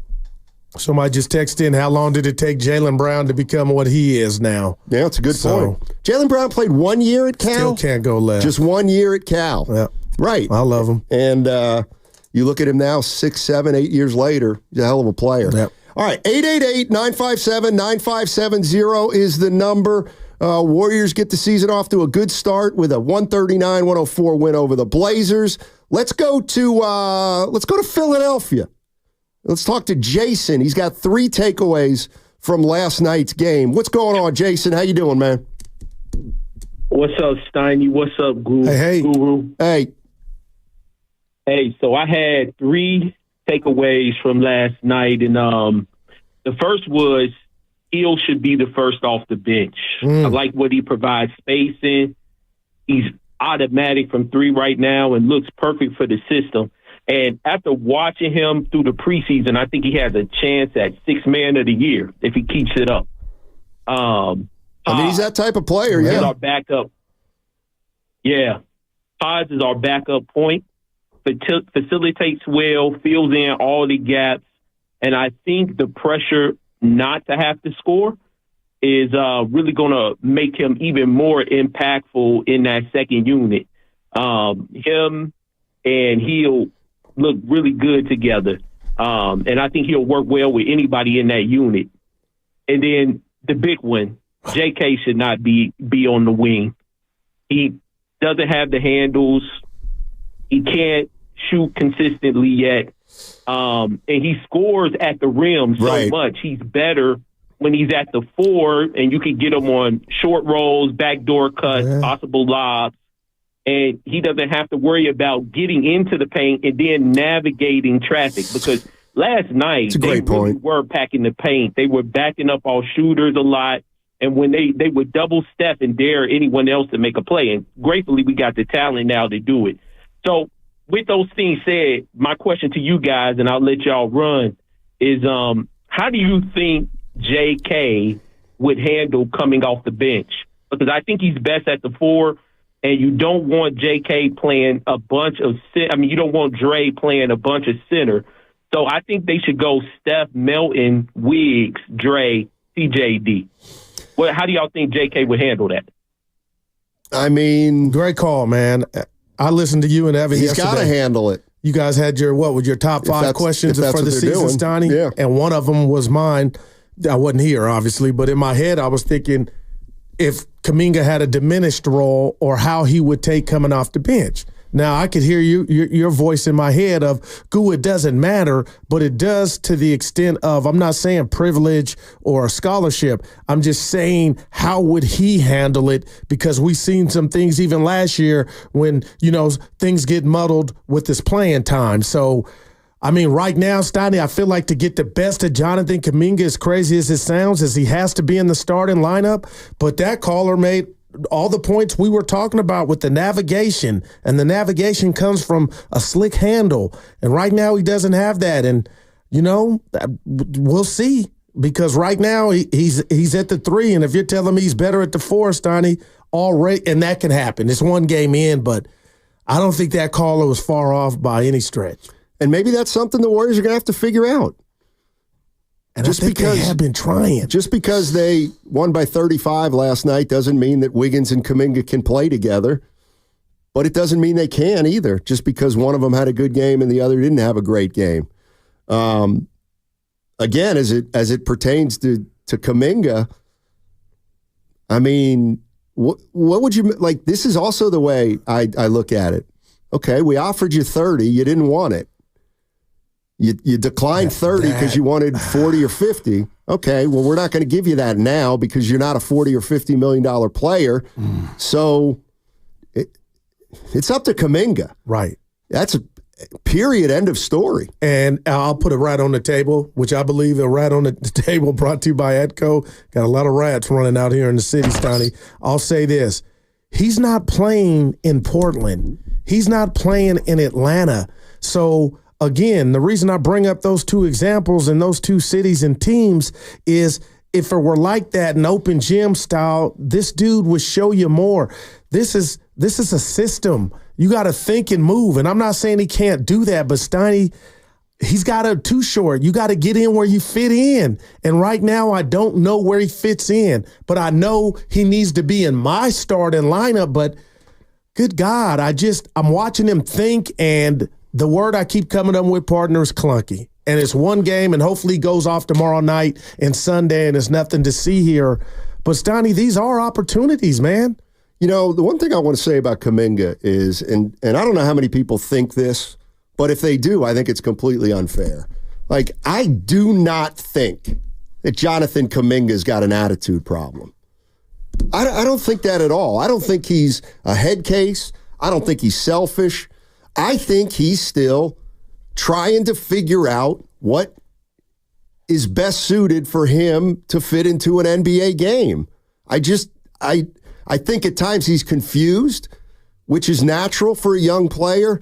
But the one thing I do want to push back on, I think sometimes he does get discouraged, but I do not think that Jonathan Kaminga is selfish or an attitude problem or somebody who's going to bring this team down. I just don't. Well, he hasn't been that.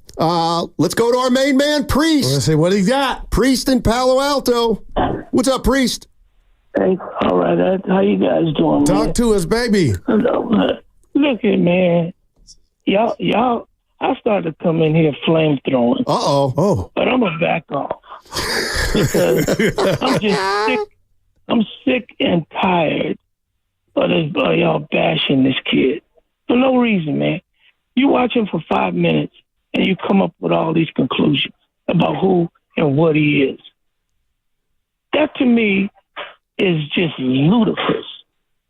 He started off with he had a bad game. He's not allowed that. Not at all. Priest, nobody. Real quick, I'm going to give it back to you, Priest. Nobody's bashing him. And listen, this is not his first rodeo. The rat on the table, Priest, is the team says slow down in regard to giving him the dividends. So don't bring that to me and Steiny like we're coming in here crucifying the kid. Steiny just laid it out. I think he's got all the potential in the world. All I'm telling you, Priest, is the clock is ticking. The clock is ticking. This team don't determine his future. What do you mean by that? He can get that money somewhere else. He could go somewhere else and get the money and be as great as he wants to be. This team just has their idea of what he is on this team. That's it. That is it, and that is all. So you don't feel like they're using them right? You don't feel like they're using them right then? With that statement, it sounds like it. I'm gonna tell you right now. I think Steve Kerr, man, cripples Kaminga and Moody. And he never should have took him out of the game. He had a bad start, and he took him out of the game. So what happens is everybody looks at him and say, look, he can't do it. Steve Kerr had it. Y'all think every decision Steve Kerr makes is biblical. And in my opinion, this sucker has a specious logic about how he sees the game and how people fit in how he sees the game. That's one person. Wow. Man. That's one dude. And all I'm saying is this. I think what I saw during the preseason with Jonathan Kaminga, I think Jonathan Kaminga, the player you see right now, at the end of this year, will be a completely different player. Nobody said, but hey, Priest. All right, thanks, Priest. Appreciate the call. I was just about to tell him, started. We go back to Pete Franklin, 2 flats on the Cadillac, but his issue was with Kerr, and he brought it to our dojo. We are not bashing Jonathan Kaminga. I don't want to get into something that we don't really have to get into for a while, but the one thing that Kaminga does not have going for him, if you want to talk about the contract, is there are not going to be a lot of teams with money at the end of the season. There just aren't, and he's a restricted free agent. And the way it works, if he's still on this team and finishes the year, is another team can offer him a contract, and then the Warriors decide whether they want to match the contract or not. So and what we've seen this a lot with restricted free agents. A lot of teams are hesitant to offer a contract to a restricted free agent because they're essentially doing the negotiating for the team that he's going to end up on, which is the Warriors, who will match the salary if they want to keep him. And, you know, he might find himself in a tricky spot. He might. But we're one game into the season, and I don't think anybody's bashing Kaminga either. Nor you or I. I'm rooting for the kid. Not been rooting, but Stoney, tell me if you disagree. Evan, jump in. The clock is ticking, and the clock has been ticking, and they chose to give Moody, I know it was a lower salary, but he re-upped.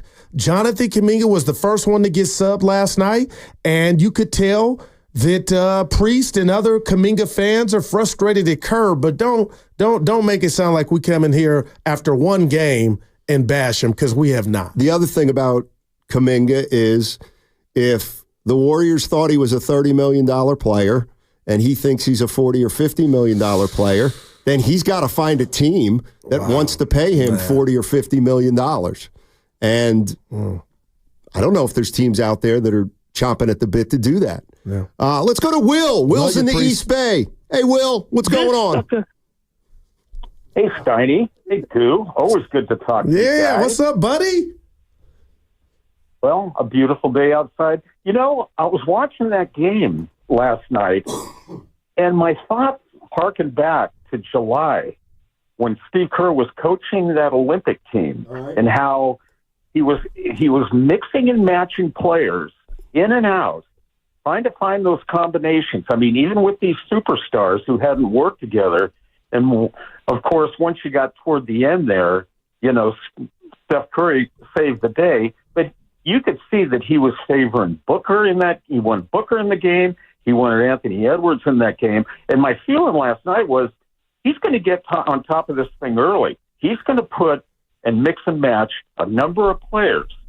You know, there was a beef last year about Steve, Kerr just sticking with his stalwart guys, like Draymond and Curry, of course. And I think he wants to get on this thing early, and he's willing to mix and match. It's a long season, and I think that, he's looking for that group. But it's something that harkened back to the Olympics that seems so similar to what I was watching last night. And one last thought, guys. When you get Barry Switzer on, I hope you get a good story or two, about Brian Bosworth out of him. Yeah, good call, man. Right. The boss. We'll see what we can do. I'll tell you this about his point about Steve Kerr, Snotty. Again, I'm stealing your word, and I can do it because we all can be excited. But the best thing I think Steve Kerr could have done going into this season is step to the podium like he did and say, hey, I'm trying to play 11, and it's going to fluctuate, and it's going to change. So I feel like with that said, if I'm a player on the Dubs outside of the OGs who know, where you stand and how many minutes you're going to play, Stoney, I think that's exciting, man. until it's not, and it's not working. Like, you would need a lot to go wrong. Well, then the starting lineup's going to change. Yeah, and I told you that about an hour ago. Right, but a week ago, you hated that they didn't have a starting lineup. And now they got 12 guys. The story... But Melton and Buddy Hield, and I'm starting to see other things. Guys bring things to the table. Not that I ever said they couldn't, but Steiny, I'm okay with, because I'm seeing it oh, okay. If they're going to try to play 12 guys... By the way, the entire story of the game last night, and the biggest story to come out of last night's game, by far, is that Steve Kerr says... he's going to play 12. Yeah. Not 11, not 9. He's going to play 12. That I don't know if I want to say it's never been done before, but I've never heard anybody say that. He was asked after the game when he decided all that stuff. Yesterday, honestly. I didn't, 2 days ago I was thinking, well, maybe I'll just play 10 and I'll just have to tell two of these guys that they're going to sit, and I couldn't justify that because they've all played really well in camp, and I even felt bad sitting Lindy. Lindy's had a great camp. He's one of our highest plus minus guys in camp for all the preseason games. So this is as deep a team as I've ever coached, and we've got to lean into that, and we're going to play a lot of people. Yeah, and you know what? Wow, I'm skeptical. I'm absolutely skeptical that you can do that consistently over the course of an NBA season.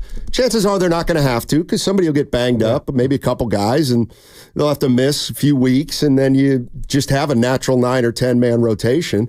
But, yeah, I think that's a hell of an endeavor that he's going to try.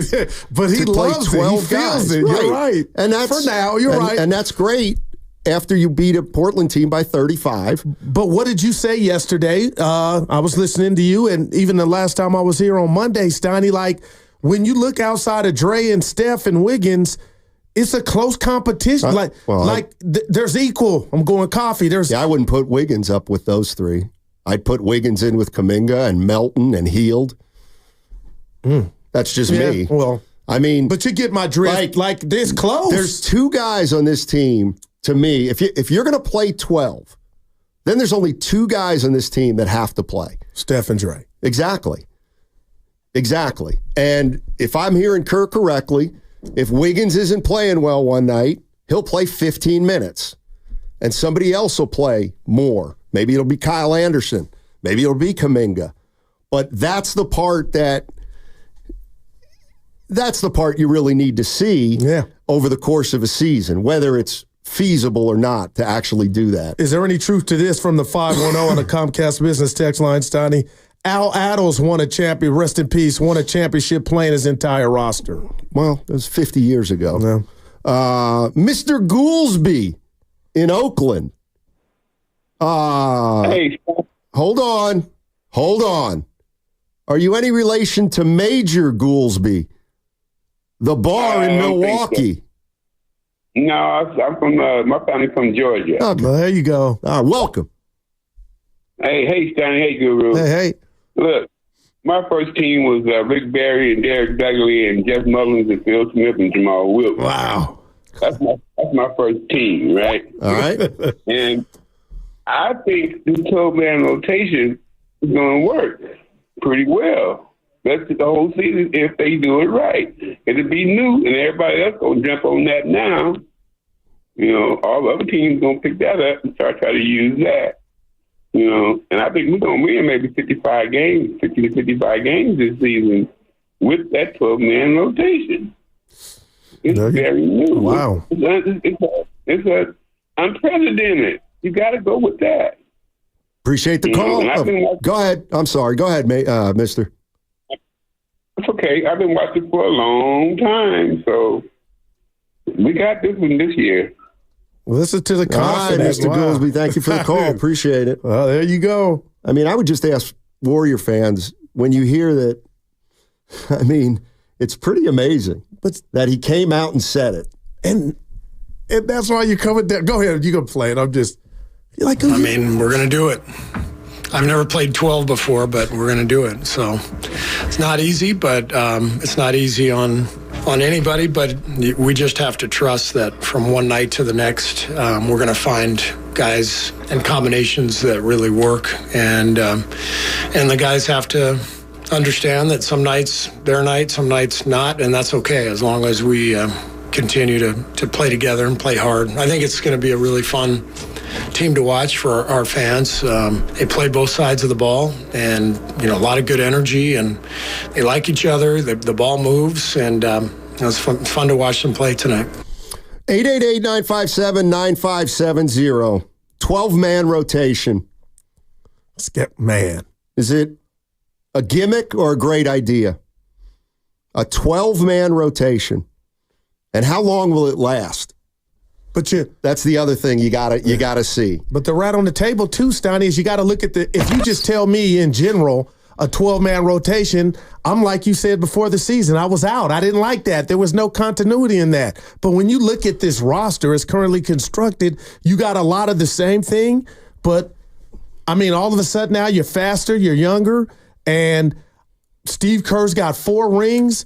How many as a player? He's been around the game. So this may not work, but for him to go out there and put this on his chest, the target of, I think this is the best way to go. That's why I didn't, you're like, Guru, you weren't liking this a week ago, but now I'm watching different things and different guys bring, different things to the table. I'm like, maybe this could work. Well, they're not going to have continuity if they do it this way. Those are just. But what if the continuity is strength in numbers to where everybody knows outside of the Dre and Steph, on any given night, it could be you and Evan. It could be me and Evan. It could be me and you and no Evan. That's what I define as no continuity. Buddy Hield played 14 minutes last night. He might play 30 against the Utah Jazz. And then Kyle Anderson. What I'm saying is, you can use 12 guys, but it's not feasible to have a 12-man rotation where every night you're doing the same thing. Yeah. There's no way you can do that. So why do you think he's doing or trying to do it? Because he could not determine from the preseason who deserved to play and who didn't. And he liked what he saw from 12 guys.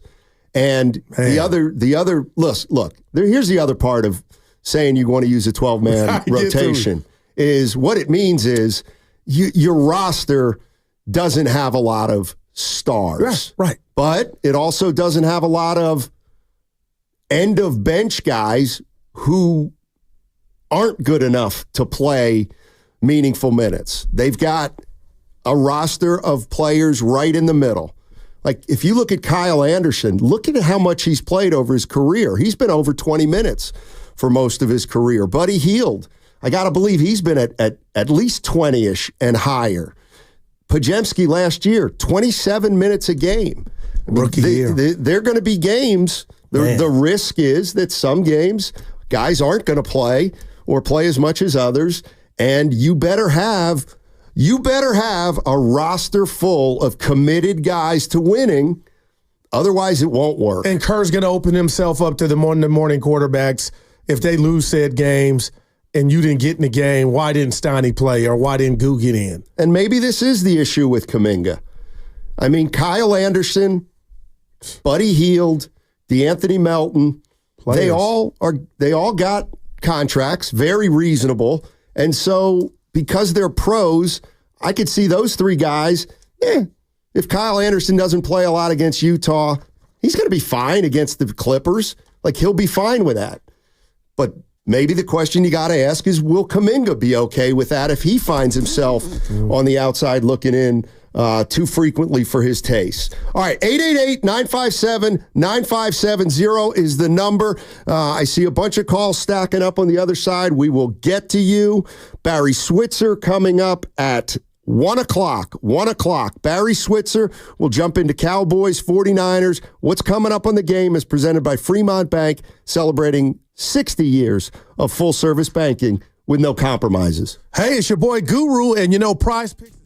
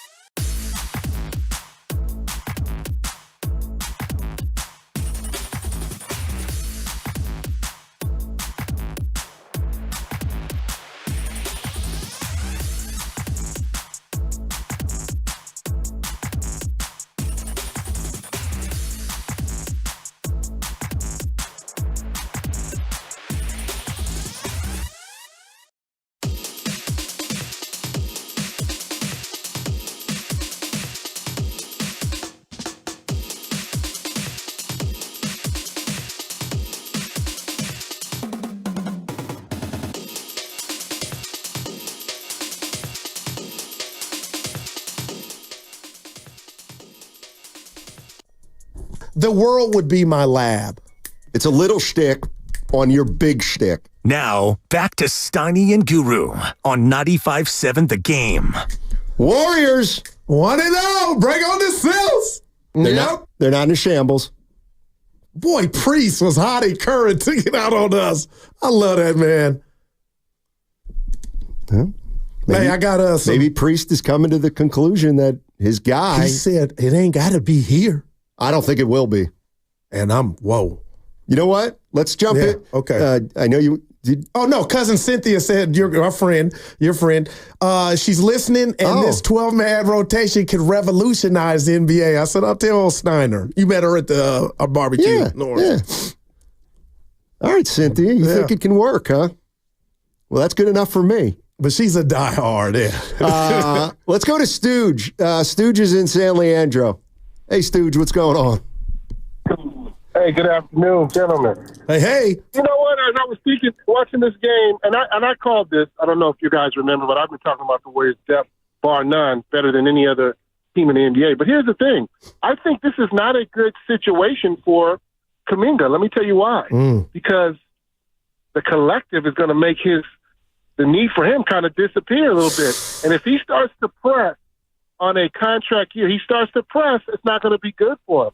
I mean, if you really think about it, what he should have done and what he can still do, if he would turn himself into a rebounding fool, then it would be necessary to bring him back.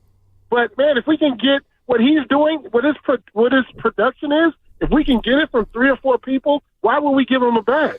Wow. Not to say he's a great kid, but what I'm saying is he's only getting about 4 or 5 rebounds a game. Yeah, he got 4 last night. I don't think from last night, I don't see him getting 20 a game. On this team, I don't see it. He may have a night or two, but I don't see him consistently getting that. You got to look at this, man. You got to play Buddy buckets. You don't have a choice. Man. As the NBA has become a 3-point destination, oh my gosh, you got to play Buddy. You got to play Buddy Hield. You don't have a choice in that. So if Buddy's getting more minutes, as he should, Kaminga's getting 4 rebounds a game, why would I not play? I can get 4 rebounds from slow-mo. My thing is, Kaminga should have been going after the rebounds. He's not going to average 20. I guarantee you, he won't average 20 on this team. Hey, and then the beauty of it is, go ahead. The beauty of what you said is Hield had more rebounds than Kaminga last night. 5 to 4, no biggie. Point. Yeah. So the dude who said, somebody called and said he's a 2. Are you kidding me? How is he a 2? He can't even dribble. Listen, I'm gonna be honest with you. This is not an insult. It's just basketball. I mean, I had a cup of coffee overseas, but look, Kaminga's IQ is like a high school player, and I'm not disrespecting. I'm just talking about his IQ of the game. He plays like a very talented high school player. He can run fast and he can jump high. You need more. You need more than that. You need more now. We need to see him make some decisions, use strategy. I haven't really seen it, man. Even last night, he got what he got last night out of pure talent alone. Pure talent. No, it's a great call, man. Thanks, Stooge. Yeah. Appreciate the call. Steiny. I don't disagree with anything Stooge says. And if I were to tell you right now, since we know it's going to be it's a trial period, who loses out? Like more than a guy like Kaminga, if you're going to play 12 guys and you got 3 OG veterans that know what they're doing and got the basketball IQ a little higher than mine thus far, Kaminga loses out. Now, if he balls out, then there's nothing to see here. But when I hear a coach say, I'm about to play 12 and I'm a youngster on the fence or on the verge of the fringe, Steiny, I'm like, that's a little bit of a message. Like, you got to go seize it. Yeah, and I probably should answer this a better way, but I don't care. Yeah, it's got to be about the team. And if the Warriors feel like Kaminga is not part of the team moving forward, then maybe he's part of the move that they feel like they're going to make at some point this season. Or who's to say he wasn't in on the 2 moves? I was listening to you and Evan. The Warriors did just stop it. Paul George, they were trying to get they were trying to get both. And they got neither. Yeah, but I'm just telling you, Draymond, they were, whoa. Yeah, they were trying to get 11 guys in here probably. But and this is the risk you have with a guy like Kaminga is on a night where you play well and you win by 35. Now you look at a box score and you say, oh boy, Kaminga only played 20 minutes. And my answer would be, okay. So I see where you're going. 888-957-9570 is the number. Warrior fans, you guys are 1-0. Nice win over the Portland Trailblazers, 139-104. What did you guys see last night that you either liked or are a little bit concerned about? And what do you think of? I mean, listen, if you guys are hoop fans, and I know so many of you are, you hear a coach say, I'm going to try to use 12 guys. I think of CYO. That's what you try to do in CYO. St. Anne's. But Steve Kerr has been around this league for a long, long time, and the bottom line is he said he's going to try it, and I think he's going to try it. And it's going to be fascinating to see how it evolves over the course of games and over the course of weeks and months and an entire NBA season. You take out the first quarter last night, Stoney, they were marksmen. The whole team, 50% from three after the first. I know you can't, but that ain't going to be every night. I get it, but they're going to hoist up 40. Yeah, I'm thinking more about, no, they didn't get off to a great start. And they had Kaminga and Wiggins on the floor for the first 6 or 7 minutes of the game. It's not the be-all and end-all, but, and I'm not the guy telling you that. We've heard Steve Kerr talk about the challenges of Wiggins and Kaminga on the floor at the same time. Did either of them, but primarily Kaminga, figure out some of the stuff he's got to do that'll allow him to be on the court with Andrew Wiggins? Who got 15 shot attempts up Andrew Wiggins in 23 minutes. That's what I liked. I would have thought you'd like Buddy Hield. Well, Buddy too. But is that the name, Buddy Buckets? I guess so. Let's go to OG. OG's in Alameda. What's up, OG? How you doing, man? I'm doing great. First of all, 12 men, that's a joke. That's, again, trying to appease management as far as I'm concerned. They got all these guys. Nobody's coming through and showing that they're supposed to be on the court more than anybody else. So you're not deciding. You're playing everybody. But that's not my main point. My main point is it's time to admit that the glove don't fit. That Kaminga don't belong. He's a good kid. He could be a really good player, but he doesn't belong with Kerr. He is, let's talk about it, maybe Purdy could be a system guy. Well, Kaminga's an anti-system guy for Kerr. It doesn't fit.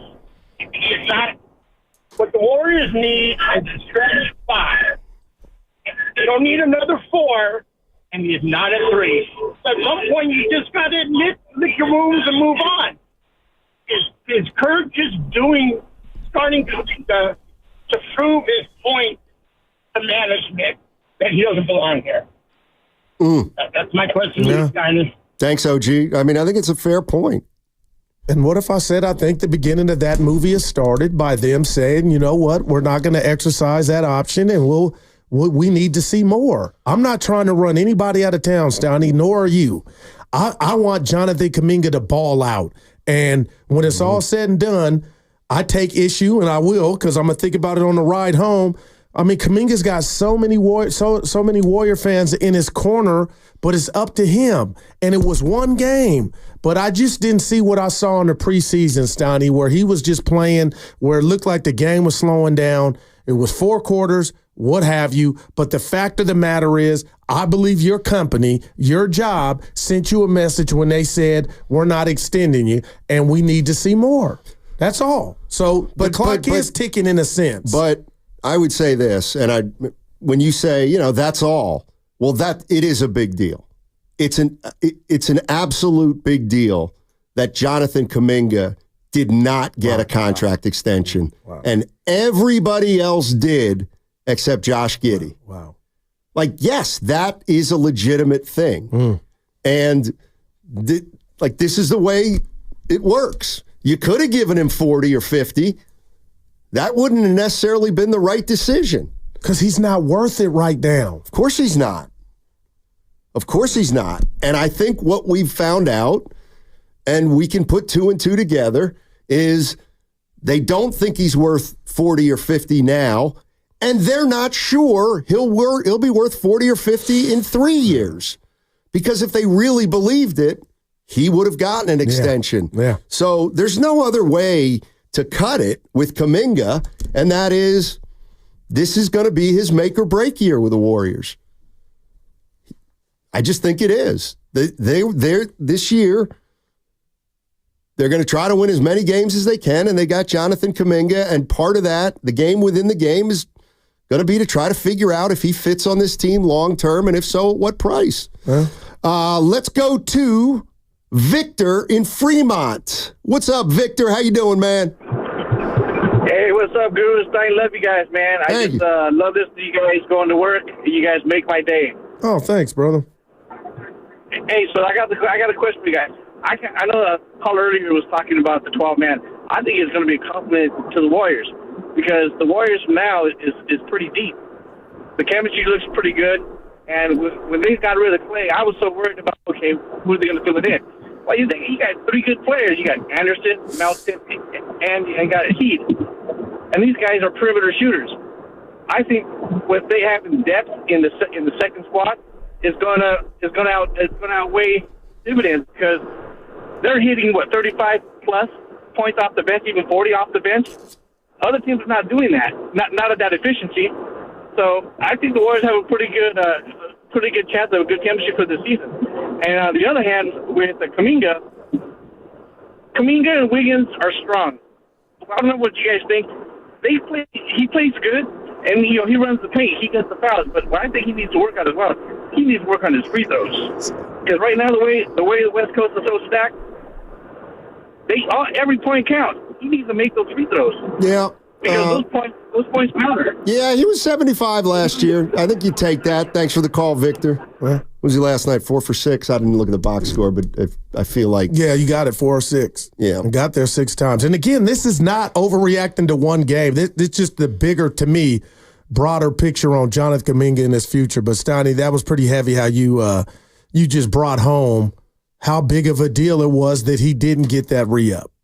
Yeah, it's not nothing. And the coach telling you we're about to go 12 deep. Or telling the team. Yeah. Yeah, it's up to Kaminga to figure this out. Unfortunately. The time. What time? The time, like you talk about getting the change of direction. The thing some people don't get. I can't go by height. If I did, I'd be Carter's. I'd be in the league. You're listening to 95.7 The Game. No, you wouldn't. See, no, you wouldn't. We are going to radio fight. You wouldn't be in the league. Because you did something the other day. I'm not mad. In the league. You brought James Daly on. Yeah. And you kind of couldn't remember you. No, but see, and that's what I'm saying. And he called me Brock Purdy. Steiny, I was a baller. No, I was a pitcher. You see me throw a ball. No. Just put some respect on my athleticism. I won't. I'm known. I won't. I've been on the same court as unknown. Jay Kidd, Isaiah Ryder, Gary Payton, Steve. I played in those games. You don't get invited to those games unless you're in the family. Yeah, you're in the family, but you don't belong on the court. Carter, you're listening. We got legal. Time for the legal. You're listening to 95.7 The Game, KGMZ FM and HD1 San Francisco. Always live on the free Odyssey app, Twitch and YouTube, powered by First NorCal Credit Union. Goo, if I thought you were kidding, I would play along. I'm not, right? Exactly, and that's why I got to put you in your place. A couple more inches, Steiny. I'm somewhere. A couple more inches, and you might have been the 7th man at Logan. The 7th man already. I was that already. Pack it in already. No, I'm still going. But seriously. We had a name for guys like you back east. You're a high school Harry. No, I'm still playing. I'm not telling you. Exactly. But that makes you a high school Harry. That I'm trying to relive. I'm LeBron. I'm still playing at older age. Yeah. 50. You're LeBron. Yeah, no, you're right. You're right. You're LeBron. You're LeBron. No, really. I wish I could have played you. You're in high LeBron. School. I really wish we would have crossed paths. I would have fouled your ass to where you. We wouldn't have been on the court at the same time. We probably played together. You just don't remember. I'm sure you're right about that. So that's bad on you. I would have remembered. This white boy can shoot from Pennsylvania. I don't remember. Goo. we wouldn't have overlapped on the court. My team would be up 23. Carter, I just want to radio and I'd get taken out to a standing ovation. And Guru would be coming in for Logan. Trying to carve into that 23-point deficit. Who that gonna beat James Logan? Who that? Yeah. Oh, my daughter said, "I'm LeBron." I know he did. Meaning it's unbelievable, this guy. The times and amounts I get taken out of context in my own job, meaning the age, I'm still going. Barely. Do you know what it's like when you go golf and that's your serenity? I get to go play full court, even if it's a bad outing. I'm playing. What's so fun? I'm sure you're fun to play with.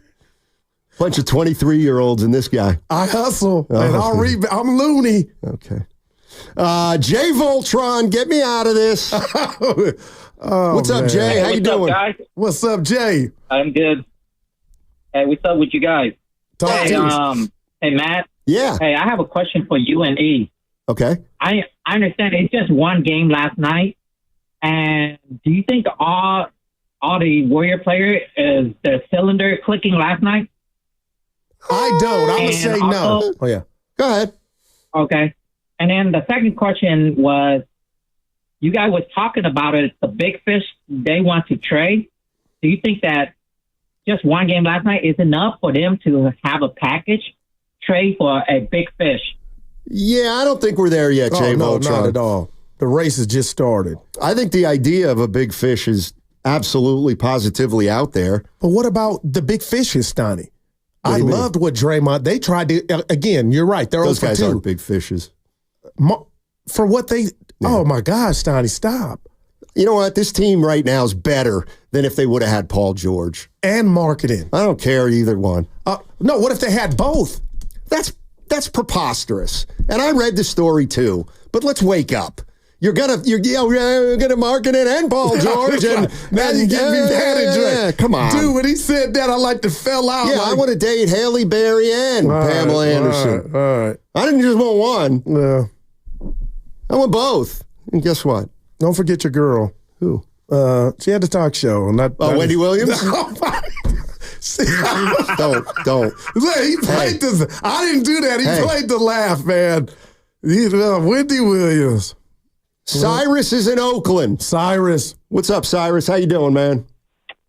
I'm doing well. Just I got to stop laughing so I can get my comment in. I really appreciate you guys. Sure. So I just had a comment and a question. My comment is on the 12-man rotation. I don't know if it's going to work or not. I'm into it. It's making me excited about the team this year. Mostly I'm just curious to see how it's going to go. I do think it's out of necessity, though. The days of the big three is over. You look around the league, maybe the Celtics, the Suns. Outside of that, most teams are built around 2 stars and then a deep team like the Mavericks and some others. So I think it's largely out of the CBA. It's just so punitive trying to get that third big star salary-wise. So I think the CBA has a big impact on why the Warriors are doing this. And then my question is, I keep hearing from you guys and from callers about the downside to the 12-man rotation. And I really mean this out of curiosity. Can you guys just break down what you mean by that? Give me a few bullet points as to why you think the 12-man rotation hasn't been tried too much or can't work. And I'll take my answer off the air. Good call, man. I mean, I think the big thing would be, are you really going to go into every single game with 12 players not knowing how much they're going to play?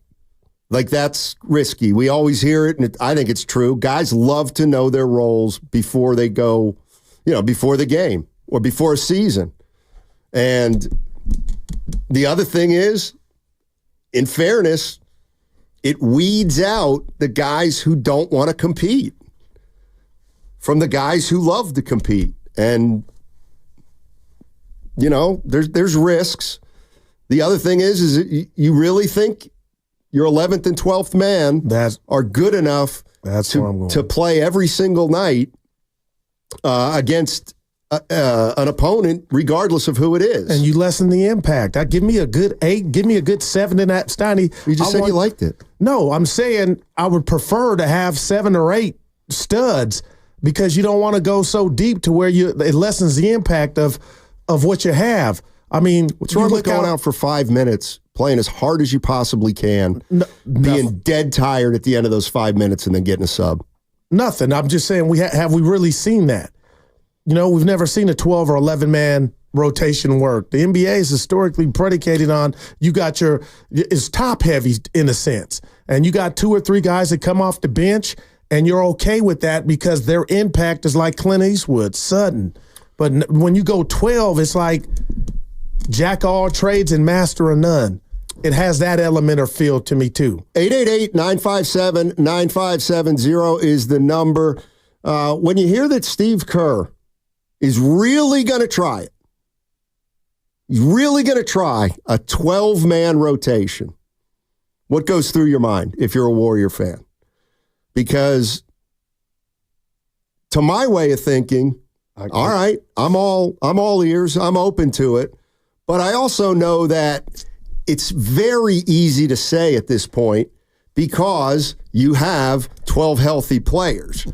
Once you start getting into the season and guys start missing games here and there, they're not going to use a 12-man rotation. If 2 guys are hurt, it's going to be 9 or 10. Here's the other thing I was thinking about. We talked a lot about Kaminga, and JK. We can talk more about him. Right. But 888-957-9570. You know, Goo, my father, rest his soul, was a basketball coach and a basketball official, and and I was a freshman in college. Your boy thought he was going to just walk right onto the varsity and play, right? Because that's who I was. Anyway, I didn't play a lot as a freshman, and I complained to Dad, I should be playing more. And you know what he said to me? He said, son, you need to make yourself so valuable that the coach has to play you. And maybe somebody should deliver that message to Jonathan Kaminga. All right. You need to make yourself so valuable that Steve Kerr has no choice but to play you.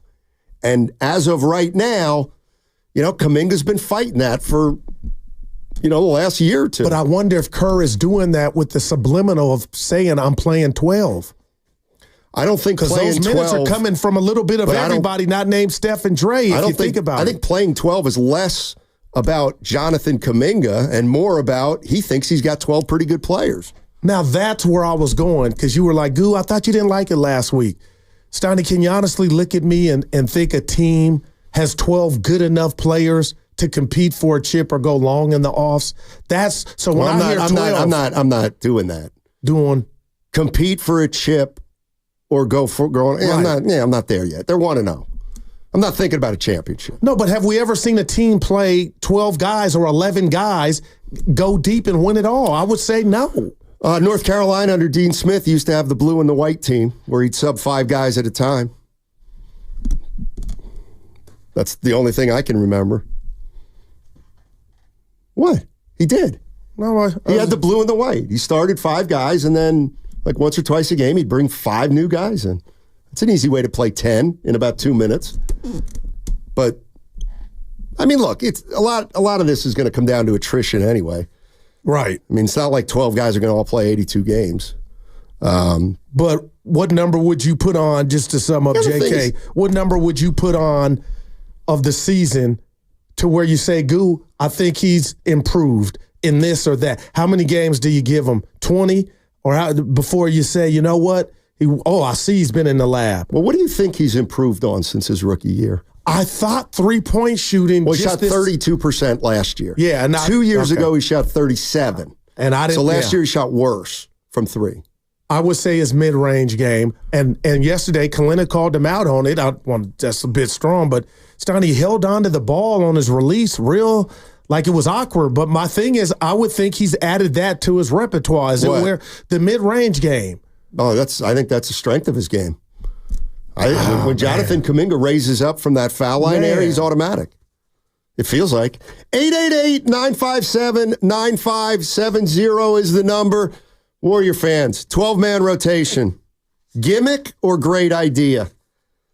It worked last night, and a lot's going to work against the Portland Trailblazers, that's for sure. But nevertheless, it's a good start to the season for the Golden State Warriors. 888-957-9570. We'll jump back in on the other side. Download the free Odyssey app and check us out on YouTube and Twitch. Powered by First NorCal Credit Union. Save on easy meals at Whole Foods Market. Get 50%.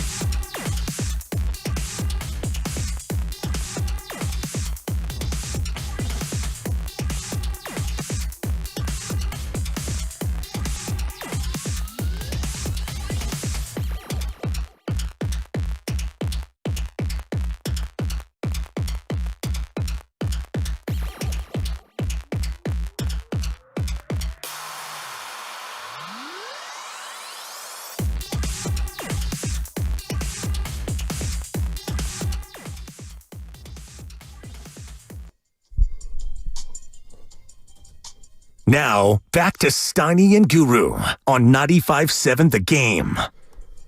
Former Oklahoma University football coach and former Dallas Cowboys head coach Barry Switzer is going to join us at 1 o'clock. That's in 45 minutes. That point will jump into the Niners. It's Cowboys week. It's a must-win week, though, Steiny. You've been saying it. You can't lose to the Cowboys. They won't. Put it in the cap. Well, a lot of, not a lot, but a few people have chimed in on the Comcast Business text line talking about the Warriors' 1975 championship and that Al Attles, the late, great Al Attles, played 10 guys. And I thought, did he? And now I'm looking at the stats from that year. And sure enough, he kind of did. We got that early, man. I read it to you. I mean, Rick Barry played 40 minutes a night. Damn. First of all, they have 1, 2, 3, 4, 5, 6, 7, 8 guys played 74 games or more. So that tells you everybody was healthy. Yep. Rick Barry played 40 minutes, Butch Beard 30, Clifford Ray 30, Jamal Wilkes 30, Charles Johnson 28, Derek Dickey 23, George Johnson 17, Jeff Mullins 17, and then Phil Smith 14, and Charles Dudley 11. 11 minutes a game is not insignificant. Oh, man. So, good call from those out there that saw a similarity between what Steve Kerr's trying to do and maybe what Al Attles did 50 years ago. And those oh my God, dope-ass Warrior uniforms they had, Stoney. Yeah. Yeah. We got a youngster. Let's go to Trent in Walnut Creek. Hey, Trent. How you doing, buddy? Hey, what's up? Hey. I got to ask you, how come you're not in school? Oh, I'm sick. Yeah, you fit in great here. What's up? What's on your mind, young man? How you doing, buddy? Thanks for calling. Doing good. How about you? Dynamite. What do you got on your mind today, Trent?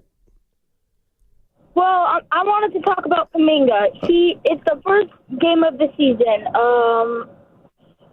There's some things, there's little tweaks that he could get better, but he's a really good player. He's a good teammate.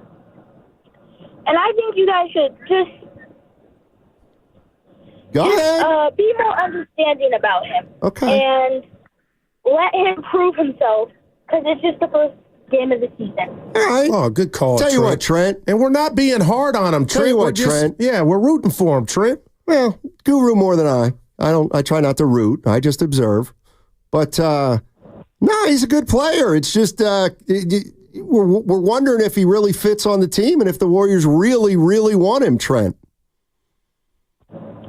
Well, his teammates seem to love him. That's true. The coach seems to love him, and That's true. I mean, my whole family loves him. Oh, all right, there we go, Trent. Hey, Trent, get well, kiddo. All right, Yeah. Get back into school. Okay. And Thank you. yes, sir. Theraflu. Thanks for. No, he too young for Trent. Theraflu. Yep. I'll tell you what, they should offer him the bag now that Trent's family likes him. He's a fun player to watch. Yeah. Look at Trent Thanks, getting in Trent. the call playing That's cool. hooky. Yeah, well, he's sick. That's cool. Yeah. I know everybody's waiting for me to give that one-liner. Well, you already did. No, I didn't. You fit in good He here. would. I was sick, and I've had COVID. Right. Probably You were sick. as much as the rest. Tony was sick. Henry was sick. Hey, everybody else has Marlon nothing was to do sick. with my tab. Hey, Trent, you're hired. Odyssey wants you as an insider. I'm looking out for you. You over there hacking. I don't need looking out for. I don't need looking out for. Yeah. Well, when I look at games played, I got to give you a little something. You show up. That's when you got your hip replaced. But that's different. Look, Hey, you know what? We held it down. I shouldn't even say this. Oh, you have to. Well, you know, I told you I've been going out back and getting shots up. Yeah, Got a little ache in my right hip now. But it's not the same kind of pain. It's Okay. just It don't keep you up at night. It doesn't radiate down low? No, not at all. Okay. Just But keep an eye on it because they say one you do the other, the other it's one just starts amazing barking. what I have in common with Steph Curry. I mean, We both lost a step. I mean, we just have. The dude was, now, he's handling it better than I am. Stop. He still can get it going. We got the kids calling. Gotta love it. Let's go to Jake in the East Bay. What's up, Jake? How you doing, man? I'm good, man. Thanks for taking my call. Jake. I just wanted to touch on the 12-man kind of rotation and everybody's role. This touches back to the last couple of years where we kind of struggled as a team with identity. And in this 12-man rotation, everybody has their kind of individual identity and role. It's just more about meshing the chemistry in the pieces, which will probably come later in the season. And to bring up Kaminga, it's kind of, he thinks in his eyes he's a superstar worth max money, but when we offer him that $30 million kind of range, we're looking for him to find a role that can fit with our organization. This year, I'm hoping Kaminga can kind of find that role in this 12-man rotation and shine in the minutes that he can and not look at the negative in the minutes that he's on there and kind of taking a lesser role, more say. Thanks, guys. Appreciate the call, Jake. I like it.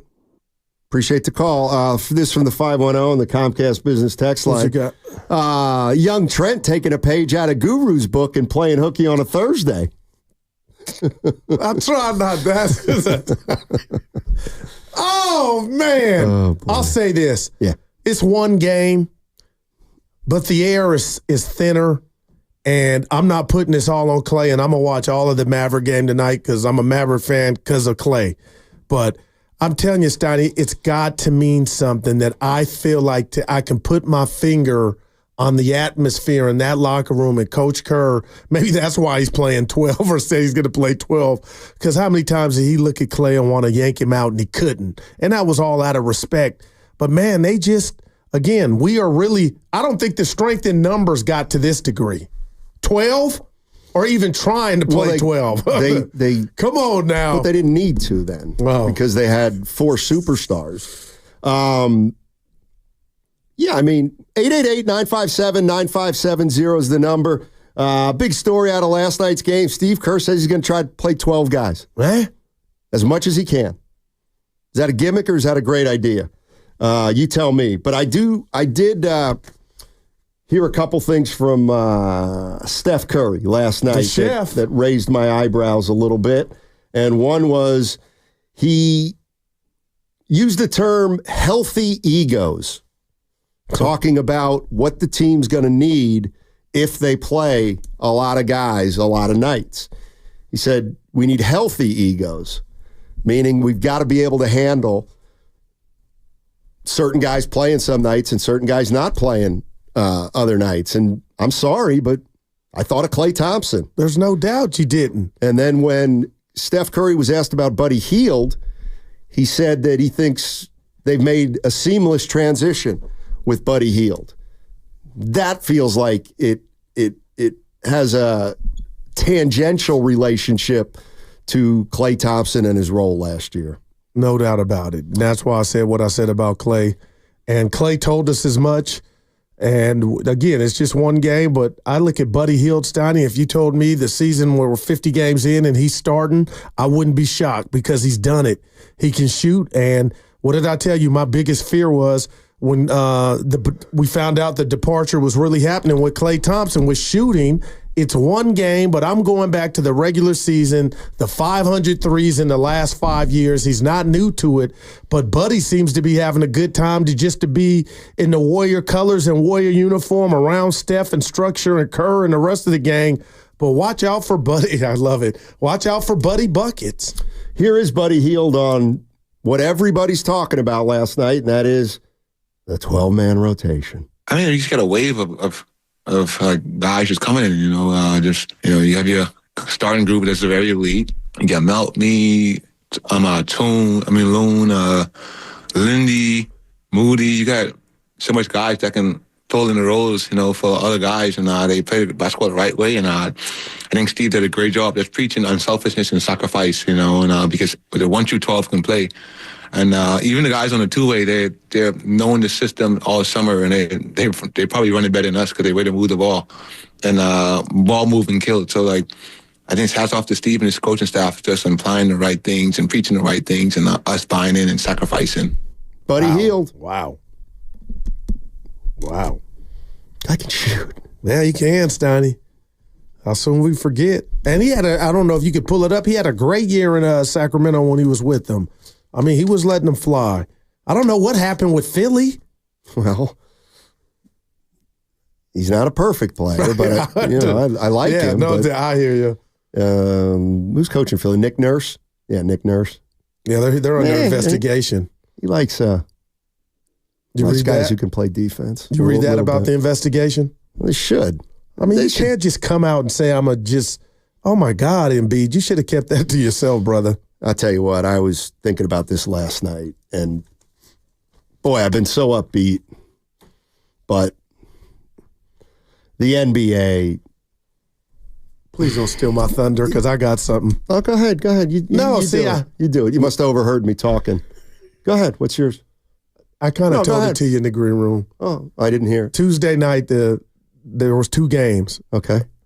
And between the 2 games, 4 teams attempted 162 field goal attempts. Okay. 3-pointers. That's too many, man. It's just, and the Warriors had 4. Steiny, it's too many for my liking. I still love ball. I'm going to watch. But 162 3-pointers between 2 games, 4 teams, that's too many. Yeah, that wasn't it. Okay. It is. It's just, what are we doing? It's like home run derby. You're going to make 50% of them. Why not? And the Celtics were like, what, 29 for 61? Sam Cassell and what about him? And what's my boy? I don't know what you're talking about. From the Warriors, who used the midi. Sean Livingston. Yeah, we missed that. Kevin Durant. Yeah. No, the NBA's got a much bigger problem than that. They've got a competitiveness problem. A big competitiveness We played problem. 1 game, Stouty. What is he saying? No, it's been going on for a while. And I was thinking of how to put it into words. And I don't want to put everybody in here because it's not everybody. But to me, too many NBA players are more concerned with longevity than legacy. Joel Embiid wants to play for 10 more years. How come?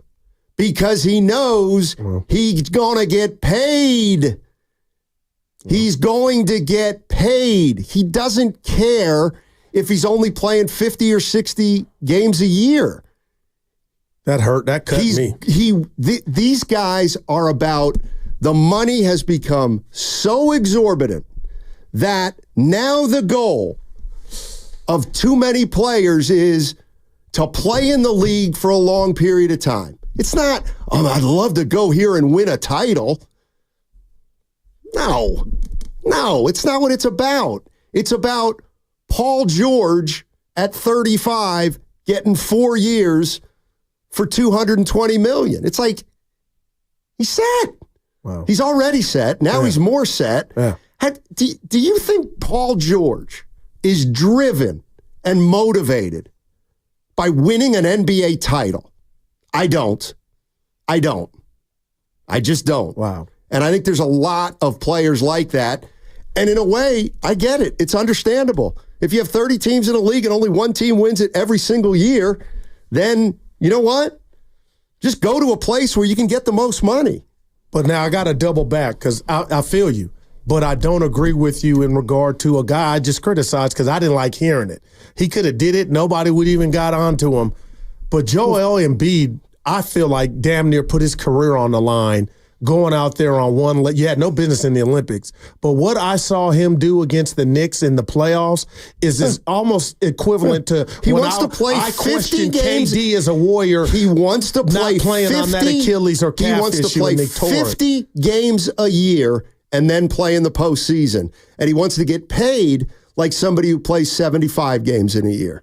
Well, I guess I bring that up, Steiny. Do you feel like now that's a byproduct because what he went through last year in offs? Because he was out there risking it all as far as his body. Can you win a title with your best player? No, that's why I hated it. That's why I hated it. There it is. But I guess my counterpart to that is we just saw him months ago in the offs play on one leg when he shouldn't even been out there. So to say he doesn't care about winning the chip, Joel Embiid, I'm like, now saying it, I get you, Steiny. But, man, he showed this in real time last April. He put it in the playoffs. In the playoffs. That's all he wants to do is play in the playoffs. Just saying. Like, the incentive to win a title. And that's on the NBA, for NBA not players, the players, though. Has never been lower. Yeah. Don't hate winning the player, a title. hate the game. And here's the other thing. Like, I'm not saying Steph Curry is... come on, man. He's a killer. I know he's a killer, but you think he's as...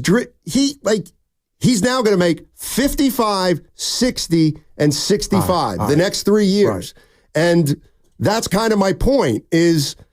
But that's why he said to me, and you could call me naive, what he said in Vegas, things change. You don't think he wants that fifth to be up there with Duncan I don't think it's Kobe? I think he'd like it, but I don't think he's driven by it. I don't think he's driven by it. We're going to find out, all according to how this season goes. But you are right, and I'll give you the dub.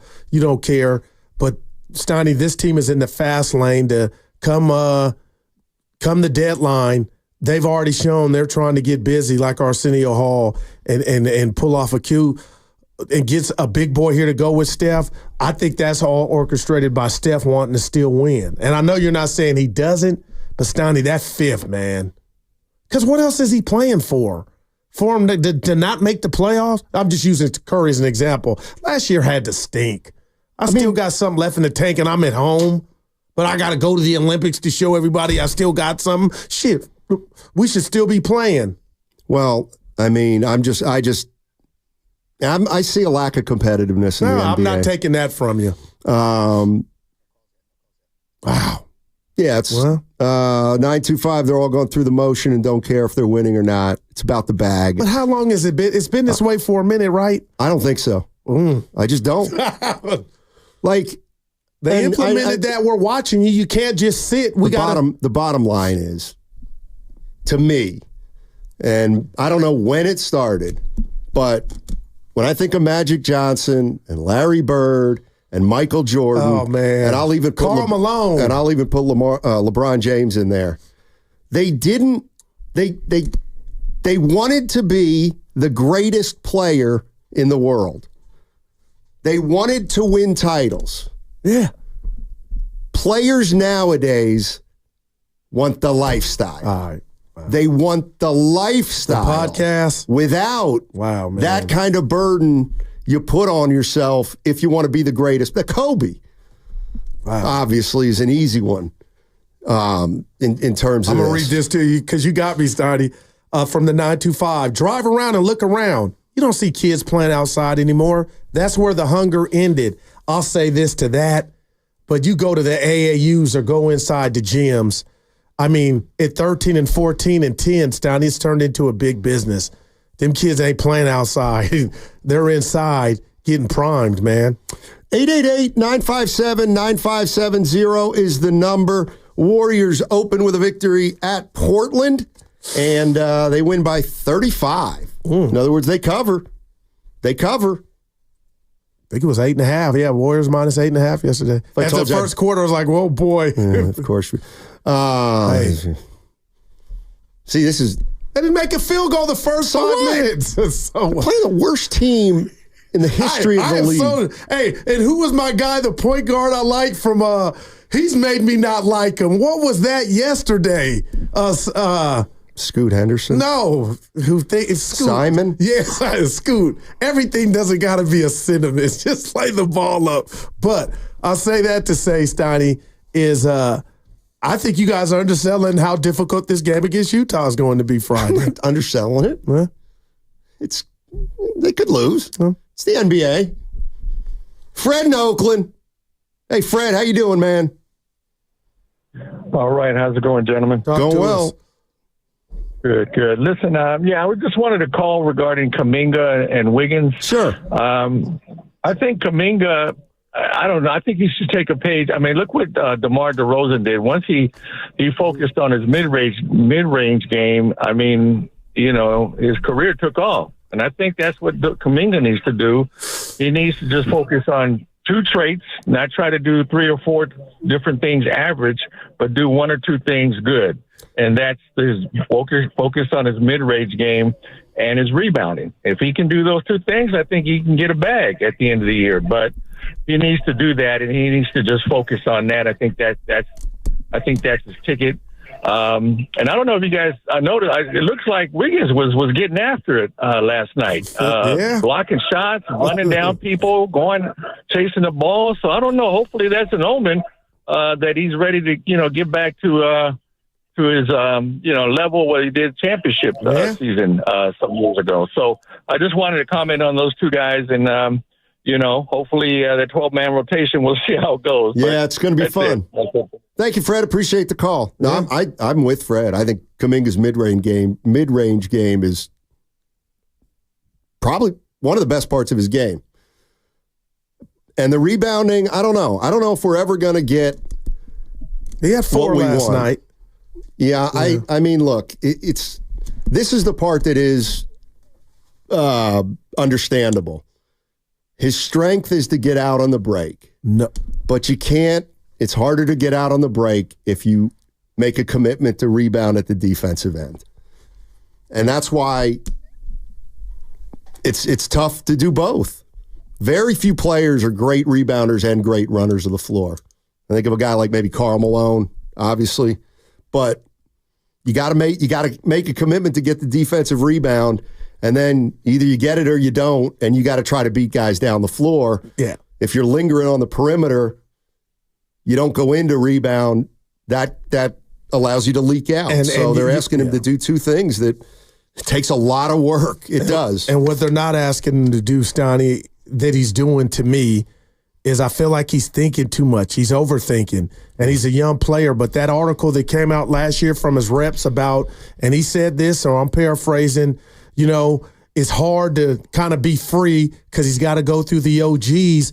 I wish he would just play and looked at every player that he's out there with like they're the same. But and I get what he's trying to do, Steiny. There's a mechanism in his mind that who am I passing the ball? He feels like there's a pecking order as opposed to just playing and be free. And the guys that you feel like you might have to get, like I saw Draymond, he got the rebound and felt compelled to almost feel like if I don't give Dre the ball to bring up, he might be mad at me. Well, rather than me just do what I want to do and get out on the break and leave his ass behind. With the dribble? Yeah. What, are you crazy? But sometimes Jonathan Kaminga coming downhill, if they don't get set back, Steiny, like pieces on a chessboard, he's brilliant. Come on, man. Yeah, I'm just telling. Come on, man. And I'm watching him like, I want to go, but I got to give it up. If I see, he should give it up. He's not good at that. Like Draymond Green, say what you want about him, is one of the greatest power forwards in terms of getting a rebound and leading a break. Right. Kaminga can't do that. But Kaminga sometimes in transition is so fast he can get back before they get set. Not if he gets the rebound. Well, I see him go 94. I don't want to be a jerk, but of course he's going to be good if you kick it ahead to him and he's got a fast break dunk. No, I'm talking about him getting the ball and going. And going where? To the rim, to the cup. But there's defenders back. Yeah, but sometimes he can... No, he can't. He can't zigzag. Yeah. He's not. He doesn't have it. But I'm not saying he has it. I'll tell you what. But you've seen it. If Jonathan Kaminga gets a rebound, we saw it last night. And Draymond Green's next to him, and he doesn't give the ball to Draymond Green, I'd be like, get him out of there. Wow. I mean, what are we doing? Because I'm watching it. It's like it's the NBA regular season. Keep going, yo. It's not time to work on your game and try stuff that you can't do. See, now it feels like I'm negative on Kaminga. I'm not. I acknowledge the challenge of having a defensive rebound and get on the break, but I'm gonna push back on Jonathan Kaminga leading the break. And someone's saying Dre's gonna do the KD clap. I'm out. Give me the ball. KD is a little different than Jonathan Kaminga. But what's coming up on the game presented by Fremont Bank, celebrating 60 years of full-service banking with no compromises. Coming up at 1 o'clock, we're going to switch over to football with Barry Switzer, former coach of the Cowboys at Oklahoma University. Head to Safeway this week for this digital deal and more for members. Signature Select Pizza or DiGiorno Rising Crust or Hand-Tossed Pizza selected.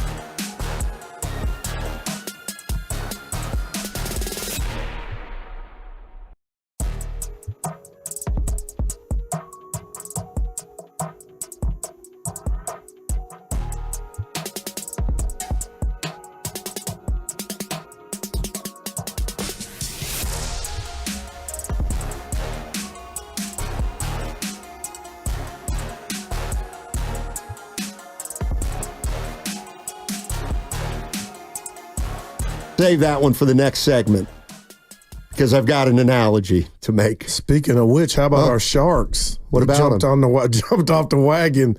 They stink. Celebrini's not playing. Why? Because he's 17 years old and he's hurt. Man. Oh, let me guess. He's gutless. No, stop. That's our guy. I'm just saying he ain't a big guy like Lindros or Mario. Oh, look at you. Yeah, Mario Lemieux. Oh, Mario Lemieux's a big guy? Well, tall, bigger than our guy. Well, now Celebrini built like Purdy. Mario Lemieux. Well, he was. I think that's just a guess on your part. No, it's not. I used to watch hockey. Gary Thorne. Score. You don't even know about my hockey history, baby. Islanders. What's he listed at? What was the guy in Philadelphia, Carter, that used to get the concussions? Hey, 6'4". What's my guy's name? What are you? Tall kid from Philly, went #1. He was supposed to be Markelle Fultz. I'm talking hockey for the Flyers. Good chance you're going to be wrong. Carter's so like, good, I ain't got you. The Flyers drafted a guy first. He was supposed to be their Gretzky Lemieux, and he always kept getting the concussions. And they tried to run him out of Philly. What's my guy's name? I'll get it. Go ahead. Just Google it. Concussion, Philly, call Flyer. 49er Frankie. Where's Evan at? Oh, he's a hockey guy, too? Oh, my God. 49er Frankie's a hockey guy? He goes to the game. Dude, it's real. Sidney Crosby? No, he's Pittsburgh. This for the Flyers. What's my guy's name? What are the odds that Goo's right on this one? I'm totally right, and I'm getting mad. And he got the concussions, and he was a big dude. Help us here. Hold on, text line probably has it right now. Damn, you guys. You might be thinking of Lindros. No. Oh, I am thinking of him. Well, he was 6'6". Yeah, he was. My bad. And he got concussions. Yeah. So Evan, if you're listening, my bad. Evan is listening because he just texted me and said Barry Switzer's good to go at 1 o'clock. Well, that would mean he texted us because I was on the thread too. So you had no problem with Dre getting a tech, huh? Not really. Did it cost him a game? No. And who cares? Who cares? See, you're like Shasky. This morning he said the same thing. Yep. Steiny, what did I tell you when I went with Joe Cunningham to the preseason game against the Kings? I don't know, Goo. What'd you say? I said Dre was running hot. But nothing to see here. It's really a nothing burger. But Steiny, he's running hot early. That's all. Right, so Kerr had to burn a timeout. Lindros is who I was thinking of. Yeah. So the guy you described as somebody who you don't want Celebrini to be, or do want him to be like he's. Well, we brought him. Yeah. Well, no, we brought him up because of size. I was just letting you know my hockey game. He had concussion history, and don't do that. Yeah. See, this is where, and we may talk some Sharks this year. I'm not going to pretend I'm an expert. And I don't want, and you shouldn't either. That's one of my qualities, endearing qualities that I have in sales. Hey, Mr. Steinmetz, I don't have the answer, but I'll tell you what I'm going to do for you. Yeah, I don't have the time. We're going to go to somebody that does. I don't have the time. And that's how you get it. You got to not be a perfecto. People know a phony. Let me tell you what works. This is what I've been using the last 5 years. Yeah. You're walking down the street in San Francisco, and you get approached by somebody a little less fortunate, and I try to help them when I can, but a lot of times the exchange is so quick, all you have to do, hey, can you spare any? And then you're by them. You just mumble something under your breath, like, maybe I can. But do you feel good about yourself that you didn't help? I roll my window down when I have it and give it to them. I don't care when what I the have it, sign I'll reads. give it to them, but when you don't, what do? Act like you're turning the radio station. No, I'm talking about when you're actually walking down the street. Well, we're different. Somebody's got their hand out, and they're, moving towards you. Well, what do? Yeah, I work. Yeah, just something like that. You don't tell them to hit the pike. You don't say, get a job. You know what? Oh, God, I'm sorry. Yeah. You're by them. Who texts this to 408 when Goo needs Carter the most? He's nowhere to be found. Carter, I had you. Dude, we had it. It was Lindros. I was Googling it, but I was having trouble. I was talking about the dude I'm looking for. Which shows you had no clue who it was. No, he was on the Flyers. Well, you're right about that. What were you going to say? No, the Draymond. I feel like you're giving him a pass early. Nothing happened. He got a technical foul. But he was running hot. Okay, good. Okay. I don't care if he runs hot. Over under on the text. Who cares? He won't get suspended. By the time I see you on Monday, they've played 8 quarters. Okay. I'm going over 1.5 texts. So and 2. He's got one now? Yeah. No, he'll get 2 new ones. Dude, he's running hot. I'll bet you. I'll bet you he does not get a technical foul. We won't put anything on it. Of course we won't, because you realized after you said it that it was foolish. Yeah. But no, let's go ahead. I'll make a bet with you that Draymond Green doesn't get a T in both of the next 2 games. Well, that I will. Well, you just said 1.5. I said 2. Yeah, I said 2. But we'll go 1. Bet done. 12-man rotation. You know what the other word for it is? Load management. It's from my buddy Don. Well, you got to win the game for it to be load management. No, Curry in the 4th, I loved it. Like 25 minutes. Nobody played more than 25 minutes. Yeah, but if you get load management, if you're getting your brains beat out, but they weren't. They weren't. Right. But hold on. This is going to be the thing. What were you going to finish that thought? But if you're getting your brain beat out, what? You need to play more than 25 minutes. See, you and I are so different. If you're getting your brains beat out, why would you play more than 25 minutes? Well, that's the beauty of the 12-man rotation. The problem is you've got to be consistent. If you're going to play that game and you're willing to take guys out of a game at an earlier juncture because you think they're struggling, you got to do it for everybody. So if he doesn't think Kaminga's playing well for 6 minutes, get him out. Same, though, for Wiggins. Same, though, for Pajemski. And if you can establish that consistently, maybe. And Pod's 0 for 5, but plus 34, man. He's not going to shoot well with that mask. Yeah, but take it to the bank. I love you for saying that. I hadn't thought about it. You can't play in a mask like that. You can't. 510 on the Comcast Business text line. Kaminga making excuses for not being as good as he wishes. Oh, boy. I'm sorry, Gil. Never mind. I didn't realize you were mentioned in that, and it was derogatory. I'm going to read it. And I'm not, don't. I'm not bringing it. I'm going to read it because I feel like it's a bottle of spray raid to the haters. Kaminga making excuses for not being as good as he wishes, and idiots like Goo falling for speed and vertical despite the fact that he has no feel for the game. So you missed the beginning of the show. I'm rooting for Kaminga. That doesn't mean you said he has feel for the game. But I said his basketball IQ, that's what I'm looking for growth, and that's still work in progress. But what scares me is if you're telling me he needs to go get handle or a 3-ball, you can't just go to the NBA Walmart and buy that. Those things some people don't have. Right. But so that's why when you say... but he's young. He's a baby, quote unquote. but the clock's ticking, and Priest calls with that energy. Priest thinks Kerr's been in Kaminga's way. Kaminga's been in Kaminga's way. And I think the Warriors did right by not paying him. Just, hey, we'll see. That didn't hurt me. You could have read that. Come on, now. Thicker skin than that. We got the ball coach coming up. Sometimes. You don't. And, it's funny, Goo, and that's why, your constant talking of this fictitious lab that people supposedly go into.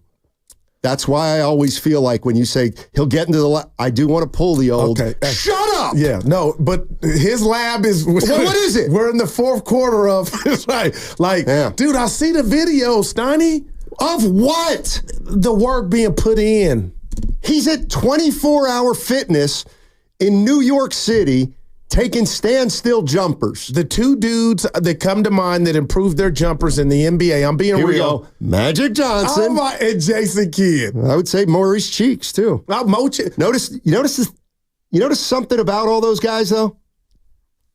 They all had foundations. They weren't trying to do 11 different things at one time. My wife ran into Mo Cheeks taking Milan to school. He was just at the corner of North Carolina. She said, what's he doing there? She got out and said, what's up to him? I'll tell you what, Mo Cheeks I loved him, Steiny. I loved him after he helped that girl with the national anthem up in Portland. It's unbelievable. He should have got an award. Well, he didn't. Mo Cheeks Day. Like, that's who I am. How about just recognizing that he's a gentleman? And we don't have to give an award for everything. We don't do that enough in our country no more. People won't even say thank you when you hold the door open. Who are you holding the door open for that doesn't say thank you? Oh, a lot of people. No. Are you kidding me? You're wrong. You get mad at me. Oh, Daryl, you need to work in the mall because I say hello to everybody I see. Well, that's a Johnson trait. It's insufferable. The dude gets mad that I say hello to people. I've met Mia and your children. They don't say hello to everybody like you do. Well, dude, it's just, come on, man. Let's go to Kumi in Los Altos. Then we'll get to the coach. What's up, Kumi? How you doing, man? Hey, guys. Thanks for taking my call. Sure. Love what I saw last night. I think, the 10 guys, or if they play 12 guys, are much more athletic, longer, quicker than last year. Last year, Chris Paul, long in the tooth. Sarge was slow. Klay, unfortunately, lost a lot laterally defensively. And now we could stay in front of people and make some stops.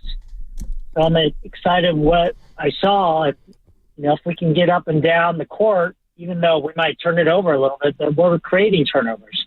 It's a fun style of ball, and I think, I'm thinking about 47-48 wins. All right. I believe you took the over tonight. Curry stays healthy. Oh. Yeah, I got you there, Kumi. Well, that's for every city. Is it? I mean, as far as the win-loss, hey, real quick here, Kawhi, you think I thought when I saw Kawhi, I never felt like he didn't have a jumper. Obviously, he mastered it, but I didn't feel like he was at J. Kidd, Magic Johnson, to where it was like, you don't have a jumper. Somebody text that in Kawhi. You don't have to give everybody a forum. Just because somebody texts in doesn't mean you have to give them a forum. That's pretty effing funny. I mean, could you? That's all you do is read the stuff get picked. No. Let's go out to Tom. No, I want to talk to you sometimes. Do you realize that a lot of what you say is the same as me saying something like, hey, Goo, give it to me. Ben Simmons has been in the lab. You see him taking threes? Because I have. I've seen him taking threes in an empty gym. That's not the lab. No. Anyway. We got Switzer coming up. This is a big game. Yeah. But your chest is out like they're not going to lose it because the spread's down to 4. It was 6.5. We don't know if Debo's... Sonny, how do you have pneumonia on Monday, get out to hospital, help me out, maybe Tuesday? Yeah. And I don't know if he's playing, but would you even risk going out there? Why? If he's healthy, why wouldn't he? Why wouldn't he? Well, I'm just saying, can the body take that? Pneumonia on Monday? I got to believe Debo Samuel, pretty strong guy, pretty young, relatively healthy. Well, he was in the hospital. Yeah. Now it's serious. Unbelievable. You are, boy. Oh, my God. If I could tell you what you really were. That was one of your tough moments the other day.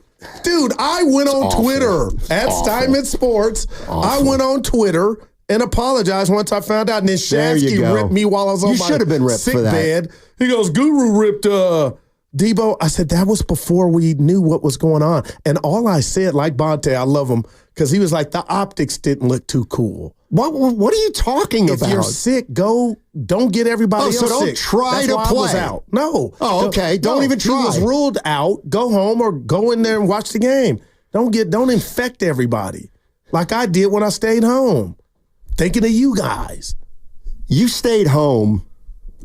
Yeah, let it out. Yeah, you've been talking. Let it out. Don't go. You know what? I'm just going to say what you're going to say. That was the worst take I've ever heard. One of your worst all-time takes. Steiny, I got a real problem with Debo Samuel trying to play and then realizing he can't. See, maybe he tried to play and he's like, you know what? I may have pneumonia. See? So I'll sit out here in the air and get everybody else. That's what I was getting fresh air before. Just say it was a bad taste. That's fine. I've had a couple over my illustrious 32-year career. I since apologized. Look it up. You following me on your new Twitter account? Hey, you know what? Got a picture on there now. Yes, sir. Slowly but surely. The boss made you do it. I knew he wasn't going to let you skate. The boss made me do nothing. And I'll tell you what, say it again, and I'll delete my account right away. Okay, I was in his office 20 times. Make him get it. He's got to have it. It's hurting the show. 61 followers. I'm up to 61 followers with a profile picture. And you have 50 on the last one? Or more than that? 50,000. Nah, 30 or 35. Yeah. I lost count. The number got so high. I got 15. We're efforting Barry Switzer, former Oklahoma University coach and Dallas Cowboys coach, won a Super Bowl, won 3 national titles. They haven't been back since he was the coach. That's 1995. Wow. 5? Yeah. Is it 1995? Fever. That's what we call 5 in the dice gang. Fever. Nobody calls it that. Because you never rolled dice in your life. Little Joe Bagdo, come on, Steiny. You're right. I've never played dominoes. I've never played dominoes. I don't understand dice. Shooting dice. Liar's dice. Where you have the Yahtzee container. You got Barry? Thank goodness. I'm going to get fired for laughing at the job, man. All right. All guests on 95.7 The Game appear on the River Islands guest line. Isn't it time for you to discover the islands, River Islands in Lathrop? Joining us right now, Dallas Cowboys head football coach, 1994 to 97. He's got a Super Bowl ring, 3 national titles with Oklahoma. Barry, thank you so much for joining us. Really appreciate it. You bet. I'm glad to join you guys today. All right. What was a bigger rivalry, Oklahoma, Nebraska, or Dallas, San Francisco? You lived through both of them. Well, I tell you, the Nebraska-Oklahoma game wasn't much game for the people in Dallas or San Francisco, but it was big for us here in Oklahoma because it was always the Big 8 Conference Championship and who went to the Orange Bowl. And usually back in the day when I played Nebraska, we were usually playing for number 1 or number 2 in the country.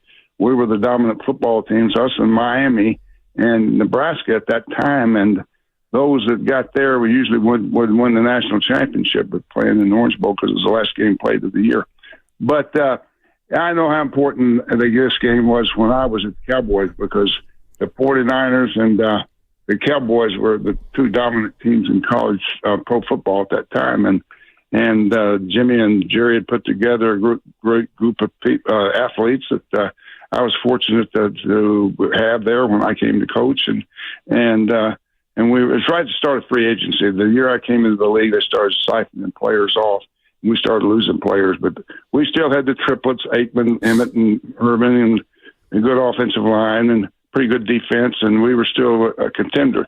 But the game I remember of all my games with 49ers was obviously the one we played for the championship my first year there. They didn't throw the flag! Yeah, hey, guys, I'm telling you what, we spotted you 21 points in the first 5 minutes of the ball game. And Ricky Jackson, he catches a ball, he runs it back. Next pass, we hit Urban on a post route, an 8 route for about 18 yards. Eric Pope reaches through his arms and knocks the ball out. Merlin Hank catches it on a bounce, one bounce, runs in the end zone. We're down 14-0. Then they kick off to us, and Kevin Williams gets the ball in the end zone, runs it up our sidelines, and fumbles the damn ball at the 32-yard line. And then you take a 7-play drive, and Steve Young, they put it in the end zone, and we're down 21-0 in the first 5 minutes. You know what you say to the team when you're down 21-0 in the first 5 minutes of the game? You know what you say to them? What? You call them all up and you put a smile on your face. You know what you say? I remember looking at Nate Newton, all his offensive linemen. Hey, guys, you know what's great about being down 21-0 the first 5 minutes of this game? You know what's great about it? You know what? They thought it was nuts. I said, you got 55 minutes to get back in this son of a bitch. And if it had been, 5 minutes to go in the game, might as well get on the bus. But we had 55 minutes. You know what we did? We got back 21-14 in the first half. And I kicked myself in the butt all the way to the locker room because I told Ernie, we got the ball back with about a minute and 15 seconds to go in the first half. We're down only. We gained some momentum. We scored the last 2 drives. We had 80 yards drives to score. And I tell Ernie Zampese, my offensive coordinator, run him at 3 downs in a row. If we don't make a first down, we'll punt the ball, and there ain't going to be any time left on the clock.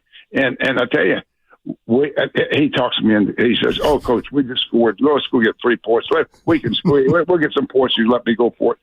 I let him talk me into going for it. We threw 3 incomplete passes. We punt the ball away, and then you hit Jerry Rice on a fingertip catch, right going out of the end zone, right before the half. No time left on the clock.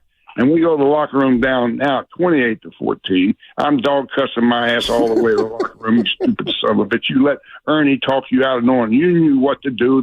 Your gut told you exactly what to do, but you let your offensive coordinator talk you into this. But I'm telling you what, I was so damn. Ernie wouldn't look at me at halftime. I promise. I looked over at him. He's ducking and dodging. But that was a killer right there. But anyway. You don't come back from 21-0 down when you spot that to San Francisco 49ers back in that era. That was a killer. But anyway, it was a great. Next year you got knocked off by somebody. Before we won the championship and we go to the Super Bowl. We beat Pittsburgh for the championship the next year's Super Bowl. But you lost to someone. I forgot that year was kind of an upset. Was it Green Bay? Well, we beat Green Bay that year. No, we beat Green Bay to go win the championship to go to the Super Bowl. No, we beat Green Bay, and I don't know who y'all lost to. Well, the Niners beat the Chargers in '94. Remember, that's when they got theirs after beat. Can you do the owner GM thing? Because they've had players, but how can the star not have been back in almost 35 years, man? Well, let me tell you something. The media beats up on Jerry all the damn time about this, but I'm going to tell you something. Jerry never interfered with us. He never got in the huddle. He never called a play. He was never defensive staff meeting. He was setting the defensive game plan or offensive game plan. He didn't get involved in that. He got involved in the draft. That was all his thing in free agency. But he didn't get involved in the analytical part of the game. And he gets beat up on that. But he didn't. And I coached Jerry in college. Jerry played at Arkansas. I was a coach at Arkansas. I knew Jerry extremely well because he made his first fortune in the oil and gas business here in Oklahoma, and I was the head coach at Oklahoma for years. And I socialized with him. I knew the guy. I loved him. He was great to me. And media likes to beat up on people. And they beat up on my ass when I went down there. The media did, and because why? Because I coached at Oklahoma and I beat Texas ass every damn year in the Cotton Bowl. So half the writers down there didn't like my ass anyway because they went to Texas. They were all for Texas. But anyway, it was a time that we were really good and we were dominant. But things have happened, free agency and draft, and they just hadn't been able to get it done. And I don't know. I can't give you the answers. I don't live in their house. People ask me things about the Cowboys and other programs. I tell you, until you live there, you know what goes on. That's the only way you know is you got to live in the house before you can tell you what goes on in the house. Barry Switzer joining us on 95.7 The Game. Barry, you were, they always talk about in pro sports when a college coach goes to the pros and how challenging it is or it was. How challenging was it? What was the biggest difference between Oklahoma and coaching the Dallas Cowboys? Well, let me tell you, football is football. You got 11 players out there, and the college games probably got it's not as good as I had a lot of first round draft choices. Now I had a lot of good players at Oklahoma. That's why we won a lot of ball games, but a lot of championships. But I'm going to tell you, the pro games is the best of the best. You got guys there, but the game is still the same way. You just got more time to spend with them. The game is no different. You prepare the same way. Everybody gets ready mentally and physically to play the game, but psychologically the same things. Play from the neck up and getting ready to play. It's the team that makes the fewest mistakes who usually wins the ball game. The same things win for you in college that does the pro game. But people make more out of it should be. It's not that much difference in the game. In fact, pro football is easier than the college game. The college really is, because in pro football you get to coach. That's all you do is coach football. You meet, you prepare, and all that. Hey, college, you're spending more time with the kids off the field and doing things with them and chow hall and things like that, getting to know them and preparing them for the future. They're 17, 18-year-old kids. You're doing more that way and helping them go to class, get their assignments, study hall, all these things are involved. It makes it a hell of a lot harder. But pro football is nothing but football. And we spent a lot of time with that, and college coaches do the same thing. Hell, we meet till 2:00 in the morning too. And you look at the game today. I'm gonna tell you what, most every pro team today has got college guys coaching it. They've all been in college, and shit. So that ain't any different. College coaches are good. Pro coaches are good. They've all coached the game, and it's usually who the best players are and who plays the game the better than the other one does when they play. Team that makes a few mistakes usually wins the damn thing. Man, Barry, I hear you talking. Let's talk about what you specialize in, coaching. Out here, we got I call him the great Kyle Shanahan. 4 straight NFC Championship games, 2 Super Bowl losses. I feel like they should have won. They didn't, Barry. But fan is short for fanatic. We got people calling the show and they want change, and I'm like, are you crazy? No, you're crazy, Jake. Okay, talk to us about that. When you get close and try to get over. He's a hell of a football coach. Done a great job. Let me tell you, who Mike Shanahan, his daddy, coached for me. I gave him his first college job. He came out of Eastern Illinois. He was a wishbone quarterback in high school. I hired him back in the 70s to coach the mid-70s. He was on my staff, Mike Shanahan. In fact, we won the national championship in 74, 75, back-to-back. We had our 50th anniversary, and Mike Shanahan came back for that. And came back and spent time with because he was on that coaching staff back then. So he came back to visit with all those guys. So no, these guys, Kyle Shanahan is a great coach, and I give it to him. And don't beat up on him. I tell you what, we saw how the Bryantville game was lost and all that, and I remember it too. So anyway, when you get down that, both teams are pretty damn equal. When you play, and here it comes down to the mistakes that are made. Barry, but, go ahead. Go ahead. Are you still watching? Like, do you watch the Cowboys every week? No. You got better things. Better things to do. I watch everybody. Now I got you. I flip around shit. I don't watch it. I can't. It hurts too much. Let me ask you this. I mean, you said, first of all, you sound great. Yeah, you sound like you're still the same old Barry Switzer we grew up with in a way. I'm only 87. I know. I wasn't going to mention that. Sound good, baby. Hey, who are you still close to that you either coached against or somebody now? I mean, that you were affiliated with back. All the rest of them are dead. Shit, I got to look for young guys. No, I'm fortunate to still be healthy and still being able to get around okay. And I got my mind, and half the kids the guys I played with call me every other day and ask me the same damn question they asked me the day before. But I handled it the same way, I answered it the same way.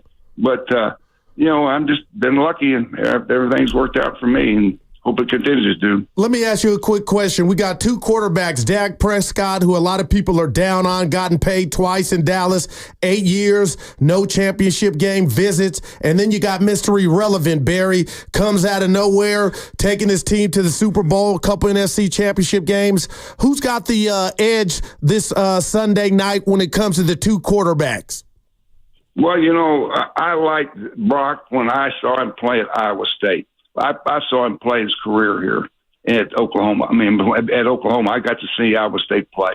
And I thought he's a hell of a quarterback then. He was and I was shocked he was drafted that low. I really was, because I saw the guy play. And hadn't he proven to everybody, when he just shows up right away, he's better than everybody said he was, right? Yeah. Drafted, without a doubt. And that's what I thought from the beginning. I said, hey, they made a mistake on this guy. I've seen that they make it on other guys too. But anyway, Dak is taking a lot of heat and still going to take a lot of heat. Paid a lot of money. I think if he hadn't been paid as much, no one would give a damn. But they paid a lot of money to keep this guy, and that's why he catches so much heat, because the performance level is not equal to what he's paid. Yeah. And that's what it's all about. Yeah, I mean, Brock Purdy right now is making $1 million. I think if he gets paid $50 million next year, people are going to look at him differently. No, hell yeah, they will. Hey, Barry, let me ask you this. Do you think the game is being officiated soft? I know in your era it was different, but for me, I tell my partner all day, I just cry. Like, there's too many damn flags. Well, you know, there are flags, and we look at them, and the ones that bother me are the ones that an offensive player puts his head in position to have a helmet tackle-to-tackle situation. And it is not intentional. There are too many calls like that, and the referees go with against the defensive player. The damn defensive player is always going to have his head lower than the offensive player. The offensive player always puts his head down at the last second to butt into the guy or run tough on him, and he puts his head in position to get them drilled by headgear to headgear. And I just bothers me about that call right there. Hey, Barry, real quick, the last week Jerry Jones was doing an interview with a flagship station, and he got a little upset, and he said, you know what, I'll get some other guys in here to ask these damn questions. What was your relationship like with the media when you were both in Dallas and Oklahoma? Mine was horrible with the media. A few guys were fair to me, and when I first got there, I always told them, I know half you guys are against me, and half of you might be for me. But just all I ask you to be fair, and I'll be fair to you guys. But I know the ones that are against me, and I remember that because I coached. I was in Cotton Bowl every year playing Texas. Right. Every year for 25 years now, guys. So I know who was pulling against me, who wrote the bad stories, who wrote the negative things. And I knew the same writers. Well, the same writers write pro football too. So anyway, I knew who the good guys were, and I appreciated those guys, and I treated them fairly. And I treated everybody fairly, but when you told me you're not a good guy to me, piss on you. I don't have anything to do with you. Hey, Barry, thanks you so much for joining us, man. Really appreciate it. If you watch the game on Sunday, I hope you enjoy it. Okay, I will, sir. Enjoy being with you guys. Thank you. Sir. Barry Switzer, courtesy of the River Islands guest line. Sounding relaxed and as vibrant as all outdoors, man. We still have a dump button? Yeah, that dude. Had to use it 5 times. He can sell water in the rain. That's old school, man. Wow. The beauty is, B. Switzer, the boss, can only blame himself because he booked that one. That's old school, though, right there. Barry Switzer. Man, he knew Kyle's daddy. The relationships run deep, so he was like, nah, Kyle don't need to go anywhere. Dude, man. I hope I'm like that at 87. I hope I get to 87. Oh, I will. Knock on wood. I won't. Well, you had hip surgery. I'm just saying you went under the knife. That's going to elongate my life because it's going to keep me active longer. No. Yeah. No, yeah. No, I was just saying that my wife's, no, I won't say it. She had an aunt that had knee surgery, basic knee surgery passed, didn't make it through. So anytime you go, you know what I mean? No, I don't want to be negative. No, I know. And knees are way more complicated than hips. Man, the ball coach, 87. He said, you treated me fair. I treated you. Boy.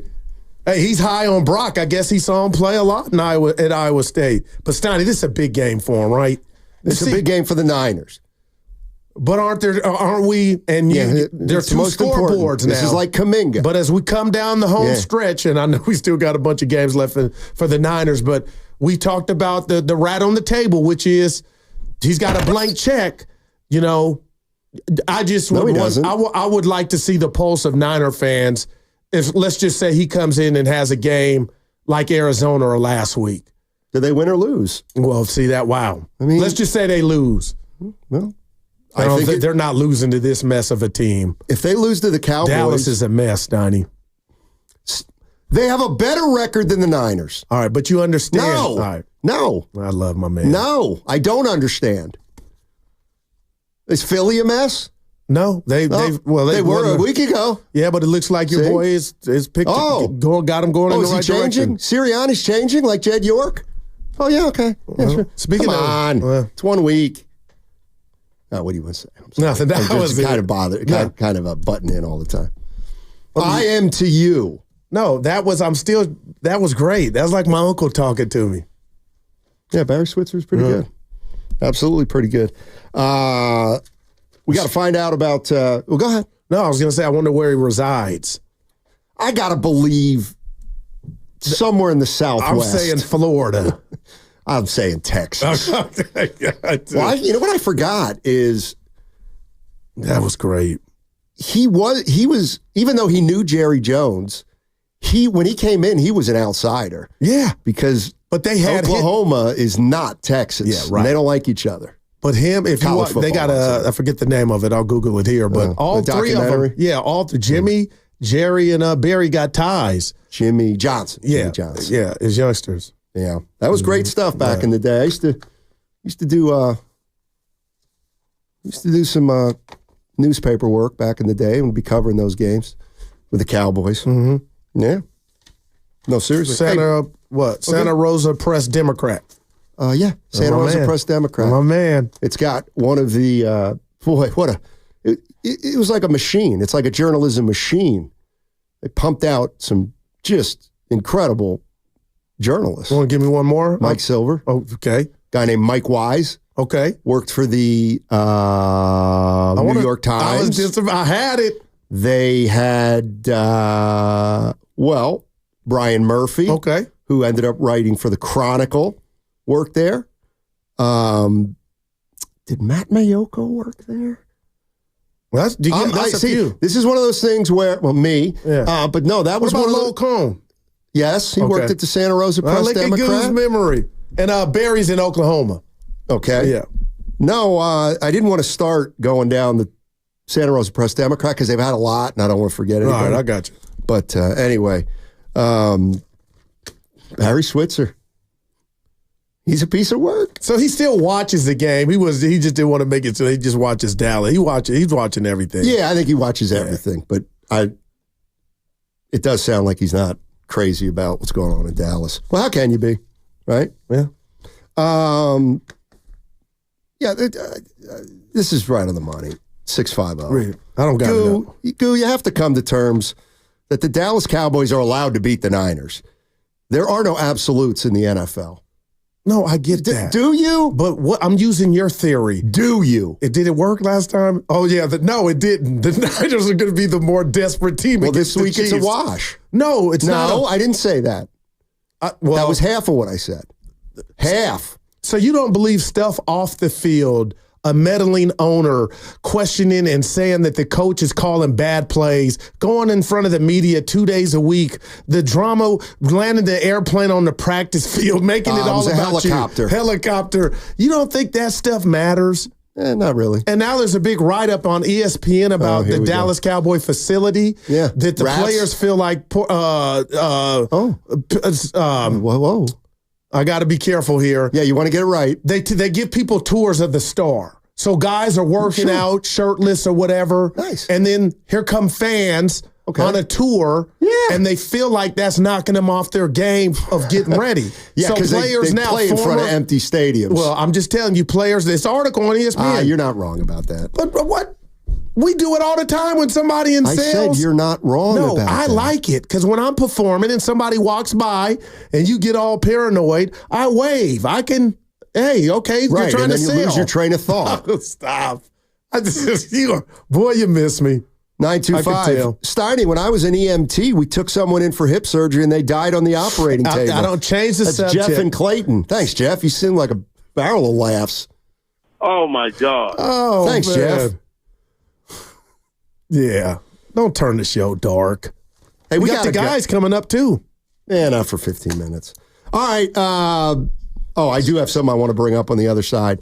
On 95.7, the game. What's up? It's your boy Guru, and you know that Prize Picks is the best place to get real money sports action with over 10 million members and billions of dollars in awarded winnings. Prize Picks has made daily fantasy sports accessible to all. You just pick more or less on at least 2 players for a shot to win up 100 times your cash. Run your game all season long on Prize Picks. Prize Picks has now invented the flex play. This means you can still cash out if your lineup isn't perfect. You can double your money even if one of your picks doesn't hit. Prize Picks also offers weekly promotions that can lead to big payouts like Taco Tuesday each Tuesday. Prize Picks discounts select player projections up to 25% to provide even more value for your lineup. Tonight, Guru Lock of the Night, Jamal Murray will have more than 20 points. Download the app today and use my code GURU957 to get $50 instantly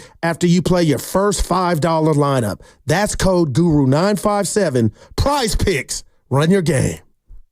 Your business needs a network it can count on. Power's out. Comcast Business has you covered with Wi-Fi backup to help keep your business up and running, even when your power goes out. Everybody in the warehouse good? Lights are out, but the Wi-Fi's up. Let's power on. It's from the company with 99.9% network reliability. Break room, you good? Can't microwave my burrito, but Wi-Fi's fine. Let's power on. Power on with the leader in connectivity, Comcast Business, powering possibilities. Keep your business connected with Comcast Business Internet and Wi-Fi backup. Or get started with reliable internet and advanced security for $49.99 a month for 12 months with a 2-year contract. Plus, ask how to get up to a $500 prepaid card with a qualifying internet package. Don't wait. Call or go online today. Ends 11/17/24. Restrictions apply. New customers only with 150 megabit per second internet and security edge. EcoBill and autopay required. Equipment, taxes, and fees extra and subject to change. Sometimes I struggle to get to sleep. My body stopped for the day, but my mind is still running. So I take ZQuil. ZQuil, the world's #1 sleep aid brand, has a range of non-habit-forming products to fit you and your family's needs. Invest in a great night's sleep for the best you tomorrow. I'm awake and ready to take on anything. Better days start with ZQuil nights. Explore our products at ZQuil.com. Use as directed. Keep out of reach of children. Did you know your life insurance is an asset you can sell? I'm Jay Jackson, CEO of Abacus Life. For almost 20 years, Abacus has been purchasing life insurance policies from seniors just like you. And at abacuspays.com, we've created a free policy value calculator so you can find out the worth of your policy in just seconds. There are no fees and no obligations. Get real value from your life insurance when you need it with Abacus.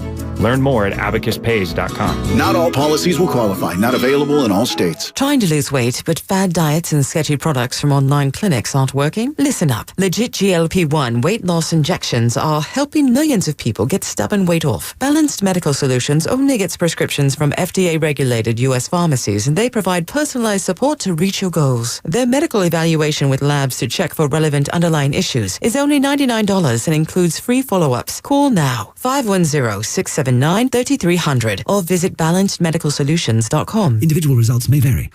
When the red and gold wins, our listeners win.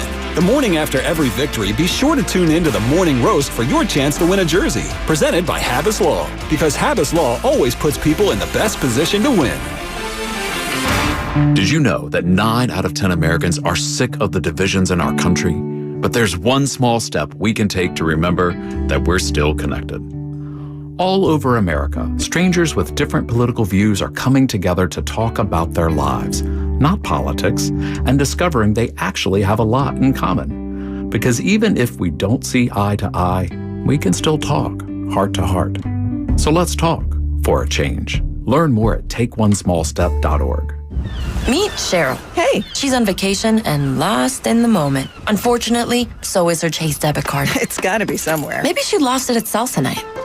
These skirts should have pockets. Or maybe she lost it at Pilates. 3 and 2 and... But she's not worried. With the Chase mobile app, she can lock her card till it turns up. Tools that help protect. One bank that puts you in control. Visit chase.com/checking. Chase, make more of what's yours. Chase mobile app is available for select mobile devices. Message and data rates may apply. JP Morgan Chase Bank, N.A. member FDIC. This season, get premium tech that inspires joy from Dell Technologies. Bring projects to life with the XPS 16. It delivers supercharged processing for enhanced productivity and freedom to express yourself. Performance-class Dell PCs with Intel Core Ultra processors deliver a dedicated engine to help accelerate AI. Enjoy free shipping, Dell rewards, and expert support. When you get a Dell PC with AI, it gives back. Shop now at Dell.com/deals. You just never know what's going to happen at 1:45 when the midday and afternoon show come together. Holy crap, what the hell was that? The blinds have officially failed. Oh my gosh, we got action. Even when it becomes a little testy, it always ends on a good note. I brought cookies. Do you want one? No. You sound like you need one. Not from you. Steiny and Guru, Willard and Dibbs, all together at 1:45 each and every day, only on 95.7 The Game. Football coverage on 95.7 The Game is presented by T-Mobile. Head to T-Mobile.com and get a great deal on the iPhone 16 Pro.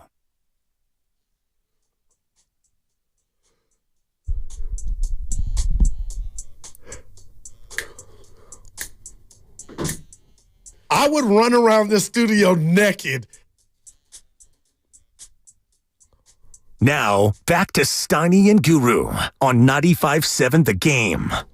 All righty. Boy, this day's kind of flown by. Because your boy is back. Guess who's back? Tell you what, I enjoyed working with Evan. Hey. Evan is fun to work with. He is. When you getting your other hip done? I'm playing. That was bad. Okay, no, that's a good one. I'm reeling right now.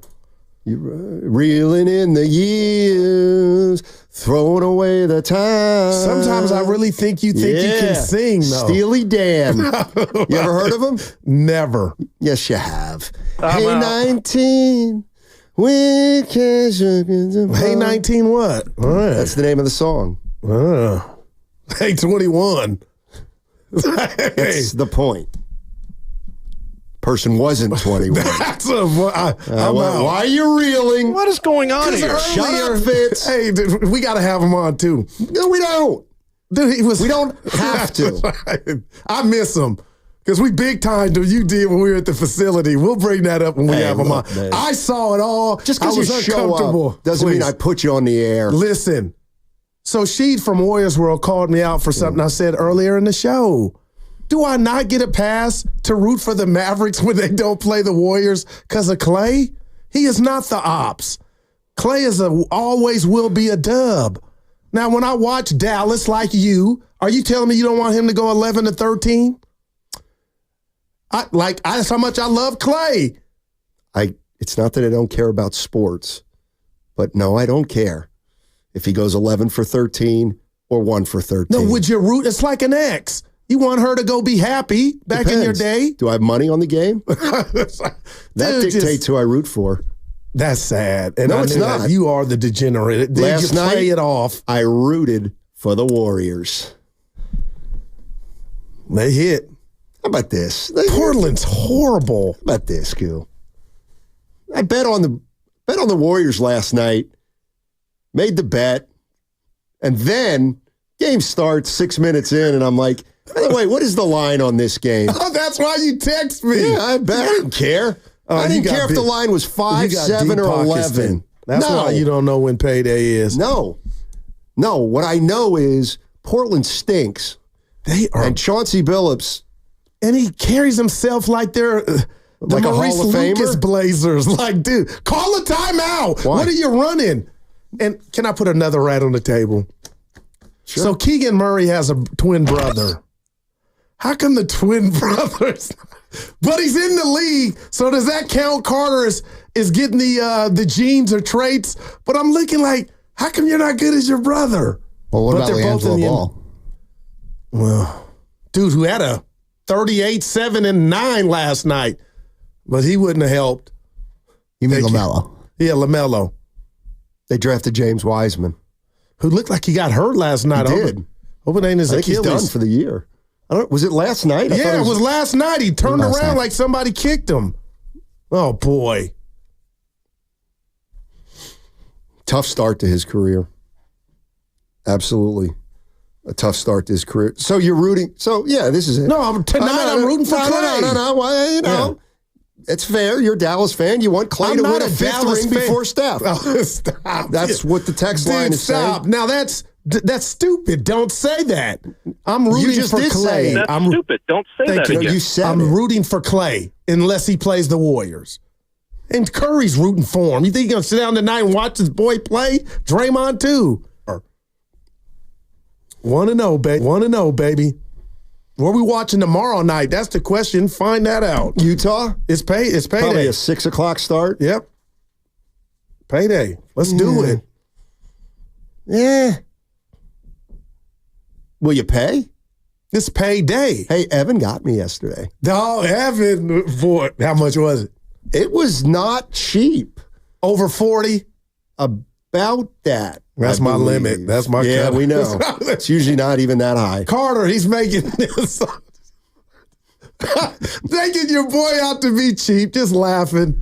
Wow. So what did you guys talk about real quick on the changeover the last 2 days? Because I was in the bed. Little Warriors yesterday, I believe. Oh, Niners, Dallas? What you got? Okay, so the last two crossovers. You know, it was me and Evan. Yeah. And then Willard and Dib. They came in. It felt a little icy. Oh, boy, I wish I could go back and dial it up. Felt a little icy. See what happens when I'm not here? Yeah. I know how to bring them together. Yeah, and I know how to pit them against each other. So you just laid out, it sounds like, you and Evan? For a while. Yeah. So you going to get a haircut, huh? Yeah. And I'm going to get this growth off my face. You are so weird, man. No, it's called vein. But I broke out when I got sick. I need to get it out. Yeah, that's why. You go do it yourself. You don't let your look at Willard. You don't let your fingers touch your face. That's not good. I've never heard of somebody doing what you're about to do today. It's called an abstraction. When you get a facial, they do it, and you have them, but you can't see it. An abstraction or an extraction? Extraction. Yeah, thank you. But abstract is the thing if it's you get an abstraction, they might not get the right one. You go to court. Well, yeah, let me see. Yeah, you got some stuff you probably like your nose. They're age spots. You don't have any spots. No, you get older, your face gets all craggy. It's getting hard. Getting hard. Oh, you look good. I was going to say getting hard's old, but getting old is hard. There you go, Carter. Got that. He's not even listening. No, he don't do that sophomoric stuff. Yeah, he's grown. Then he might want to find another place to work too. We'll get Trent in here, the 11-year-old. I got Carter in fantasy this week. He's 6-1. Dude, I'm 4-3. You fell off. What happened? And this is vintage you. I was out. See, the difference between you and me is when I'm 4-1, I don't think I'm a champion. Dude. When I'm 4-3, I don't think I'm a bottom We haven't heard you say the F word in all fantasy since you took a couple L's. What happened? Evan pulled that out the night I got sick. I made a big mistake. It was a coaching mistake. What? Tell me what it was. I played a kicker that got waived on Tuesday of the week. Some guy named Narvison. So what'd you lose by? Like 9. Oh, yeah, you're on the hot seat. You're McCarthy. I got your boy this week. You got my boy. Your kicker. Oh, Aubrey. He got picked for the jury. Yeah, he got jury duty, but he'll be at the game. I heard he got picked for the jury. Yeah. Today. He got picked. You don't have to show up. You don't have to go on the weekend, so he'll be here to go back. Oh, right. Yeah. I would have told him how to get out of jury duty. That's the easiest thing in the book. Well, who's Zerline kicking for these days? Greg Zerline. I want to say Denver, Seattle. I'm going to AFC West. He kicked for the Cowboys, right? Zerline? A while ago. Yeah. For a while ago. Yeah. I want to say the Jets, but I'm going to look it up. I think you're right. Maybe I'll get another kicker. Did you see Aaron Rodgers eating his boogers, saying he didn't? Oh, my God. Dude. I have no idea what you're talking about. Oh, my God. You missed me. All right. Valvoline Instant Oil Change is your 15-minute drive-through oil change. Visit the friendly expert technicians at your local Valvoline Instant Oil Change to check fluids, tire pressure, windshield wipers, batteries, and more. Locations and coupons at BayAreaOilChange.com. A lot of Bay Area banking customers are faced with a choice. Which financial institution best fits what they're looking for? it might make sense to consider a bank's history. Take Fremont Bank. For 60 years, we've provided stability and consistency with an emphasis on relationships. We've grown.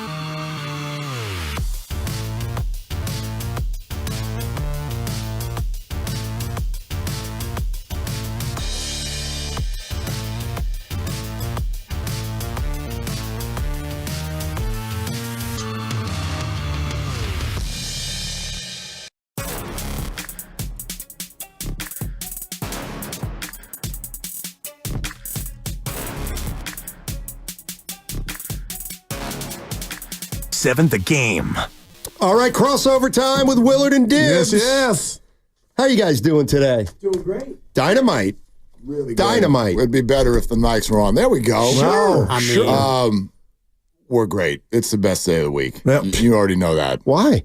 Well, tomorrow's the best day of the week. Thursday. Payday, No, Will. Thursday. Well, but you know. We can do this dance. We've done it. No, we do payday. This is one of we do these. payday a day early around here. Away, so I don't know why. Although 2 weeks ago it didn't come in. No, boy. Until like 9 at night. No. I was about to drive. I'm like, hey, you forget something, right?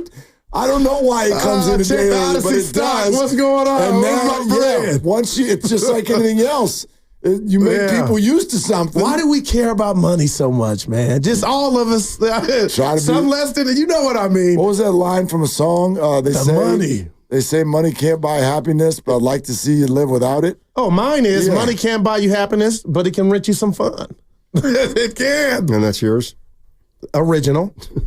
It's a good original. The money can't buy you happiness, but the lack of it can buy you some sadness. Well, money, if you do it right with money, it buys you freedom, and with that freedom, if you can use it to maximize your time, then that's what money is worth. Because you can have a lot of money, and you can squander your time, and you can be miserable. You can be poor and make the most of your time, and it doesn't matter if you don't have any money. So really, money just affords you the opportunity to have some freedom and some free time. And if you use it wisely, then it doesn't really matter how much money you have. It's about time. Time is greater than money. Health is also greater than money. But if you have enough money to leave towards your kids, and you have that peace of mind that they can mess up and still be good. A little bit of a safety net. Yeah. And by having money, it gives you a better chance of being healthy because you have a greater chance of having health care and the rest of it. And if you have money, it also gives you a greater possibility to have time that you can use if you use your money wisely. So I'm not saying money's worthless, but it's not the end all be all. No. But the we root love to all payday. evil, if you want to be honest. I'm a pretty happy guy, but I'd take more if someone's offering. Well, I'll take more. That's fine. All right. If I gave you $10 million now or a guarantee of 10 extra years on your life, which would you take? Oh, you get the $10 million now. I'm laughing. Or the years. Or you get, so you're going to die at, but I'm going to give you an extra 10 on top of it. Or you get $10 million now and you're going to die when you die. But I need to know when I was originally going to die. What if I was let's just call it life expectancy. 79. I'm going to give you 77. Yeah. Okay, I'm going to give you 77. So now you're going to give me 87? I'm going to give you an extra 10 to be a grandpa, maybe a great grandpa. Wow, Will. I'll take that. You'll take the 10. I'll take that. Yeah. Now, if I'd say you're going to die at 51, then it becomes an easy one because you're almost 50. You're taking the 10 years. Well, I saw what happens on people's 60th birthday, though. I think I want to be here for that. Wow, that was incredible, man. Pretty special. Look at him. Right? It's a good birthday. Steiny, being the resident sexagenarian, and you can dump that if you want, Granny, but it's an actual word. I see you, risotto. My risotto, he's growing on me. He's been growing. Been growing. Like the dish risotto, underrated, delicious, and savory. I mean, top notch. Yes. I think they had that at Original Joe's. I bet they did. Yep. Steiny, being the resident sexagenarian, which means you're 60 and you're dead sexy, would you take the 10 million right now or the 10 years on top of however long you have left to live? I take the 10 million because I know I'm going to live till 88, 90. Well, your mom is 84? Exactly. Oh, she's 88 now, and her mother died at 96. Gorgeous, vibrant, and active. Yeah, I can say that because I know Mary, and she is. She was uncomfortable to hear you talk like that. What do you mean? Well, you get in a car accident on the way home. Tell him, Willard. Don't say not that. the way he drives. Don't say that up in the air. I know I'm going to live. Well, that's real. I'm not very superstitious. That's fine. I'm just saying. Don't play with it, though. It makes me uncomfortable. It's out of my control. Well, not always. I drive well. I'm a good driver. Well, you're like vodka. You know, the absolute is like, you don't want to play with that. No, I like that, though, because you are, you'll take the 10 million now, hoping and expecting that. And your dad lived to be 87? 90. Despite legitimate health challenges. Brought on by himself. No, I'm not trying to point the finger. 90's a great number. So it is under our control. See what 2 packs of cigarettes will do? Yeah. Apparently Tupac Shakur. No, he quit. He quit later in life. Thank you. He did quit later in life. He did. Anyway, that struck me, the whole idea about money and time. And because me right now, having a 2-year-old, I'm taking the years because I don't want to, and I thought about this morning as I was, changing her diaper. Mila can do it. Mila, you can't do it. Okay. And I thought about there's going to be a time when she's however old and that's going to do it for me. Man. And so I'm not going to get to see, being an older dad, I'm not going to get to see a lot of the things that, I'm going to get to see with my older kids. Just use that line back with her when she's changing your diaper in a few years. Yeah. Daddy can do it. No. It's going to be Mila can do it. Let's get to it. You can do it, put the wipe into it. All right. Wow. 12-man rotation. Get her out. What a transition. Yeah. Amazing. Well, let's just say this. It's a fraud because that was not a 12-man rotation. Oh, boy. That was not a 12-man rotation. Well, everybody played. Look at the first 3 quarters. Oh, wow. Moses Moody played 5 minutes. Slow-mo played 7. But look at his words, though. He's saying that's what he plans on doing. Right. And I don't buy it. But he didn't say it was going to be equal time. Right. He said everyone's going to play. Okay. But I'm with you that there's more going on here than just that. Like where he really got me. One thing I've learned about, especially people who are great with the media, like Steve Kerr, they're going to, in pro sports, they're going to sort of put out into the world this idea that they are really pulled by the heartstrings. For example, we just cannot imagine this organization without Klay Thompson. Yes, you can. Yes, you can. You just went behind the podium when the mic got turned off and said, we got to get this dude the heck out of town. It's hardcore. And so when he says, I just felt so bad because everybody deserves no, you don't. No, you don't. No, you don't. You ended Kevon Looney's consecutive game streak just a few months ago. So there's more going on here. My best guess, among other things. Why say it then? What you're telling us, the payoff, why say it then? Because that is what they're going to do at the beginning, but they're not doing it because he feels bad. They're doing it, I think, for a number of reasons. The first one that jumps to my mind, though, is when Monty Poole joined us yesterday, he's like, this roster is headed for a trade. I don't know when. Okay. But it's coming. Right. You don't have 12 NBA-ready players and just have them. At some point, if you're good, you try to use some of those assets to get better. Well, what do they need then? They need all of these players to hold their value. And you can't do that if you're sitting there watching basketball games. To me, that's part of it. I think that's part of it. And I think they are going to make a trade at some point. I don't know what it's going to be, but I think when they didn't get George and didn't get Markkanen, even though Markkanen was after they made a lot of these signings, you look at it's obvious that they at some point want to do a 2-for-1 or a 3-for-1 or a 3-for-2 or a 4-for-2. And can they get those right 2 guys or that right 1 guy who's better than the 3 guys they gave up? That's going to be the question. But I would absolutely bet, yes, they will make a trade before the deadline. Yeah, and it's going to be difficult to get a, quote, big boy unless you are able to aggregate salaries. And by aggregating it, you have to use one of your big salaries. And you only have 3 salaries that are big. You look at their contracts, and Moses is not paid yet. He's making 5 and change, and Kaminga's making 7, and GP's making 8 or 9. And so if you really want to make a move for a $40 million guy, it's going to be Wiggins. Draymond's not getting traded. Steph's not getting traded. It's going to be Wiggins and 2 of the rotation guys. And so for me, this whole conversation is about how can you prop up Wiggins? And I bet you're going to hear Steve Kerr and everybody, Andrew's been great. And, through one game, you look pretty good. Right. But it's going to be a lot of Andrew, I think, heading to the deadline because he is the key to them bringing in a, quote, big boy. He may be because of that contract. I don't disagree with that at all. Boy, the refs were out to get Draymond again last night. Yeah. I didn't like it. And I don't know if you heard yesterday, but I've turned over a new leaf with Draymond. I haven't heard it. Clean slate for me this year. And even though, Draymond is on pace to get 82 texts this year, I'm not going to mention that because I've turned over a new leaf. But that was just a classic Draymond tech of... They had to burn a timeout. And I know that was a blowout game to cool them off.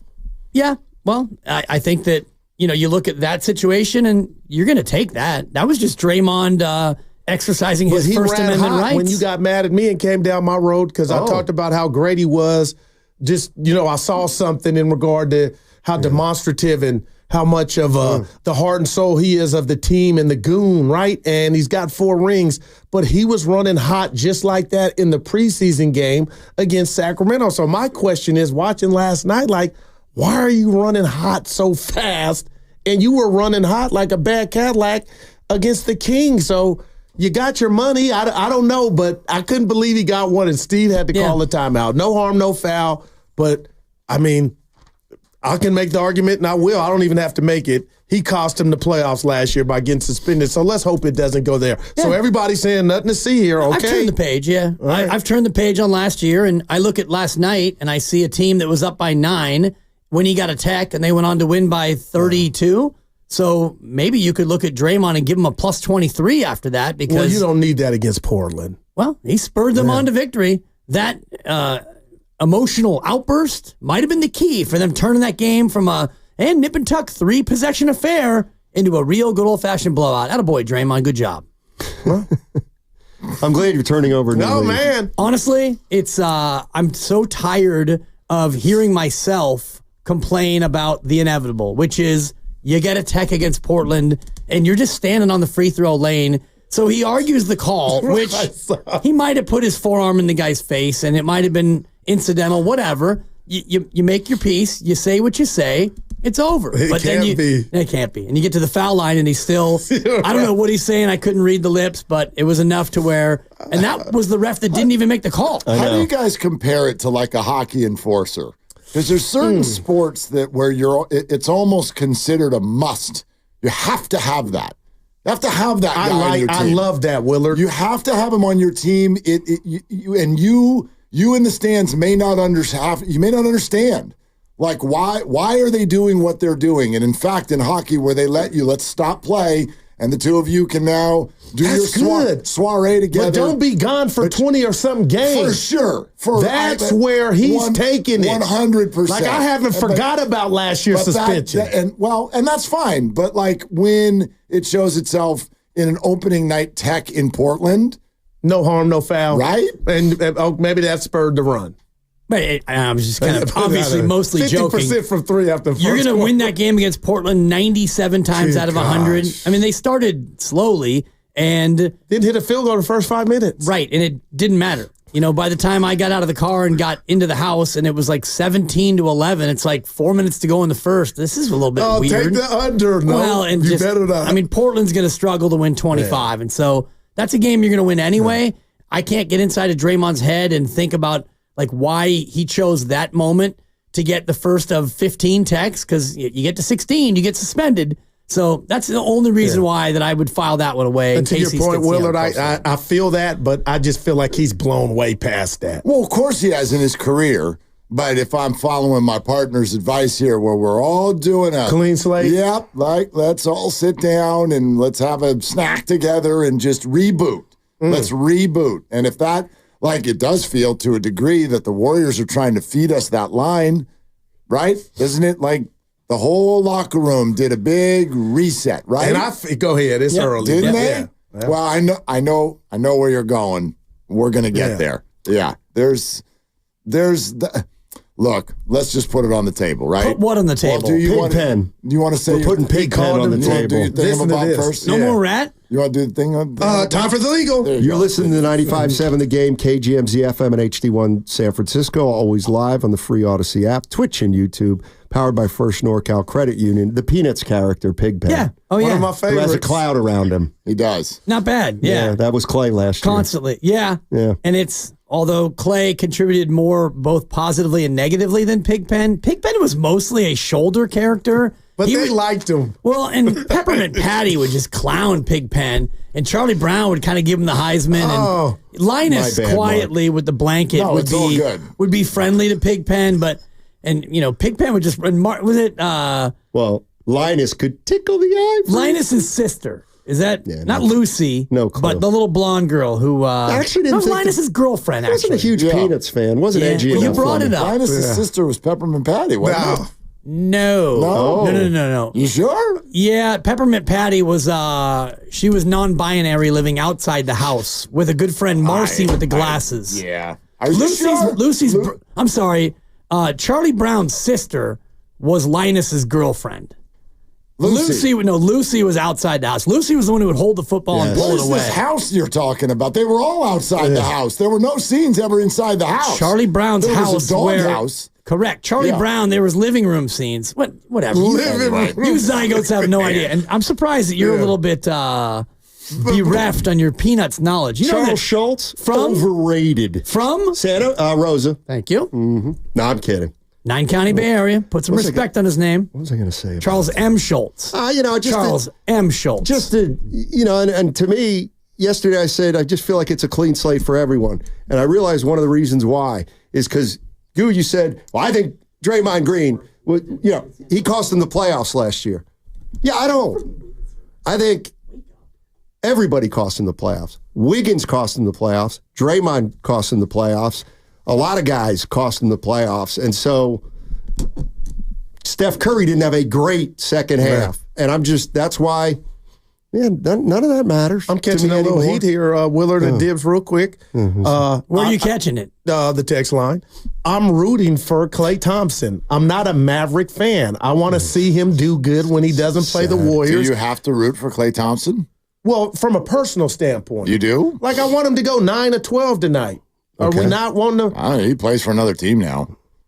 I want them to lose every game. Stop pandering. I can separate these very, very easily. So when Brandon Crawford went to St. Louis and we thought he was going to have a bigger role than he had, you didn't want to see him go 2 for 4. A little different. He got 4 at-bats for the we entire didn't know year. Going, you know what I mean? So you're not rooting for, you don't want to see him shoot 38, 39% on the season and obviously feel behind the fall. I don't want the Mavericks to supersede the Warriors, but he's a Warrior through and through. I'll borrow from Rick Barry and say, I could not care less. Or Van Gundy. Well, and my default is to root against 2 of his teammates. They're on my root against Mount Rushmore. That has a lot to do with it. The flat earther and king of the floppers, the European flopper.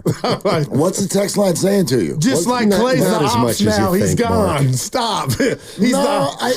Can I try to? I got love for him. Can I try to thread the needle? Go ahead, then. Have love for him. Yeah. I think a Warrior fan can say, I'll always have love for him. We can't wait to celebrate him when he retires. We can't wait to watch the video on Klay night when the Mavericks visit here. But when the Mavericks play Charlotte, whatever. Well, we don't want a 1 for 11 for him, though. You know what? Because he shared and opened up with this. He shared and opened up with us what? It bothers him. He was going through some stuff. I want to see him get his groove back like Stella. What really was he going You were trying to say all last year he's having a good year. Well, 38%. Yeah. Here's the rat on the table. Oh, yeah. I'm shocked. Does it feel like the Warriors publicly right now are literally saying everything but his name? I got it. It literally sounds, and I know they don't mean this. Yeah. I'm sure they don't mean this.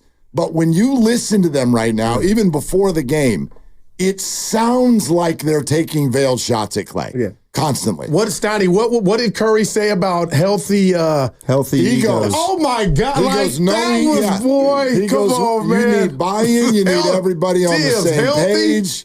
Like no egos. And then he goes, actually healthy egos. Well, what are they talking about? I got you. I got you. This locker room has gone through 2 years of hell. And everyone's had their opinions on it, and there's 1,000 things we know and 1,000 things we don't.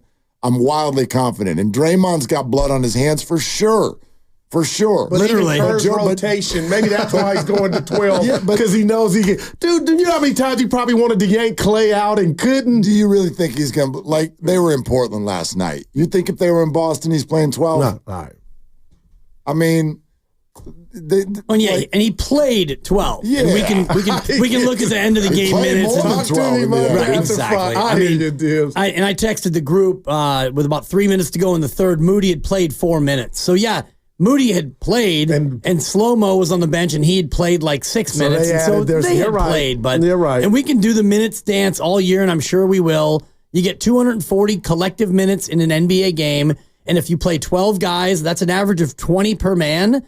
And Steph and Draymond are going to get 30. So now you're left with 180 for 10 guys. That's 18 minutes per player. Some guys are going to get, even if they play 12, some guys are going to get 3 and 4. Yeah. And Looney's going to get 5. And then the other guys are going to get 16. So, yeah, you're playing 12, but not really, honestly. Well, and that's why, and I think that, so many of your conversations today, all roads led to Jonathan Kaminga, because I think rightfully we are looking at him going, are you going to be the negative energy guy? Wow, man. I don't know. I don't trust you. And we don't want it to be. I don't want it to be. But the Warriors have pitched to us, and I'm a big believer in this, and it's not like woo-woo stuff, but it's any workplace, any family, house, home.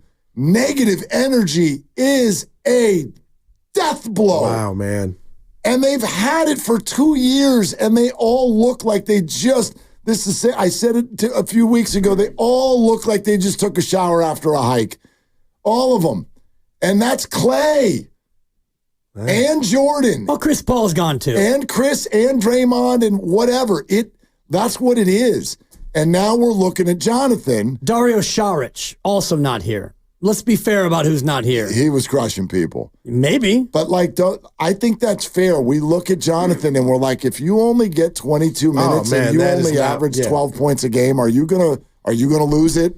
Are we going to have the agent call Shams? Too early for me to start that speculation. Sure, but except for that, we've already been there. And they've already said no to him in a sense, though, Willard. Don't forget that. They've already said no to him in regard to you didn't get extended. And your counterpart did. He said no to them. Yes, that's true. But the point is there's stress there. There's tension there. I'm not going to disagree with that. Right. There's professional tension there. The man is playing for a con. Yeah. Wow. There's professional tension there, and I don't know that any other Warrior really has it right now. There he goes again. What did I do? He said professional tension. Professional attention. Wow. Yeah. It was a good phrase. Willard is just, wow. You need more good phrases, Steiny. Get some good phrases and throw it in Google. I like He's a very receptive audience. You should be nicer to him. Did you hear the Switzer interview? Receptive. What's that? Did you hear the Switzer interview?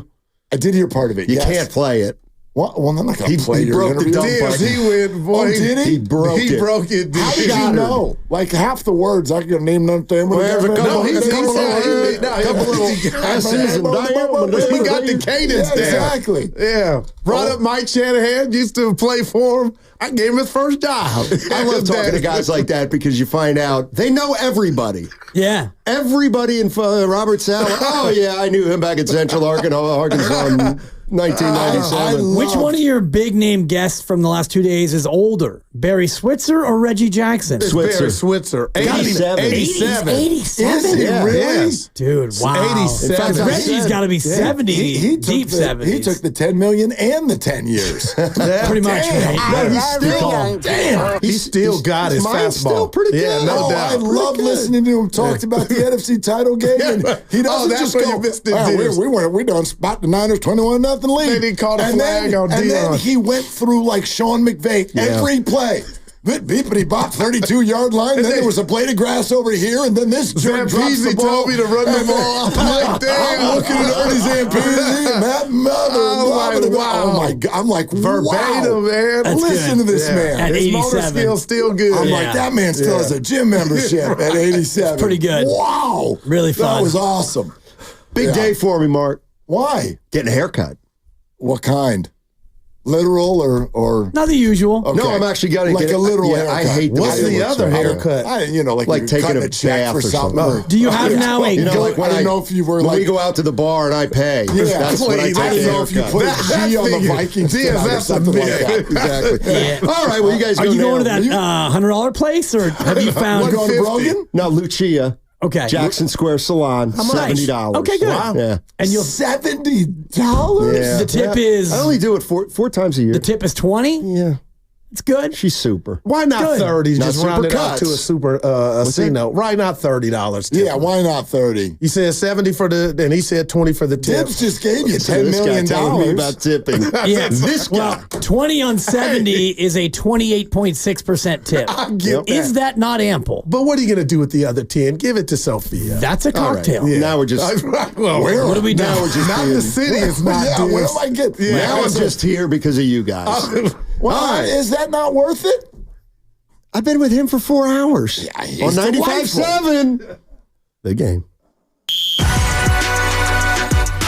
Are they the smartest show in the Bay Area? You guys are an intellectual feast for the smart sports fan in the Bay Area. Wow. You're pretty much the smartest guys on the radio. I agree. Good Lord, how big is your ego? Are they the funniest show in the Bay Area? Give it a laugh. Come on. You're a funny guy. Come on. Give me a laugh. You are funny, dude. Hit that S again. Are they the coolest show in the Bay Area? And no white boys. They cool. That's what people are saying. You guys are phenomenal. This is one of the most perfect ways that I could end my day, getting a chance to talk to Mr. Mark and Dan, you know? We'll let you be the judge. Oh. All I know is it's a couple of Bay Area boys talking sports. I know nothing. Thanks. It's Willard and Dibs on 95.7 The Game. Hey, LFG, let's do this Thursday. Come on. Warriors undefeated. Here we go. That was fun last night. And we're not going to forget about the Niners and the Cowboys. I don't know about you, Dibs. Today, and this is part of the reason why Thursdays are my favorite. Whatever happened last weekend, and in this particular case, it was painful, it was annoying, it was awful. Like, although the rest of my weekend was absolutely perfect, but the Niner part of it, like it took me until I woke up today and I went, all right, I'm over it.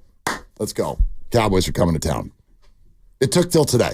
It took till today It for took you, till huh? today. Yeah. Yeah. I mean, Now it's okay. It's okay now. It's okay. well, for I mean, me, it's not- you know what I it's mean? one thing to get over it, and it's another thing for it to be okay, and it's really not okay. If you lose to Dallas, it becomes less okay. But that's an if. And I think it piles on the fact that you lose to the Rams in Arizona. If you would have beaten Kansas City and Dallas and you're 5-3, those become more okay. But losing to Kansas City, and if you lose again and you're 3-5, the it's okay becomes harder for me. Yeah, but you threw another if in there. Because that hasn't- nothing's okay. But it hasn't happened yet. My point is I think that they are going to win Sunday, and I think that they are still in line to save the season. But we wanted to start off with this and really find out how this is grabbing people. And I haven't gone too deep even with you, Dibs, and how this grabs you. But listen to the chef talk after last night's game about the locker room and the rotation. I want everybody, whatever you're doing, listen closely. This is a very important premise, I think, that affects not last night's game, all the games. Everything that we're going to talk about with Warrior basketball for the whole year, I think, is tucked into this comment from Steph Curry. Take a listen. Our energy's been great from day one of training camp. It's a beautiful locker room. Guys that are happy to be here, happy to play the way that we do. I understand everybody's gonna get an opportunity. Coach has done a pretty good job of explaining, the situation we're all in, like in a positive way of, again, how many guys he would like to play and how many guys can play. And to your point, you have to have, again, a commitment and no agendas, no egos, or healthy egos of when you're out there, like you're supposed to be out there, but if it's not your night, you can't bring the team down with your energy. I haven't seen any red flags with that. Holy crap. There's like 4 or 5 different phrases there. Well, the last one is the one for me. When you're not having a good night and you're not going to bring the energy down. You can't bring everybody down. That for me is the most pointed at Klay. Okay. Because last year there was 5 or 6 other things that were distractible and they became distractions. Do you know what I'm starting to learn in listening to a lot of others who are really, really close to this team, and then also just using my own eyes and ears? This wasn't just last year. It was of course, the year before that too. Agreed. Okay. Agreed. So now it's when it's not your night, don't bring everyone down. No egos, healthy egos. Right. It's a beautiful locker room, he said. It's a beautiful locker room with people who want to be here. Now, listen, I get it. On the first day of school, you almost always like your teacher. And then things happen. And sometimes by January, you're like, I don't like this person anymore. Not my third grade teacher, Miss McIntyre, rest in peace. Right out the gate, you didn't like her? She was awful. And she was probably What'd she 70 do? then. She would, if she's still alive, she's at least $110. Just mean. Like old school mean. And fish like an old tuna fish sandwich. Ooh. The worst. But anyway. But for the most part, yes. Love your teacher. First day of school. And it's the first day of school. Although they've played one game, they've been together now for 6 weeks. That first day of school was all recess yesterday. No learning. Sure. I mean, they played the Portland Blazers, so it was kind of dodgeball with the fourth graders playing the second graders. That's fine. I get it. But there are some very key phrases in there. And while there's zero part of me that thinks Steph Curry woke up yesterday, won a basketball game, and then went, cool. Next on my to-do list is, let's go rip Klay Thompson to the media. I don't think it's like that. I don't think it's like that at all. But good Lord, it feels that way.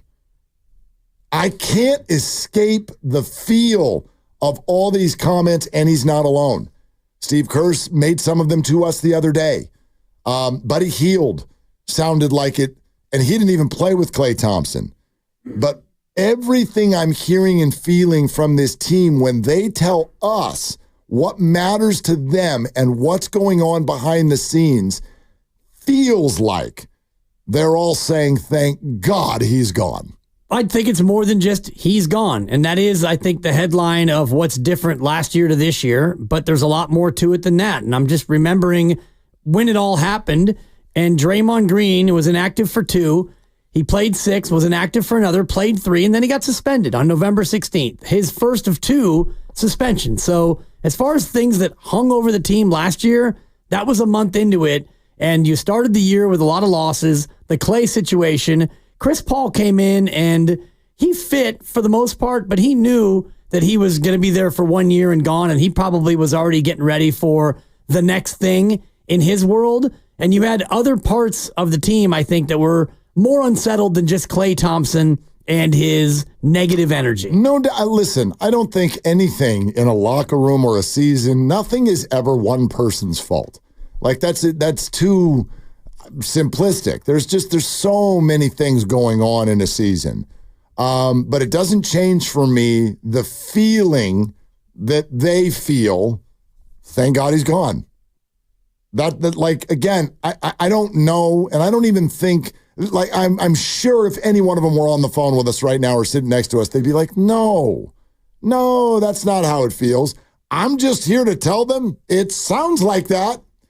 Thank God he's gone is a little too strong for me, but it reminds me of, for example, when you have a kid who graduates high school in June and they don't get to start college until September, and they just cannot wait to be independent and they cannot wait to get out on their own. And so from June to September, that last summer when they're home and they have to live under mom and dad's roof and mom and dad's rules, it can be awkward and they can't wait to leave. And deep down, the parents are also eager for you to go. When do the dorms open? Because I can't wait to drop you off. And so it's a little bit of that. Not thank God you're gone, but it was time for him to go somewhere else. It was time for them to have him be somewhere else. And yet you had to play a whole season of this cat and mouse game where he turns down a contract and then there's no other contract and he's playing poorly and he's not happy. And if he's not happy, you're not happy, because the three of them, Steph, Klay, and Dre, they've been Steph, Klay, and Dre for the better part of a decade. And so to see your brother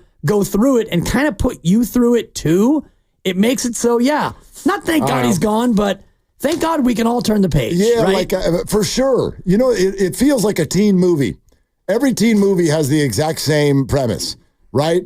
Guy has the crush on the captain of the cheer squad type of a girl, the unreachable, just absolute visual perfection. And he's chasing the entire time and chasing. And it turns out that friend of his, the one that's just kind of cute, who's been sitting next to him all along, and at some point will get a makeover about 90 minutes into the film, and you realize that she's actually drop dead gorgeous too, and that's the one that you should have been with all along. This is some kind of wonderful. Thank you. Stop. Eric Stoltz. Perfect. Stop chasing this name value of Klay.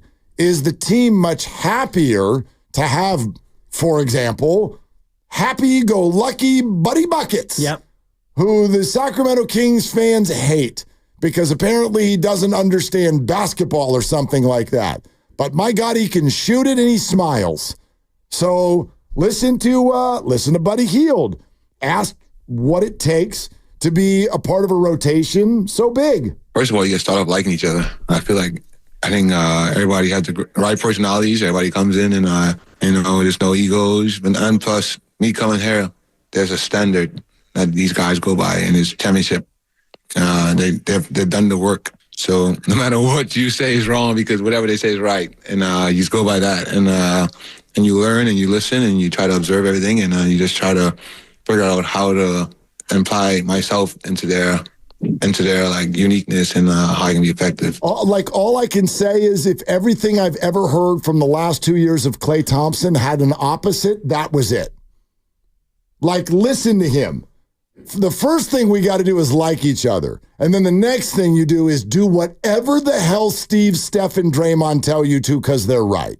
Yeah, they've done it, they've won, and they have a culture, and they have a system. And that's what you do when you're a new player coming in. And I also think that if you look at the roster, contract-wise, there's almost no uncertainty about the future. Yes, Jonathan Kaminga is the big one. Sure. Is he going to get Golden State Warriors extension money? Is he going to have to go somewhere else? That is the big one.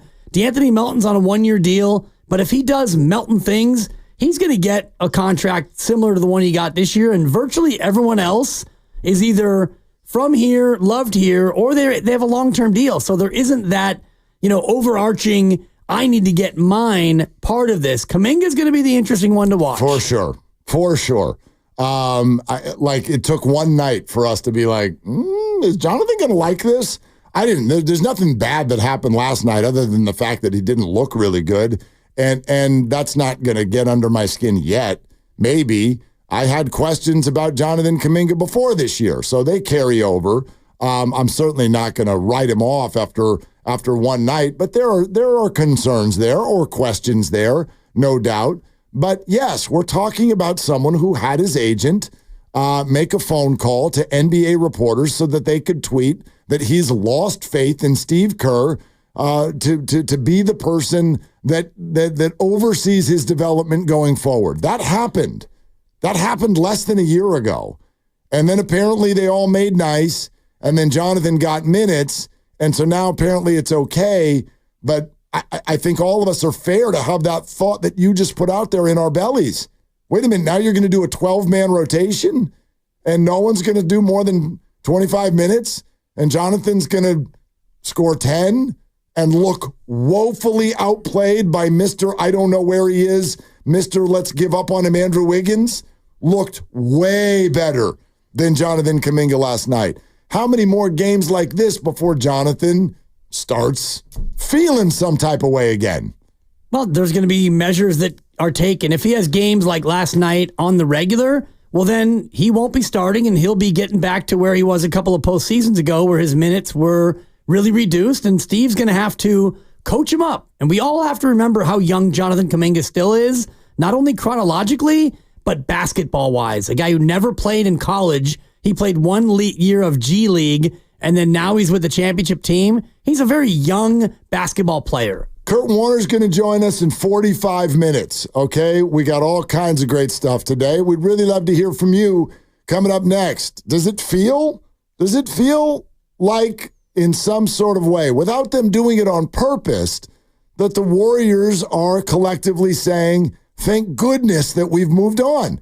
888-957-9570 is the number, and we're not done yet. Wait till you hear what Monty Poole said to us yesterday. Wait till you hear what Steve Kerr said to us 2 days ago. That all has the exact same sound. It's Willard and Dibs. The NBA is finally back.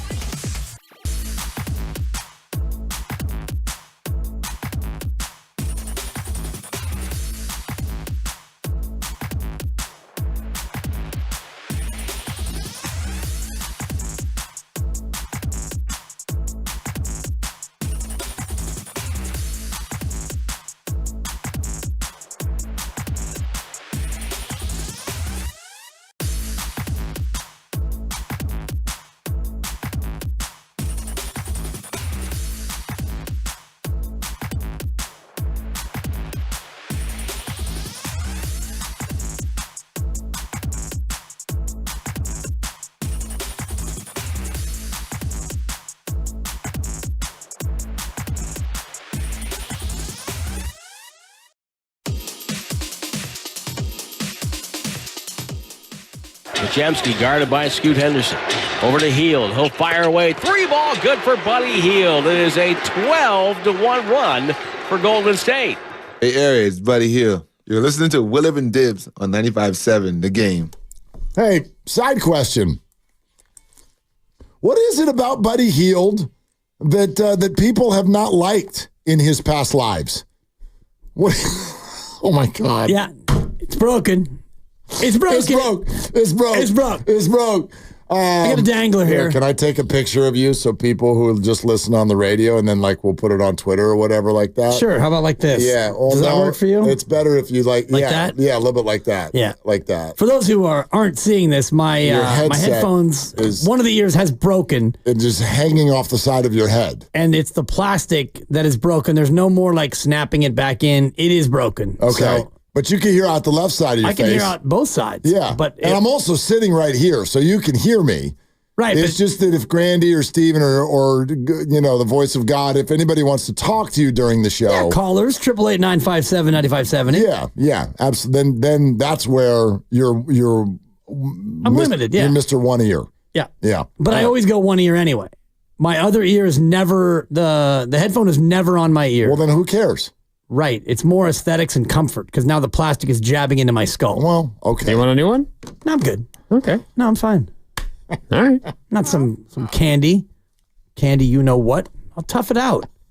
Okay, you better don't come calling to me in an hour. I got my own self taken care of, Brandy. Tough it out, boy. No, I you are crying to you of all people. You are wow. You're a picture of stick-to-itiveness right now. Always have been. It's Toughness, too. Yeah, it's amazing. Determination. That's get good. here, walk in with some perfect deep voice and steely blue eyes. I've had to grind.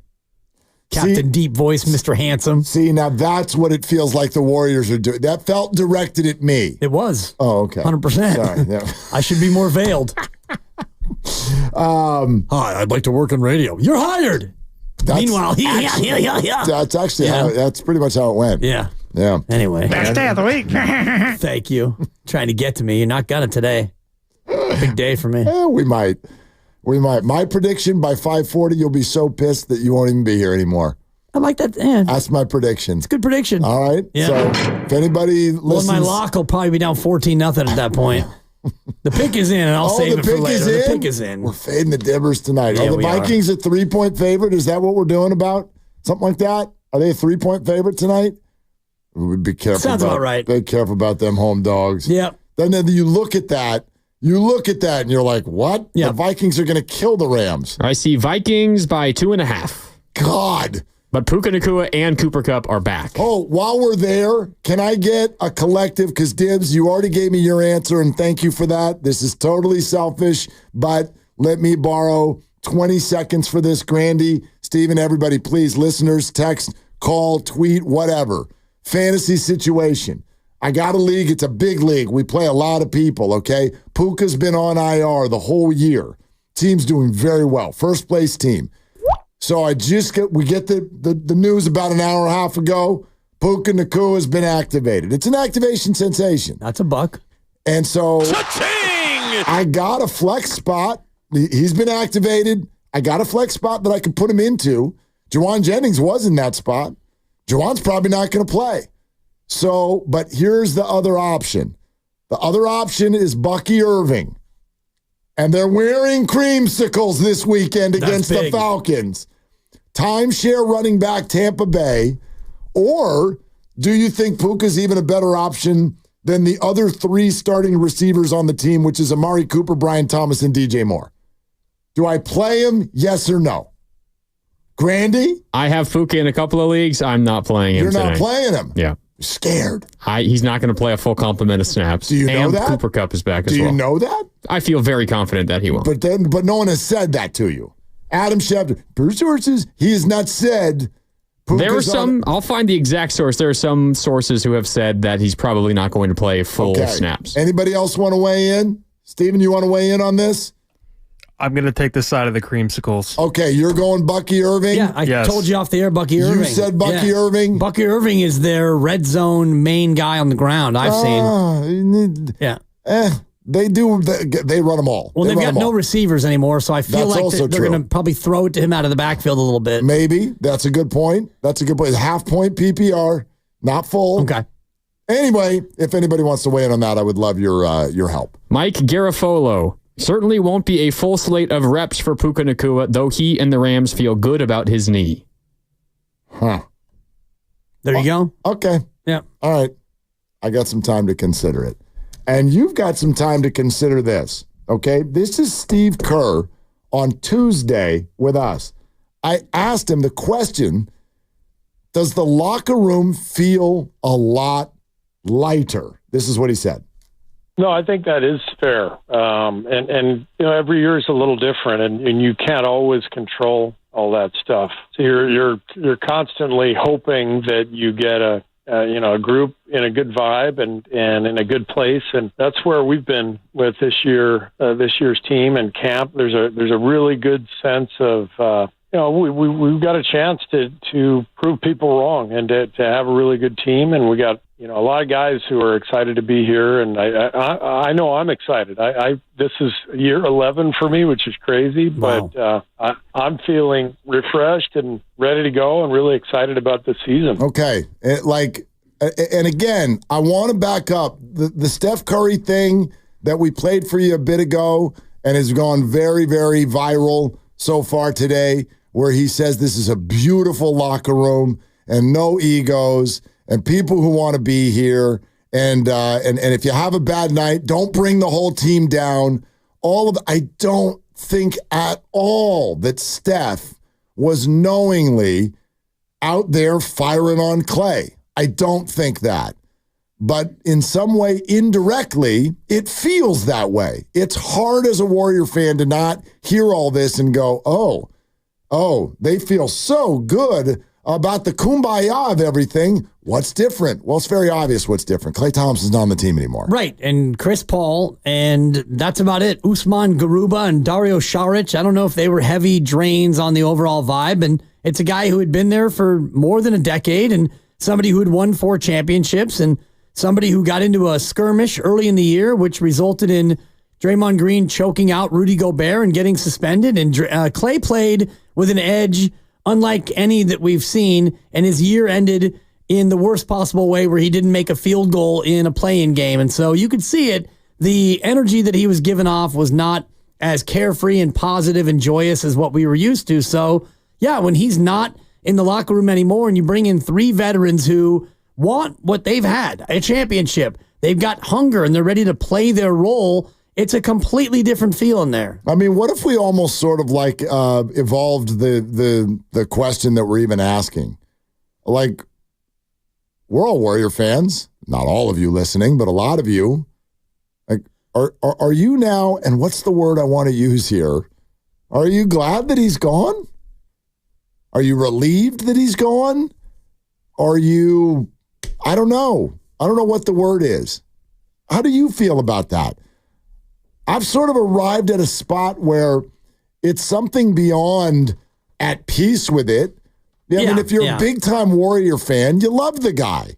You love the guy. Will. Yeah, he's achieved too much. And even if whatever it was that went wrong the last 2 years, hell, it's not like he, I don't know, it's not like he punched someone. It's not, right? He didn't break a law. We did plenty of shows earlier this year. I can remember the rant that I went on where I'm like, dude, why do you feel like you're so mad all the time? And now it's like, oh, he was. It didn't feel that way. It was that way. He was that mad. And so there's a piece of me that's like, I'm glad he's gone because I think he wants to be gone. But now I'm very quickly arriving at, I think that this is way better for Warrior basketball. And it's better for Klay Thompson. So I'm happy to the extent that he wanted to be somewhere else and they wanted to have different energy in the locker room. So it should be a win-win. Now, it's not a win-win if Klay turns out to be miserable there, or he doesn't play well, or maybe he plays so well that the Mavericks come back and knock off the Warriors in the playoffs. Whatever can still happen. Right now, the early returns are it's a win-win, because all you've heard from Steve Kerr and then the Steph Curry cut that you just played, it feels like the energy in the room is completely different. That doesn't mean it's all on Klay. I do think that Draymond Green had a certain amount of a reality check where you got suspended twice, once for an entire month. And so I'd like to think that he's in a different place in his own career where he understands that you can't cross that line again. And Steph Curry, having won a gold medal,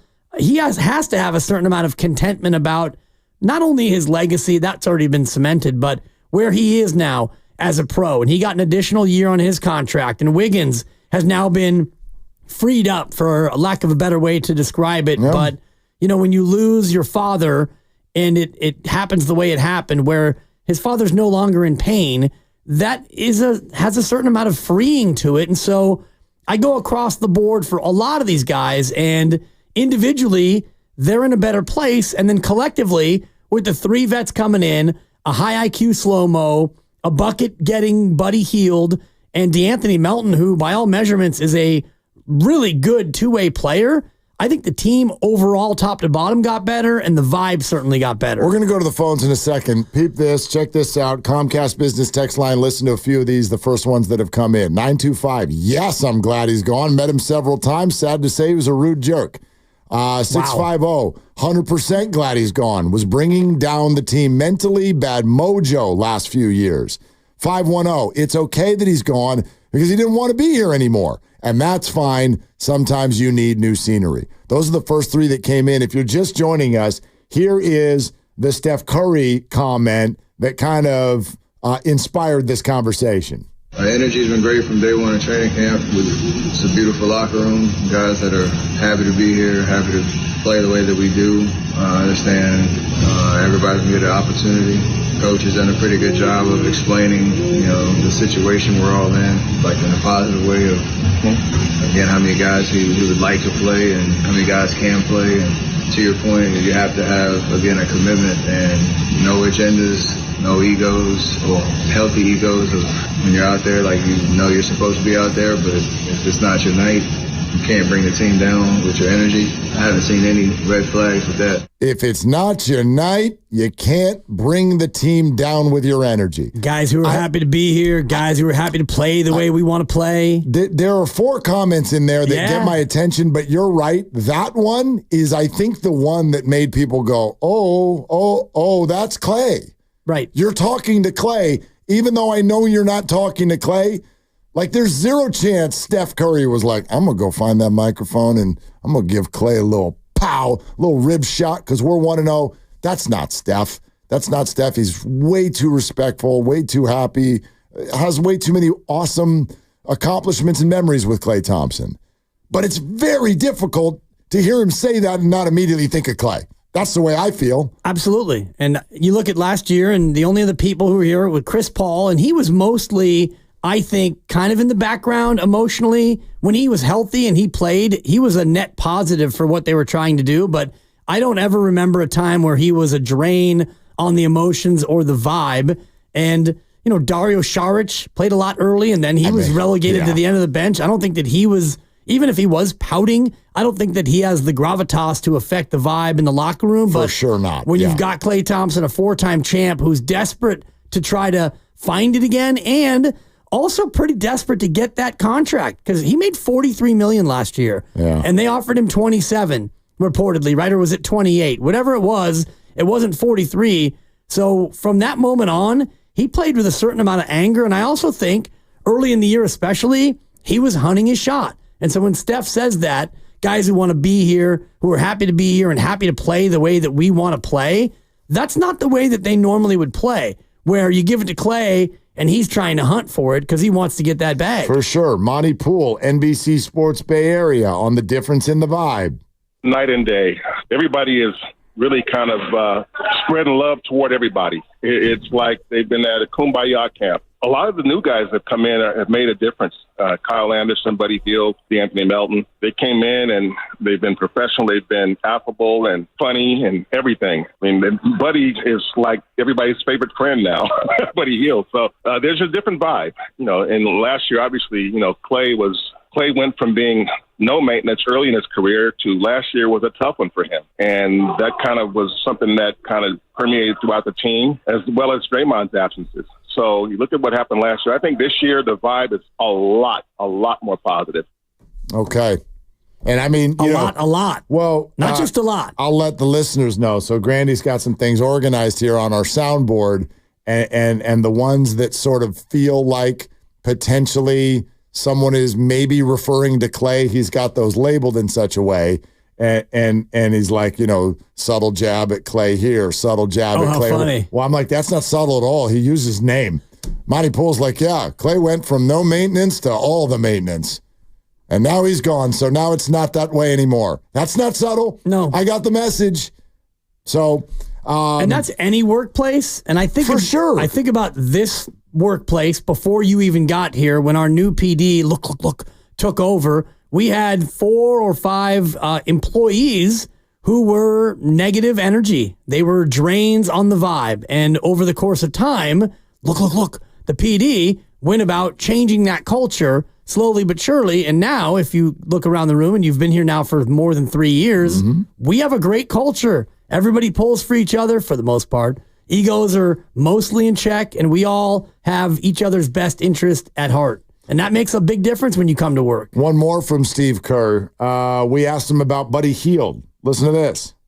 Buddy is, number one, a breath of fresh air. I mean, I look forward to seeing him every day. He brings a joy and a lightness to work. He loves the game. He loves the process of putting in the work, and he's a hell of a player. I think he's second in the league in three-pointers made after Steph over the last 5 or 6 years. That's a pretty impressive number. So, he's going to be a guy who we rely on for scoring off the bench and a lot of threes, but also a lot of energy. I just like the way he plays. I like the feel when we put him into the game. I mean, so, we go from there's no more negative energy. If it's not your night, don't bring us down. The vibe is night and day. And then we get all the way to the end.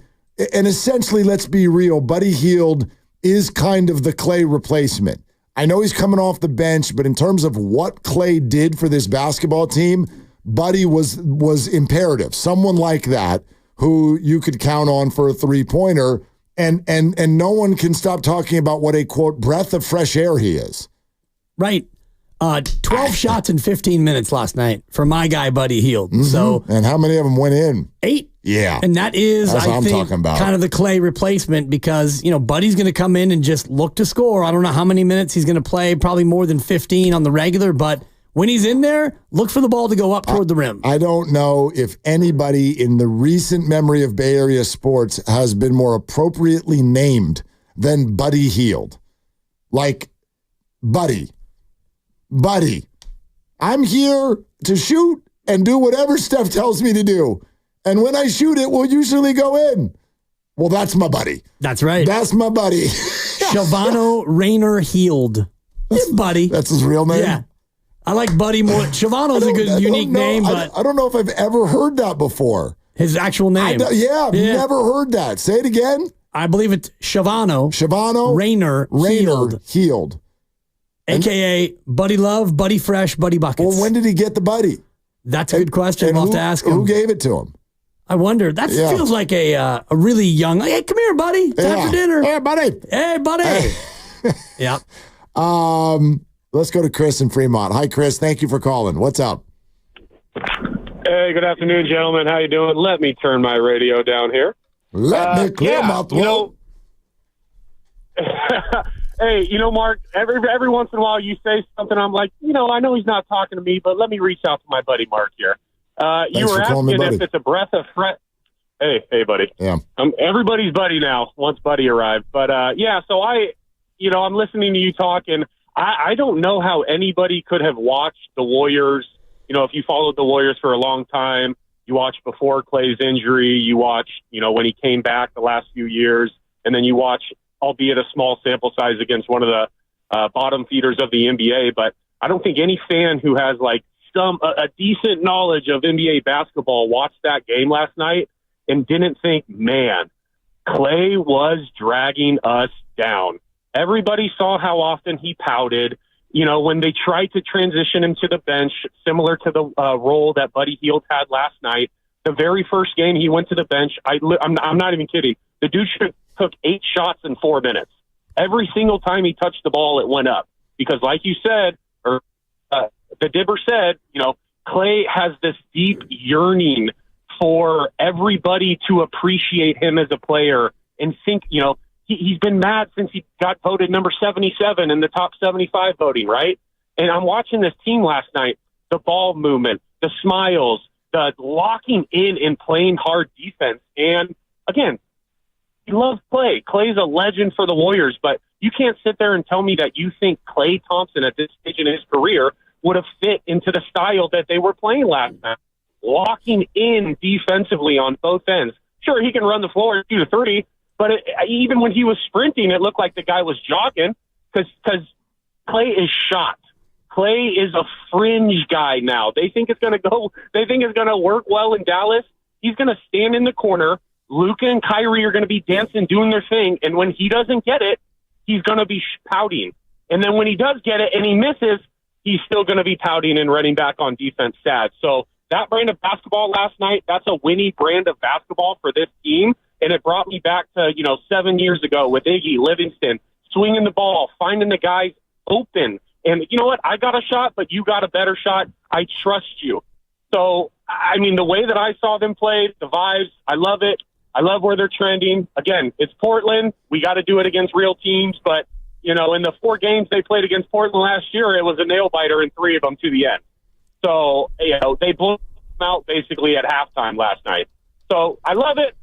We're trending forward. You know what? I can forget about the Niners for a couple of weeks here with the start of the NBA season. And we got the World Series tomorrow. So, go Yankees. Makes me sick to my stomach to say that. But, Oh, God. You guys have a good rest of your evening. All right, Chris, you too. Right, That's brother, it's a thank really you. good call, although you don't get to forget about the 49ers for a few weeks. You could do it for today, maybe tomorrow if you want. And come Sunday, we're all going to be locked in. Even though the Warriors' home opener is concurrent with the Niners and Dallas, it's going to be a classic 2-screen experience. But just the way he was laying that out had me thinking about the old Houston Oilers offense of the 90s with the run and shoot. Because last night, watching the way they play, the ball goes through the hoop, and they grab it, they throw it in, and they are shooting it within 3 and 4 seconds. Totally. And that's not always going to work, but it's at least kind of fun to watch a team that is so fast and so eager to get up and down. Couldn't agree more. And one thing Chris said about Klay's just overwhelming desire to be appreciated by everybody for what he's done, it brought my mind to the first time I looked at Klay ever on a basketball court and went, dude, let that go. Stop being so mad. It wasn't last year. It was the year before. It was when he was throwing up 4 fingers at all the Suns, when he was leaving the court because he had freaked out at Devin Booker and was getting schooled by Devin Booker. By no stretch do we want this to be a conversation about dancing on Klay Thompson's departure, but I do think it's a fair question about how you feel now about the fact that he's gone.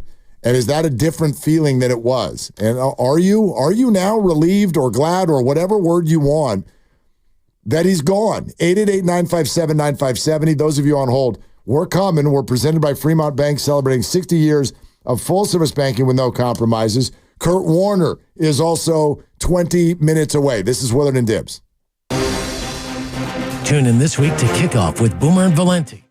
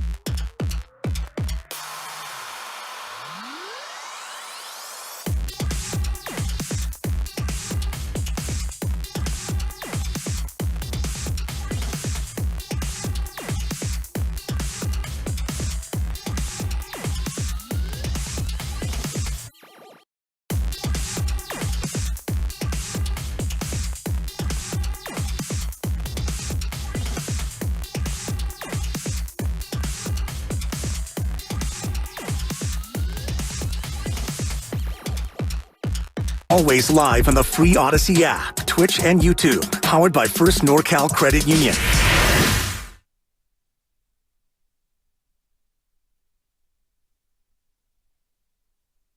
Right wing to Draymond. Dumped it down to Jackson Davis. Hand off Curry. Doubled. Jackson Davis to the rack. Look out. Left hand slam for Trace Jackson Davis. Everybody get out of the way. Bay Area, it's Trace Jackson Davis. You're listening to Willard and Dibs on 95.7 The Game. You know what, Dibs? I like your picks. Yeah, TJD got another one coming for you. Until about 5 o'clock. No, I got to win tonight. Wait to hear this crap. I got a lock. Cuckoo. Yeah. I'm ready to get back to 500? No, I'd still be 2 below, yeah. No, whatever. If you win, you'd be I'd be 500. a game below, I think. No, I'm 11 and 12. Yeah, you're right. You'd be 500 if you win tonight. Bad. But you won't win tonight. Faded Dibbers. Somebody texted me and said that your sound effect does not sound like the sound effect.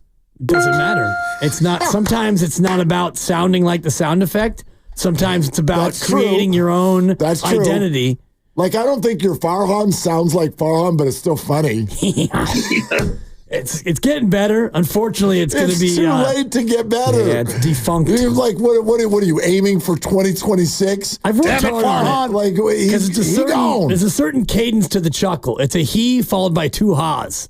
Yeah. There you go. Too late. It's not a ha. Whatever. It's a huh. Yeah. Again, too late. It's too late. But unfortunately, like, your Bochy still works because he's still managing. Right. Well, him and the champion. Yeah. So, I say he's an idiot. It's eternal. Different. So, we're Hall of Fame. Nothing touches my Andrew Wiggins. That's all I'm going to say. And I'll save it for later in the year. Please. Because it's a special occasion. Well, I tell you what. Can we spend a minute on Wiggs? Let's do it. Are you excited? Very. Did that do some things to people? I'm starting to tingle. He scored 20 points. In a game? Right. Wow. I mean, there weren't actual basketball players defending him. That's fair. They're Blazers, but still. I mean, look, all of these things, and this is what we do when we're sports fans, you get small samples in large doses. It's just a long running period of small samples. That's what we get. And we are of the smallest of samples right now. But I do think, outside of everybody's favorite new character, Buddy Buckets, when we started talking yesterday about who are you most interested to see, a lot of the answers were Wiggins and Kaminga. And you get it. Like, if you're a real Warrior fan, you're understanding the intricacies of what they do as a team, what those two individuals do. Can they do it together? Can they not do it together? And the undertones, the backdrop. Andrew and his family and his disappearances. Jonathan and his contract that he's chasing. There's a little mini reality show happening within the Warriors just with those two players. And the first episode of everyone's favorite mini reality show went to Wiggins. Right. Like, decisively. Yeah, and I said it yesterday that I'm excited about Andrew Wiggins this year, and you said that you weren't going to get excited because it's been too many times, too many years of, you start to get expectations and hopes, and then Andrew just kind of does what Andrew does a lot, which is 4 of 9 from the floor and 12 points and no real impact. But I thought last night was a good step toward the Wiggins that they need. And if Wiggins does that, granted, 8 for 15 is great from a percentage standpoint, but I'm focused more on the 15 mark. He led the team in FGUs, field goal attempts, which is a good thing. That means he's assertive. Yes. He's looking to score. He took 7 threes, which is something that Steve Kerr has said. He wants everyone to shoot more threes, maybe not Kavan or TJD, but you get the point. And so he took 7 threes. He took as many threes as the chef, and he made more than the chef. Yep. That for me is a good sign that he's going to be assertive. Oh, you lost your prize picks, didn't you? Yes, but I lost. I had already lost an earlier one. I was on the LaMelo Ball points, rebounds, assists under, and he went off. LaMelo Ball? I just threw him in there. It's prize picks. I get it. I know exactly how it works. Shout out Lonzo Ball. LaMelo Ball. Like that of I all thought that the he would have a people. quiet game. I didn't expect him to go off. He nearly had a 30-point triple-double. That's true. So I lost two of my 3 legs on my prize picks. That is an epic disaster of a pick. Well, what's cool is, and I don't want to get too into Guru's live read, Why but not? they do a special promotion early in season, so it was a $10 thing, and you get your $10 back. Okay. Oh, okay. So you So got a it was a freebie. free play. It was a free. Cash me out one They also have time. those little, Cash me back one time. They have those little the teaser individuals where you're like Steph over a half a point. Correct. Right? You ever throw those in there? Yeah, I threw in Anthony Edwards last night over a half a point. And that was the only one you got? Perhaps. Hashtag fade the Denver. And you know what? And the thing about going, and Steph's was 4.5 threes over under. Right, and he hit 3. Well, the reason why he hit 3 is because Portland, you stink. And he didn't have to play anymore. He sat the last 16 minutes of the game. He had every ability to hit 5. He just missed him. Well, 3 for 7. It's not bad. In a normal game, he probably would have gone 5 for 11 or 6 for 14, but he didn't need to play anymore. And that's where I get it. When they got up 27, I thought, oh boy. But I'd already lost the ball once, so whatever. Let's go to you win some and you lose the most. Let's especially when you're dibbers. Okay. Let's go to Gary in Palo Alto. Hi, Gary. What are you doing? What's going on, guys? Thanks for having me. Yeah, thanks for calling. Okay, I want to make 2 points. People are just getting way too happy too early about Buddy Hield. Buddy is great. Don't get me wrong. I think he will be great on the offensive end, but if you know basketball, his problem is his defense. And when playoff time comes, there's going to be the same people who will talk trash about Buddy that he cannot play defense. Now, I pray that he will change by playing some good, solid defense this season. My second point. Oh, go ahead, Gary. Sure. Go ahead. No, go ahead. My final point is just that people just need to stop disrespecting Klay Thompson like that. I know he didn't have too good. The last 2 seasons wasn't great, but he won 4 with us. Gary, can you highlight that? Can you highlight that? What's the disrespect? Who did it? What'd they say? The disrespect. Just like what we were saying earlier in the show, people talking about him, the people that were texting and saying he's not great at, he was hunting the shots and all that, and those are all valid points. But if you look at the bigger picture, don't talk about him like that. Well, please. Okay, but Gary, if they're valid points, then they're valid points. And that's what I really think there's so much room for a compartmentalization here. Gary, thank you. We're all going to compartmentalize this. I love Klay Thompson. I am so grateful for everything he achieved in a Warrior uniform. I had hoped that he would only wear a Warrior uniform. Goodness, you know this. I don't know if all of our listeners know this. Like, I used to host a radio show with his dad. Right. Like, this was personal on some level for me at times. Okay? But, like, I can feel that way and look forward to a statue someday and a Hall of Fame speech and look forward to the night he returns and celebrate all of that. And at the same time, I think I can be sort of like glad that he's not on the team anymore because the last 2 years were not a good experience and they don't lead to good things for Warrior basketball. And I'm a fan of good things for Warrior basketball. And it's okay to feel a certain way about a legend and then have time pass and remember them for only the good things. And listening to you and the caller had me thinking about Tim Lincecum when he got through 2014 and he wasn't great that year, but they won it all.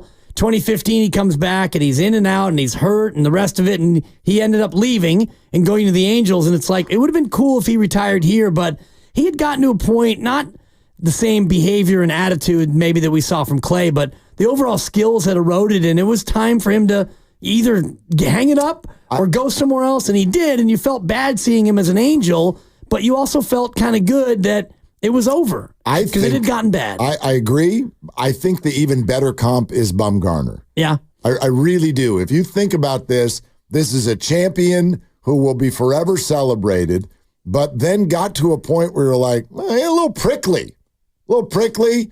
And then on the way out the door, kind of was like, yeah, I left because I'm kind of mad at the organization, as it turns out. And I needed a fresh start. And in the moment, fans were like, I don't like this. Stupid Farhan, why didn't you make him an offer? And then, like 4 days later, you watched him pitch. Yeah. And you're like, oh, God, he's done. He's mad, and he's done. 15 and 42 after he walked out the door. So there you go. With an ERA of 5.23. He was done. And Klay might be also, certainly being the player that we knew him to be before. I don't think that that's a stretch at all.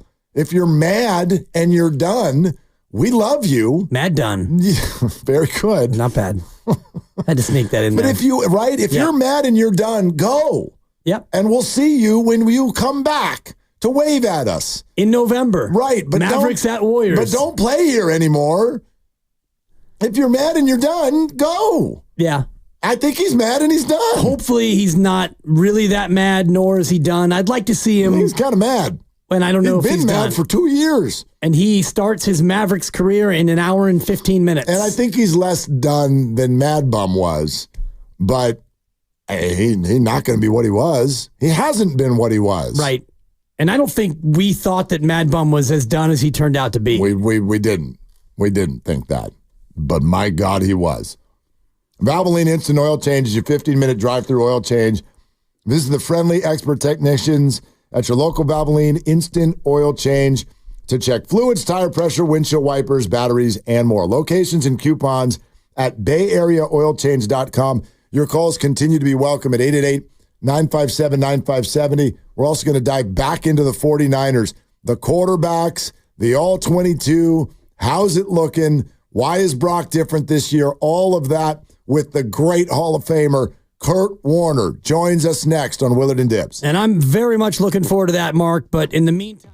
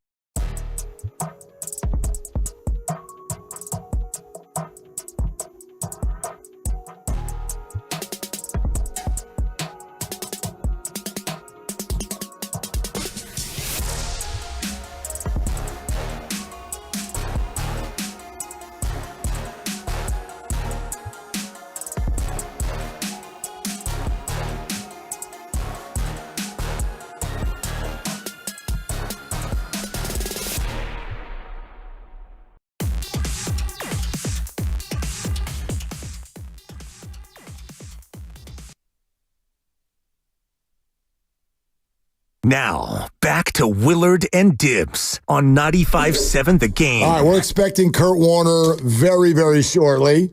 888-957-9570 is the number. We can keep talking Dubs until Kurt is ready to go. This is kind of fun.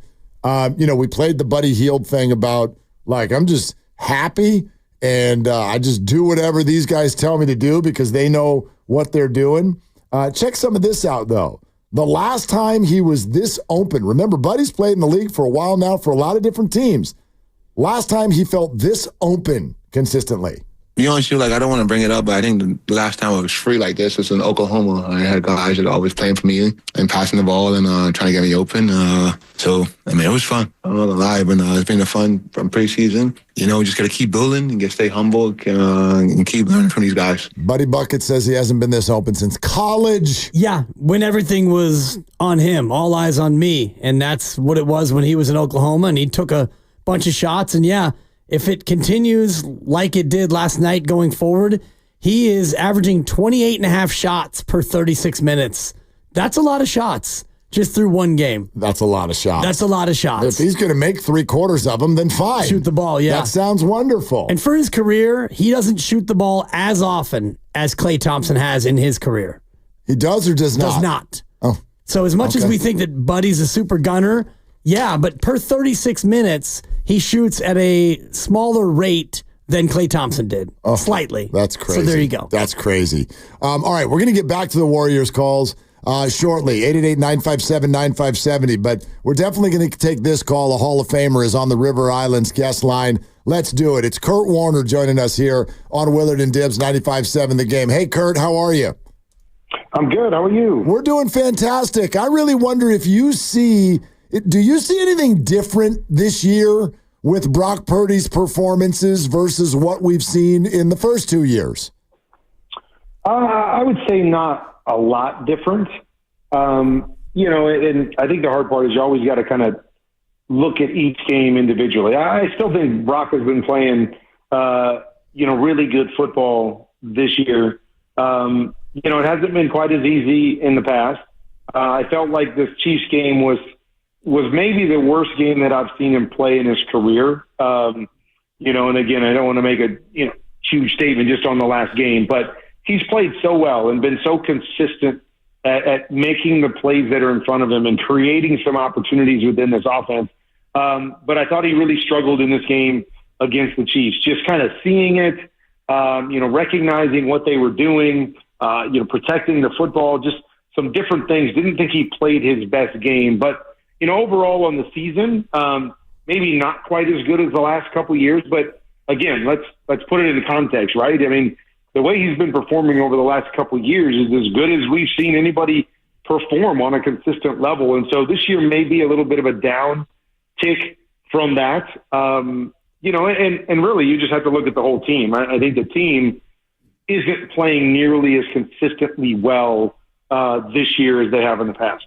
And part of that is no McCaffrey all year, and now Ayuk is gone with the terrible knee injury as well. I wonder, Kurt, if when you watch the Niners, if you aren't seeing defenses come up with a plan against not only Brock Purdy, but Shanahan with playing press man and putting a lot more pressure on this offense.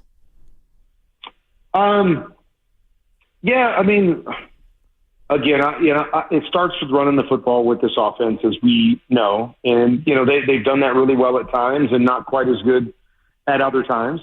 But yeah, as I've said, it just hasn't been quite as easy. They haven't had as many, short throws, go for big plays. They haven't had as many big play touchdowns, which to me always makes offense harder. When you have to play 10 and 12 plays without making a mistake, without missing a throw, without having a holding penalty, that's much different than when you make big chunk plays all the time. And what we've seen from this 49ers team and really Brock Purdy over the last couple of years is he's made a lot of big plays every game. And this team and this offense clicks when they make big plays and they can shorten the field, in terms of, plays that they have to make. When you have to go the long distance, most offenses in this league struggle to be able to do that and then put 7 points on the board at the end. And so I don't know if you can pin it on any one thing, but But that to me is something that's really stood out, is that they just haven't been getting as many of those chunk plays and big plays. Brandon Ayuk hasn't had many of those. I can't think of very many when Debo's caught the short little quick screen and gone for big plays. Even the run game's been good, but we haven't seen as many of those breakout big runs that we were accustomed to a year ago from Christian McCaffrey. So I think that's helped, That's caused a little bit of the stoppage of the offense, is that they have to be more methodical and more detail-oriented, and everybody's got to play, a little bit more on their P's and Q's to make the plays when there is tighter coverage, or when those big plays aren't there, and when they have to play 10 and 12 plays to put points on the board, and they just haven't been as efficient this year. Kurt Warner with us on Willard and Dibs. Kurt, I've been dying to ask you this because you get it. In the age of social media, if you want to be a $60 million quarterback, then there are never any excuses. And if your team has injuries, you still need to be amazing. So I wanted to ask you this. If you went into a football game and there was no Marshall Faulk and there was no Isaac Bruce and there was no Torrey Holt, how do you think it would affect your performance? I'd probably come down with some kind of arm injury or something. It's always going to affect your performance. And again, a lot of it really depends on, I always looked at it like, if a team was going to play me in zone coverage, then I didn't care who was out there. If they were playing zone coverage, then it would fall on me to make the right decision, throw it to the guy. And of course they got to make the plays on the other end. But it's being in the right place when you're supposed to be there. And I think there's a lot of guys that you can get to do that. And so you feel like you can still play at a high level when that's the case. If a team's going to come out against you and challenge you physically, in terms of like play man to man, and can your guys separate, then to me it would fall to two things. A, can my guys win in those situations? It's probably going to be a little bit more of a struggle than it is with Isaac and Torrey and Marshall and Larry Fitzgerald and those guys. But then you have to create more for those guys. You've got to get into some stacks and bunches and put them in situations where they're not going to get pressed.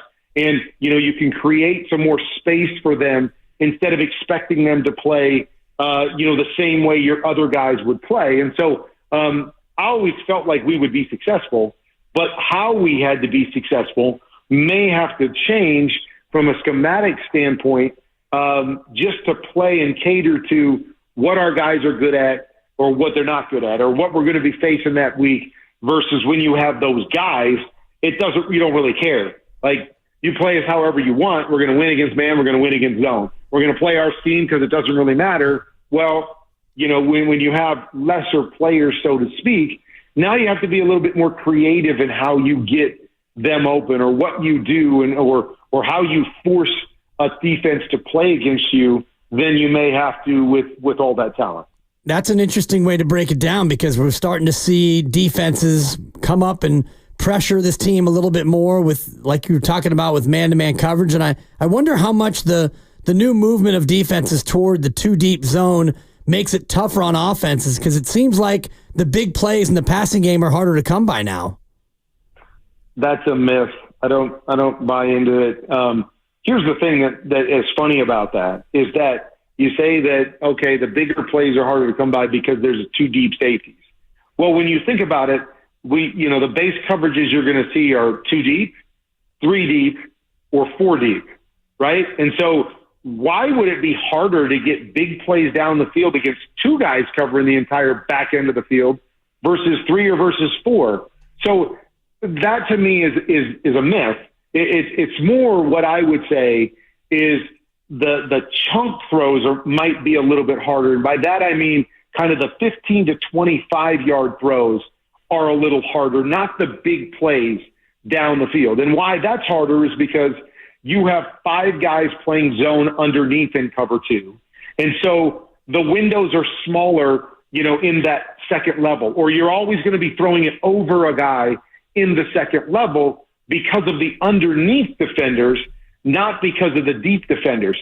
If you can protect, there's only 2 guys on the back end of the field. Like, I can exploit that all day long if you give me the time. And so that's, I think, the myth that's going on out there. But yeah, you have to be a little more precise on those chunk second-level throws when you're playing against cover two, because you're going to have to throw it over a guy. You're going to have to layer it.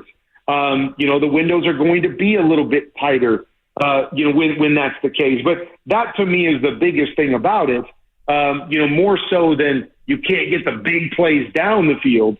It's, the consistency of the chunk plays there. You better be really good. Like when I played back with Rams, we saw cover two all the time. We saw teams that wanted to jam our guys at the line of scrimmage. That's another thing that can factor in, right? You've got corners that are up at the line of scrimmage that can jam your receivers to slow them down the field. So you got to be a little more creative in getting your guys.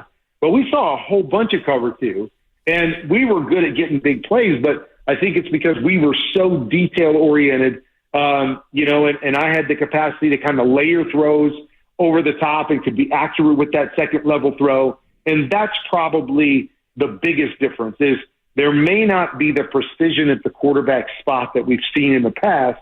And so without that precision, those chunk throws are going to be harder to come by, not the deep throws. So just to kind of clear that up, that, hey, it's harder to get big plays, against cover two, I don't agree with that. But it might be harder to get, those second-level 25-yard throws on a consistent basis because of the precision of quarterbacks and offenses right now. Kurt, I have a specific reason for asking this, which I'll reveal in a moment. But as a quarterback, if you could have basically a great teammate at a specific position to help you do what you do, what would that position be? Or if you want to put it on the other side of the ball on defense, you could do that too.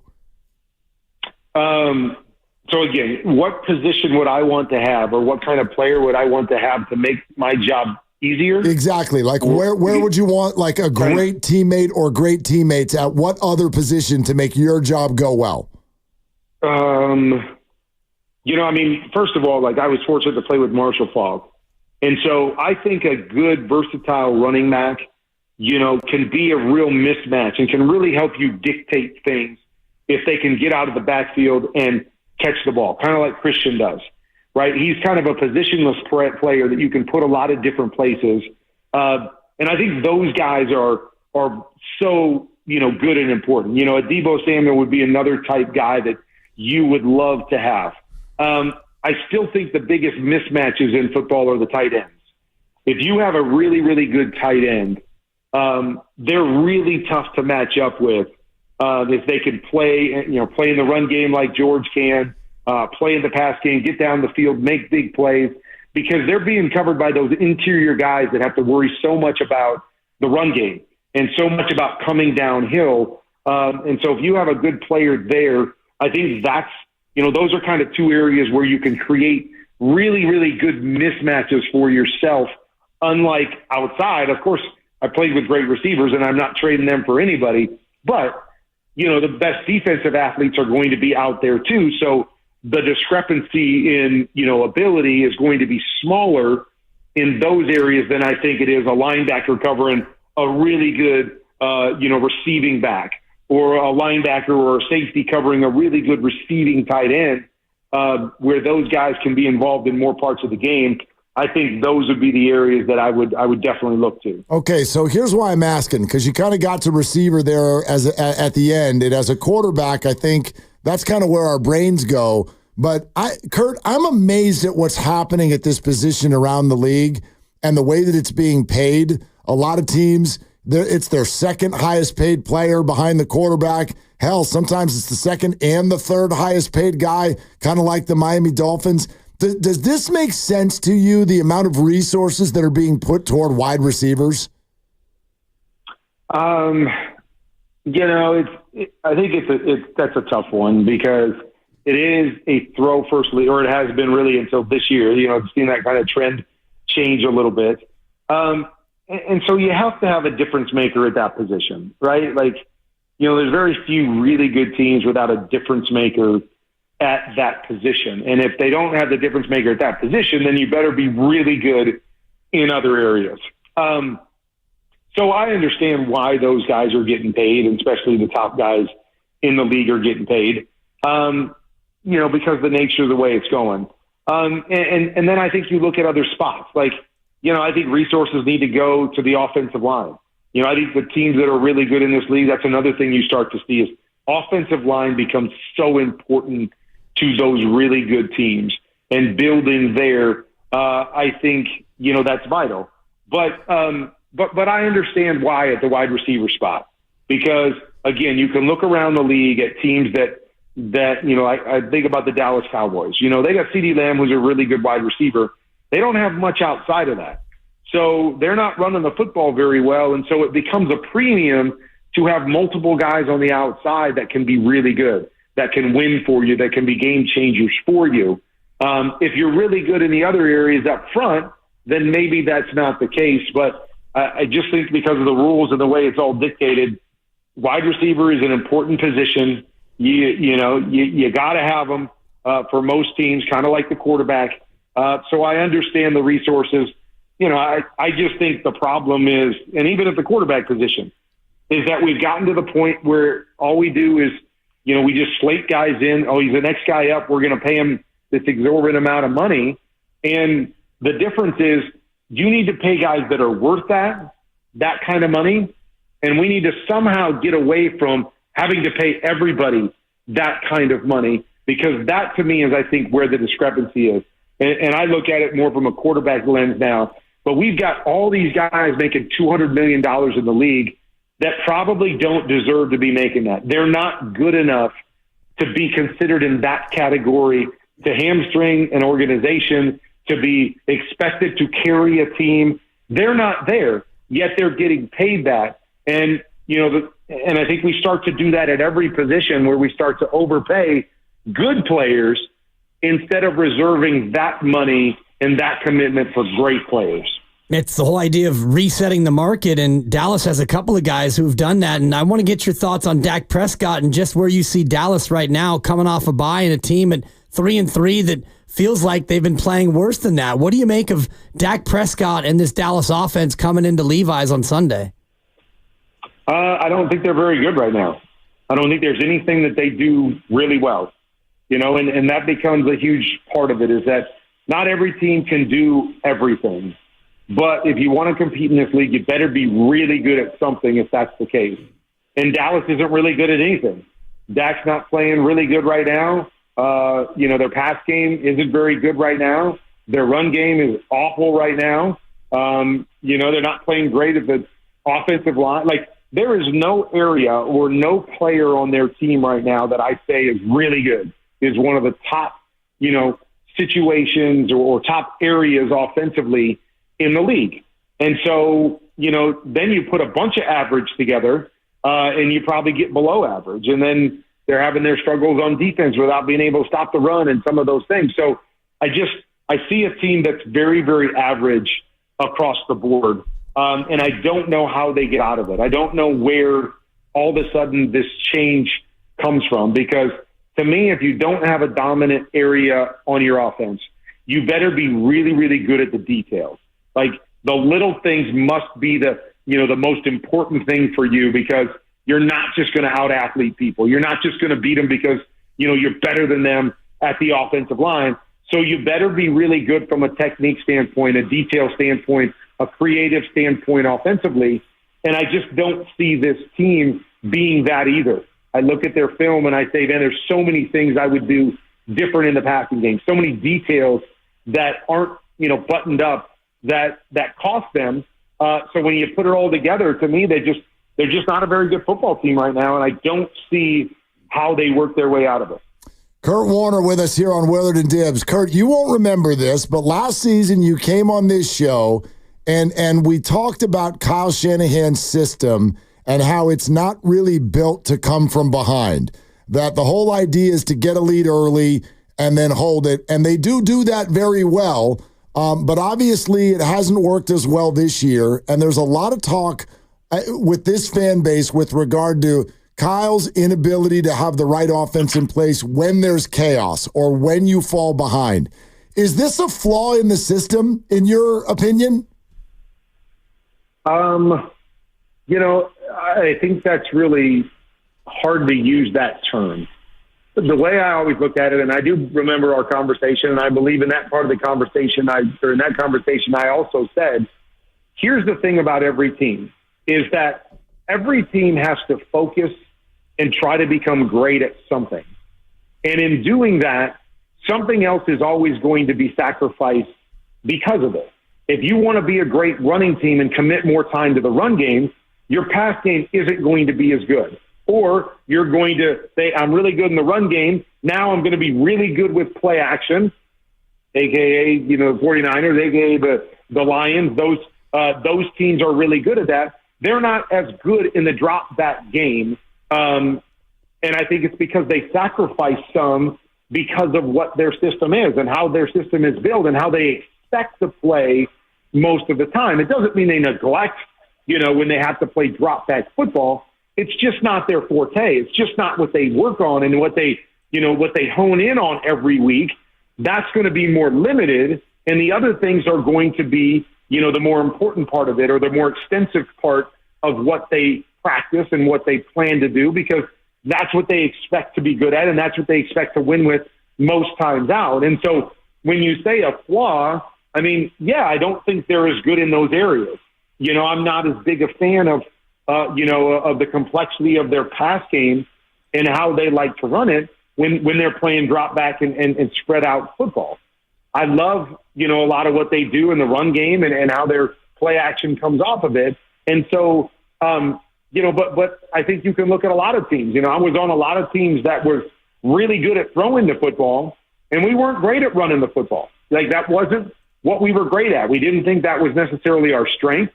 We could suffice. We could run the ball at times. We could have good games running the ball, but it wasn't what we were great at. And it was, because we chose based on our personnel or based on the scheme that we thought we could have success with, hey, we're going to be a 3 and 4 wide receiver team. That's how we're going to win. That's the strength of our team. Let's be great at that. And then let's hope we're good enough at the others that when we have to do them, we can be functional and we can be good enough to win. And so I don't know if it's a flaw because I don't know how many teams are out there that are good at everything, that are great in every facet. So it's like, hey, pick your poison. What do we want to do today? What's the dictate? Oh, we got to come from behind. No problem. We're great at that. Oh, we're up by 10, so we're going to have to pound the football and run it. Oh, we're great at that. Like, there's not many teams that are good like that. And so it's figuring out what your team is or what your scheme is or building your team around your scheme and saying, this is how we're going to win most of the time. And then when we get into those 2 or 3 games where we have to do it a different way, let's hope we have the personnel. Let's hope we're good enough in that facet to get it done, maybe 1, maybe 2 of those 3 times. But we know that's probably not where we're going to hang our hat. And we're going to understand that going in and hope we don't play in a majority of our games that play against our strength. I think that's a phenomenal answer. Yeah, that makes a whole lot of sense. Kurt, it's always great to have you. Thank you so much. You got it. Good to talk to you guys. Okay, there he is, the Hall of Famer Kurt Warner. I think we'd like to react to that. You also threw out an interesting question about the Cowboy-Niner game earlier today that we can toss around. 888-957-9570 in terms of who needs this game more between the 49ers and the Cowboys. I'd like to get into that a little bit. Oh, and there is developing news on the injury report from Kyle Shanahan that you need to know. So we'll do all of that coming up next on Willard and Dibs. The following is an attorney advertisement. If you get sidelined by a workplace injury,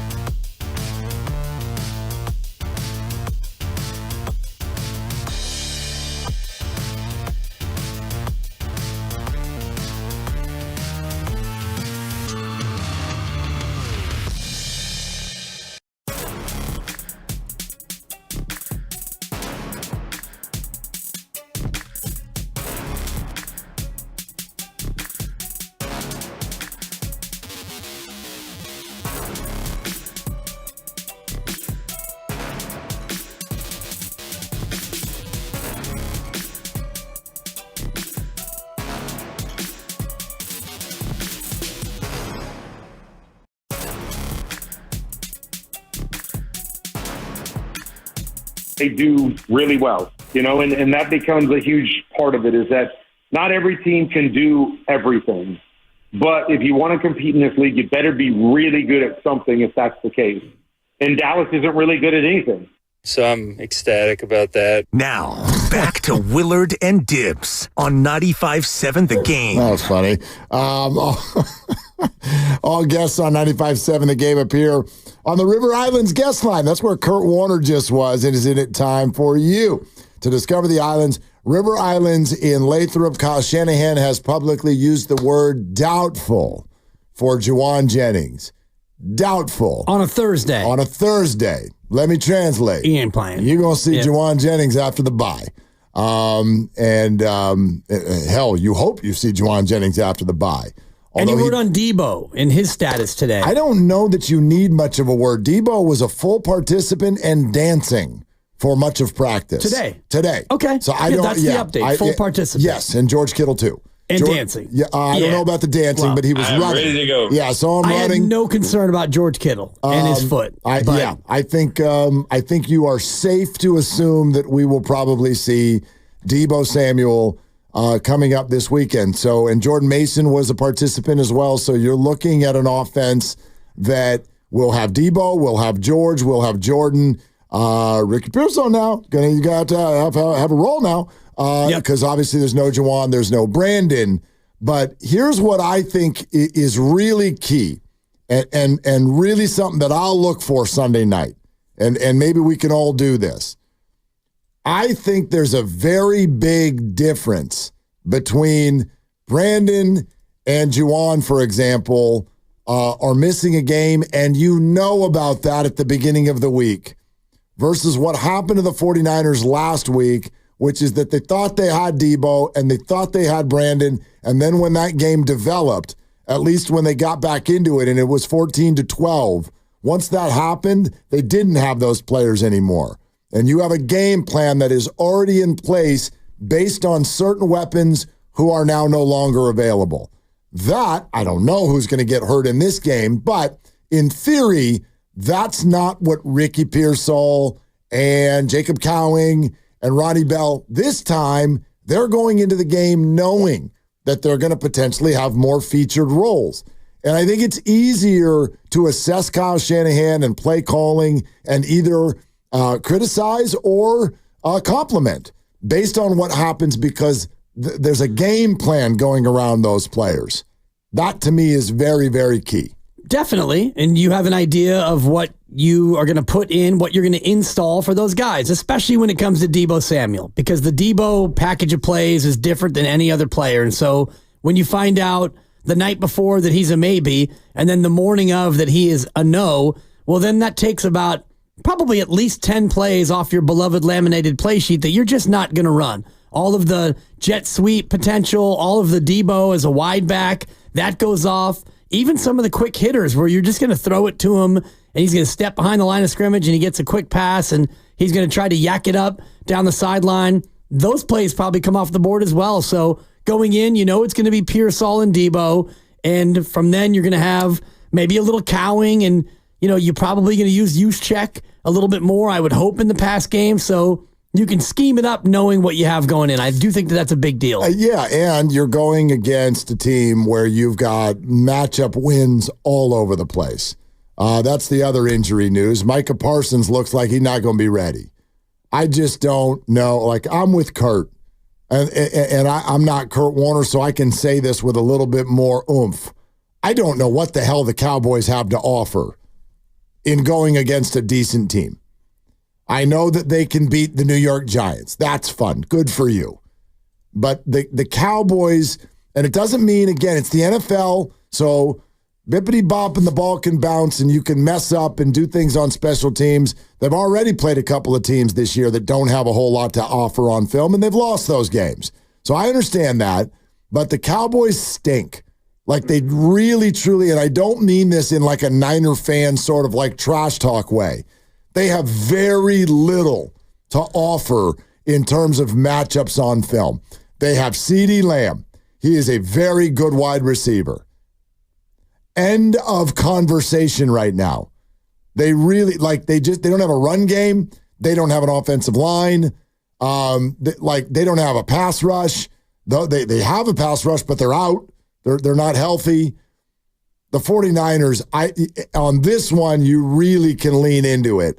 I don't care who the personnel is for the Niners in terms of weaponry on offense, unless everybody who's supposed to be in there gets hurt in the game. But even if it's the Niners should absolutely win this football game. Yeah, and unfortunately, there are 3 phases. And Dallas is coming off a bye, which is a definite big advantage. I agree with you talent-wise. And the thing that has really hurt the Niners this year defensively has been the ground game, running backs, especially in the second half. James Conner, Kyron Williams, last week, Kareem Hunt. Dallas is averaging 3.5 a carry, 32nd in the National Football League. And their offensive line doesn't create holes, and their running back, is it Dowdle, I think? Rico Dowdle. Yeah, good little player. But Zeke comes in for some old man strength every now and again. They're awful. They can't run the ball. Yeah. And the passing attack, they're already down another tight end, and you've got CeeDee Lamb, who can do a lot, but you would hope that the 49ers are just going to bracket him across the field and make somebody else come out there and beat you. I think it's the backup tight end who's going to be out. No, you scared me because I got Jake Ferguson. Ferguson's in one of the fantasy leagues. The backup, I believe, is going to be out. Got it. You don't have a lot of help for CeeDee Lamb in the pass game, and your offensive line's been suspect. So yes, this should be a game where the Niners D can feast. But the biggest concern, and it's a concern every week, but it's even bigger this week, is the special teams gap between these two teams is profound. It's fair. So if the Niners are going to lose this game, it would be via the special teams. That Dallas has an elite punter. The Niners are, I think, 30th in net punting yards themselves. The Niners are on their 3rd kicker, and Dallas has the best kicker in football. And Dallas has a very good kickoff returner who will take it 8 yards deep and look to hit you for a big one. So that, for me, is going to be the biggest hold-your-breath time in this Sunday night game. That's fair. That's absolutely fair. That phase of the game, the Cowboys are much better than the Niners so far. All right, I have a little pet project that I want to run by you. All right. So first, how would you answer your own question? Who needs this football game more this weekend? I think that Dallas needs it more. If the 49ers were to lose, and I always think about it in the negative, like the what if. Yeah, if the 49ers lose and Seattle beats Buffalo, which I think is a bit of a stretch, but let's just play the worst case scenario. They're allowed to beat Buffalo. It's in Seattle, isn't it? Yeah. Okay. But that's a maybe. It's a maybe. But if that happens, then you would be 2 games behind Seattle, and you have the tiebreaker over Seattle. But when you do play Seattle, they're going to be coming off their bye. So for me, the Seattle game looms as more difficult than the first one. But at 3-5, you're still not out of it by any stretch in the West. If Dallas were to lose and they fall to 3-4, I do think that they start to look up at Washington, who's coming back to earth. They got a quarterback injury. Hopefully he's going to be better this Sunday. Yeah, he did not practice again. Philadelphia is a team that maybe isn't as good as we're used to, but they don't have a first-place schedule, and they look like they're going to be a 10-win team by hook or by crook. So for me, and your Dallas coming off a bye, and you lose this one, I think Dallas is in a worse spot than if the Niners lose and fall to 3-5. It feels pretty similar to me. Like, I think we're splitting hairs a little bit. I think they both really, really need the game. And so here's my pet project. I just want to run this by you. Don't get mad. Dibs. You can say it, but it'll ruin your credibility a little bit. I'm not going to say it. No, I'm not. I'm going to ask you a question. Are you open to hearing the phrase must win and not taking it in a sort of like black and white mathematical term? Am I open to it? Yes. I mean, sure. Like you hate the term so much. I don't hate the term. I hate the misuse of the term. Well, but I know, and that's what I'm asking you about. Because I know what you mean by must win, and I know how Kyle Shanahan answered this last week. And obviously, until you're eliminated, nothing is a must win. However, from an emotional standpoint, from a likelihood standpoint, is your season going to go to a good place if you lose this game? I'd argue probably not. That's surprising to hear. It does not mean must. It does not mean you're out of it. It's not surprising to hear. Their schedule, you've detailed this, in the second half of the year, is a minefield filled with teams who are good, and you're on the road, and they are more rested. But you've been 3-5 before, and you've made it to the NFC Championship game. That's all I hear. And that year's not this year. And that year also, you came down to 3 minutes left to go in a game, and you almost missed the playoffs. That was a must-win. Yes, and it was razor thin. So, yes, it doesn't mean if they lose this game that they can't win the division, but I would argue if they lose this game, the likelihood of their season being a bad one goes way up. It's really high. This is a crappy football team. This would be yet another. This would be a Rams or a Cardinals, if you ask me, if you go lose this football game. And the likelihood of having a good season is really bad if you lose. So, no. Yeah, I disagree with that and part that's of fine. it. Yeah. That's fine. But if I feel that way, can I borrow must win? And you understand that I don't mean that in a mathematical way. Sure, they're still alive if they lose. But damn, I think they've got to have this game. That's a big game, sure. And it's bigger than the Kansas City game. And I said it before the Kansas City game because this is a conference game. And if you lose a conference game, the tiebreaker when it comes to the wild card is head-to-head, and then it's conference record. So if your conference record stinks, then you're not going to win tiebreakers if it comes down to a wild card situation. So to that extent, yes, it's a big game. I don't think it's a must-win because your division, no one's going to run away with this division. I don't believe it. I don't think that anyone's going to win 11. So if you go to 3-5 and you still have the Rams, Arizona, and Seattle remaining, and you do, those are games that you should win. Those are all should wins. You're favored in every game, for God's sakes. Well, I don't even know if that's true anymore. And by the way, if you are saying that if you lose this game, you still need to get to 10 wins, you're assuming that it's like sort of likely that the Niners can go 7-2 down the stretch with road trips to Green Bay, Buffalo, Detroit is coming to town. Yeah. Like, my God, you even said the rest advantage for Seattle. Like, it's going to be hard. And to think that what we're looking at right now, even if Christian comes back, that you can snap your fingers and believe that 7-2 is, sure, it's possible, but is it likely? I'd argue no. I would argue no, and that's why I wonder if you would, kind of allow for the idea that you're right mathematically, it's not a must-win, but I kind of think they must win. Yeah, you can think that. They really must win this game. Right, and I don't believe that would be the words that I would choose, but you get to choose whatever words you want. I just didn't want to upset you. It doesn't upset me. Well, I don't want you to get all sent off into some sort of emotional tailspin. I'm going to pretend that I'm Tom and Ellen right now. Oh. I'm not mad. I'm just disappointed. Okay. I'm not mad at you for using that word. I don't know that they've ever said that to me. Even when you threw a party and you hid in your room and called the cops on your own party? I don't think they know about that.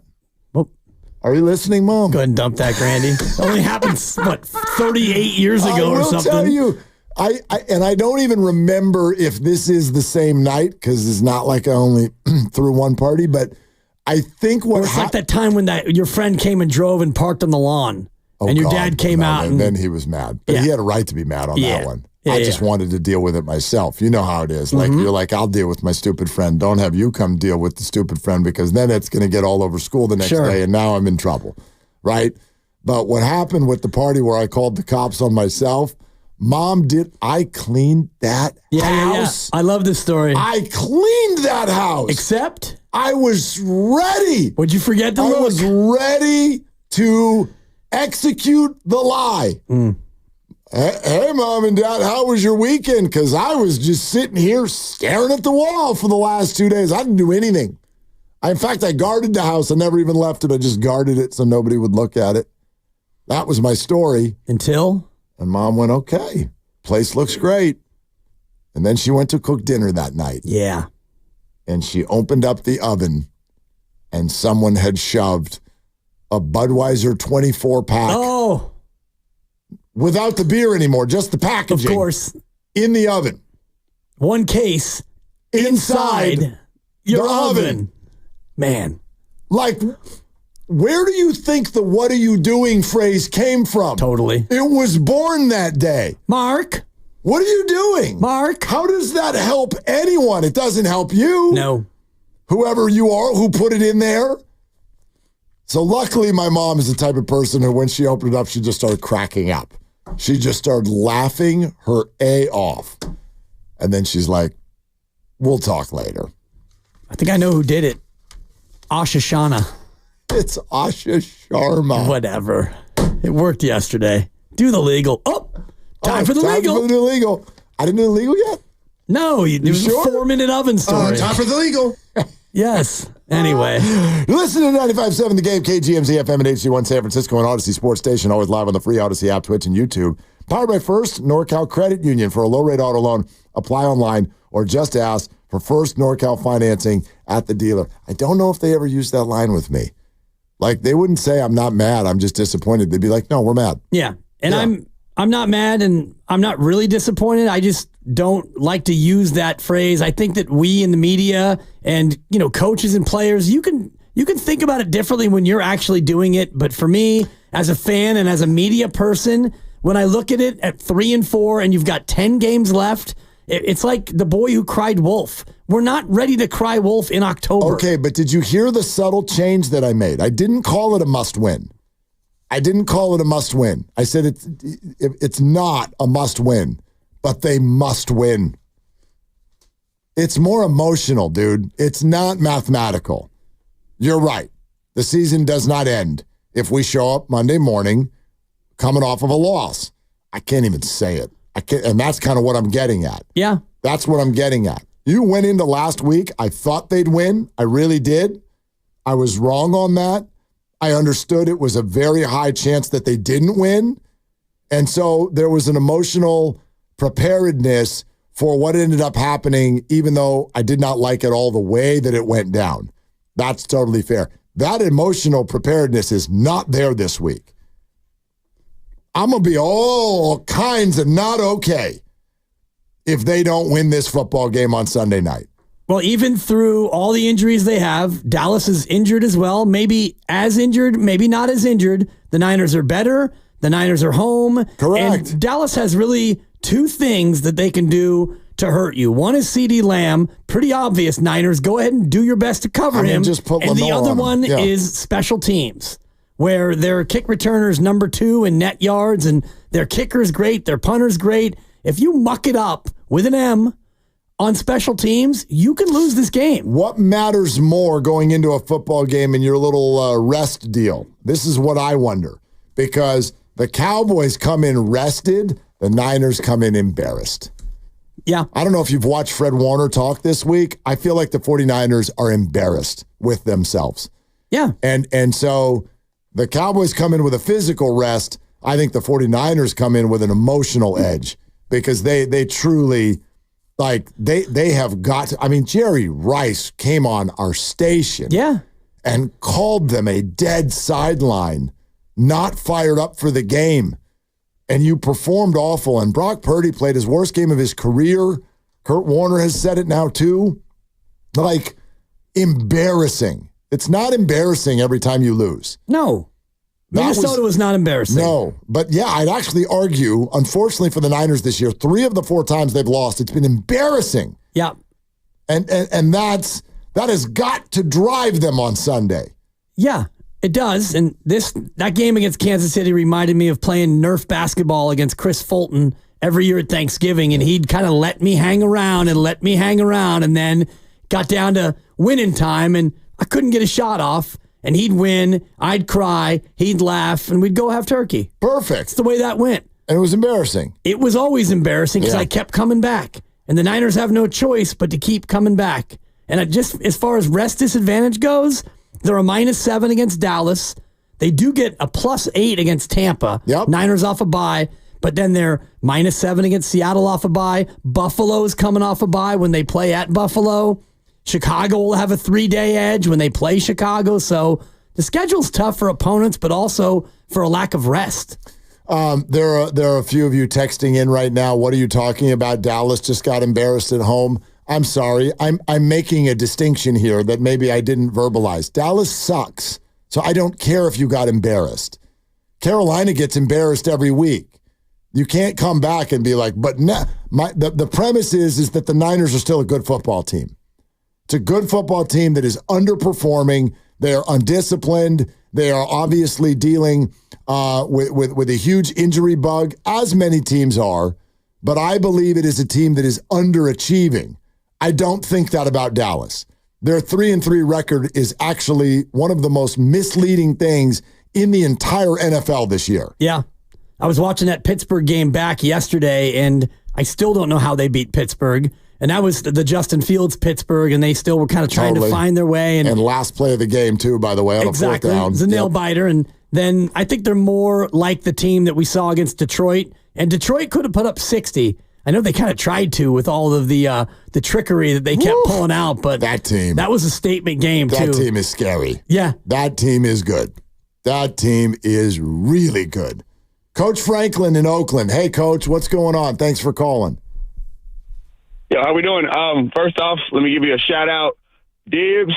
You the smartest man that I done heard on the radio. I listen to you guys every day. Willard, you are the happiest father that I've ever spoken to. Oh, I'm gonna take that as a compliment, Coach. Thank you. I do. I got 3, and they're the whole damn world. Hey, I'm a newly grandpa, so 38-year-old grandpa. So what? Hey, I was gonna say your voice does not sound like you can. What? 38-year-old grandpa? Yeah, 38-year-old grandpa. Got some people doing work out here. Yeah. All right, Coach. What's up? All right. So what I wanted to talk about was mainly when I heard Kurt Warner say, first of all, when he said hope, I'll get to that hope part as a coach, but. When we were talking about what do we need, it's what do we have all the other years before was a better second half. We don't adapt anymore. There's no adaptation. He does not learn. He doesn't adapt it to anything at all. Like if my arm, when I broke my wrist, I couldn't tie my shoe. But do you think I walked out of the house every day with with Crocs on? I adapted. I figured out a way to do it. Secondly, hold on, Coach. Hold on, Coach. You had me at Crocs. Coach, I want to ask you about that. Do you not feel like there's been a history of mid-season Kyle Shanahan adjustments when a season's not going well? Do you think it's been true every year or just this year?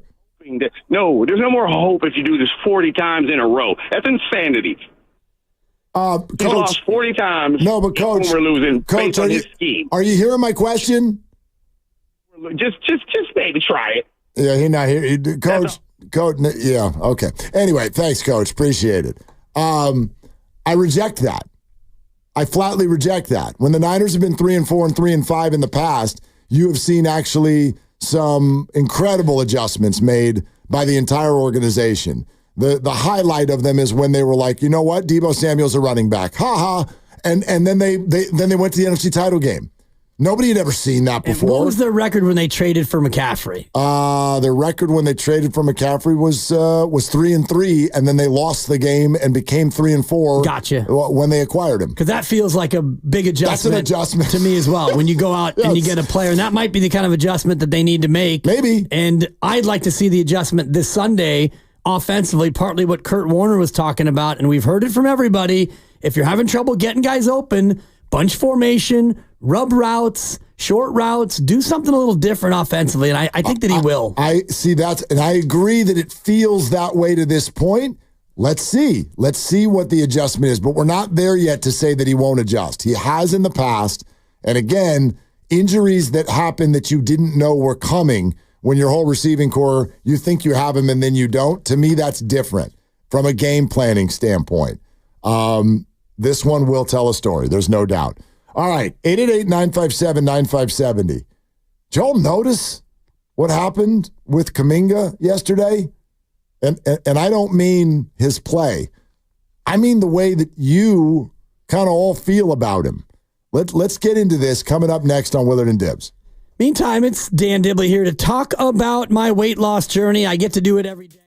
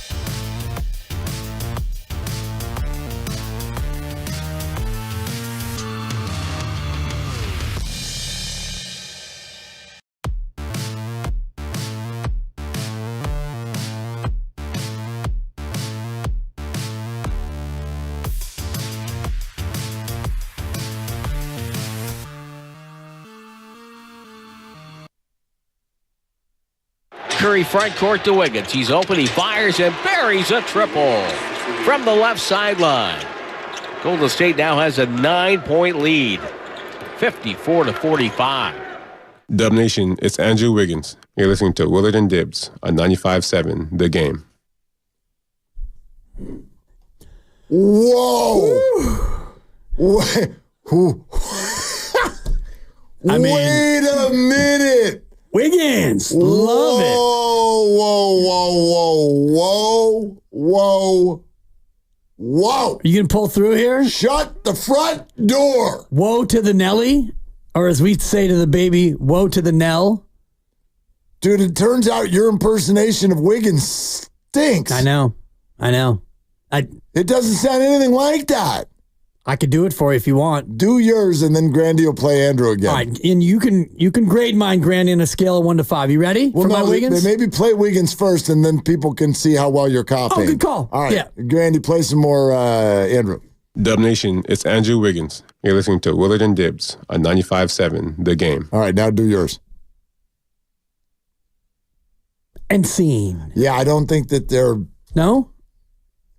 My Wiggins is... It's not terrible. You're listening to Willard and Dibs.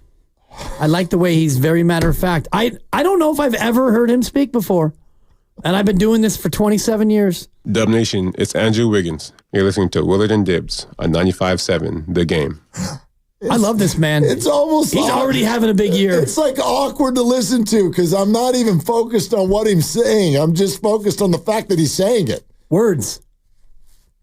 What? Can I take you guys a little bit behind the scenes? Absolutely. So as you know, and all you loyal listeners out there know, a lot of Warrior players have said both Dibs, your picks stink, and Dibs, I like your picks. There's a couple who didn't do that at all. Andrew Wiggins is one of them. Right. I bet. I don't know what a Dibs is, and I don't know what his picks are. I'm not sure if he just simply refused or what, but he did not do it. Which option do you want? And he's like, whichever one is over the fastest. Exactly. I don't know what the hell a Dibs is, so how am I going to talk about his picks? I pick no Dibs. Right. At all. Well, Andrew, I got your back this year. It's clean slate Dibs. And just for the record, I was on getting my hopes up for Wiggs, and so far through one game. So far, so good. So far, so great for Andrew Wiggins. Well, so here's what's weird. I got a weird sort of a vibe coming out of yesterday, and not so much yesterday, actually today. And at the risk of like being affected by only a few people that are a small sample, some of whom are named Mark Grandy and Lucas Alexander, the director of sports at 95.7 The Game, I think. I don't even really, he's kind of like Wiggins. I don't even know where he is or when he's coming back. But he's sort of like, the idea of him is out there. He might get Wally pipped by Steven Risotto. I'm fine with that. Anyway. Risotto's on that pip tip. He's doing great. Anyway. So here's the Jonathan Kaminga. I don't know what the word is. It's too cliched to be like the hate. Slander. It's slander. The concerns, the slander, the pointing to characteristics that are bad. Like he doesn't shoot it and he doesn't understand the game the way that you want him to, the way the other players all did. All of this stuff came pouring out. And then I'm listening to Steiny and Goo, and the callers are saying it. They're like, he's never going to get it. Right. He's never, like the light bulb is just not going to come on. And I'm like, all right, they won by, how many points they win by? 114? What? Something like 35. 35. They won by 35 points. Nobody had great stats because nobody played that long. Buckets, yeah. Buddy buckets, whatever, Andrew, like nice, but nobody like, wow, he busted. No, nobody did that. And it's one basketball game. So here's what it sort of felt like to me. Many of you, not all of you, many of you had underlying negative feelings about Jonathan Kaminga before the season started, and you didn't tell anyone. You've all been hiding. You've all been, no, he's going to be a super. He's a future superstar, and he flies. Free Kaminga. Steve Kerr hates young people. Damn it, let him cook. Why is Steve holding the good man? That's all I've heard for a year and a half. And then we get to last night. And the overwhelming he's never going to get it. Right. The light bulb is just not going to come on. So that's the guy to move on from. Really? After one night, you're telling me that now you want to keep Andrew Wiggins and move on after a year of somebody give Wiggins away for a song, for a pair of shoes. That's what this fan base. I was in that camp. And then today, am I wrong? Is it a mischaracterization sensation?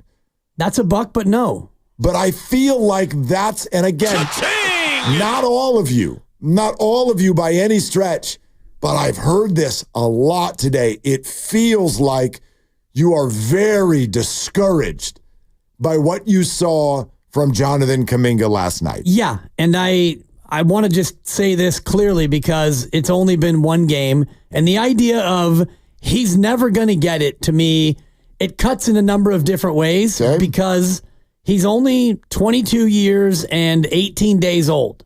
So this is a man who just turned 22 and a guy who did not play college basketball. He went right into the G League. I think he played for G League Ignite as an 18-year-old, which is not necessarily a structure where you're going to learn a lot of fundamentals and you're not going to learn a lot of team basketball. It's mostly players who are trying to get seen and trying to get drafted, which he did.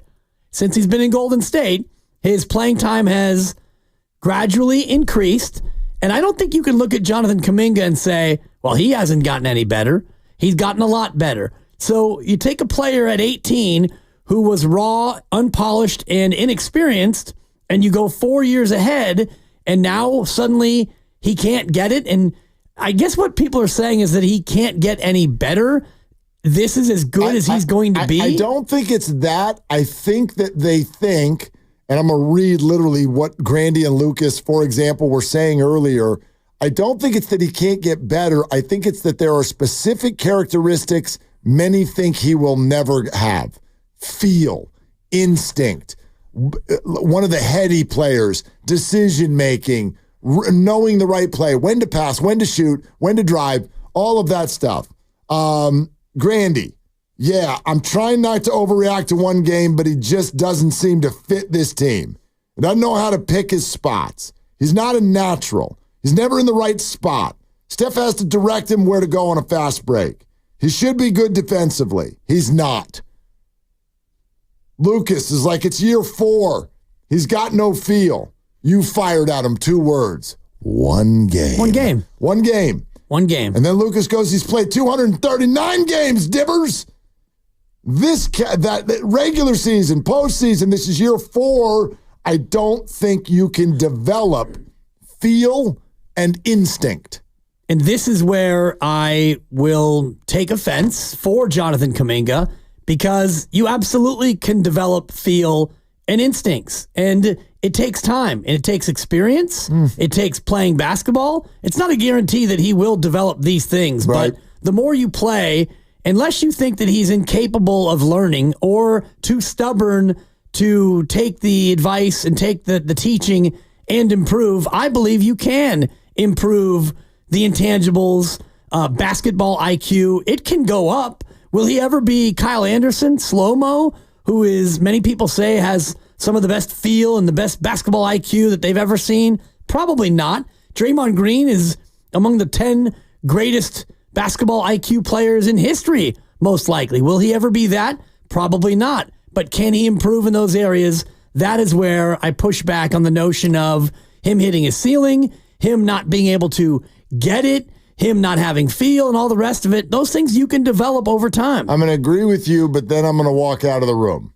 Not actually, because you can't hear us from out there. Right. I think in a general sense, instincts and feel are something that can get better over time. I will also say that I think with how long he has now been playing, they should be further along. And I would argue that if you're going to make me guess as to whether or not it's ever going to be where it really needs to be. Because, again, we're not talking about being serviceable. We're talking about over $200 million. Yeah. Oh, yeah. So we're not, again, understand where I'm coming from. I'm not here to tell you JK stinks. I'm not here to tell you that he can't be a rotation guy, can't be a starter, can't be a good player. I'm not here to tell you any of that.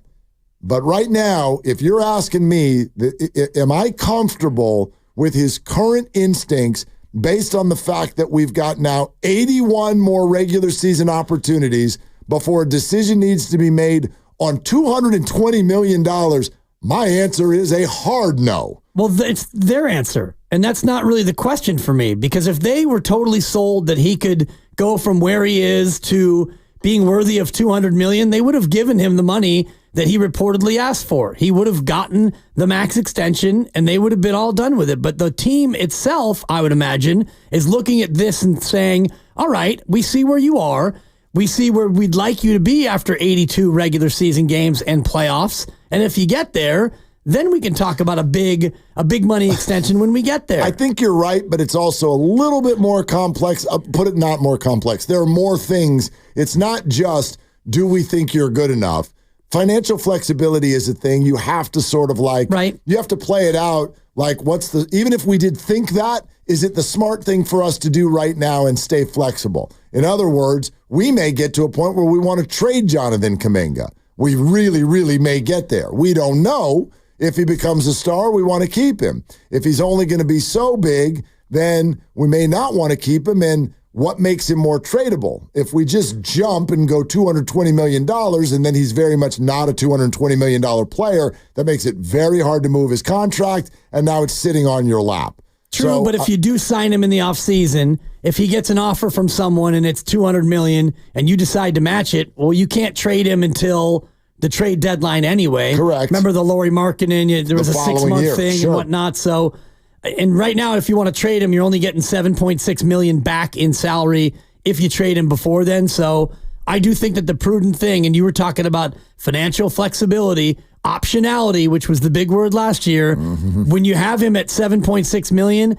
it's a show me. And if he does develop more instincts, more defense, more off the ball, spatial awareness, and still averages 17 a game, well, then he's in a spot where he'll probably get the bag. Yeah.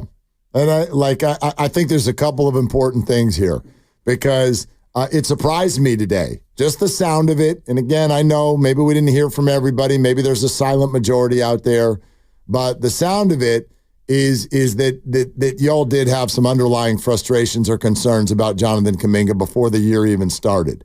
And you can get distracted by the fancy stuff. And we do. It's basketball and it's entertainment. So when you fly and you dunk, we're like, you're good. But if you want to push that conversation a little further and go, well, if you're going to have a major max type investment from a team, you've got to show more than just the fancy stuff. You're going to have to, you know what I mean? It's like the fancy ring, you put it on the finger. Now you got to go do the marriage. Yes. Right? And that takes work and understanding and all of those things. And I do think he is coming up short on that end right now. Has been his whole career.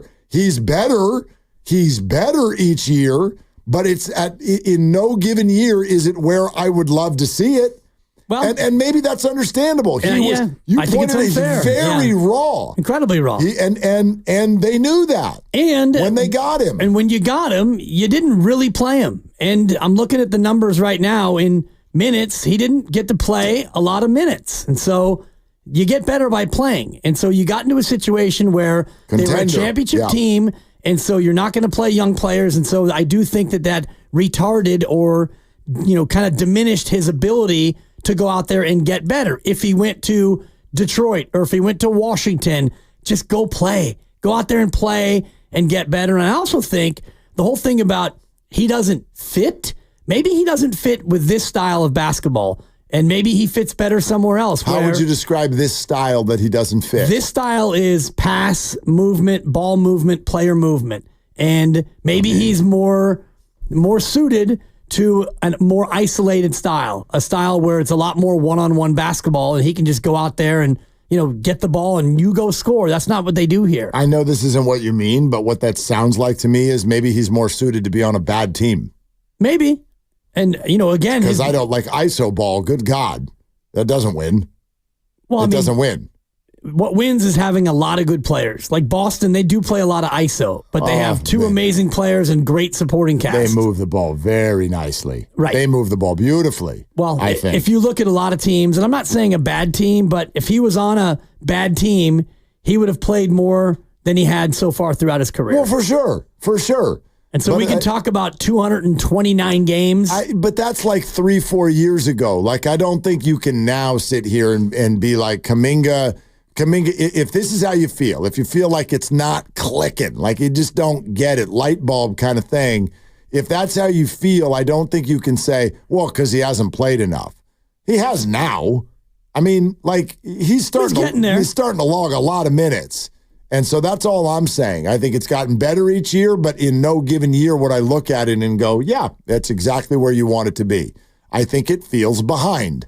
I think it has always felt a little behind. With whatever snippet you're getting of him, large or small, it's always felt a little bit lagging in terms of the continuity with the other things that are going on the court. I would say not that far behind if you look at it from the reality of what your expectations were when you drafted an 18-year-old who played, I don't even think he played much high school. He didn't play college. No. He played 1 year of G League, and you got him, and it was a lot of teaching him about the intricacies of what you do and how you play. And that first year, he played 16 minutes a game. Right. And then he played 20 minutes a game. These are not long stretches of, hey, go out there and you're going to play 30 to 35, and we're going to live and die with all your mistakes. He didn't really have that freedom. That's not nothing, though. 20 minutes a game, that's not nothing.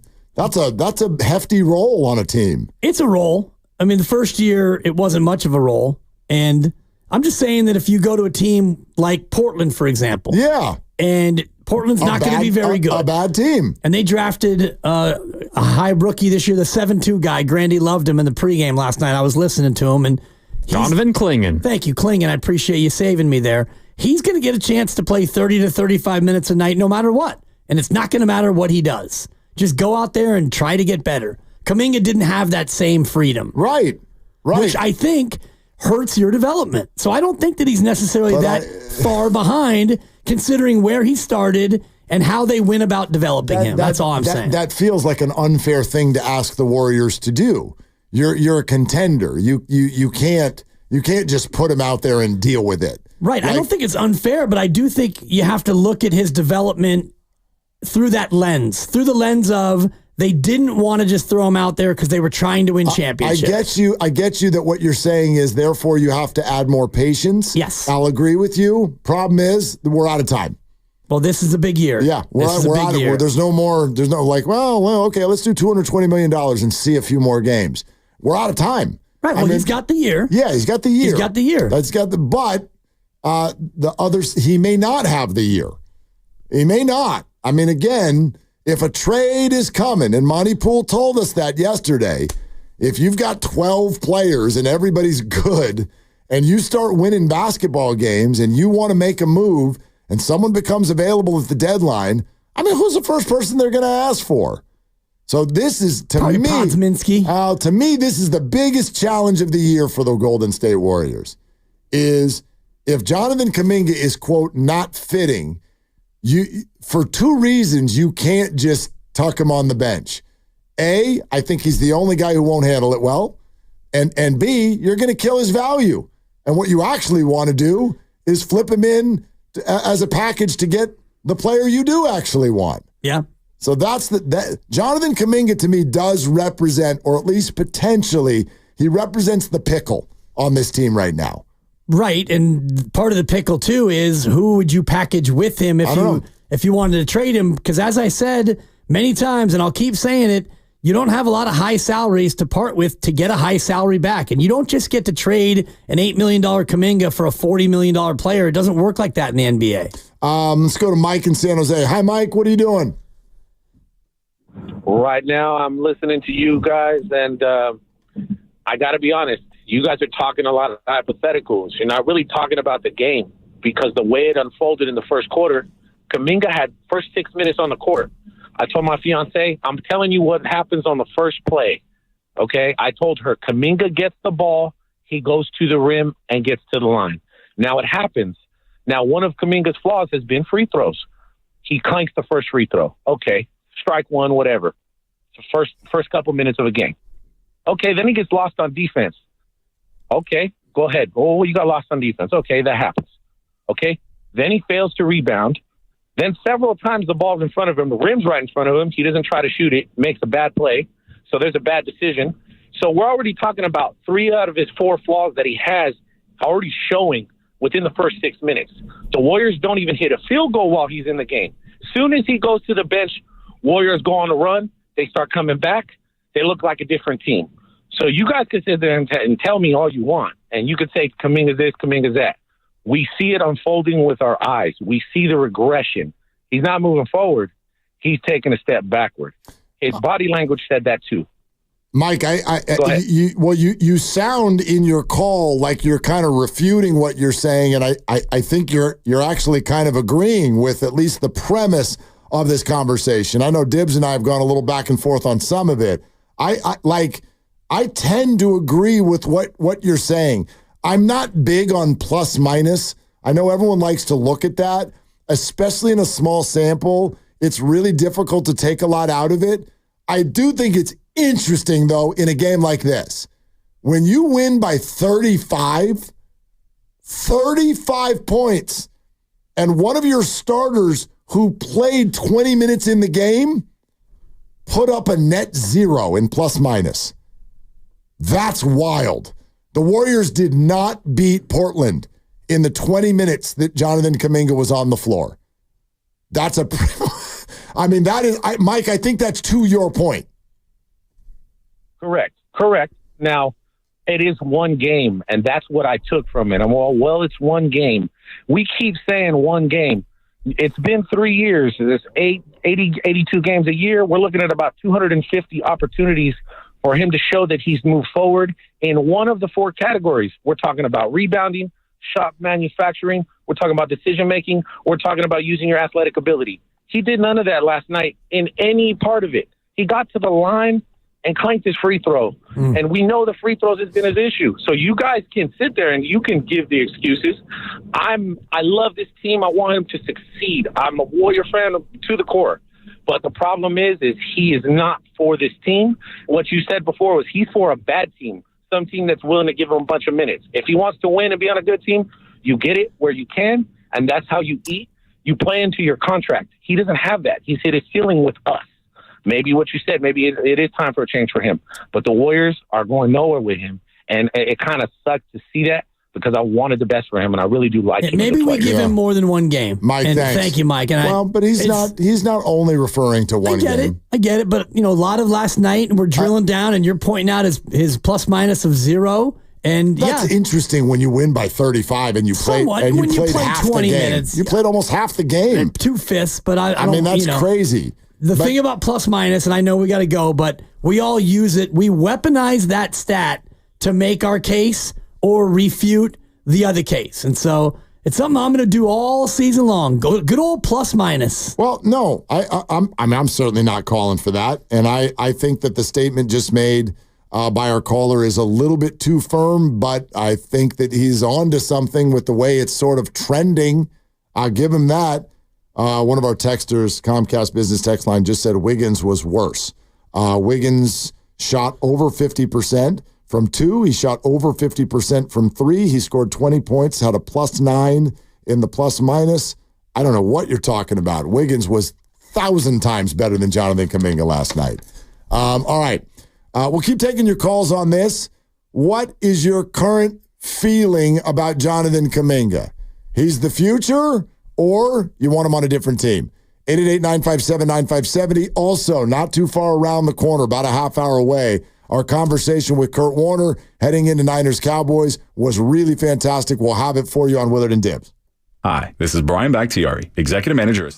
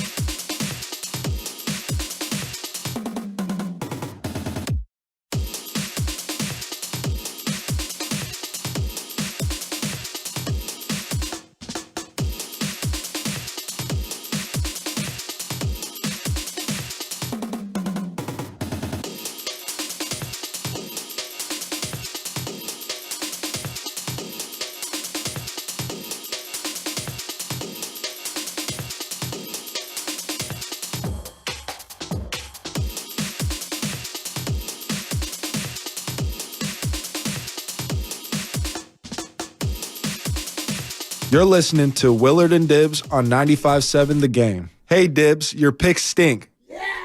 Yeah! You damn right they do. You damn right they do. I think they should start Kevon over you, Trace. Act like you can shoot a 3, Trace. No, please don't. Everyone else is doing it. Dub Nation, it's Kevon Looney. Yeah. You're listening to Willard and Dibs my guy. on 95.7 The Game. Hey, Dibs, your picks stink. Yeah! You know what? Both of you, I think they should go small. I think GP2 should get the nod. Don't play a GP2. I can't. Dang, I really wish you were going to say Kyle Anderson. Dub Nation, it's Kyle Anderson. No. You're listening to Willard and Dibs on 95.7 The Game. Hey, Dibs, your picks stink. Sounds forceful, new guy. No, actually, damn. In a huge upset, Kevon Looney was the most forceful. I know, right? He paused and threw it at you. Dub Nation, it's Kevon Looney. You're listening to Willard and Dibs on 95.7 The Game. Hey, Dibs, your picks stink. Oh, wow. Heavy on the stink. Your picks stink. Yeah. Man. I mean, he's talking to you like he's somebody who lost money following you. Well, if he wants to make money, now would be a good time to make a little bit of money. Oh, there is a football game in 29 minutes that Puka Nacua might play in just a wee little bit, and Cooper Kupp is going to play, and Aaron Jones is going to play, and everybody's going to play. And it's just going to be wonderful. And so I think we should probably make money. So let's go. Let's make money. It's time for Fade the Dibbers. Please explain. Nostradiblis gives out his pick. You bet against it, you make money. Cash me out one time. It's that simple. Hey, Dibs, your pick stink. Dibs, what's the lock of the day? All right, the Vikings are a road 2.5-point favorite over the Los Angeles Rams. Dan Dibley, what do you say? Well, I got to pick, and just before I make it, Grandy, I've been hot on Thursday night, right? I mean, you got all the numbers there. I've been cooking with Crisco on Thursday night. I think I might be undefeated. Mr. Thursday night, they call me in some sectors. That's not week true. Week 7 Thursday night, you lost. No, that's not this. Week You're coming 6 off a loss. Thursday night, that was the Niners, you won. Yeah. Week 5 Thursday night, you lost. Okay. 1 Week and 2. 4 Thursday night was a draw, a push. Yeah. So Week 1, 3 2, and 1. Thursday night was a loss. 1, 3, and 1. Week 2 Thursday night was a win, Yeah. and then Yeah. week 1 was a loss. So 2 and 4. 2, 4, and 1. Yeah, so you're hot. Oh, yeah. That's a Mr. Thursday night. Yeah. I told you Thursday is the best day of the week. That's where we make the most money. Yeah, it is. Off of your crappy picks. Well, then you're going to love this pick because you always taught me, I didn't learn it, but when you see a spread that looks like odd, it you doesn't lean make into sense. it. Yeah. And this one does not make sense. Nope. Vikings only favored by 2.5. Home dogs on a Thursday night is usually the play. He cannot contain his excitement based on where this is going. I Go ahead. I can't even finish. Go ahead.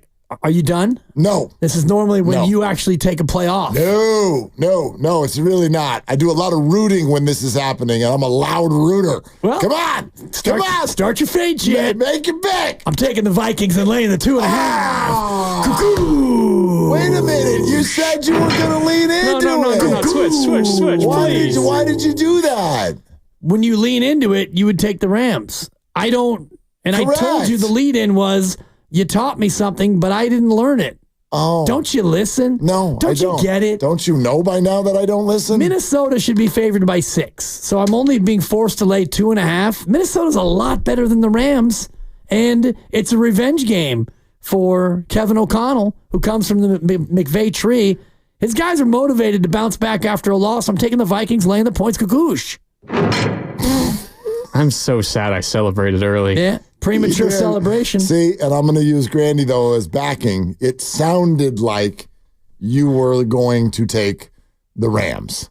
That's what it sounded like was about to happen. You couldn't tell because you were interrupting me, and he was back there clapping and cheering. Because it sounded like you were going to take the Rams. I'm taking the Vikings, laying the points. Cuckoo. I understand that now. Thank you. That's why the air just got sucked out of the room. Well, because the room was excited. After and tonight. then you walked in like a party crasher. Yeah, you did like came in like Eddie Murphy whacking the jukebox. Yep. That's it. And then you took the Vikings. Was that a 48 Hours reference? I think that's 48 Hours, right? Okay. Yeah. The Vikings is my and his name is Reggie Hammond. The Vikings are my fourth most confident pick in the week in my confidence pool. I like it. Crap. Yeah, and I'm laying 3 in my pool, so go ahead and win by 4 or more, Minnesota. We almost had the perfect confluence of picks because there's a certain former 95.7 The Game host who now makes picks on ESPN who's going the other way, and I wanted you two to be together so I could go against both of you. We spent 3.5 years together, and I'm just going to say this openly, that was plenty. I never met him, and that was plenty. That's even better. Yeah. No, it's great. He's great. And again, if you want to talk about people I made, don't even get me started. Carried that guy for 3.5 years. I won't. That's all I'm going to say on that. Okay. Anyway, Vikings minus 2.5, Kukush. Well, the pick is in. Yep. Grandy, I think you should take the Rams. I really do. No, it makes no sense. It makes no sense. That Minnesota's not favored by more. Especially because it was 3 and then it went to 2.5. They only need to win by a field goal? Seems too easy. Mark it down. Darnold's throwing 2 picks tonight. I don't know what the hell's going on. Like, this is screaming stay away. Screaming it. Vikings minus 2.5. What is that? What kind of line is that? That does not make sense. The Rams, they do have their receivers. I mean, they do have their receivers. Kind of. They do. Well, they're going to play. Cooper Kupp is a full go. I don't know if they actually have their receivers. Puka is a partial go.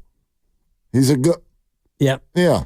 All right. Rams 1-1 this year as a home underdog. So there's your trend. I'm pretty sure I know which one was the one that they won. I can't remember. Anyway. I can't recall. Yeah. 888-957-9570. Kurt Warner in 10 minutes. Right. Let's go to David in San Mateo. Hi, David. Thanks for calling. What are you doing? Hey, guys. I'm driving the kids around. Boy, I felt that one. Go ahead, David. Sorry. Hey, so on the Kaminga, I think Dunleavy's concern is if you give Kaminga the contract, he's not the type of guy that's going to play into that contract. You know, he doesn't have that mentality that, you know, when Dunleavy and Kerr played, they played like they're, you know, chips on their shoulders and scrappy and all-out effort. And I think the concern is that Kaminga, if you give him the contract, he may not develop into that next level. So the easier answer is to trade him now to get some value out of him, as opposed to taking the risk that you give him this max contract and it looks pretty bad in a year or two. Well, all I'll say, David, it's just, and thanks, David, it's a dicey situation. You know, David makes it sound like it's an easy answer. I like what you've said today. If you trade him right now, what's he make? $7 million? Yeah, 7 and change. All right, so he's got to be part of a much bigger package if you're going to land somebody who's much better or much higher paid.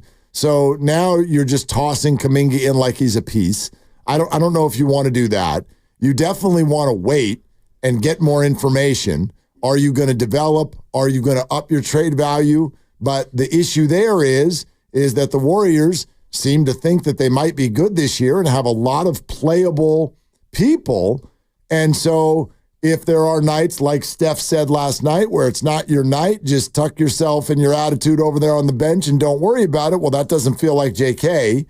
And so are they like jamming him into the lineup so that he can show them what he can do and up his trade value? And nobody wants that. So the whole thing is riding a very, very tight rope. Unless you don't want to trade him. Unless you are of the mind, and if Monty Poole is to be taken at his word, and I will take him at his word always because he knows and he's experienced and he's connected. If the Warriors are likely to make a trade before the deadline, it doesn't mean that Kaminga has to be in it. And it can... No, that's true. For me, it likely would mean that it would be Wiggins in it because that's a big enough salary that would help you get something back. And I also think that any trade you would make would be a 3-for-1 or maybe a 4-for-2 kind of deal where you go from a 12-man rotation down to the 10 with a better player on top. So if you don't think about trading Kaminga, then this year really is an easy one because you just play him and then you see what the market dictates he should be paid, and then you either match it or you don't. Well, first off, you are listening to 95.7 The Game, KGMZ, FM and HD1 San Francisco, and Odyssey Sports Station, always live on the free Odyssey app, Twitch, and YouTube, powered by First NorCal Credit Union. For a low-rate auto loan, apply online or just ask for First NorCal financing at the dealer. Here's what Monty Poole, NBC Sports Bay Area, told us yesterday. And I also think that they will make a trade on the approach to the trade deadline. This is a team built to make a trade. When you got 13 guys who are able to play at this level, there will come a point in time when you say, okay, I can give up 3 to get one guy that I know can be a secondary star. And I think that's going to happen. Okay, and I agree with him, and you agree with him, and then you say, for you, it's more likely to be Wiggins. Well, for me, it's more likely to be who Steph Curry and Draymond Green don't want to play with anymore. And right now, I would argue, and again, this is just one game, Andrew has come off these 2 seasons where he kind of was missing in action, but these 2 players, they've got muscle memory of Andrew Wiggins being a key piece to a championship. And Jonathan, I think they do look at as somebody who has really improved and could be really good, but do they really trust him? Do they really trust him to be doing the right things on the basketball court when you get to a playoff run? That's what he's trying to earn, that trust over the next 4 or 5 months. And I don't know that he will. And again, in a very small sample, he's off to a poor start on that end. Tiny sample. Tiny sample. I don't even know if it's fair to... No, it's 20 minutes of basketball. Right. And normally you talk about 20 games as a good sample, a fourth of the year before you can really make sweeping statements. And I know he's played 240 whatever games in his career, so we can look at that and we can see improvement, and we can see that he's not where many people want him to be. I just am fascinated by the idea of a trade for a big boy, and I know it's too early to really think about who that target would be, but just scanning the list of players based on their salary and guys who might be available, a guy like Jimmy Butler, for example, doesn't seem thrilled. That situation is not necessarily a great one. He's making $48 million, 48.8. So you'd need to come up with about $44 million in player in order to get Jimmy Butler. And there's other names on this list, Trae Young and Zach LaVine always pops up, and he's making 43. And no thanks. Exactly. But if you're looking for a player in the $40 million range, you're going to have to part with about $36 million at least to make it work. So that's where, for me, the whole idea of a trade becomes really, really complicated if you want to keep Wiggins. Totally get it, but I also don't know. I don't know that the player they're going to is making XYZ dollars. True. Like, is it a younger player? Is it a more established player? I don't know. Let's go Grandpa Daddy in Hayward. GPD, what are you doing? Oh, man. I'm trying to get all these girls into the car. My wife, the 2 kids. It's my daughter's birthday. We're just going to go to Grandma and Grandpa's house and sing her happy birthday and give her a cake and a balloon. And love it. We already had a birthday party. Okay. So, thank goodness you threw some new sentences on the end. When you started the call and you're like, yeah, I'm just trying to get all these girls into the car. It didn't have the greatest sound to all of our listeners, GPD. Listen, I want to say about this. You guys are really spot on. And Kaminga, I watched the game, and I'm going to tell you, there was an earlier caller that said, Kaminga, it looks like he's good, he's got skills, but he looks like a high school player who's just balling out of control. And you're right, he doesn't have the basketball IQ. He can develop it, but he should have developed it by now, right? It's been 3 years. If he was hungry, and here's the thing, is he hungry? He's not that hungry because he would have been in the lab studying, and he would have had the basketball IQ. We don't see that out of him. Sure, he got hops. He can take it to the rack. He can go to the line. He can do all that, but he doesn't have the basketball IQ. And being under Steph, Draymond, and all that crew, he should be having that IQ, even Steve Kerr. Now, point number 1. Point number 2, Steve Kerr was in the Olympics. He had all these all this talent, he had to play 12 people. How many people did he play during the Olympics at one time? Usually about a 10-man rotation. Everybody but Jason Tatum. And Halliburton didn't play a ton. Yeah, him too. Okay, so stop right there. So he had to look at what it's like to play a bunch of talent at one time. He did it last night, and he says, like, wow, it worked. But what he's going to do, I'm telling you, Kerr, he's a genius, man. People don't give him enough credit. And now that people are saying you don't play the young guys, and he's playing the young guys. So you know what he's doing? He's going to play all the people, and he's going to play it all and see the cream that comes to the top, baby. And then that's when he's going to get his 10-man, 11-man max rotation. Kerr's a G, bro. I love that guy, man. He's a mastermind in basketball. Don't underestimate him. And they're looking good, bro. TJD, man, I love the development that he did. That kid is coming along, that youngster. Man, they got depth. And look, one more thing. Package Kaminga and maybe one other guy. They got so much depth now, they can package Kaminga and somebody else and get a superstar. And then they can make a run at the deadline. I mean, that's what they're at least, yeah. GPT, thank you. They're at least preparing or readying themselves for that possibility. Let's hear what Steve Kerr did say yesterday about the 12-man rotation and when he decided to do that. Yesterday, honestly. I didn't, 2 days ago, I was thinking, well, maybe I'll just play 10 and I'll just have to tell two of these guys that they're going to sit, and I couldn't justify that because they've all played really well in camp. And I even felt bad sitting Lindy. Lindy's had a great camp. He's one of our highest plus minus guys in camp for all the preseason games. So this is as deep a team as I've ever coached, and we've got to lean into that. And we're going to play a lot of people. Okay, I mean, I'll take it at face value to a degree. I don't buy that that's sustainable or the plan going forward, or that Steve Kerr really wanted to do one thing, but then his heartstrings made him do something else. He was playing Portland. Thank you. He knew damn well he was going to win that basketball game no matter who he played. And then they can start to feel it out, see if any injuries happen, what have you. They've already announced 3 players as questionable for tomorrow night, and 2 of their names are Steph and Draymond. They're questionable. So is Melton. They're all questionable. They're all sore coming out of last night. And don't be surprised. Do not be surprised if 1 or 2 of those guys is not playing tomorrow night.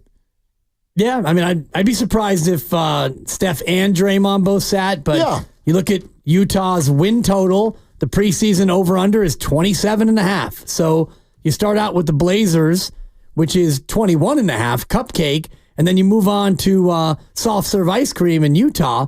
So, yeah, I could see maybe you need some load management in game 2 of 82. Go ahead and rest those guys. What are we doing? 888-957-9570. We'll get back to the call shortly, but we loved our time earlier today with the Hall of Famer Kurt Warner talking out all things Brock Purdy, Kyle Shanahan, and the matchup that's ahead. Wait till you hear what he says about the Cowboys. If you missed the conversation at all, here it is. We started it out, as we always do, by thanking him for his appearance and checking in on how he's doing. I'm good. How are you? We're doing fantastic. I really wonder if you see... Do you see anything different this year with Brock Purdy's performances versus what we've seen in the first 2 years? I would say not a lot different. And I think the hard part is you always got to kind of look at each game individually. I still think Brock has been playing, really good football this year. It hasn't been quite as easy in the past. I felt like this Chiefs game was maybe the worst game that I've seen him play in his career. And again, I don't want to make a huge statement just on the last game, but he's played so well and been so consistent at making the plays that are in front of him and creating some opportunities within this offense. But I thought he really struggled in this game against the Chiefs, just kind of seeing it, recognizing what they were doing, protecting the football, just some different things. Didn't think he played his best game, but overall on the season, maybe not quite as good as the last couple of years. But again, let's put it into context, right? I mean, the way he's been performing over the last couple of years is as good as we've seen anybody perform on a consistent level. And so this year may be a little bit of a down tick from that. And really you just have to look at the whole team. I think the team isn't playing nearly as consistently well this year as they have in the past. And part of that is no McCaffrey all year, and now Ayuk is gone with the terrible knee injury as well. I wonder, Kurt, if when you watch the Niners, if you aren't seeing defenses come up with a plan against not only Brock Purdy but Shanahan with playing press man and putting a lot more pressure on this offense. Yeah, I mean, again, it starts with running the football with this offense, as we know, and they've done that really well at times and not quite as good at other times. But yeah, as I've said, it just hasn't been quite as easy. They haven't had as many, short throws, go for big plays. They haven't had as many big play touchdowns, which to me always makes offense harder. When you have to play 10 and 12 plays without making a mistake, without missing a throw, without having a holding penalty, that's much different than when you make big chunk plays all the time. And what we've seen from this 49ers team and really Brock Purdy over the last couple of years is he's made a lot of big plays every game. And this team and this offense clicks when they make big plays and they can shorten the field, in terms of, plays that they have to make.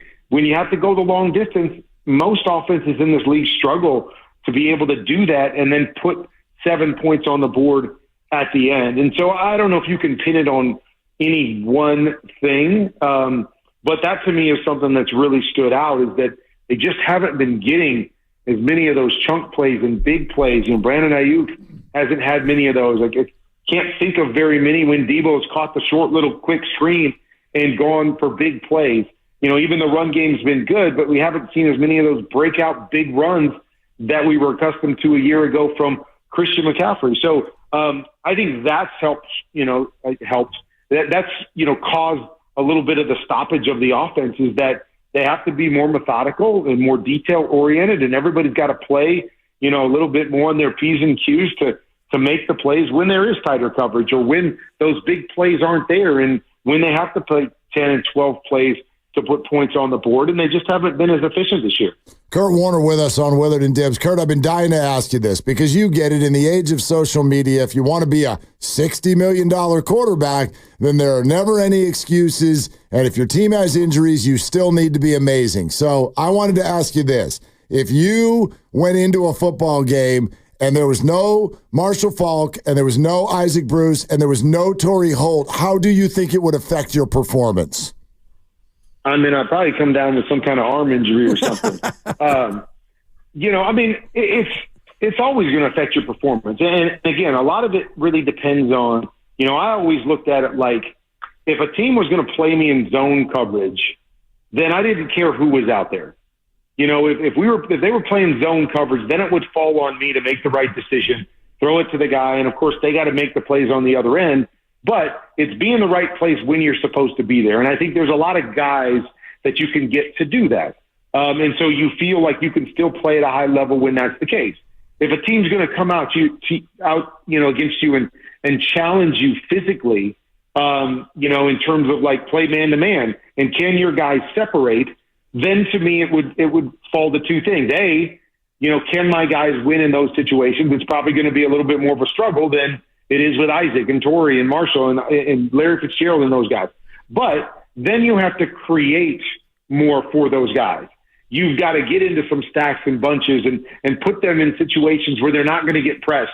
And, you can create some more space for them instead of expecting them to play, the same way your other guys would play. And so I always felt like we would be successful, but how we had to be successful may have to change from a schematic standpoint, just to play and cater to what our guys are good at or what they're not good at or what we're going to be facing that week, versus when you have those guys, you don't really care. Like, you play us however you want. We're going to win against man. We're going to win against zone. We're going to play our scheme because it doesn't really matter. Well, when you have lesser players, so to speak, now you have to be a little bit more creative in how you get them open or what you do or how you force a defense to play against you than you may have to with all that talent.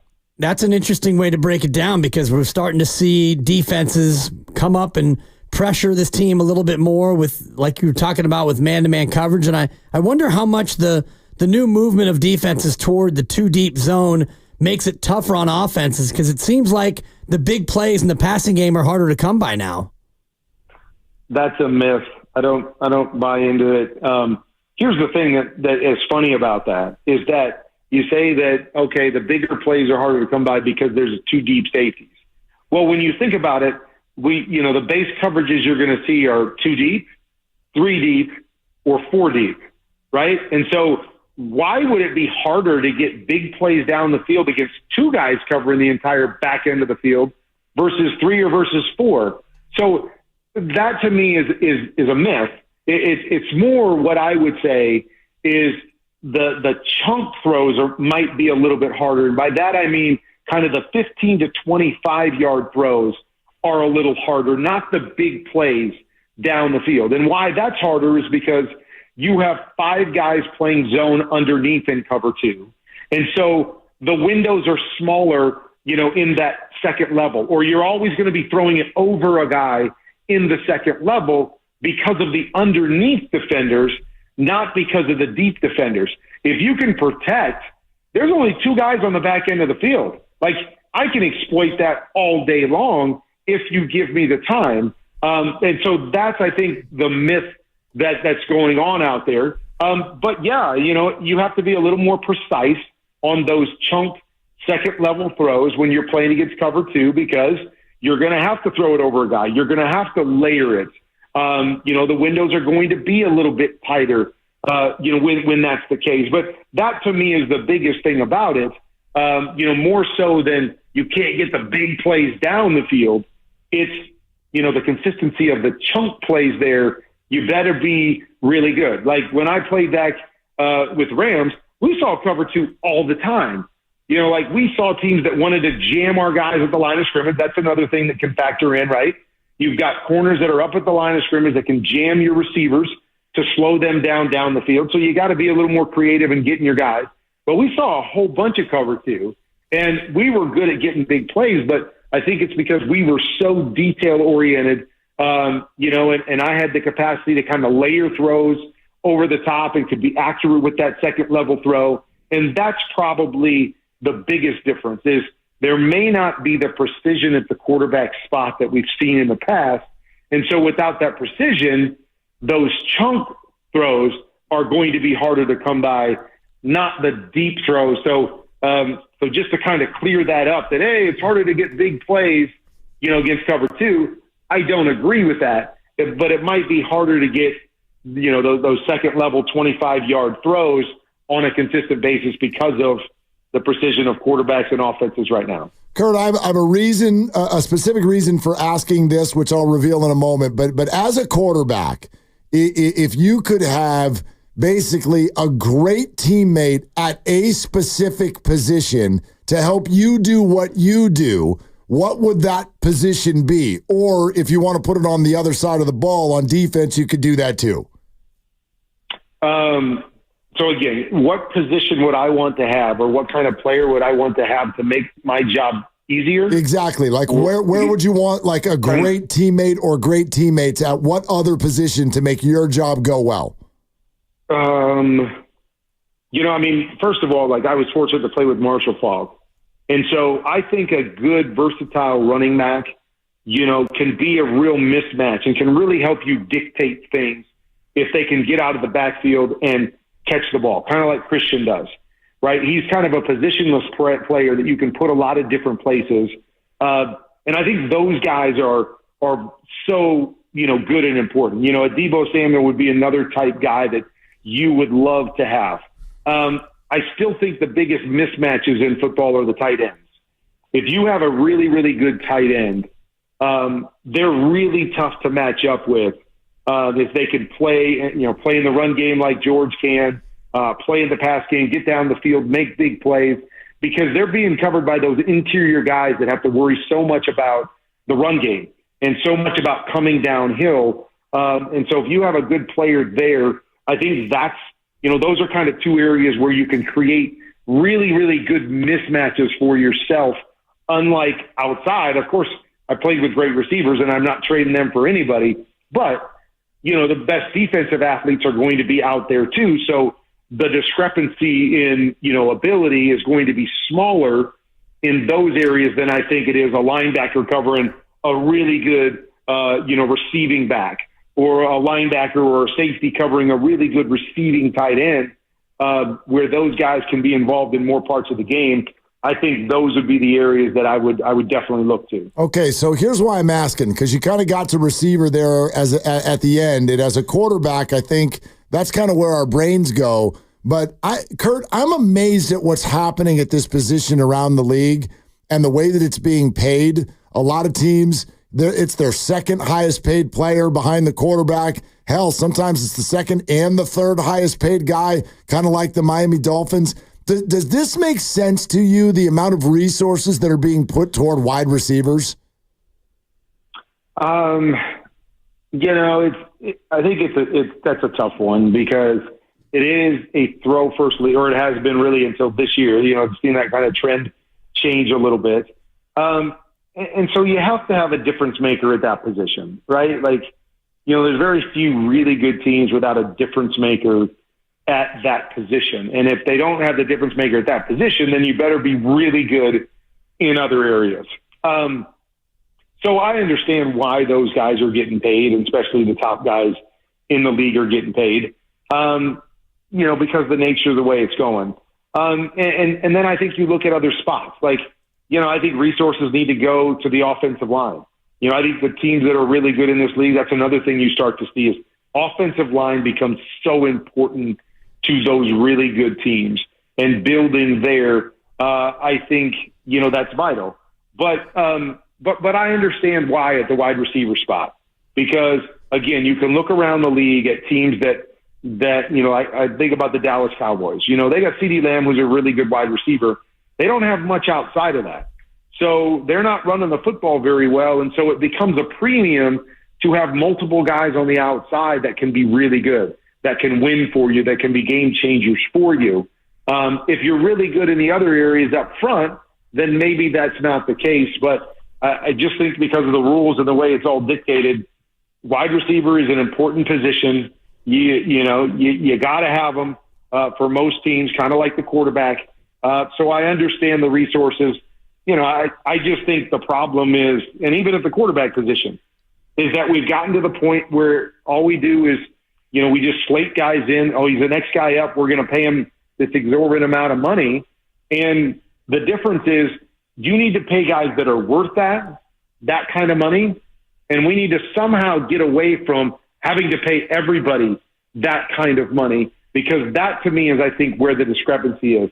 And I look at it more from a quarterback lens now. But we've got all these guys making $200 million in the league that probably don't deserve to be making that. They're not good enough to be considered in that category, to hamstring an organization, to be expected to carry a team. They're not there, yet they're getting paid that. And, and I think we start to do that at every position, where we start to overpay good players instead of reserving that money and that commitment for great players. It's the whole idea of resetting the market, and Dallas has a couple of guys who've done that. And I want to get your thoughts on Dak Prescott and just where you see Dallas right now, coming off a bye, and a team at 3-3 that feels like they've been playing worse than that. What do you make of Dak Prescott and this Dallas offense coming into Levi's on Sunday? I don't think they're very good right now. I don't think there's anything that they do really well, and that becomes a huge part of it, is that not every team can do everything. But if you want to compete in this league, you better be really good at something if that's the case. And Dallas isn't really good at anything. Dak's not playing really good right now. Their pass game isn't very good right now. Their run game is awful right now. They're not playing great at the offensive line. There is no area or no player on their team right now that I say is really good, is one of the top, situations or top areas offensively in the league. And so, then you put a bunch of average together, and you probably get below average. And then they're having their struggles on defense without being able to stop the run and some of those things. So I see a team that's very, very average across the board. And I don't know how they get out of it. I don't know where all of a sudden this change comes from, because to me, if you don't have a dominant area on your offense, you better be really, really good at the details. Like, the little things must be the most important thing for you, because you're not just going to out-athlete people. You're not just going to beat them because, you're better than them at the offensive line. So you better be really good from a technique standpoint, a detail standpoint, a creative standpoint offensively. And I just don't see this team being that either. I look at their film and I say, man, there's so many things I would do different in the passing game. So many details that aren't, buttoned up that cost them. So when you put it all together, to me, they're just not a very good football team right now. And I don't see how they work their way out of it. Kurt Warner with us here on Willard and Dibs. Kurt, you won't remember this, but last season you came on this show and we talked about Kyle Shanahan's system and how it's not really built to come from behind. That the whole idea is to get a lead early and then hold it. And they do that very well. But obviously it hasn't worked as well this year. And there's a lot of talk with this fan base with regard to Kyle's inability to have the right offense in place when there's chaos or when you fall behind. Is this a flaw in the system, in your opinion? I think that's really hard to use that term.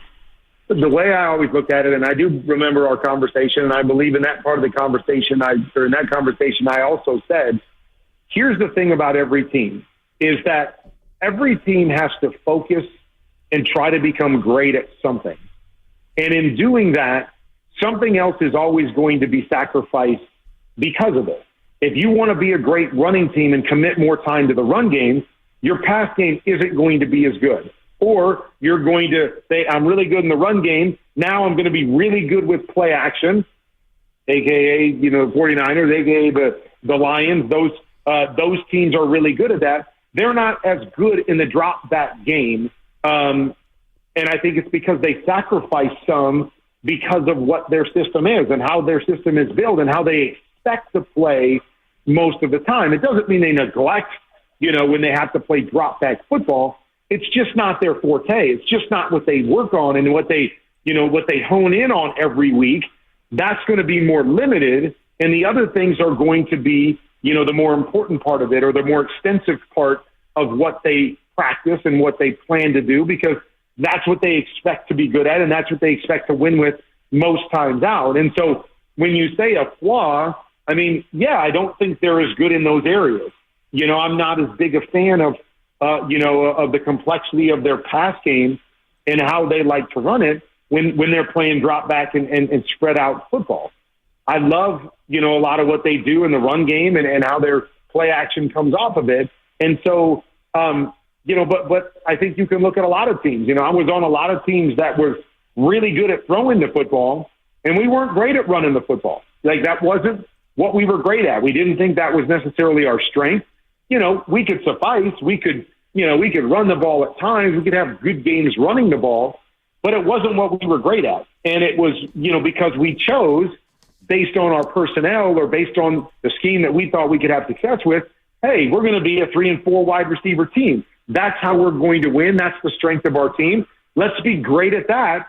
And then let's hope we're good enough at the others that when we have to do them, we can be functional and we can be good enough to win.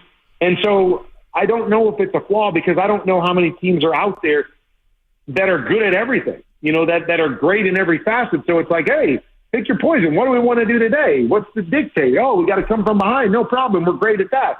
Oh, we're up by 10, so we're going to have to pound the football and run it. Oh, we're great at that. Like, there's not many teams that are good like that. And so it's figuring out what your team is or what your scheme is, or building your team around your scheme and saying, this is how we're going to win most of the time. And then when we get into those 2 or 3 games where we have to do it a different way, Let's hope we have the personnel. Let's hope we're good enough in that facet to get it done, maybe one, maybe two of those 3 times. But we know that's probably not where we're going to hang our hat, and we're going to understand that going in and hope we don't play in a majority of our games that play against our strength. I think that's a phenomenal answer. Yeah, that makes a whole lot of sense. Kurt, it's always great to have you. Thank you so much. You got it. Good to talk to you guys. There it is, Kurt Warner right here on Willard and Dibs. And strong to quite strong. Well, and I did think that was a really interesting answer, even though I'm going to go ahead and predict right now that fans won't accept it. In other words, if you want to, if you were only kind of listening half speed there, what he basically said is, to the idea that Kyle Shanahan's not good at coming from behind, you don't get to be good at everything in the NFL. You have to pick your thing and lean into it. And the Niners have picked pre-snap motion, amazing run game, get a lead, have a good pass rush, and try to sit on you. And it doesn't mean that you can't come back or you're not allowed to come back or, they just acknowledge that, we fell down by 8 points, so that's the end of that. It just means it's not your bread and butter. And it's definitely not. And I don't even know how I feel about that.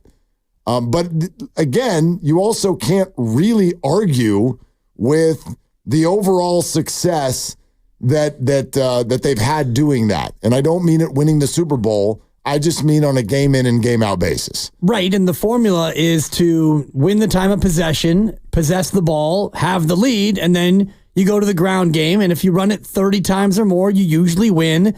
And up until this year, when you win the time of possession battle, you also usually win. And I think back to the Kansas City game, and the Chiefs did exactly the blueprint that the 49ers want to do. They got the lead. They never relinquished the lead. And after Brock threw that second pick, Kansas City went about running the ball methodically down the field. They scored a touchdown. They got it back. They ran it down the field methodically. They scored another touchdown. They won the time of possession battle. They controlled the ground game. They out-Niners'd the Niners. And this year's been weird because they had won the time of possession every game up until then, and yet they had lost a couple of games when they won the time of possession battle. And then there's this. And I hope that if you're a 49er fan, this was your favorite part of the conversation with Kurt Warner. I also hope it doesn't make me sound like a rivalry homer when I've been saying all week the Cowboys stink.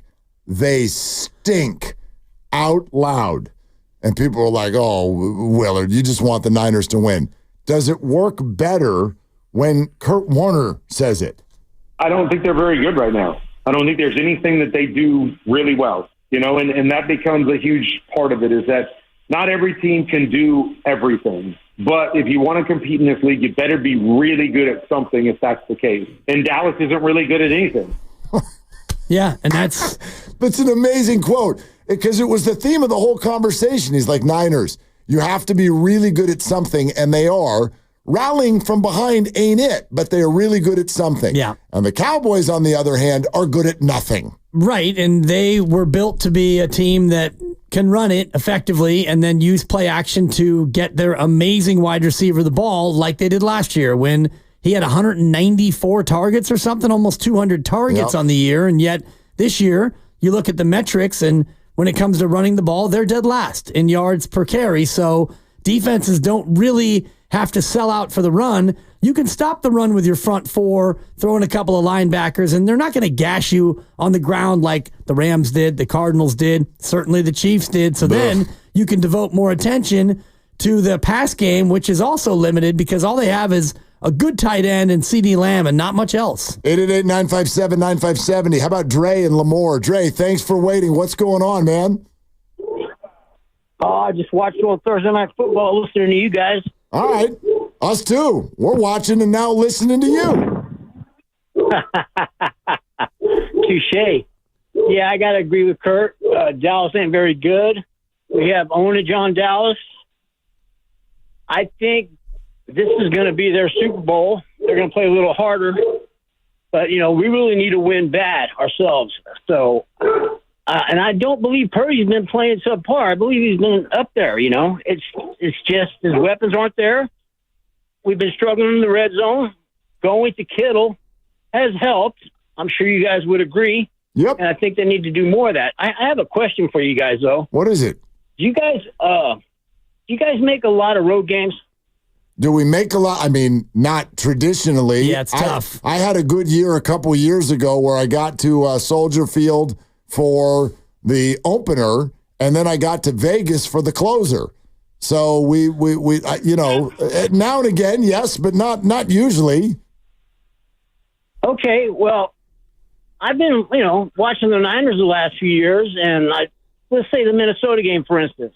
I could have swore I saw a lot of red in them stands. And I'm talking to Jody Mack on CBS Sports a couple months ago, and I'm telling him that the Niners represent really well on the road. Yep. And he's laughing at me, telling me we're not even in the top 10. He's saying Pittsburgh's number 1, which I agree.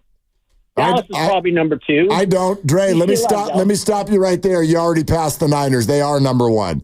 And I know Jody Mack, and he's been doing it for 1,000 years, and that's why he gave you that list, because that list is 1,000 years old. I'm not being a homer. I can give you data. The ticket companies will tell you now, and they've been doing this for a couple of years, absolutely no fan base travels like the 49ers, period. End of story. That's a fact. Thank you. I wish I had that recorded so I could play that for Mr. Jody Mack. He seems to think the Eagles are a great road traveling team. And they're great, but all you have to do is go to Vivid Seats. They have the metric on the resale market and what percentage of fans come from which area and which team. And look at next time the Niners go on the road at Tampa, for example, they're going to probably have 30 to 35% of the seats, and that's across the country. Yeah, and by the way, you know why Jody Mack thinks the Eagles travel really well? Jody Mack, because he's an Eagles fan. Because he's from Philly. Exactly right. And they do, like Dre, and thank you so much, Dre. And Pittsburgh and Dallas also, Of course, those are phenomenal fan bases and traditional teams and all of those things. But if you want to get into this in 2024, there is absolutely no debate. There is no debate at which fan base has been the biggest, the loudest, the most traveling, all of that, at least in the last handful of years. And it's the 49ers. Yep. And the metrics will point it out, and all you have to do is tune into a game, no matter where the Niners are playing on the road, and watch what happens when Kyle Juszczyk does something. You hear the juice come up from the crowd, and it's not the home team booing a 3-yard run from the fullback. No, and by the way, it is different in certain cities. Like, there'll always be good representation. It'll be bigger in some than others, obviously. Buffalo's going to be an interesting one. Buffalo is a tough nut to crack. And so is Green Bay. No doubt. And I will tell you, having in that year been to both Chicago and Vegas, this will not surprise you, but one of those was a much more red crowd than the other. Yep. The one in Vegas was overwhelming. Of course. It was unbelievable. When everybody takes over Vegas. Yes, and it was the end of the year, and the Raiders are not good, and the Niners were. But Chicago was wonderfully represented, but still very decidedly Chicago. Yeah, 75-25 at best, I think. No doubt. But you'll always have a good turnout of Niner fans. Certainly. And I think about the remaining road games, and you've got, I think, Miami's on the road again this year. And I think so. That one's going to be a pretty good smattering of red, because the Dolphins at that point probably won't be in the thick of it. Tampa's a tough one because it's not a real destination, but if you live anywhere in the South, that's a game that you'll probably want to go to. And Tampa, you know what I mean? Like, sometimes those are the ones to do. Right. Those, like, go to the ones where it's not going to be like this really, really difficult ticket or whatever it is. Yeah, you're correct. It's at Miami. They still have to go to Arizona. It's at Green Bay. It's at Buffalo. It's at Tampa. Those are your remaining road games. And I will tell you, if you're a Niner fan and you are considering this, I love that you bring up Buffalo. You and I talked about this a few weeks ago, that would be like, it's kind of bucket listy. Totally. A little bit. I've never been, and I'd love to. But if you are a Niner fan thinking about a roadie, football at Lambeau Field is out of this world. If I was so rich that I didn't have a job, I would fly to Green Bay and go to that game, rent an RV, putter my way to Buffalo and go to that game, and then fly home. You will leave with 28 new friends. You will have gained 7 pounds, and you will have experienced something like you've never experienced before. Yeah, it's definitely on the bucket list. Oh, my God. Oh, my God. So good. All right. 888-957-9570. You want to wax poetic? You want to do Niners Cowboys? You want to do Kaminga? You want to do Buddy Buckets? Whatever it is fine. But also, Brock Purdy had his press conference today. Couple key things that he wanted to put out there, and we'll go over that coming up next on Willard and Dibs. Hey, it's Willard and Dibs for Safeway. Enjoy these amazing deals for members, and as always, earn 4 times reward points on hundreds of exclusive offers with your Safeway app. Check out what we're doing this week. Signature Select Pizza, 12 to 33.